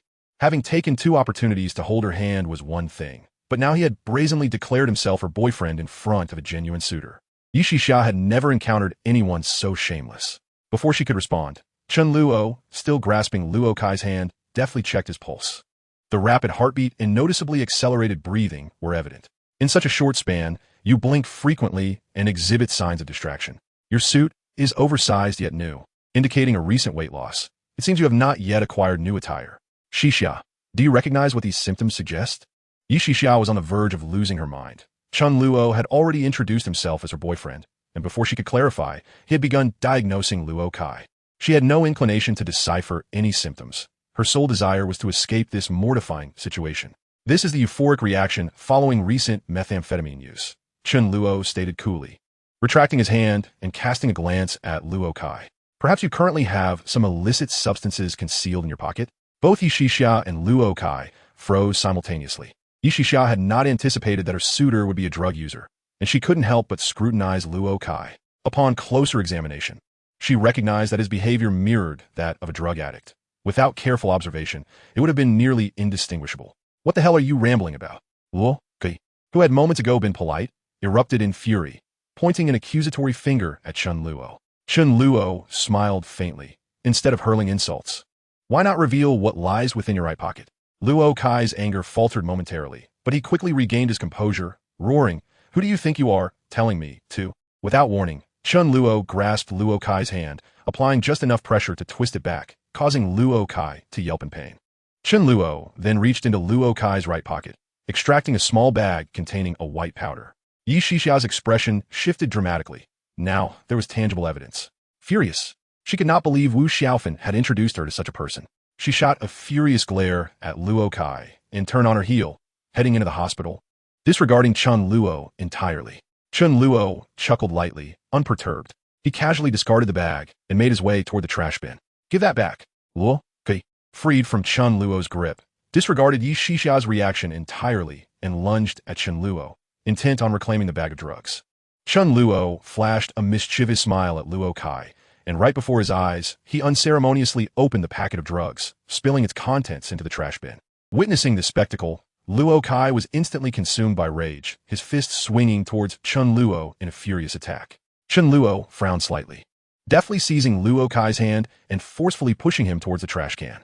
"Trash belongs with trash," he mused. With a resounding thud, Luo Kai collided with the trash bin, the impact echoing crisply before he crumpled to the ground, unable to rise for some time.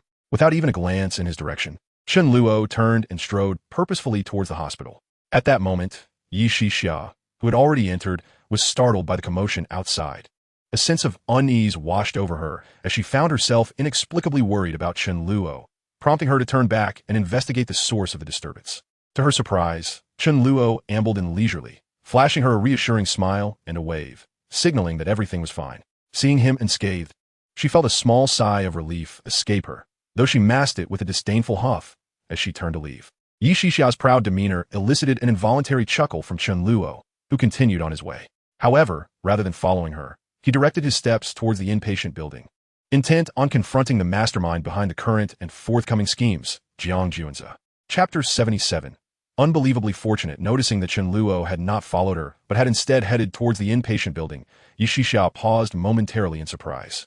Chen Luo had previously exhibited a persistent demeanor, leading her to assume he would continue to accompany her.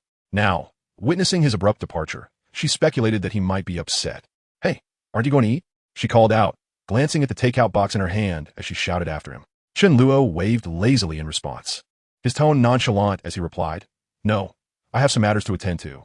Yixia blinked in disbelief, and as Chen Luo walked away without looking back, frustration bubbled within her. Ignoring him, she stormed off towards her office. In truth, Yixia had numerous responsibilities awaiting her attention. Lui's ligament repair surgery could not proceed until her endocarditis was addressed.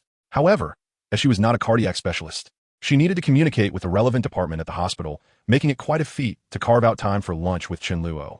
Meanwhile, Chen Luo sauntered back to the VIP ward area of the inpatient department. Along the way, he sent a text to Zhao Wen, requesting Jiang Junzi's room number.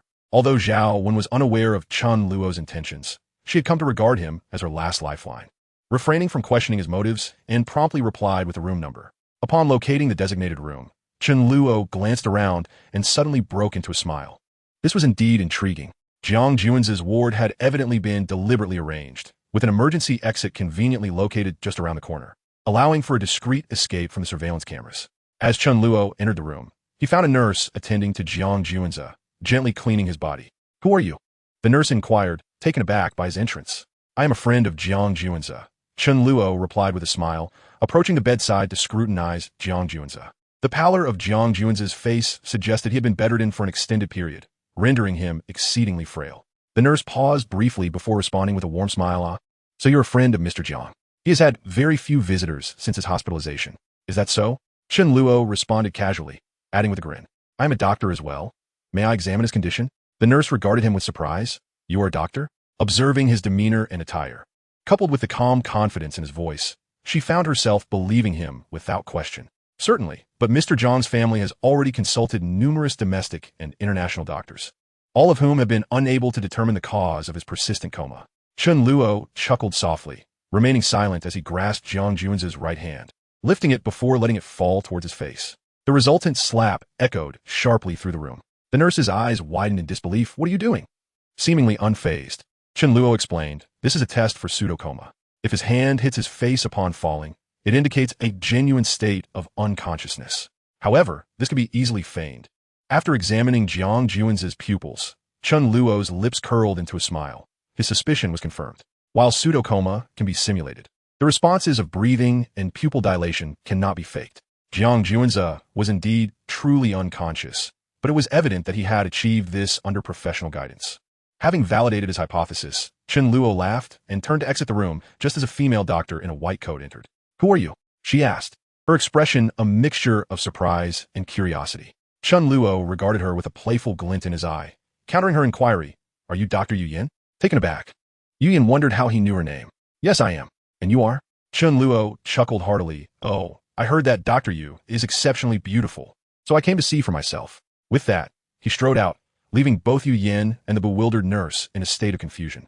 In the ensuing years, Jiang Junyan, having recently been exonerated, found himself in a car accident less than 3 days later. Remarkably, luck seemed to favor him. While the driver and secretary perished, he emerged unscathed. However, the accident left him with a spinal injury that caused paralysis from the waist down, confining him to a wheelchair. Meanwhile, Jiang Junze, frustrated by his repeated failures to eliminate Jiang Junyan, resorted to plotting several more assassination attempts. Strangely, each of these schemes inexplicably unraveled. Jiang Junze covertly poisoned Jiang Junyan, only for him to be rushed to the hospital and saved. On the day he severed the brake lines of Jiang Junyan's car, the driver inexplicably decided to inspect the vehicle, preventing a disaster at the last moment. From that point onward, Jiang Junyan became acutely aware that someone was intent on his demise, prompting him to exercise extreme caution, thereby depriving Jiang Junze of any further opportunities to strike. Initially suspecting his uncle, Jiang Mingyi, the truth only came to light when Jiang Junze was arrested, revealing the entire sordid plot. It was unveiled that Jiang Junze had harbored murderous intentions upon learning that Jiang Mingsheng intended to bequeath the family fortune to his 2 illegitimate sons.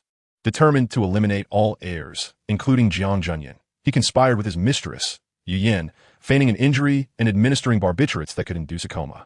Yu Yin, a physician at the People's Hospital, skillfully manipulated the brain CT images with her expertise, coupled with the effects of medication, successfully deceiving all the attending physicians.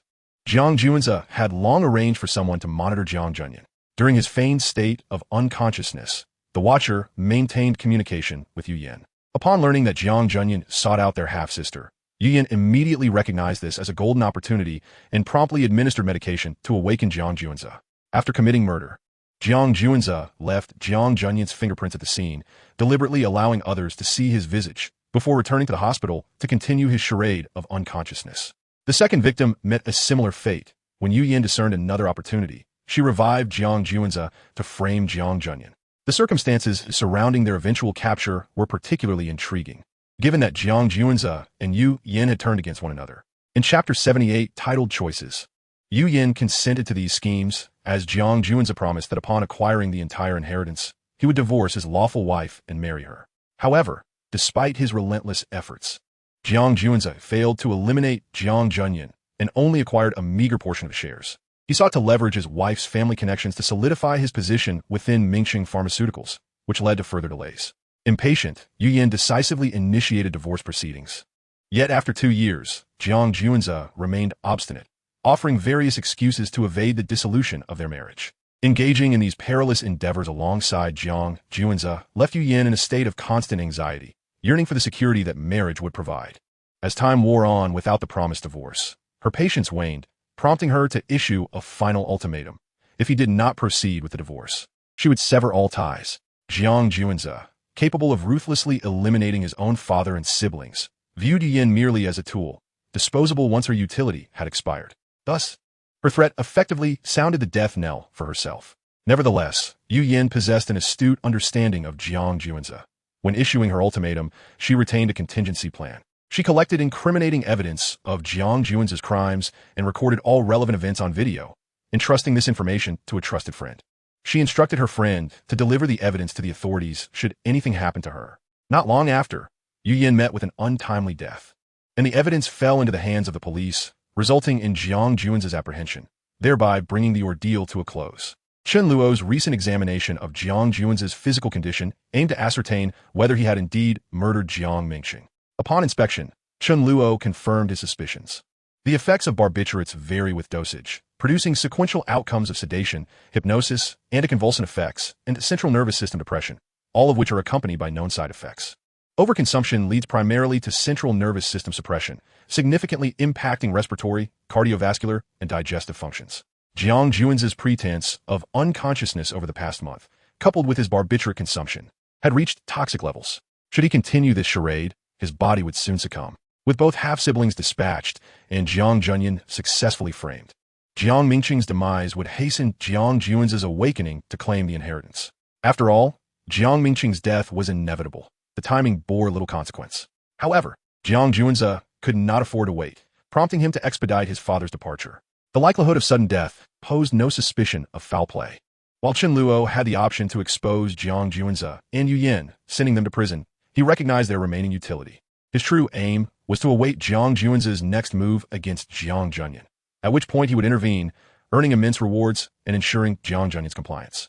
Chen Luo possessed numerous drug formulas of his own invention, including a unique muscle-building agent devoid of side effects, presenting vast market potential. Additionally, he had developed various anti-cancer medications, which could elevate Mingcheng Pharmaceuticals to a global leader in biopharmaceuticals. Contemplating whether to prevent the impending car accident or wait until after Jiang Junyuan's misfortune to rescue him, Chen Luo weighed the consequences. The anticipated paralysis from the accident could only be remedied through surgical intervention, which would create favorable conditions for nerve recovery, but would not restore the nerves themselves. Chen Luo's surgical prowess was unparalleled, and he harbored absolute confidence in his ability to restore Jiang Junyuan's mobility, given his access to nerve-repairing medications. After extensive deliberation, Chen Luo resolved to intervene and prevent the accident. Initially, he had planned to allow Jiang Junyuan to descend into despair before acting, thus earning the couple's gratitude and making them easier to control. However, he recalled that Jiang Junyuan and his wife enjoyed an excellent reputation, both among the general populace and business circles. Following Mingcheng Pharmaceuticals' IPO, they had gradually distanced themselves from the company, entrusting its management to professionals while dedicating their later years to philanthropy, building roads, funding schools, and aiding the elderly in impoverished regions, actively participating in these endeavors themselves. This was one of the qualities Chen Luo admired in them. Since he could offer a mere nudge to spare Jiang Junyuan some hardship, he saw no reason not to act. While the effect might be diminished, it would still yield results. With his decision made, Chen Luo wasted no time and swiftly departed the hospital, returning to his rented residence. After a 2-hour workout and a brief rest, he began contemplating another matter: how to legally and appropriately transfer funds to his parents. Not long from now, Ho Yaozong's stock market gains would become available. Calculating half of that sum, it amounted to nearly 50 million, an astronomical figure for his parents, who would likely be incredulous at the notion of such earnings from stock trading. After a moment of contemplation, a preliminary plan took shape. While he could not directly present the money, he could enlist someone else to do so. Considering Ho Yaozong's connections, he deemed it inappropriate for him to interact with his parents, but Jiang Junyuan posed no such risk. Once Chen Luo rescued Jiang Junyuan, he could channel the funds through him. The justification would not be difficult to fabricate. Royalties from drug patents or the valor of saving Jiang Junyuan's life would suffice. Once he secured a portion of legitimate income, Chen Luo was confident he could multiply that amount, relieving his parents of financial concerns for good. Chen Luo pondered repeatedly, and after concluding that there were no issues, he promptly took a shower to wash away the scent of sweat before heading to Longqing High School. The 2-day absence from Guqinghuan had left Chen Luo somewhat impatient to see her again. By the time Chen Luo arrived at school, evening study sessions were already underway. At this hour, the teacher had yet to arrive, and most students were engrossed in their books. When they noticed Chen Luo entering, an eerie silence enveloped the classroom, as if his mere presence commanded attention and tranquility. Unfazed by the atmosphere, Chen Luo leisurely made his way to his seat and then glanced at Guqinghuan beside him. To his surprise, Guqinghuan was asleep at her desk, completely oblivious to his arrival. In Chen Luo's memory, he had never witnessed her dozing off during class, not even during lunch breaks. Her head rested on her arms, and though half of her face was obscured, she radiated breathtaking beauty. She appeared utterly exhausted, lost in a deep slumber, unaware that class had commenced. The classroom lights cast a soft glow upon her flawless visage, as if enveloping her in a shimmering aura, accentuated by her sweet, sleeping expression, reminiscent of a fairy tale princess. A sudden surge of emotion coursed through Chen Luo, amidst countless cycles of rebirth. Only Xie Luyun had evoked such feelings within him. However, as time passed through endless reincarnations, those sentiments gradually waned. Over the course of 2 millennia, Chen Luo had learned to navigate life without attachment, engaging solely in fleeting encounters devoid of emotional investment. Yet at this moment, witnessing Gu Qinghuan stirred a feeling within him that he could not suppress, a sensation he had long forgotten. In that instant, he felt an overwhelming desire to freeze time. As Chen Luo gazed intently at Gu Qinghuan, he suddenly noticed her eyelids fluttering, as if she were about to awaken. Swiftly, he retrieved a textbook from his desk and placed it atop her head, shielding her from the harsh overhead light. Chen Luo inferred that the brightness of the classroom was discomforting her. Once the light was obscured, Gu Qinghuan's slightly open eyes closed again, allowing her to drift back into slumber. The surrounding classmates, who had been stealing glances at this unusual scene, were captivated by Chen Luo's remarkable transformation over the past 2 days, leading them to focus intently on his actions. The homeroom teacher, Wang Aihua, had not inquired about Chen Luo's absence, and neither had any other teachers, as if he were a phantom. Yet, upon Chen Luo's sudden appearance today, he had performed this unexpected gesture, leaving them all in astonishment. Those further away were oblivious to the unfolding drama, but those seated around Chen Luo quickly grasped the situation.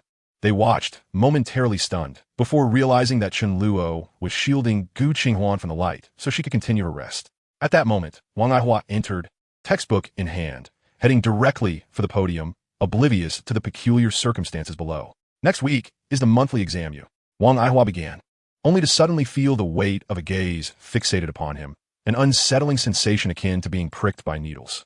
He turned in confusion and found Chen Luo holding a textbook, staring at him with an impassive expression. Wang Aihua was momentarily taken aback, perplexed by the unfolding events. Chen Luo furrowed his brow, raised a finger to his lips, and made a shushing gesture, his meaning unmistakable: silence him. Wang Aihua stood frozen, unsure of what had transpired, feeling as if he had unwittingly offended Chen Luo. The students in the classroom were equally bewildered, struggling to comprehend the spectacle before them. It was clear that Chen Luo had imperiously gestured for Wang Aihua to hush, while the teacher appeared as if he were a student caught in wrongdoing. Unaware of his offense, the classmates felt their perception shatter, unable to fathom the scene unfolding. Once Wang Aihua fell silent, Chen Luo's gaze returned to Gu Qinghuan, as if the entire world had shrunk to encompass only her. At this moment, every student in the class, regardless of gender, felt the urge to exclaim in disbelief. It was evident to all that Chen Luo had silenced Wang Aihua to avoid disturbing Gu Qinghuan's slumber. After a brief pause, Wang Aihua, feeling a flush of embarrassment, realized he instinctively felt a twinge of apprehension towards Chen Luo. It was not merely that Chen Luo had leverage over him. Since that fateful night, the intensity in Chen Luo's eyes had unnerved him, conveying a depth unbefitting a mere student. Ahem, you all continue your studies, Wang Aihua stammered, as if attempting to salvage his dignity before awkwardly retreating from the classroom. Even as he spoke, his voice was subdued, as if fearing Chen Luo's ire. Throughout this exchange, Chen Luo remained fixated on Gu Qinghuan's profile, silently vowing, in this lifetime, I shall not allow anyone to harm you. Immersed in his gaze upon her, he lost track of everything else around him. Time slipped away until Chen Luo suddenly produced a blank sheet of paper and a pencil from his desk. With one hand shielding Gu Qinghuan from the light, he began to draw with remarkable speed, the pencil gliding across the paper as if possessed by a life of its own. The classroom fell into an extraordinary stillness, the only sound being the soft scratching of pencil against paper. Witnessing Chen Luo's effortless demeanor and resolute gaze that had compelled Wang Aihua to retreat, the students were left in a state of confusion, hesitant to disrupt the tranquil atmosphere, allowing the sound of Chen Luo's artistry to permeate the room. However, one individual could not contain himself. Niewei abruptly stood and strode purposefully towards Chen Luo. For days, Niewei had sought to confront Chen Luo, only to find him absent from school, leading him to assume that the Qinglong flying gang had intimidated him. Yet, upon Chen Luo's return, all attention had shifted back to him, stoking the flames of his frustration. As Chen Luo heard the heavy, hurried footsteps behind him, he recognized the unmistakable sound without needing to turn around. Unperturbed, he retrieved his phone, opened QQ, and sent a pre-cut video to Niewei. I have prepared a little gift for you, Check your phone before making any decisions, Chen Luo remarked, casting a sidelong glance at Niao Wei. A cold smirk gracing his lips. Niao Wei, with his hand already in his pocket where a palm-sized stun gun was concealed, had learned from his previous humiliations at Chen Luo's hands to come prepared. However, upon hearing Chen Luo's words, he paused, momentarily stunned, his earlier bravado faltering. In the past, he would have certainly dismissed Chen Luo as a charlatan. However, after suffering setbacks on 2 consecutive occasions, a shadow of doubt had begun to loom over him.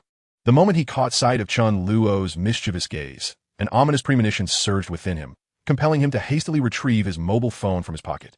Upon glancing at the screen, Niao Wei's pupils dilated abruptly, rendering him completely immobilized. Chapter 80, The Most Satisfactory Work. In 2008, although the mobile version of QQ could transmit video files, it was still the era of 2G, with painfully slow internet speeds and limitations on mobile functionality, rendering the files quite small. The video sent to Niao Wei had been compressed and edited multiple times by Chen Luo, now reduced to a mere 3 megabytes, with clarity and duration consequently diminished. What could be more accurately described as a short video was, in fact, more akin to a GIF. Yet despite this, it did not hinder Niao Wei from recognizing the female protagonist in the clip. The GIF prominently displayed Lin Yun's clear visage, her expression one of ecstasy amid vigorous activity. In an instant, a rush of blood surged to Niao Wei's head, leaving him dizzy and nearly fainting as he staggered a few steps. His mind was a tumult of anger, shock, shame, and profound fear. He could hardly fathom the contents of the GIF, and he was even more bewildered by how Chen Luo had obtained such material. It had to be a fabrication, a mere trick. Clenching his phone with such ferocity that it emitted a harsh sound, he felt the eyes of his classmates widen in curiosity. The GIF, devoid of sound, left them oblivious to what had provoked Niao Wei's trembling rage. "Shut the hell up," Chen Luo coldly uttered. "One more word, and I'll share this image with everyone in the class." At these words, Niao Wei felt a shiver run down his spine, his face turning as pale as a sheet, clearly realizing the consequences of Chen Luo's threat. Although Lin Yun had never set foot in the school, Niao Wei had a number of sycophants in class who had visited his home and seen Lin Yun on several occasions. If this GIF were to be disseminated, coupled with Niao Wei's reaction, they would undoubtedly ascertain the identity of the female lead. At that point, Niao Wei would not only be unable to maintain his standing at school, but would likely be too ashamed to even show his face at home. When Niao Wei noticed his classmates peering at his phone with eager curiosity, he felt like a thief caught in the act. Hastily stowing away his device and bolting from the classroom without uttering a word, he had no desire to attend class any longer. He simply wished to seek out his father, Nie Jiming, to resolve this predicament. Bursting from the classroom, he found a secluded corner, opened his phone, and intended to confirm once more whether the individual in the video was indeed his mother, Lin Yun. However, when he reopened QQ and located the image Chen Luo had sent, he was taken aback. The GIF had inexplicably transformed into an image of a raised middle finger, accompanied by the words "fool." Momentarily, he was at a loss for words. Had he merely imagined it, or was he experiencing some sort of visual distortion? Just as he was grappling with confusion, another message pinged in the chat. "You're not hallucinating. I can send it to you again anytime. Get as far away as you can. I don't want to see you today." Staring in disbelief, Niao Wei could not comprehend why the GIF's content had suddenly changed, or how Chen Luo had known he would reopen it. Yet, he understood that this was a threat. If he did not vanish immediately, that GIF could easily become public knowledge throughout the school. His expression flickered through a myriad of emotions. He dared not return to the classroom, and instead left the school altogether, aware that Chen Luo would likely follow through on his threat. How could Chen Luo not anticipate the actions of a petty child like Niao Wei? He would undoubtedly verify the authenticity of that GIF at the first opportunity and then seek assistance from Nie Jiming. The fact that Niao Wei could still attend school and look for trouble indicated that Lin Yun had not yet taken a stand against Nie Jiming. However, this was not surprising. After all, less than 2 days had passed, and Lin Yun was likely biding her time, preparing for a decisive strike. Should that GIF be exposed, Nie Jiming would undoubtedly confront Chen Luo to clarify its origin, potentially leading to unnecessary complications. Moreover, Nie Jiming might confront Lin Yun. If she discovered that the video had been obtained by others, she might very well turn against Chen Luo first. Thus, Chen Luo had embedded certain elements within the GIF, ensuring that after the initial viewing, the subsequent image would entirely overwrite it, rendering it invisible upon a second click. With the image gone, the evidence would vanish. And even if Niao Wei approached Nie Jiming, the latter would likely dismiss his claims. Furthermore, Chen Luo knew that Niao Wei would never dare to broach the subject of having seen his mother in such a compromising light. It was a topic that any sane individual would find difficult to discuss. With a mere phrase, Chen Luo had sent the once mighty campus bully, Wei, fleeing, leaving his classmates in a state of astonishment. Just days prior, Chen Luo had been prepared to resort to physical confrontation. Now, mere words sufficed. An air of cautious silence enveloped the classroom, the students wary of disturbing Gu Qinghuan, who was asleep. Chen Luo's attention shifted back to Gu Qinghuan, who remained in a posture of holding up her textbook, her other hand diligently completing sketch. With no interruptions, his pace quickened as he deftly captured Gu Qinghuan's sleeping form on paper. The students seated behind him had been observing the sketching process. While others could not discern Chen Luo's actions, they were acutely aware of what he was creating. Upon seeing the likeness of Gu Qinghuan emerge on the paper, the two students behind him were utterly astounded. The sketch was so lifelike that anyone could recognize it as Gu Qinghuan, with every detail from her appearance to her attire rendered with impeccable accuracy. If they hadn't witnessed the process themselves, they might have doubted it wasn't a photograph. Even more astonishing was the fact that as Chen Luo sketched, he had to alternate arms to shield Gu Qinghuan from the light with his textbook. Yet he maintained an extraordinary pace and precision, his artistry becoming even more refined and exquisite regardless of which hand he employed. How could this be? The two students stared in disbelief at the sketch, their faces a mix of shock and incredulity. It was one thing for Wei and Wang Aihua to be taken aback, but when had Chen Luo developed such remarkable artistic prowess alongside his enigmatic linguistic abilities? What on earth had transpired to instigate such a dramatic transformation? Gazing at the completed sketch in his hands, satisfaction gleamed in Chen Luo's eyes. He had entered a state of flow during the creation process, achieving a remarkable level of completion.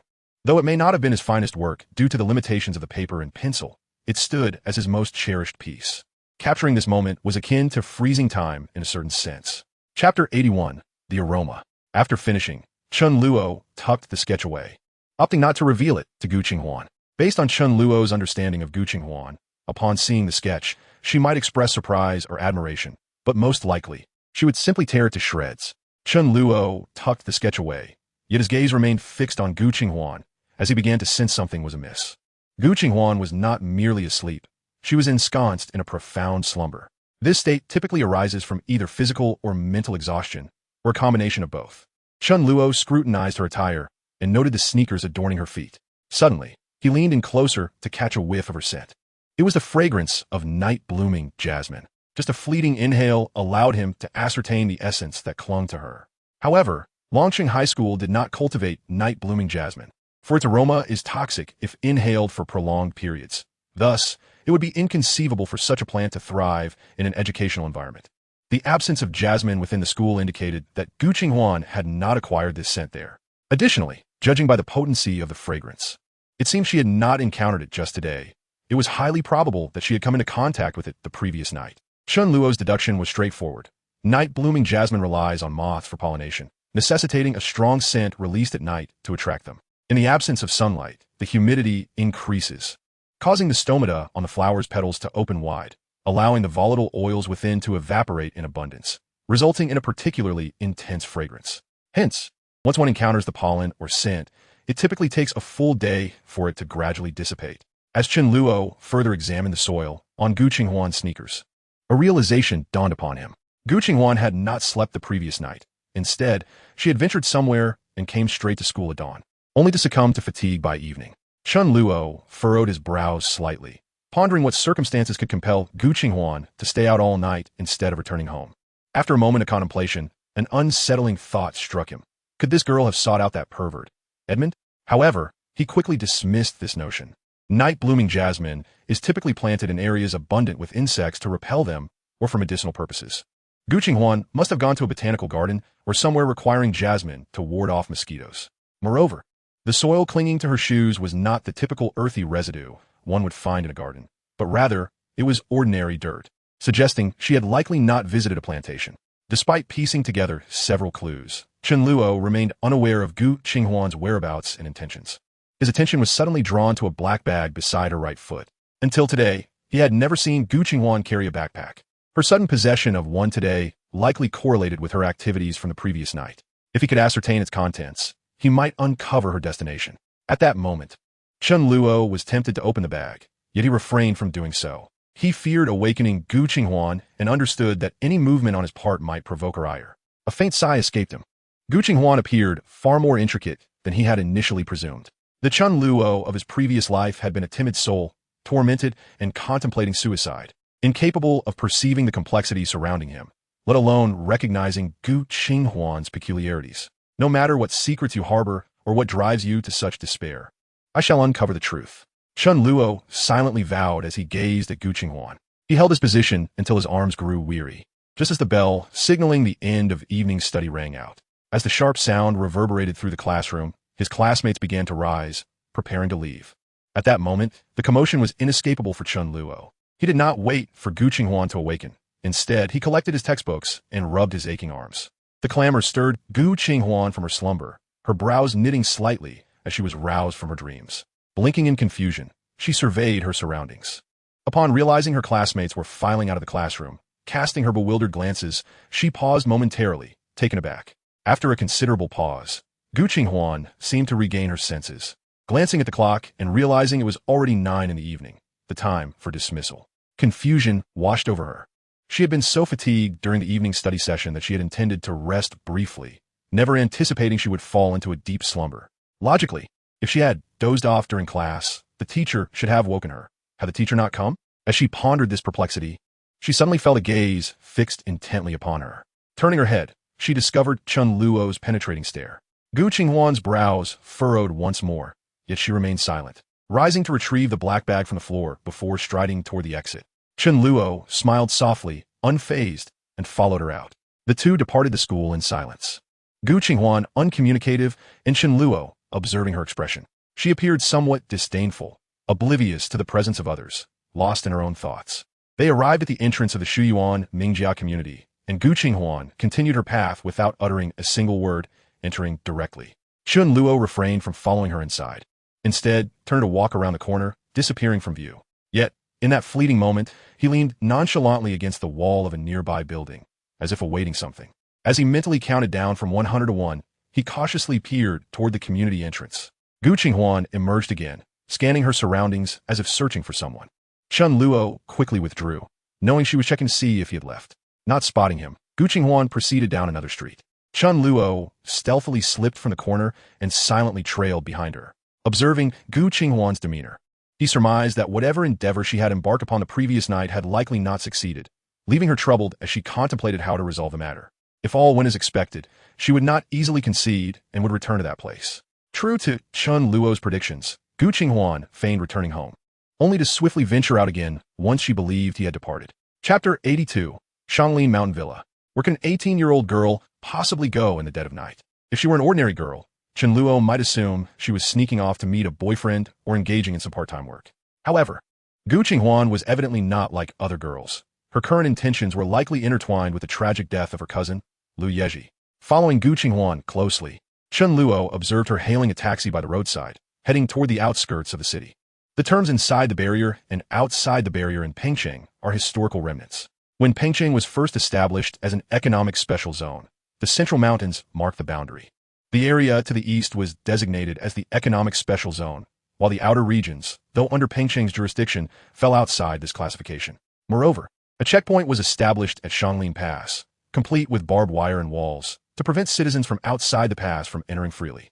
At that time, there was a significant disparity between the development inside and outside the pass, evident in the urban landscape, vibrancy, consumption, and income levels. The interior was markedly superior. However, following Hong Kong's return in 1997, the checkpoints were dismantled and the outer regions gradually began to develop. Despite this, the historical nomenclature persisted. It was only when the developmental levels of the outer regions began to closely resemble those of the inner regions that this terminology gradually faded. An hour later, Gu Qinghuan passed through Shanglin Pass and alighted from a taxi on a street in the Shanglin district, proceeding on foot. Upon noticing her disembarkation, Chen Luo quickly instructed the taxi driver to stop and followed her closely. Before long, Chen Luo realized he was straying further off course. Having reached the foot of Shanglin Mountain, which distinctly divides Pengcheng into inner and outer regions, he could not help but furrow his brow. He was well acquainted with Pengcheng, and Shanglin Mountain harbored no attractions, the only destination being the Shanglin Villa, a luxurious estate developed by a property company named Yahe Real Estate, consisting of mere 36 villas. Nestled at the mountain's base, surrounded by verdant hills and tranquil waters, the environment was serene and elegant. Due to its exclusivity upon release, the These villas were swiftly snatched up by the affluent of Pengcheng. In 2019, each villa commanded a price exceeding 500 million, and even in the present year of 2008, the cost would not fall below several million. Thus, those who could afford such luxury were far from ordinary, a fact that could hardly be overstated. What business did Gu Qinghuan have here? Chen Luo pondered, slowing his pace. The surroundings were desolate and devoid of people. Even the slightest sound of footsteps could resonate far and wide. However, this posed no challenge for Chen Luo, as he had spent numerous lives on the run, honing his tracking and evasion skills to perfection. He was less than 10 meters from Gu Qinghuan, yet she remained oblivious to his presence, not even hearing the sound of his footsteps, coupled with the pitch-black night and the absence of streetlights. Gu Qinghuan was unaware of the individual trailing her when she reached the entrance of Shanglin Villa. At this moment, the villa had just been completed. Although all the villas had been sold, they were still undergoing renovations, and no one had yet moved in. Nonetheless, being a high-end residential area, the materials stored within were of considerable value, which warranted the presence of numerous security personnel at night. As Gu Qinghuan approached the villa's entrance, she retrieved something from her bag and began to don it. The distance in the dark rendered Chen Luo unable to discern what it was, but based on her movements, he surmised she was putting on a hat, securing her long hair, and then seemingly producing a mask to conceal her face. What on earth? Chen Luo was bewildered. Was Gu Qinghuan attempting to commit theft? However, with no one currently residing in the villa, it was unlikely there would be anything of value worth stealing. As Chen Luo regained his composure, he noticed Gu Qinghuan had begun to jog toward the low wall adjacent to the villa. His eyes flickered with understanding. She intended to avoid the security at the entrance and gain entry from another point. Without hesitation, he followed suit, determined to uncover her intentions. Upon reaching the low wall, he observed her toss her bag over it, then retreat a few steps before accelerating. As she neared the wall, Gu Qinghuan leaped, grasping the nearly 3-meter-high ledge. With a gentle push off the wall, she sprang upward with the agility of a cat, effortlessly flipping over and landing on the other side. Chen Luo stood momentarily stunned, unable to comprehend what he had just witnessed. Although he had anticipated her actions during her run-up, seeing her scale the wall so effortlessly was astonishing. That wall stood at least 3 meters high, an insurmountable barrier for the average person. Mastery of such a feat relied heavily on vertical leap and technique, with running distance, speed, and rhythm playing crucial roles. Nevertheless, the ability to climb and jump was not something easily acquired. Gu Qinghuan's proficiency suggested extensive training. Chen Luo found himself perplexed. What purpose did her training serve? A sigh escaped him as he realized that the closer he got to Gu Qinghuan, the more secrets she seemed to harbor, shrouded in an enigmatic fog. Yet, seeing her already on the other side, he had no time to ponder the reasons and promptly sprinted in her direction. When he was 7 or 8 meters from the wall, Chen Luo accelerated, gaining speed. As he reached the wall, he leaped upward, grasping the ledge with ease, then using that momentum to propel himself onto the wall. For someone once adept at parkour, climbing walls was child's play. His record was nearly 6 meters scaled without assistance. Upon reaching the top, he was immediately enveloped by the fragrant scent of night-blooming jasmine, which filled the air on the other side, overwhelming in its potency. Gu Qinghuan had already landed on the ground and was swiftly making her way towards a distant villa, oblivious to any sounds behind her. Chen Luo remained cautious, fearing a loud landing, and waited atop the wall until Gu Qinghuan was sufficiently far away before he too jumped down. Chapter 83.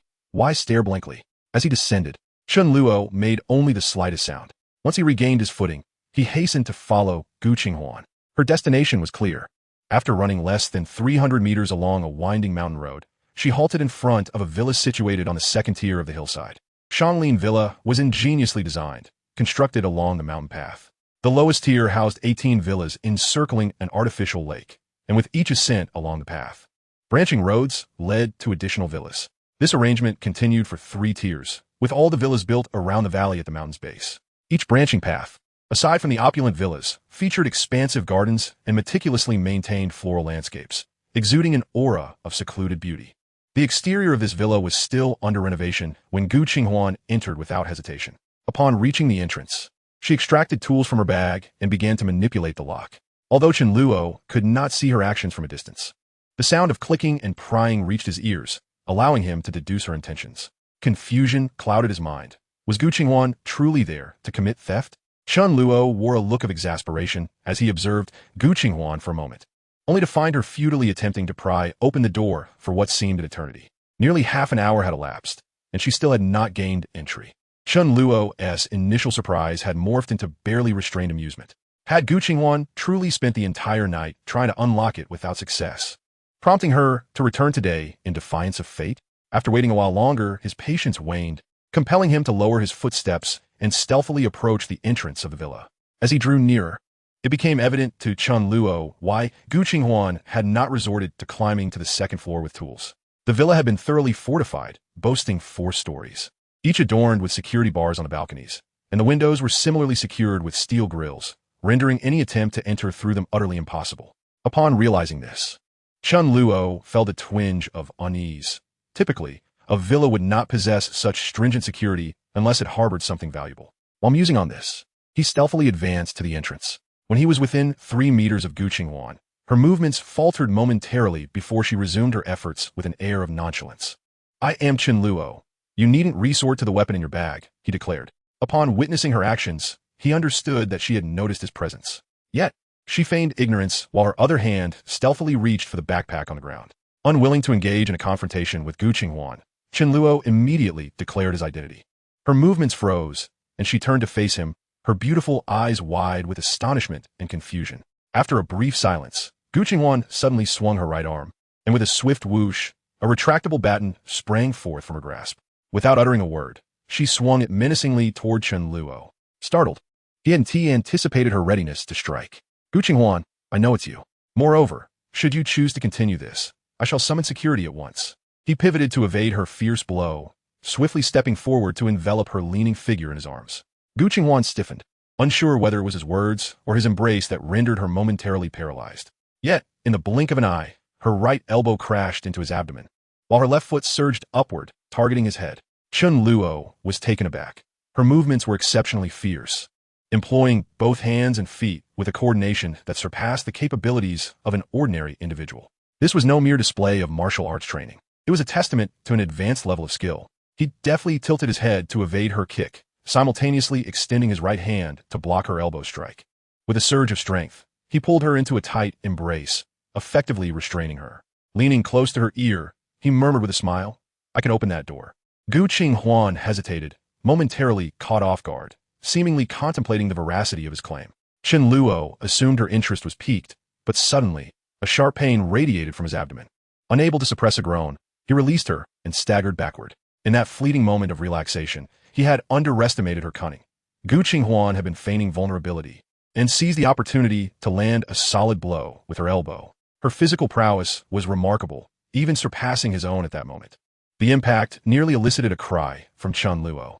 As Gu Qinghuan raised her baton once more, he couldn't help but smile ruefully. "Wait, I genuinely can assist you in unlocking this door." Her movements hesitated slightly. Upon seeing him, she had initially been taken aback, unsure how he had managed to follow her unnoticed. However, her instinct was to incapacitate him before demanding an explanation for his presence. Yet to her surprise, Chen Luo exhibited extraordinary agility, making it difficult for her to subdue him. She scrutinized him for a moment, uncertain whether to trust his words. Judging from his demonstrated abilities and the sincerity etched upon his face, he seemed unlikely to be lying. "You can truly unlock it?" she inquired, her voice lowered, betraying her skepticism. Chen Luo, clutching his aching abdomen, shook his head with a wry smile. He raised a finger, declaring 1 minute. "If I cannot unlock it within that time, you may do as you wish." Gu Qinghuan, displaying remarkable decisiveness, sheathed her baton, gesturing toward the tools strewn across the ground. "They are right there. You want to strike me from behind while I am preoccupied with the lock, will you?" Gu Qinghuan paused, admitting to herself that she indeed harbored that thought, not during his unlocking attempt, but a minute later, regardless of his success. Now that her intentions had been exposed, she felt a twinge of embarrassment. "I can stand beside you, can't I?" she asserted, her expression dismissive as she moved to stand next to Chen Luo. With a smile, he bent down to retrieve the tools she had previously utilized, examining them closely. "Quite professional. These are custom lock-picking tools." Recognizing their purpose, he half-squatted before the keyhole, glancing up at Gu Qinghuan. "Why are you just staring? Shine the light here." Taken aback, Gu Qinghuan shot him an irritated glare, but complied, retrieving a flashlight from her bag and directing it toward the lock.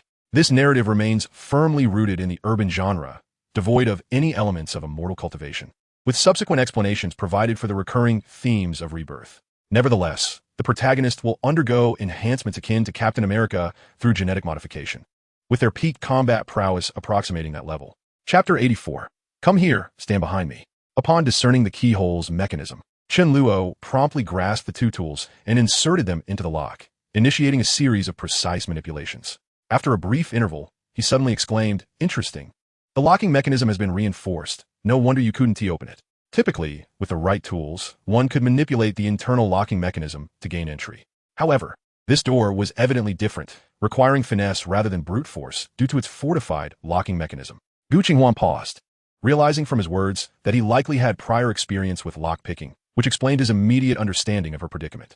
For Chen Luo, her inability to unlock the door posed little challenge. He reinserted the tools, deftly maneuvering them with swift precision. Moments later, with a decisive flick of his wrist against the pointed tool, he heard a gratifying click. The door yielded slightly ajar. A glimmer of delight sparkled in Gu Qinghuan's eyes as she prepared to step inside. "Wait," Chen Luo interjected, yanking her back and gesturing toward the upper corridor. "First, take a look up there." Gu Qinghuan was momentarily taken aback. She quickly raised her head and followed Chen Luo's gaze to the location he pointed out, discovering a black circular device affixed to the ceiling of the corridor. It was a motion sensor, which would trigger an alarm the moment one stepped inside its range. Chen Luo suddenly reached out and seized the flashlight from Gu Qinghuan's hand, cautioning her that there was also a light sensor on the wall, and illuminating it with the flashlight would similarly activate the alarm. At that moment, Chen Luo was somewhat astonished. Already at the entrance, there were two security devices, indicating the owner of the villa placed great importance on the items within. Standing up, he unexpectedly turned his gaze towards the garden outside the villa, where numerous construction remnants had yet to be cleared away. With the flashlight in hand, he scoured through the debris and soon locked onto a pile of cardboard boxes. Without hesitation, Chen Luo approached, extracting one of the boxes from the refuse and swiftly folding it several times before returning to the door. "Do you have any tape or anything that could serve as a cover?" Gu Qinghuan was still uncertain of Chen Luo's intentions, but surmised he likely had a plan to circumvent the two security devices. "There's black tape," Gu Qinghuan responded. Chen Luo cast her a surprised glance, not expecting her to be so well prepared. In truth, the mask Gu Qinghuan was wearing could suffice, but tape was preferable, which was why he had inquired. As she retrieved the black tape from her backpack, Chen Luo first tore off several strips and affixed them to his hand, then lifted the cardboard. "Come over, stand behind me," he beckoned to Gu Qinghuan. With a quizzical expression, Gu Qinghuan hesitated for a moment but ultimately positioned herself behind him. The motion sensor was a pyroelectric sensor capable of detecting the infrared radiation emitted by the human body. When someone passed in front of it, the intensity of the detected infrared radiation would change, thereby indicating an intrusion. The cardboard box could obstruct its detection. We would hold the box above our heads and proceed together. Seemingly sensing Gu Qinghuan's confusion, Chen Luo explained briefly before switching off the flashlight. Gu Qinghuan was momentarily stunned. The motion sensor was still a relatively advanced security device in the country. She had only heard of such things and was ignorant of their operational principles. Yet, Chen Luo not only understood them, but also knew how to resolve the issue. Reflecting on the lock she had struggled with for an entire night, Gu Qinghuan found it hard to comprehend how this individual seemed to possess such extensive knowledge. "It's very dark inside. You hold onto my shirt with one hand and follow closely behind. Wait until I cover that light sensor," Chen Luo instructed. "But how can you cover the light sensor if you can't see?" Gu Qinghuan paused, bewildered by his confidence. It was nearly 11 o'clock at night, and the interior was pitch black. Without a flashlight, one would see nothing upon entering. Chen Luo smiled, refraining from further explanation. Prior to practicing blind throwing and shooting, he had lived for 3 months with his eyes covered. Darkness posed a challenge for ordinary individuals, but for Chen Luo, it was not an insurmountable obstacle, especially since he had already noted the position of the light sensor. In an instant, he calculated how many steps to take to reach beneath the sensor and how high he needed to extend his hand to cover it. Furthermore, he gauged the distance based on Gu Qinghuan's stride, knowing that it would be far easier for him to coordinate with her than vice versa. "Now, do you have any other choice but to trust me?" Chen Luo said, raising the cardboard box and smiling at Gu Qinghuan behind him. Gu Qinghuan found herself at a loss for words. Indeed, Chen Luo was correct. She had no alternative but to trust him at this moment. Resolutely, she stepped closer to Chen Luo, lifting the folded cardboard box above her head with one hand while gripping his clothing with the other. "I'm ready." However, Chen Luo suddenly grasped Gu Qinghuan's hand, casually stating, "Holding hands helps gauge distance. This box isn't large, and if any part of us protrudes without a moment's hesitation." Gu Qinghuan swatted his hand away, coldly retorting, "I saw extra boxes outside just now." Chen Luo was unfazed by being exposed. He merely cleared his throat and nonchalantly replied, all right, then just stick close." He lifted the cardboard box, and upon sensing Gu Qinghuan was also supporting it from behind, he continued, "I will count according to your steps. We'll advance 10 steps, and then stop. You may only move when I say it's all right. Understood? Understood. Good. Let us begin. 1 as Chen Luo counted to 1. He stepped forward into the house. Gu Qinghuan grasped his clothing and followed him inside. 9, 10, stop. Chen Luo's pace was effortlessly synchronized with Gu Qinghuan's, allowing them to pass the motion sensor seamlessly. When he reached 10 and halted, he swiftly tore off a strip of black tape that had been adhering to his palm and, on tiptoe, pressed it against the wall. Despite his inability to see, the black tape was applied with remarkable precision over the light sensor. Subsequently, he methodically tore off more strips of tape, efficiently sealing the sensor completely. Chapter 85. What I fear most is you getting hurt. Once Chen Luo had dealt with the light sensor, he retrieved the flashlight from his pocket, first illuminating the ground to ensure there was no commotion, then proceeded to take several steps forward. You can move now. I'll check for any other light sensors. He discarded the cardboard box overhead and began scrutinizing the walls. At that moment, Gu Qinghuan observed Chen Luo with wide-eyed astonishment. She anticipated he could accurately disable the light sensor without sight. However, she recognized that this was not the time for marveling. She quickly retrieved another flashlight from her backpack and began to search the villa's living room. The living room was furnished, yet most items remained unopened and haphazardly arranged, suggesting that it had not been tidied up. These were not Gu Qinghuan's targets. Her gaze swiftly scanned the entire room until it landed on a tightly closed door. There were 4 rooms in total, 3 of which were ajar, while the innermost door was locked. With her eyes glinting, Gu Qinghuan immediately lifted her foot to approach. Don't rush, Chen Luo cautioned, seizing her arm. He directed the flashlight towards the ceiling of the living room, saying, even though there's no light sensor, there's a thermal sensor up there. Its detection range is broader than that of the motion sensor, and it senses heat. Blocking it with cardboard won't help. If you walk over there, the alarm will be triggered. Gu Qinghuan halted her movements, following Chen Luo's gaze, and indeed spotted a circular device affixed to the ceiling. Although she had long suspected that numerous security measures would be in place, she did not anticipate the relentless succession of them, requiring utmost caution at every step. How should this conundrum be resolved? Chen Luo offered a faint smile, indicating that this was an exceedingly outdated model, with a sensing radius of approximately 7 meters. As long as they circumvented its range, they could proceed unimpeded. Gu Qinghuan furrowed her brow at this revelation. An outdated model? How could they possibly be using antiquated technology here? Oh, my apologies, I neglected to clarify. To me, this apparatus is indeed antiquated. It remains relatively advanced in today's context. Gu Qinghuan shot a disbelieving glance at Chen Luo, but her attention swiftly returned to the tightly locked room. For her, the immediate priority was to locate the item she sought as quickly as possible. Her brow knitted further as she observed that the solitary corridor leading to the locked door fell squarely within the thermal sensor's detection radius. Lacking Chen Luo's remarkable thieving prowess, she stared at the door, momentarily at a loss for how to proceed. There's no need to fixate on that door. It's merely a diversion. The item you seek is likely within that room. Chen Luo suddenly illuminated the far left room with his flashlight. How do you know this? Gu Qinghuan asked, momentarily taken aback, her eyes widening in surprise. Do you see that painting? He redirected the beam of his flashlight to a framed landscape artwork adorning the wall. This painting contained an embedded electronic clock, its red digits displaying the time. Gu Qinghuan scrutinized the painting with a hint of confusion before her mind raced, and the light in her eyes brightened. The furniture in the living room remains unwrapped and disassembled. Everything is in disarray, yet this painting has been hung in advance. This implies its significance. They're using it to conceal something. As she spoke, her gaze shifted back to the electronic clock, noticing that the emitted light seemed to miss. It likely concealed a night vision camera, utilizing the clock's glow to mask the camera's own illumination. Chen Luo smiled slightly, commending her with a tone of admiration. Clever. Rather than feeling elated at his praise, Gu Qinghuan felt a twinge of frustration, realizing she had overlooked these details despite her prolonged observation. While Chen Luo had discerned them instantly. Do not feel disheartened. No one has yet been born who can surpass me. The fact that you could deduce this so quickly is already commendable, Chen Luo boasted, seemingly attuned to her sentiments. Gu Qinghuan rolled her eyes, dismissing his arrogance and redirecting her focus to the room.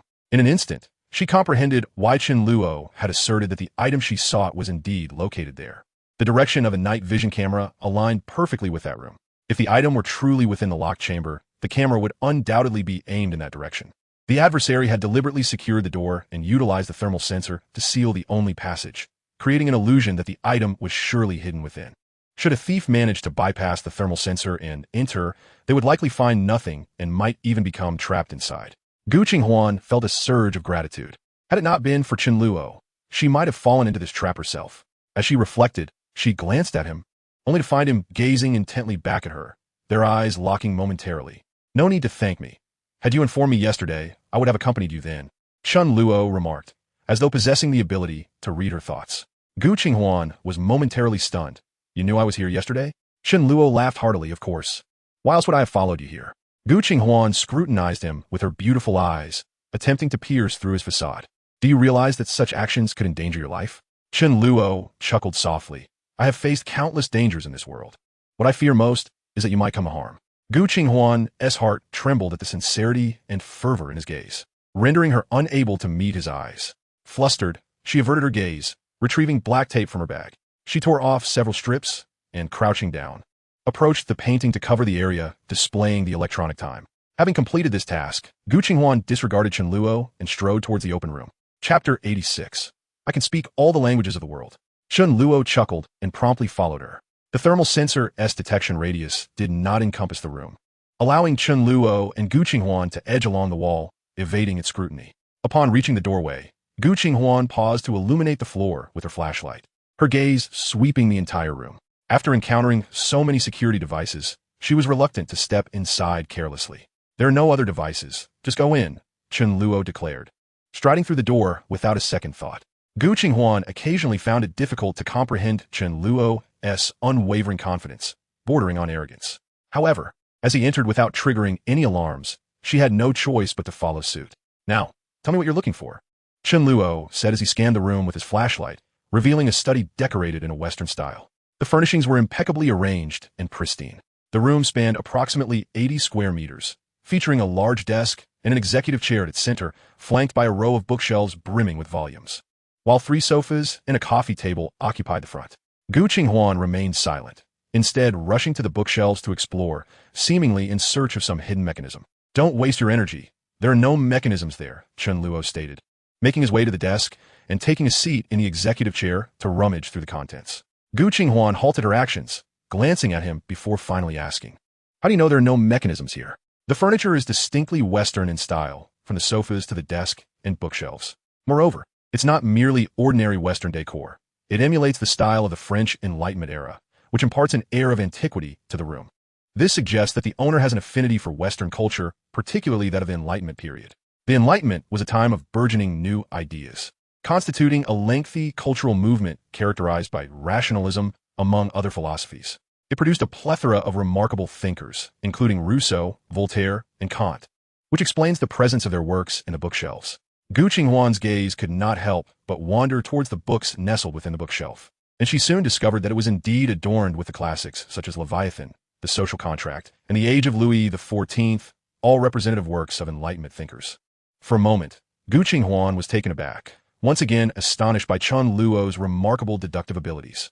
In a mere minute since his arrival, he had adeptly inferred the owner's preferences from the arrangement of the furniture and the selection of books within the room. What further perplexed Gu Qinghuan was how Chen Luo discerned that the room's furnishings were styled from the Enlightenment period. As Chen Luo rummaged through the desk, he continued, "Since the Enlightenment era, the secret compartments of desks have been an integral part of carpentry craftsmanship. The owner of this room has a profound appreciation for the culture of the Enlightenment, evident in both the literature and the furnishings. Thus, any concealed mechanism must surely reside within this desk. He urged, so it would be prudent for you to disclose what it is you seek, as it would greatly facilitate my assistance." After tapping and probing the desk surface for a considerable time, Chen Luo opened the drawers only to find nothing amiss. He promptly crouched beneath the desk, lying on the ground to inspect the underside. Furrowing his brow, he still found no hidden mechanisms or secret compartments. Intriguingly, a smile suddenly broke across his face as he emerged from beneath the desk, reopening one of the drawers and pulling it out entirely. At that moment, Gu Qinghuan approached, yet she remained silent about the object of her search. Instead, she retrieved another drawer from the side, placing it atop the desk for examination. However, both Chen Luo and Gu Qinghuan discovered the drawers contained nothing of significance, merely inconsequential items such as paper, pens, books, and scissors, without any notable features. Even after removing the drawers, the vacant spaces yielded no signs of concealed mechanisms. Chen Luo's gaze suddenly sharpened as he reached for a book within Gu Qinghuan's drawer. Critic der Reinen Vernunft. Upon hearing Chen Luo pronounce the title, a flicker of surprise crossed Gu Qinghuan's eyes. "You can speak German?" This time, it was Chen Luo's turn to be astonished. He regarded Gu Qinghuan thoughtfully. Clearly, she possessed at least a modicum of understanding of the language. However, feigning ignorance, he smiled and continued. What if I claim to be fluent in every language in the world? Would you believe me? Gu Qinghuan scoffed, her expression unmistakably skeptical. The revelation that Chen Luo spoke Latin and German had already caught her off guard. The notion that he could master every language was simply implausible. This is one of Kant's seminal works, and it's the original German edition. After pondering for a moment, Chen Luo weighed the book in his hand, his eyes suddenly brightening as he directed his flashlight towards the bookshelf against the wall, seeking the Chinese version of Critique of Pure Reason. Gu Qinghuan paused briefly but quickly regained her composure, joining Chen Luo in the search. Found it, over here, she whispered excitedly from the far right corner. Chen Luo promptly approached, following her guidance. Upon spotting the Chinese edition of Critique of Pure Reason, he reached for it, replacing the German version back into its place. With a crisp sound, the bookshelf emitted a click, and then, to their astonishment, it slightly opened, revealing a narrow crevice. With a smile, Chen Luo pushed against the bookshelf, which receded inward, exposing a hidden chamber within. Armed with his flashlight, he stepped inside, discovering a space of merely 20 square meters. The room contained only a desk, a chair, and a computer, nothing else of note. As soon as Gu Qinghuan caught sight of the computer, she dashed over and powered it on. Before the system fully booted, she retrieved a USB drive from her backpack and plugged it into the computer's chassis. Realizing the significance of the computer, Chen Luo understood that it likely housed the information Gu Qinghuan sought. Yet, as the computer powered up, Gu Qinghuan was instantly taken aback, for the startup screen revealed nothing. Impossible, she exclaimed, frantically navigating the mouse in search of files, only to discover the computer was utterly devoid of content. No folders, no icons, merely an empty interface. Chen Luo, observing Gu Qinghuan's struggle, felt no surprise. The villa's intricate security measures and the method of accessing the hidden chamber indicated that its owner was no ordinary individual. The very mechanism required considerable ingenuity. Without knowledge of German, one would be oblivious to the connection between the book and the bookshelf. Had Chen Luo not felt the book's weight, distinctly heavier than typical volumes, he would have been unable to ascertain that it needed to be placed in the correct position to activate the mechanism. Given the owner's cunning, it was unlikely that anything of value would be stored directly on the computer. Rather than assist Gu Qinghuan with the computer, Chen Luo began to scrutinize the room. He glanced at the moving bookshelf door, only to find its reverse side was also lined with books. His eyes gleamed with insight as he approached, illuminating the back of the bookshelf with his flashlight. Within 20 seconds, he had scanned the titles. Simultaneously, he realized that the Chinese edition of Critique of Pure Reason still held significance. It must be the key to activating some mechanism within the hidden chamber. Chen Luo could not help but admire the owner's meticulousness. Even within the hidden chamber, there remained concealed mechanisms. A typical individual would likely discard the book they had just replaced upon entering the chamber, oblivious to its continued utility. Chen Luo chuckled softly, refocusing his attention on the bookshelf. Before him, several spots on the shelf were vacant. Opening it would be quite simple. One merely needed to place the book in the correct slot. After a moment's contemplation, he quickly discerned some clues. The dust accumulating in certain empty spaces indicated they had not been disturbed, suggesting they were incorrect placements. Swiftly eliminating the majority of options, he was left with 3 slots.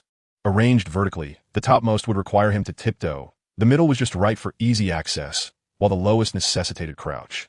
After a brief consideration, he decided to place the book in the middle slot. Human nature often leans towards convenience. After navigating numerous obstacles, upon entering the hidden chamber, the owner would likely assume no one could decipher the riddle and would opt for the most straightforward method to activate the mechanism. The central position allowed for the book to be inserted with ease upon entering the chamber, making it the most practical choice.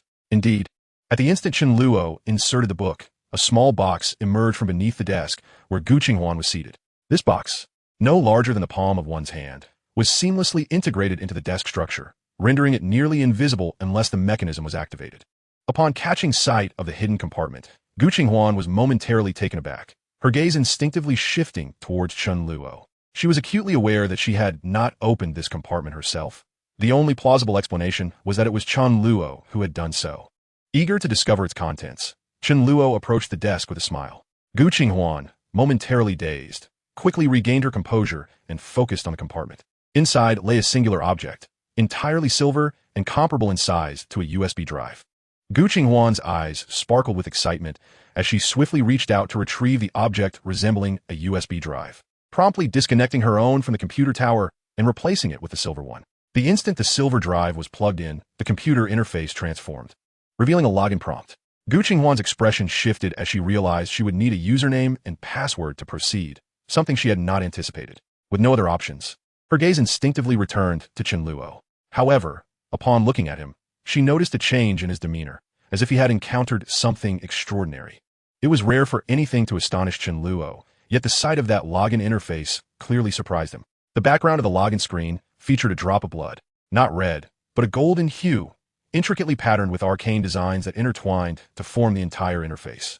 Chen Luo's astonishment stemmed from the realization that this login interface belonged to the Bloodline, a secretive organization.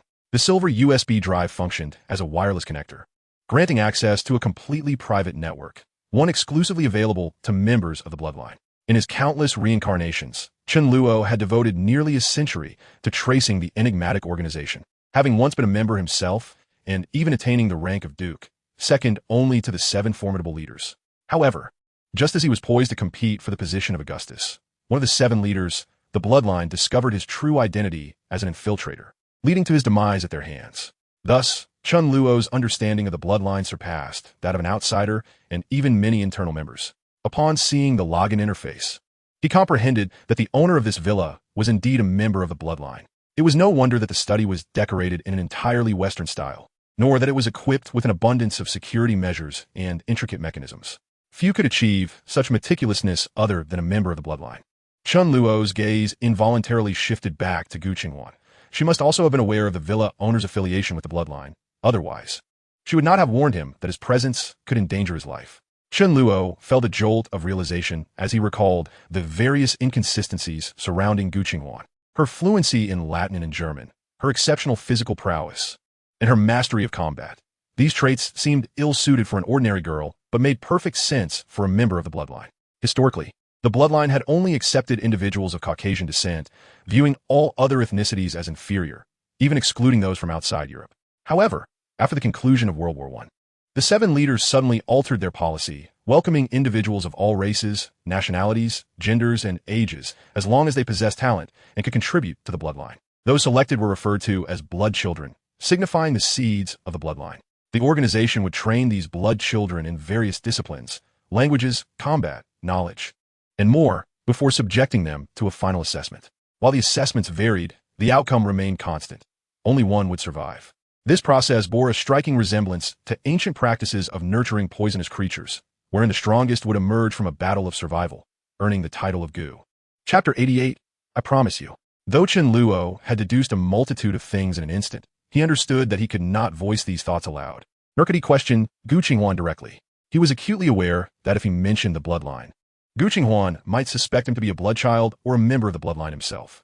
Such a revelation would only breed suspicion, hindering Chen Luo's efforts to uncover the truth behind the events that led to her suicide. Even in 2019, the Bloodline remained shrouded in secrecy, known only to prominent families like the Xie family, who had the privilege of hiring their assassins. The identities of the core members were often obscured, even to long-standing members. Given Chen Luo's current capabilities, it was plausible that Gu Qinghuan had already harbored doubts about him and perhaps even investigated his background. However, the extent of Chen Luo's transformation was so profound that even a bloodchild could not account for it. If at this moment, he surmised the villa owner's affiliation with the Bloodline simply by observing the login interface, and even suspected Gu Qinghuan to be a bloodchild, it would indeed be remarkable if she continued to trust him. Was it possible that he had misconstrued the situation? Could the final assessment have been the catalyst for Gu Qinghuan's suicide? A sudden thought struck Chen Luo, and the more he pondered, the more plausible it seemed. While Gu Qinghuan had jumped from the upper floor, the surveillance footage had not captured her face, leaving her emotional state at that moment a mystery. It was conceivable that she had been coerced into leaping from the rooftop, perhaps because her parents were in peril or due to some form of hypnosis. Chen Luo was aware of several methods for inducing deep hypnosis, compelling individuals to act according to another's will upon awakening. Furthermore, the Bloodline's methods of disposing of failed blood children often involved orchestrating accidents that left no trace of evidence, preventing suspicion from falling upon the organization. Taken together, these considerations compelled Chen Luo to reconsider his earlier hypothesis. He was uncertain when the Bloodline conducted its assessments, but Gu Qinghuan's presence in the home of a Bloodline member suggested she might be undergoing one of those evaluations. Chen Luo sighed inwardly, realizing he had perhaps overthought the matter without confirming whether Gu Qinghuan was indeed a bloodchild. Regardless of her status, he resolved to assist her. Although he had unraveled so many complexities, it had all transpired within a fleeting moment. Noticing Gu Qinghuan's puzzled glance, he swiftly composed his expression and smiled, explaining, "That is a wireless connector, linking to an internal private network that requires a username and password for access. Moreover, any incorrect entry will result in the automatic destruction of a USB drive and trigger an alert to the server." A flicker of dismay crossed Gu Qinghuan's eyes, for she lacked the necessary credentials, rendering her unable to obtain the very thing she sought despite its proximity. However, Chen Luo's voice suddenly broke through her despair. "But fear not, I have a way to help you log in." Upon hearing the words, Gu Qinghuan immediately lifted her head, her eyes brimming with anticipation. "However, I have a condition." Gu Qinghuan paused for a moment, then slowly inquired, "What condition?" "You must tell me what transpired a year ago." Gu Qinghuan gazed at Chen Luo and, with a gentle motion, removed the mask she had been wearing, stating coolly, "Did you not already know?" Chen Luo looked at Gu Qinghuan in astonishment. After a moment's contemplation, he discerned where the issue lay. Did that basketball coach visit Longqing High School? Chen Luo had only learned about Gu Qinghuan from that coach, as no other students were privy to the information. Therefore, it was impossible for Gu Qinghuan to have discovered this from a student at Yizhong. The only remaining source was indeed the basketball coach. That individual was aware that Chen Luo was from Longqing High School and a classmate of Gu Qinghuan's.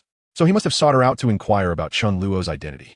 Chen Luo's demeanor and gaze were far too distinctive. It was likely that, upon hearing the coach's description, Gu Qinghuan would immediately recognize him, even if the coach refrained from mentioning Chen Luo's inquiry.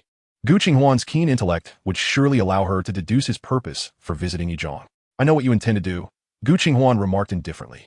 "You wish for me to recount that emotional turmoil, to bridge the gap between us, and then to weep profusely in your embrace." Chen Luo was momentarily taken aback, for that was indeed his unspoken desire. Regardless of the reasons behind Gu Qinghuan's suicide, one thing Chen Luo was certain of was that her anguish and guilt regarding Lu Yizhi had long been festering within her, unexpressed to anyone, and had inevitably reached a breaking point.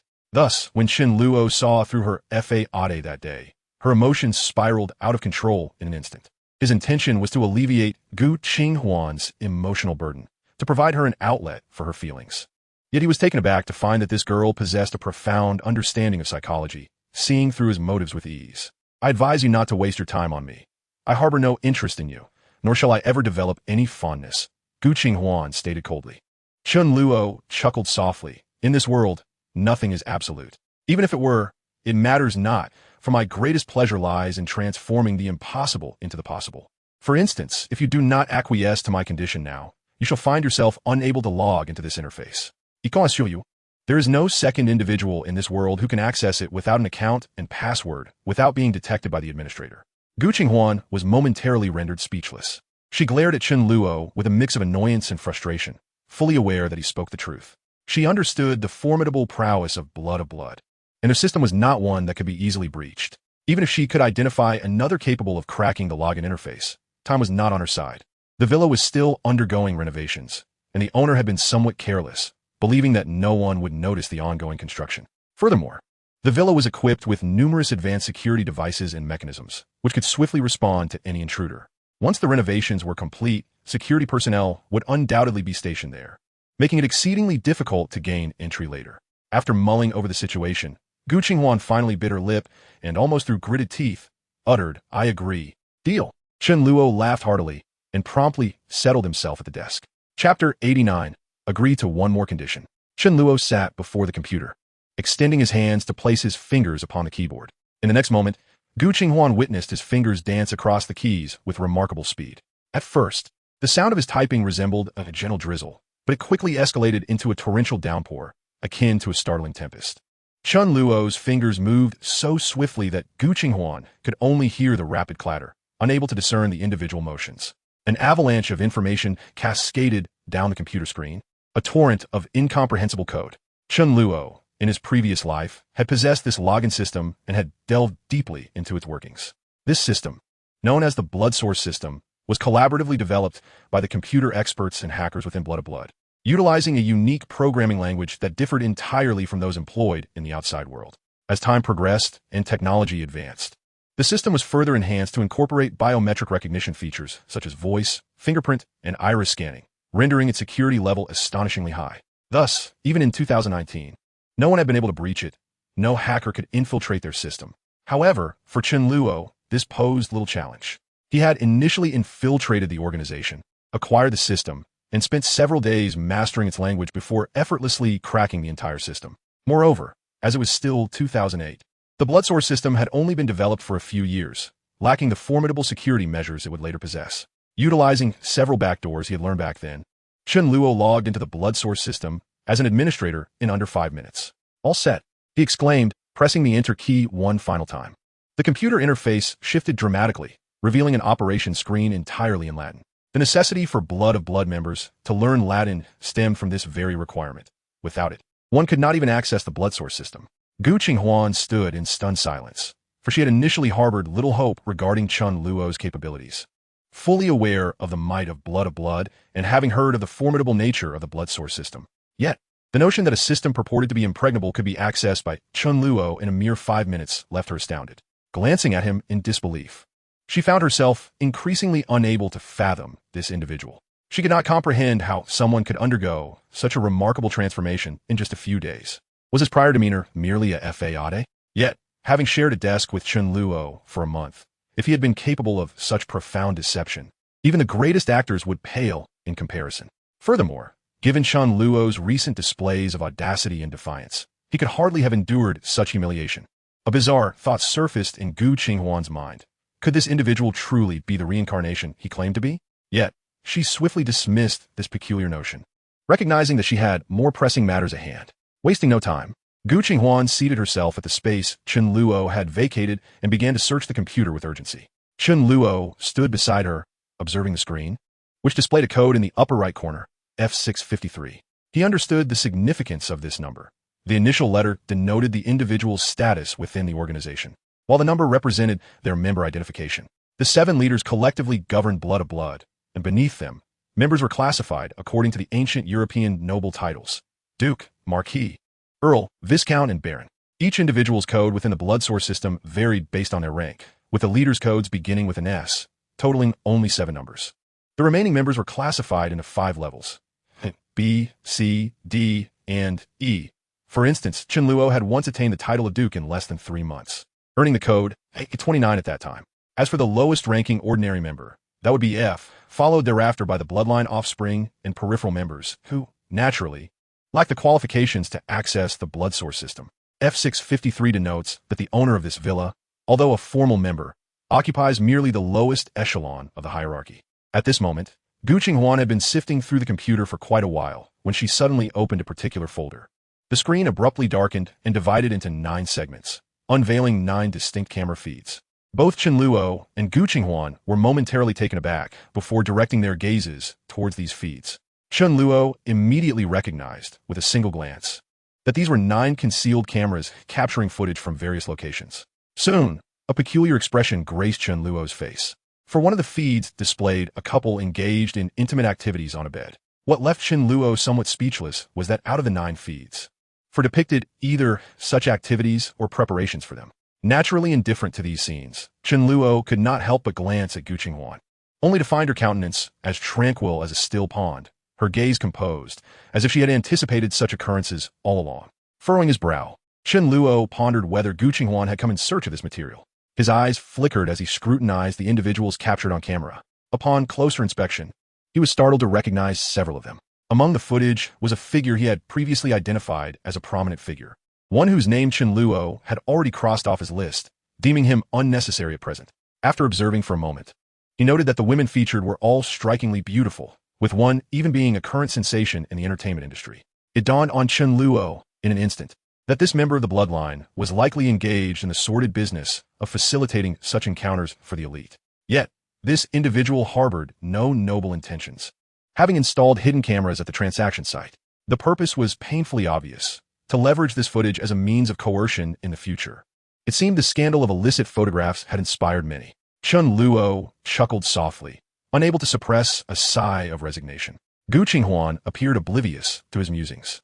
She expressionlessly shut off the surveillance display and swiftly located the folder housing these videos. Each video within was meticulously labeled with names, and before long, Gu Qinghuan found the one she sought. She promptly extracted a USB drive, ready to copy the files. However, at that moment, Gu Qinghuan noticed a predicament. The computer case possessed but a single USB port. To replace it with her own USB drive, the wireless connector belonging to the bloodline would have to be removed, consequently causing the system to exit, rendering her unable to copy the videos. A thorough inspection of the rear of the case yielded no additional ports. In an instant, Gu Qinghuan comprehended that this member of the bloodline had likely foreseen this very scenario, thus leaving only one port available, without prior preparation. It was impossible to copy the videos within. With no options left, Gu Qinghuan reluctantly shifted her gaze to Chen Luo. "Make me one more promise," Chen Luo said, a smile playing on his lips as he regarded Gu Qinghuan.